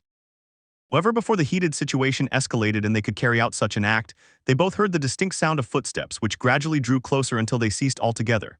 They fell silent upon recognizing the person staring at them in surprise, mouth wide open. They abruptly pulled apart. Sheila W8, this isn't, it's not what it looks like. Ryagasan R right Issei-san, looking more than nervously at the brunette. Issei, why yes, that's right, no it's not what it seems, we just. Ryoga, porn we kids, I don't know what you're talking about. Because clearly the two of them were, giving it their all, huh? You pair of hentai rascals, he said mockingly, watching as his brown-haired friend glared at him. Issei, hey, we understood your message perfectly well from your first words, right? But tell me, what do you want by coming here before I lose my patience and beat you to a pulp for being such an idiot, my dear friend? He asked with a deadly threatening smile. Sheila, right, don't go overboard with your comments, Ryagasan, I added, supporting the brunette. Ryoga, calm down bro, Shaylasan, I was just kidding. I just came to borrow Issei's laptop, that's all. I didn't know you were in the middle of. Issei, my roommate's on the table, you can take it as long as you want, just go now. Don't say anything else stupid, please. And I hope you don't say anything about what you just saw, or else I'll have to break all your teeth, Ryoga. He interrupted him in a calm tone. But of course, the message was that if he said anything else or told the others what he saw between him and Sheila, he would undoubtedly get what was coming to him, complete with a party, shouts, and a parade for speaking his mind. But while this was happening with the group of young people in another part of Japan on the outskirts of Hyoudo, a group of 10 fox and wolf yakai could be seen gazing triumphantly at a large barrier that transformed the landscape, surrounding what appeared to be a strange city within it. Kitsune 1XD. Yes, this is where the owners of the precious stones are located who felt at home in this place, Kuranson. He said seriously, looking at the smile of his group leader. Kuran, well, it seems the old man was right to send us to investigate the place. Now we just have to break through this barrier and go in to finish them off. He replied confidently, flashing a reassuring smile. But meanwhile, at the same time, in the largest building inside the barrier, 4 people were gathered in a large hall, 3 men and a woman with sky-blue hair who sensed the presence of the group of yakai. If this isn't Aizen-sama, it seems we have some curious onlookers lurking around the barrier, said a young albino man seriously. Yes, you're right, Jin. They're a group of 10, to be exact. They must be from the Yakade faction. Apparently they've already found the barrier, he said seriously, looking at the brown-haired man beside him. What do you wish us to do, Aizen-sama? If you'll allow me, I can go right now and kill them, sir. Well, Aizen, no, there's no need for you to go, Kanim. I'm sure Esdeath here will gladly do that job. Isn't that right, Esdeath? He replied with a smile, looking at the blue-haired woman who only smiled predatorily before answering. Esdeath, yes, I'd be very happy to do so, sir. I'll personally take care of eliminating them. It will be gratifying to have a little fun and to taste blood again after so long. With your permission, Aizen-sama, right now I'll take care of cleaning up the mess. Bowing politely as she left the room, she responded, ready to carry out the order, but also eager to smell blood again and take the lives of the small group of intruders. She happily made her way to her toad-like quarters before going after her target with a sadistic smile, taking with her 4 of her subordinates who made up her faction. Scene change, several minutes later. A small group of yakai were preparing their move to break through the barrier and enter the strange city, their leader sporting a satisfied smile. He was blindly confident he could handle the odd group of Presecias, intending to demand a reward for his feat. Yakai/wolf, alright sir, this should be enough to break the barrier. Kuran, good, then that's enough. Come on, do it now and break through the barrier once and for all. We don't have all day, do it now before they notice our presence. The leader ordered authoritatively. Yes, right now, sir. I'll break the barrier, I don't know, the wolf yakai replied, preparing to fulfill his captain's order and break the barrier, ceasing to speak. These were interrupted when they saw, to their surprise, 4 people appear out of nowhere on a rocky slope, listening to the authoritative voice of a woman with light blue hair wearing a military-style uniform. I'm sorry, but I won't let you do it. You made a grave mistake, you shouldn't have come snooping around this place, because all of you will die. He sentenced them without mercy. The woman exclaimed, looking at the group of yakai, while ordering her subordinates not to interfere and drawing their rapiers, a sadistic, bloodthirsty smile spreading across her face. The group of yakai only tensed further when they saw the 4 people accompanying the woman surrounding them, feeling a powerful pressure that made them even more aware of the situation. Kurin, damn it, they've already noticed us. Besides, their power level is damn it. The captain said resignedly, feeling fear along with the other yakai for their imminent death. And before the small group of yakai could react, the unknown blue-haired woman launched herself at them with blinding speed, which none of the yakai present could match. The fight lasted less than a minute before 9 of the 10 yakai lay lifeless on the ground, decapitated or practically cut in half, forming a large pool of blood at Kurin's feet. He stood frozen in place, his gaze unfocused, unable to react, overwhelmed by the sheer power of the situation, unable to comprehend the enemy's strength. His mind snapped back to reality when he heard the sadistic woman speak, a voice that terrified him even more as he was taken prisoner and forced to become her torture device. Time skip 2 days later. Kuoh City 8:00 a.m. In the Grand Taikta Mansion, inside a large, magically reinforced underground room currently used as a training hall, 2 young men with brown and light blue hair were resting after 3 hours of intense training. They were having a small conversation when, unfortunately for the brown-haired one, his companion brought up a certain topic. Ryoga, yes, you're right. These guys will be a big problem, even for Uri-sensei, Leonardosan, Akame, and Rangakusen. But putting that aside, he said, his serious expression shifting to a perverted one. Tell me, what were you and Sheila up to that night before I came along and ruined your moment, huh? Spill the beans, young stud, he asked curiously, his perverted smile never wavering. Something that only made the chestnut-tired man uncomfortable as he remembered the situation in which his baka friend found them, unable to avoid blushing at the memory. Issei, Abi Baka, you seriously expect me to tell you? It's embarrassing enough that you'll find us in that position. You're actually more of a pervert than you let on, asking me that. He replied, trying to appear as serious as possible, which he failed to do, feeling annoyed by Ryoga's mocking smile. Ryoga, hee, come on, don't take it the wrong way. I was just joking around a bit, you don't have to tell me and I won't tell anyone about it either. Besides, I don't see anything wrong with you trying to have something serious with Shaylassen, she really likes you. Even an idiot like me can tell she loves you, he said with complete sincerity, looking at the small smile of the brunette. Issei, yes, I know it well, I realized it when she told me, since I could feel that her confession was completely sincere and I won't deny that I liked hearing it, he said, standing up. Ryoga, so is it a fact that you're dating or? He asked without finishing speaking, looking at the brunette. Issei, no, we didn't start a romantic relationship, but I can't say I rejected her either. I told her that I had also developed feelings for her, but that for now I wasn't ready to have a relationship. Issei replied with a small smile, remembering what happened with Sheila. Ryoga, yes, I understand. In short, you asked her to wait until you felt ready to have a romantic relationship. Issei, yeah, you could say that. But anyway, let's drop the subject and have a friendly fight as training. What do you say, are you up for kicking your butt again? He said, putting the subject aside to challenge his gluttonous partner to a friendly match. Ryoga, of course I accept. However, I remind you that the last time we faced off, I was the one who kicked your butt, showing a smile. But to make it more interesting, how about we make a bet?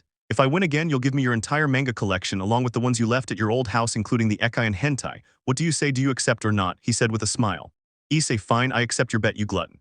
But if I'm my friend, you will buy me the latest phone and be my slave for a year. Ryoga, fine deal.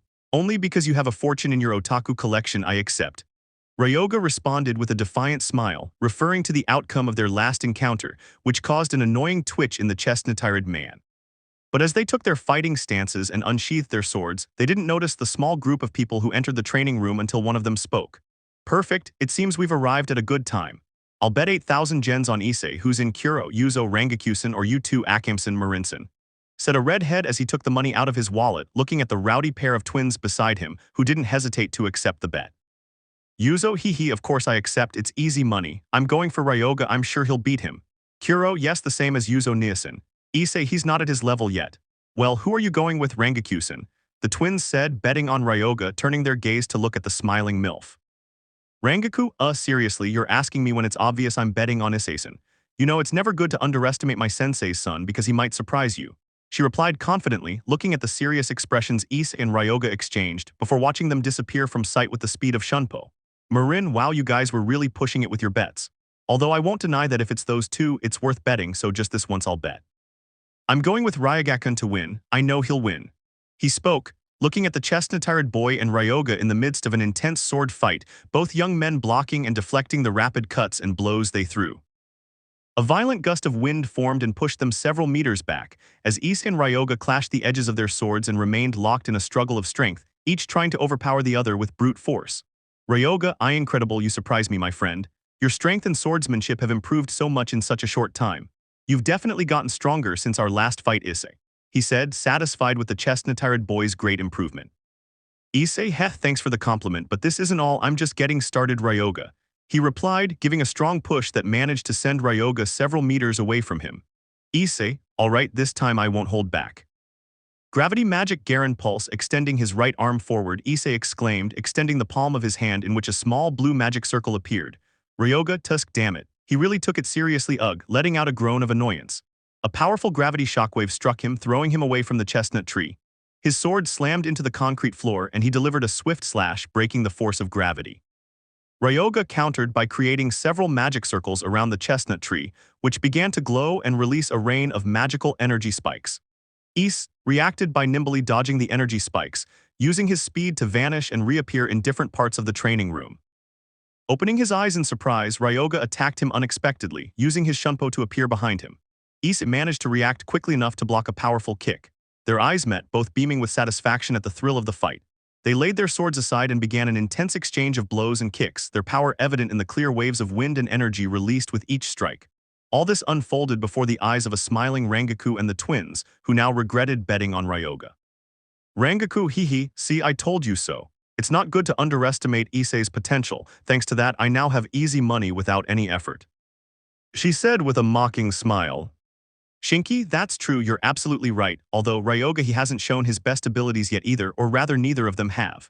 The redhead added, stretching out his right arm to create a barrier and protect himself from the powerful waves of power and debris.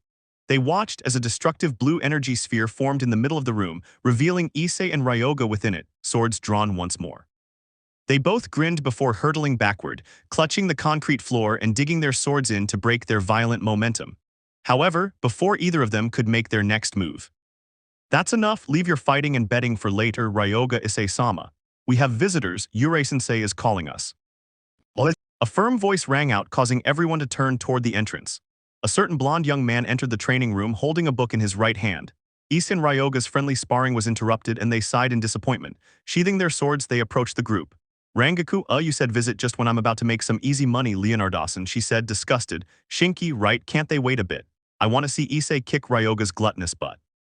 He added in the same way, supporting his companion for interrupting the fight, listening to the young blonde. Leonardo, enough, I don't want any complaints. The sensei is waiting for us in his office, along with the former governor of Gregory, Azazel Dono, and his companion, responding authoritatively.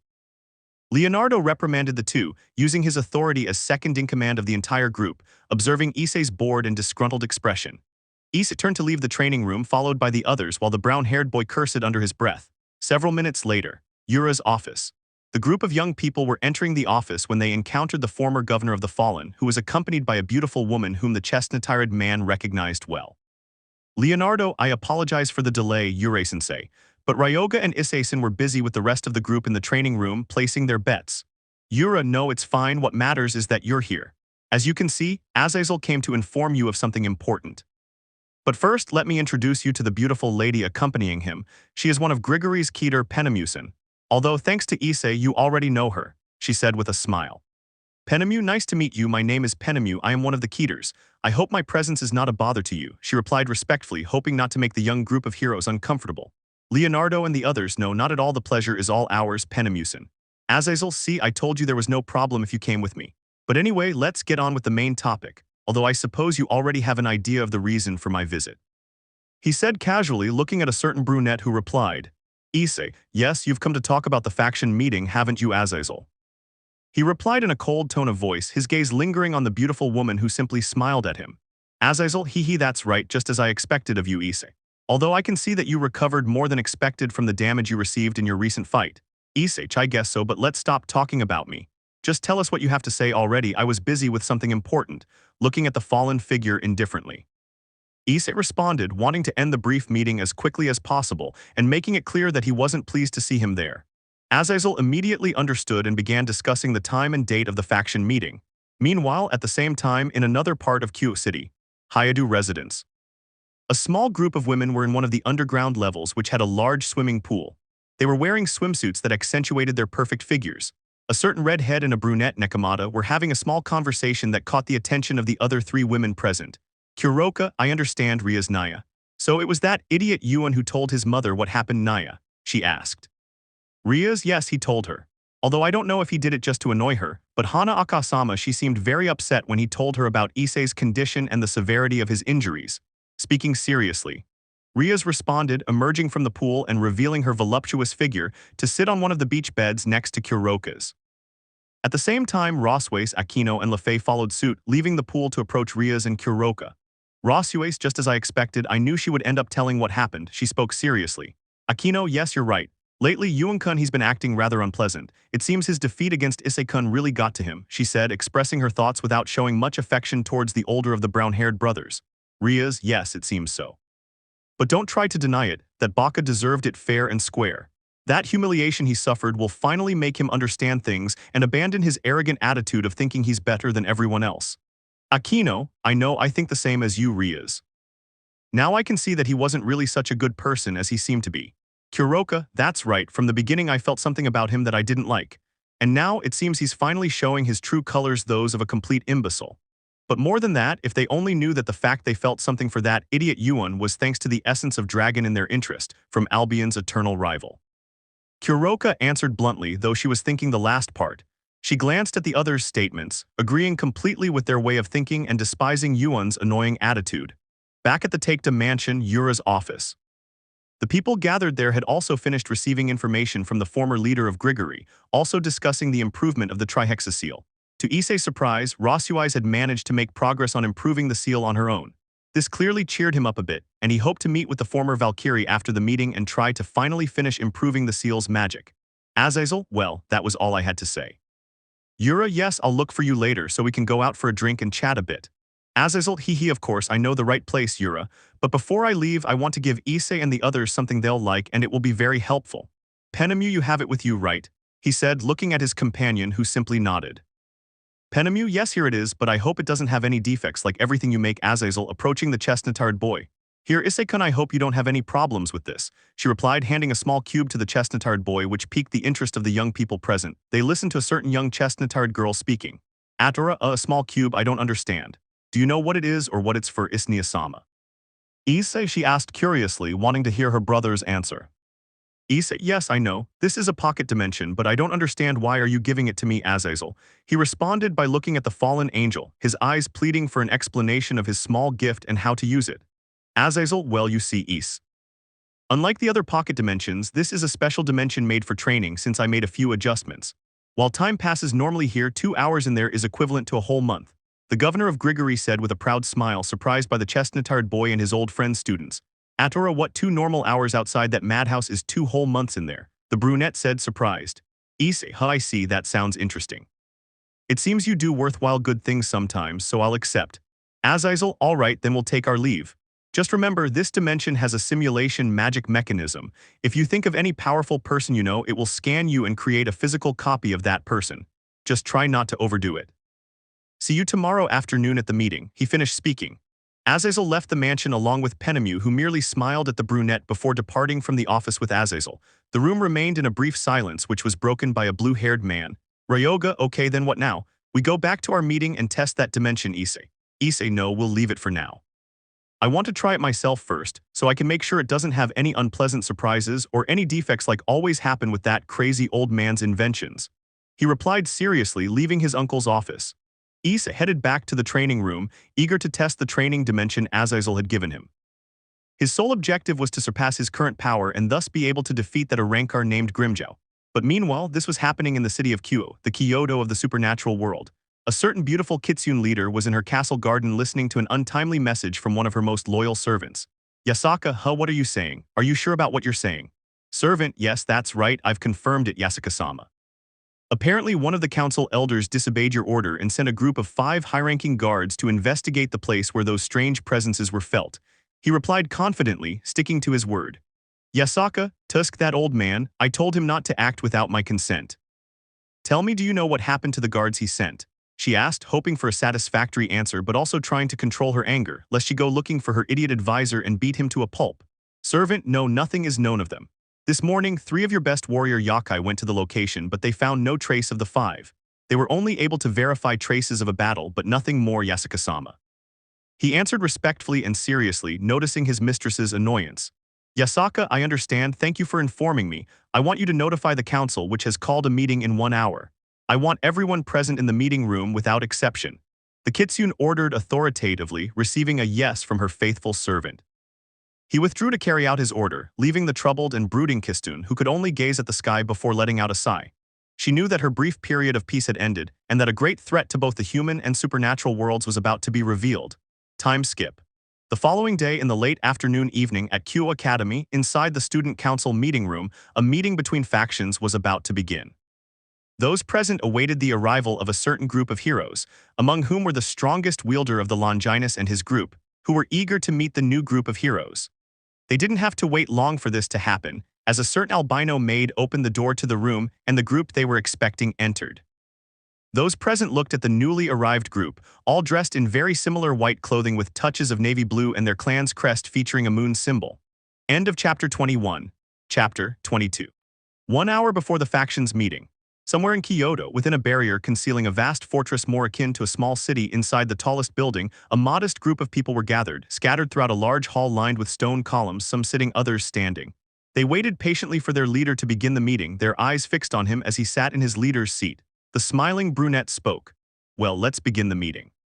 I'm pleased to have you all gathered here again, my loyal comrades. But let's get to the important point, the reason I requested this meeting. Although, judging by your expressions, I suppose you already know what I'm going to say. He said, receiving an animated response from a certain light blue-haired woman. Yes, what you're trying to say is that it's time to let loose a little. Am I correct, Aizen-sama? Aizen, yes, that's right, Esdeath. It's time to pay a lively visit to the hypothetical alliance of factions, and what better way to do so than by arriving properly at their little meeting? So Kaname looking at his subordinates. He responded, smiling at Esdeath, who also smiled, but hers was a smile fueled by battle and bloodlust. Aizen called out to his most loyal subordinate, standing at his right side, who understood his order immediately upon hearing his name. Kanin, yes, right now, Aizen-sama, Esdeath, Irene, and Ulquira. You will be the ones to begin with what was agreed upon, but you will also have the help of a certain group that Aizen-sama controls.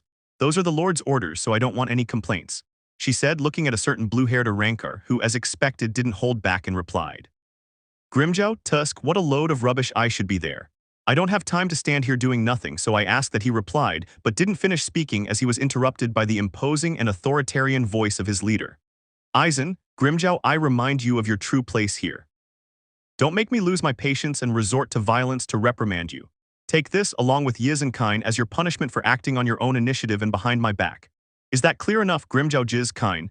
He said with authority in his gaze and tone of voice, suddenly unleashing his magical and spiritual energy, making the entire room tremble. Grimjow, Tusk, yes, it's as clear as day, Aizen-sama, he answered reluctantly. He walked away disgruntled to a corner of the room, saying nothing more, mentally cursing his leader, and so to speak, his creator. The atmosphere in the room returned to normal when the chestnut-haired man suppressed his power to display his typical smile before speaking. Aizen, I'm sorry, I apologize for what just happened. But getting back to the matter at hand, I want those appointed by Kaname to prepare, and you can also bring anyone else from your faction if you wish. However, Ulquira, you already know your mission, right? The brown-haired man asked, looking at the black-haired man. Ulquira, yes, don't worry, Aizen-sama. Rest assured that I will convince him and he will be at your disposal very soon. The cold Arankar replied, earning Aizen's smile and the serious gaze of his sister Ultir. Scene change. Present time 15 minutes after the faction's meeting began. Academia Kuoh. The faction meeting was currently underway in the student council room, which remained shrouded in profound silence. This followed the presentation of information about the new enemy facing Yura's group, as well as how their confrontation with this sudden foe had ended.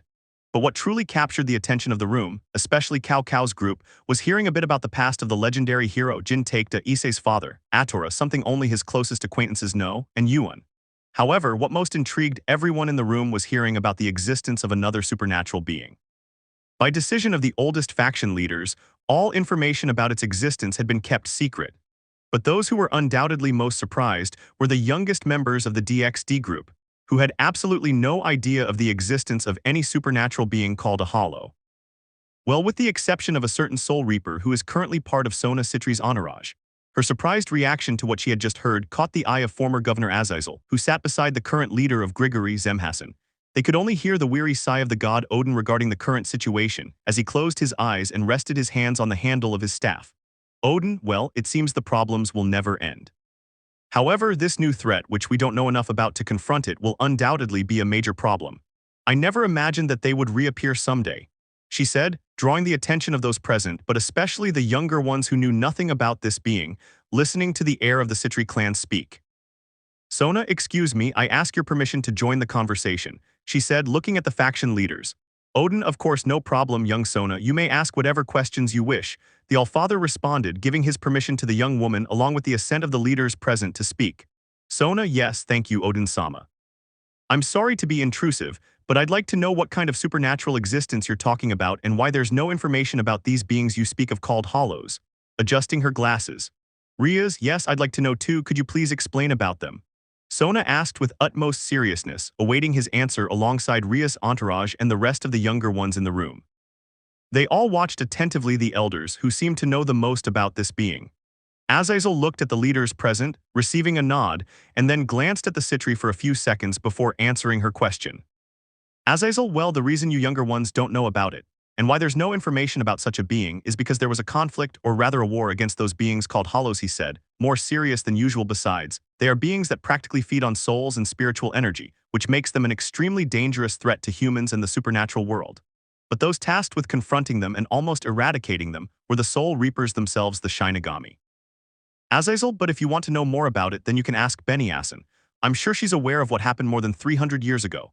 He finished speaking and turned his gaze to Benia, who became the center of attention among those present in the room. Benia, yes, I am aware of their excitement and the conflict, as well as the decision made to seal them in their world. But that's all, I know nothing more, she replied, making it clear that she only knew what was necessary and nothing more. The place fell completely silent again after hearing Benia's sincere answer. Well, this was only until the Sekiryuutei's boastful voice made its presence known, acting like a big deal, much to the annoyance of many. Yuan, humph, what nonsense. I don't understand what they're so worried about. They're probably just your typical boastful enemy trying to get attention, but they're just a bunch of mediocre kids. With my improved power, I'm sure I can defeat them, huh? Making his opinion on the matter clear, Yuan replied confidently, his typical arrogance emanating from him. Rias, Yun, that's enough. Don't start with your nonsense, behave yourself and keep quiet. Yuan, humph, behave, but I'm just telling the truth, Rias. He said, being as conceited as ever, which annoyed the redhead and several of those present even more.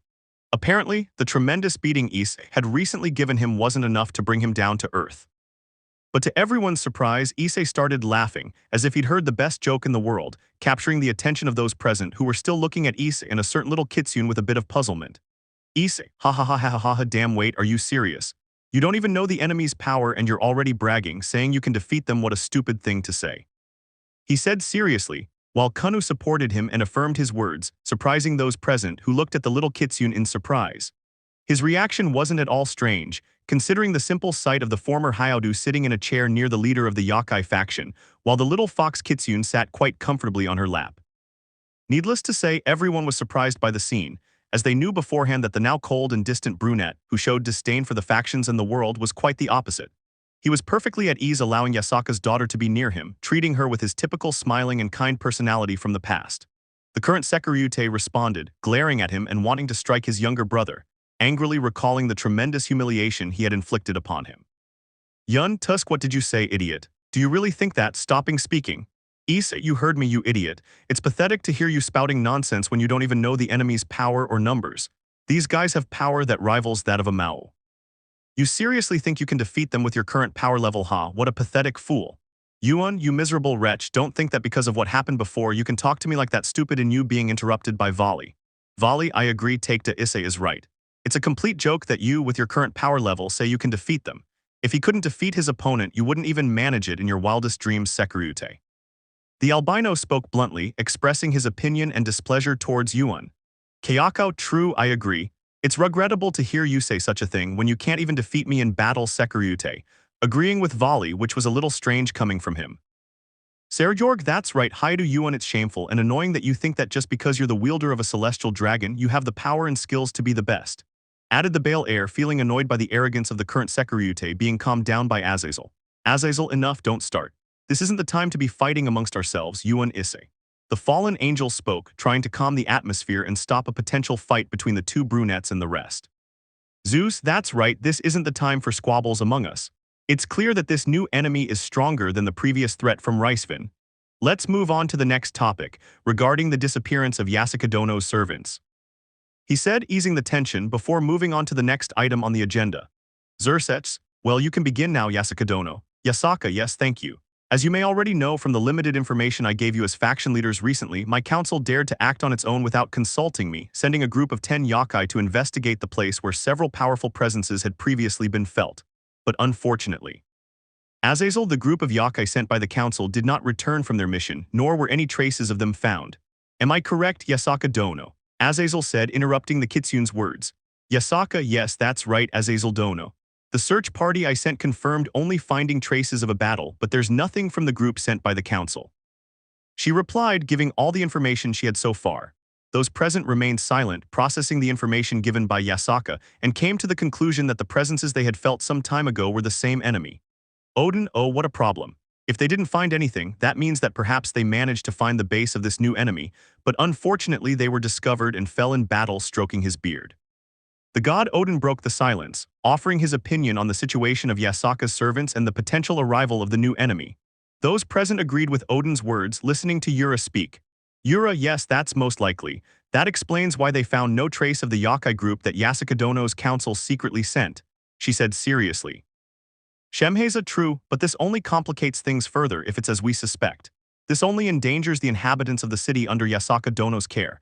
I believe the best course of action is to organize a group and investigate the area so we can be certain if this new enemy's base is indeed located there.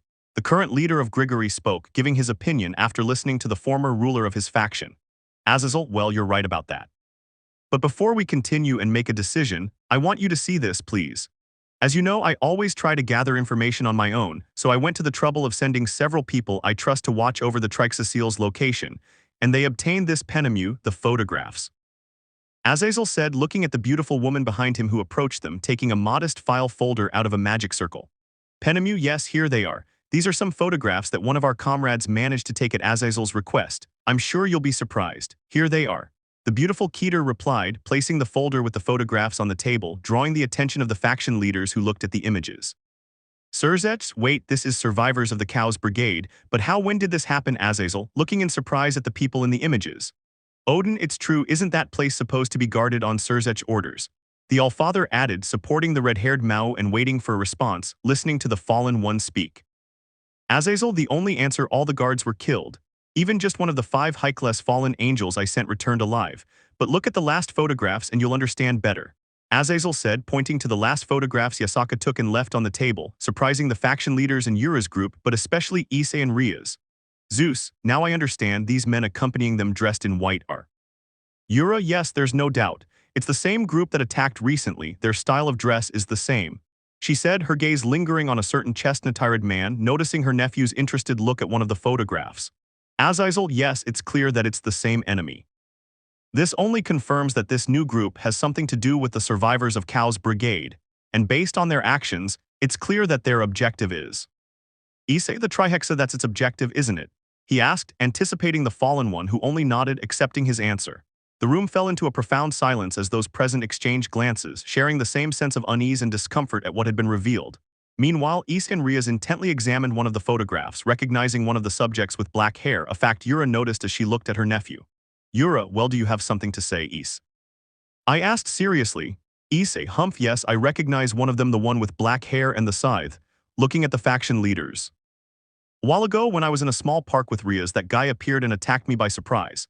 He told me it was a little greeting from his master, but since I didn't think much of it, I asked Rias not to say anything about it. He commented calmly, not giving much importance to having kept that information hidden. This annoyed those present, but especially the tiresome Sekiryuutei, who didn't hesitate to insult him, demanding answers from Issei and Rias for concealing this information.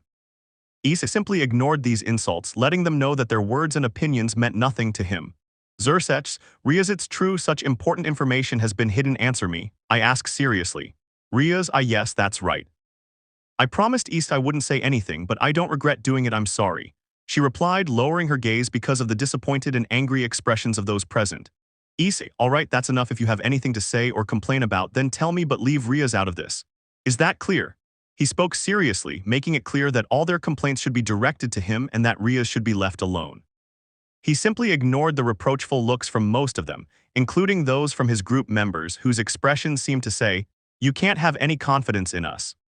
Issei, okay, that's enough, stop giving me those looks. Yeah, fine, I understand I messed up by not saying anything, stop being such crybabies. It's not like anything changes whether I say it or not, but if you have a problem with me, go ahead, we can sort it out.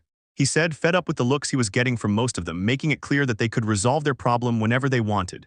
Yura, okay, calm down. Like my nephew said, it doesn't change the situation at all whether I said it or not. Azazel, true, it wouldn't change the situation at all. The important thing now is that this new enemy seems to be affiliated with the current Kuoh's brigade. And given the current situation and the photographs, this makes it clear that their target is none other than Trihexa. He said seriously, making the atmosphere in the room tense again.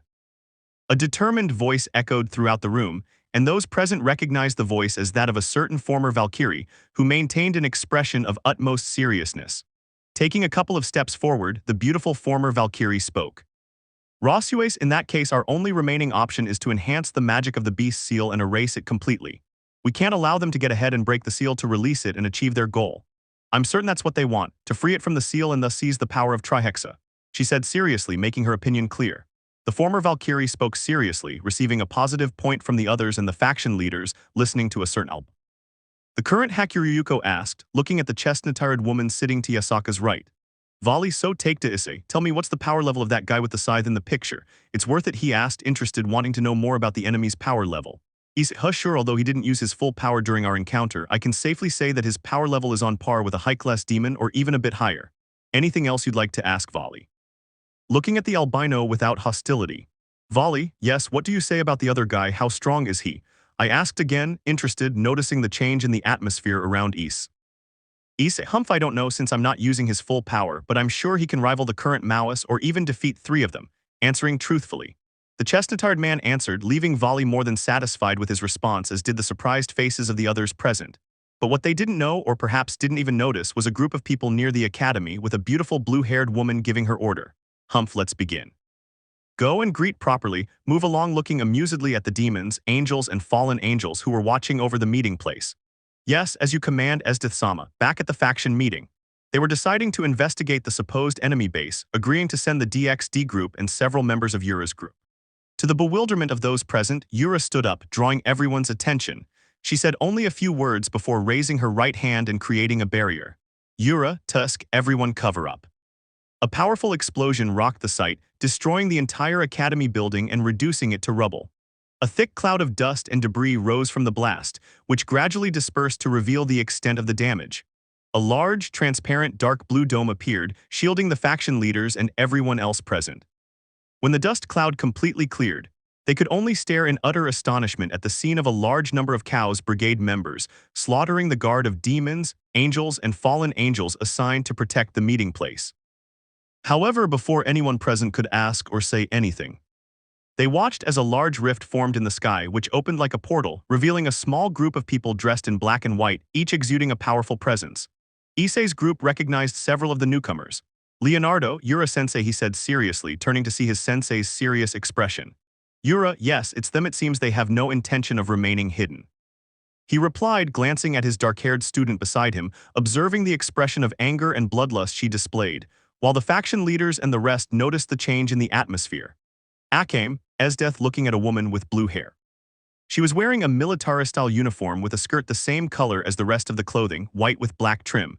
She looked at the beautiful woman with hatred and she spoke. Esdith, it's been a while since we last saw each other, Yura, Leonardosan, Sheila, and Akame. The woman said, looking with displeasure at the last one mentioned. She responded with a malicious smile, exiting the portal with the others accompanying her. This caught the attention of the supernatural beings present, who saw them practically walking across the sky as if nothing was amiss, sensing the clear hostility they exuded. This surprised and worried the group of supernatural beings, but it also brought excited smiles to Volley, Serjorg, and Kuoh. Kuoh, hey, Volley, can they feel it? He asked, smiling. Volley, yes, I can feel it, but it's not just me. These guys are strong, stronger than I expected. He answered without erasing his smile, showing the excitement of being able to fight with one of them, while a certain chestnut-attired man looked attentively at one of the enemies, black hair, green eyes, and skin as white as snow. But while this was happening at Kuoh Academy, elsewhere in the city at the Hyoudou residence on the rooftop, a small dark-haired loli was gazing at the sky when another dark-haired loli, identical to herself, appeared dressed in a black gothic dress. Opis, you're here. Opis, yes, it's been a while, Lily. But you know I came right, the dragon goddess asked. Lily, hi, they're the people you talked to Lily about. They started moving, she said in a serious voice. Opis, that's right, it seems that another new war is about to begin, approaching her other half. The Supreme lowly spoke, sensing the group of powerful presences at Kuoh Academy, but especially one who remained hidden in the shadows, which caught all her attention. End of chapter 22. Let me know in the comments below if you guys want the next part. Also check out my other video that has been shown and left. Thank you for watching. If you enjoyed this video, please like and share this video. And have a fantastic day. Bye.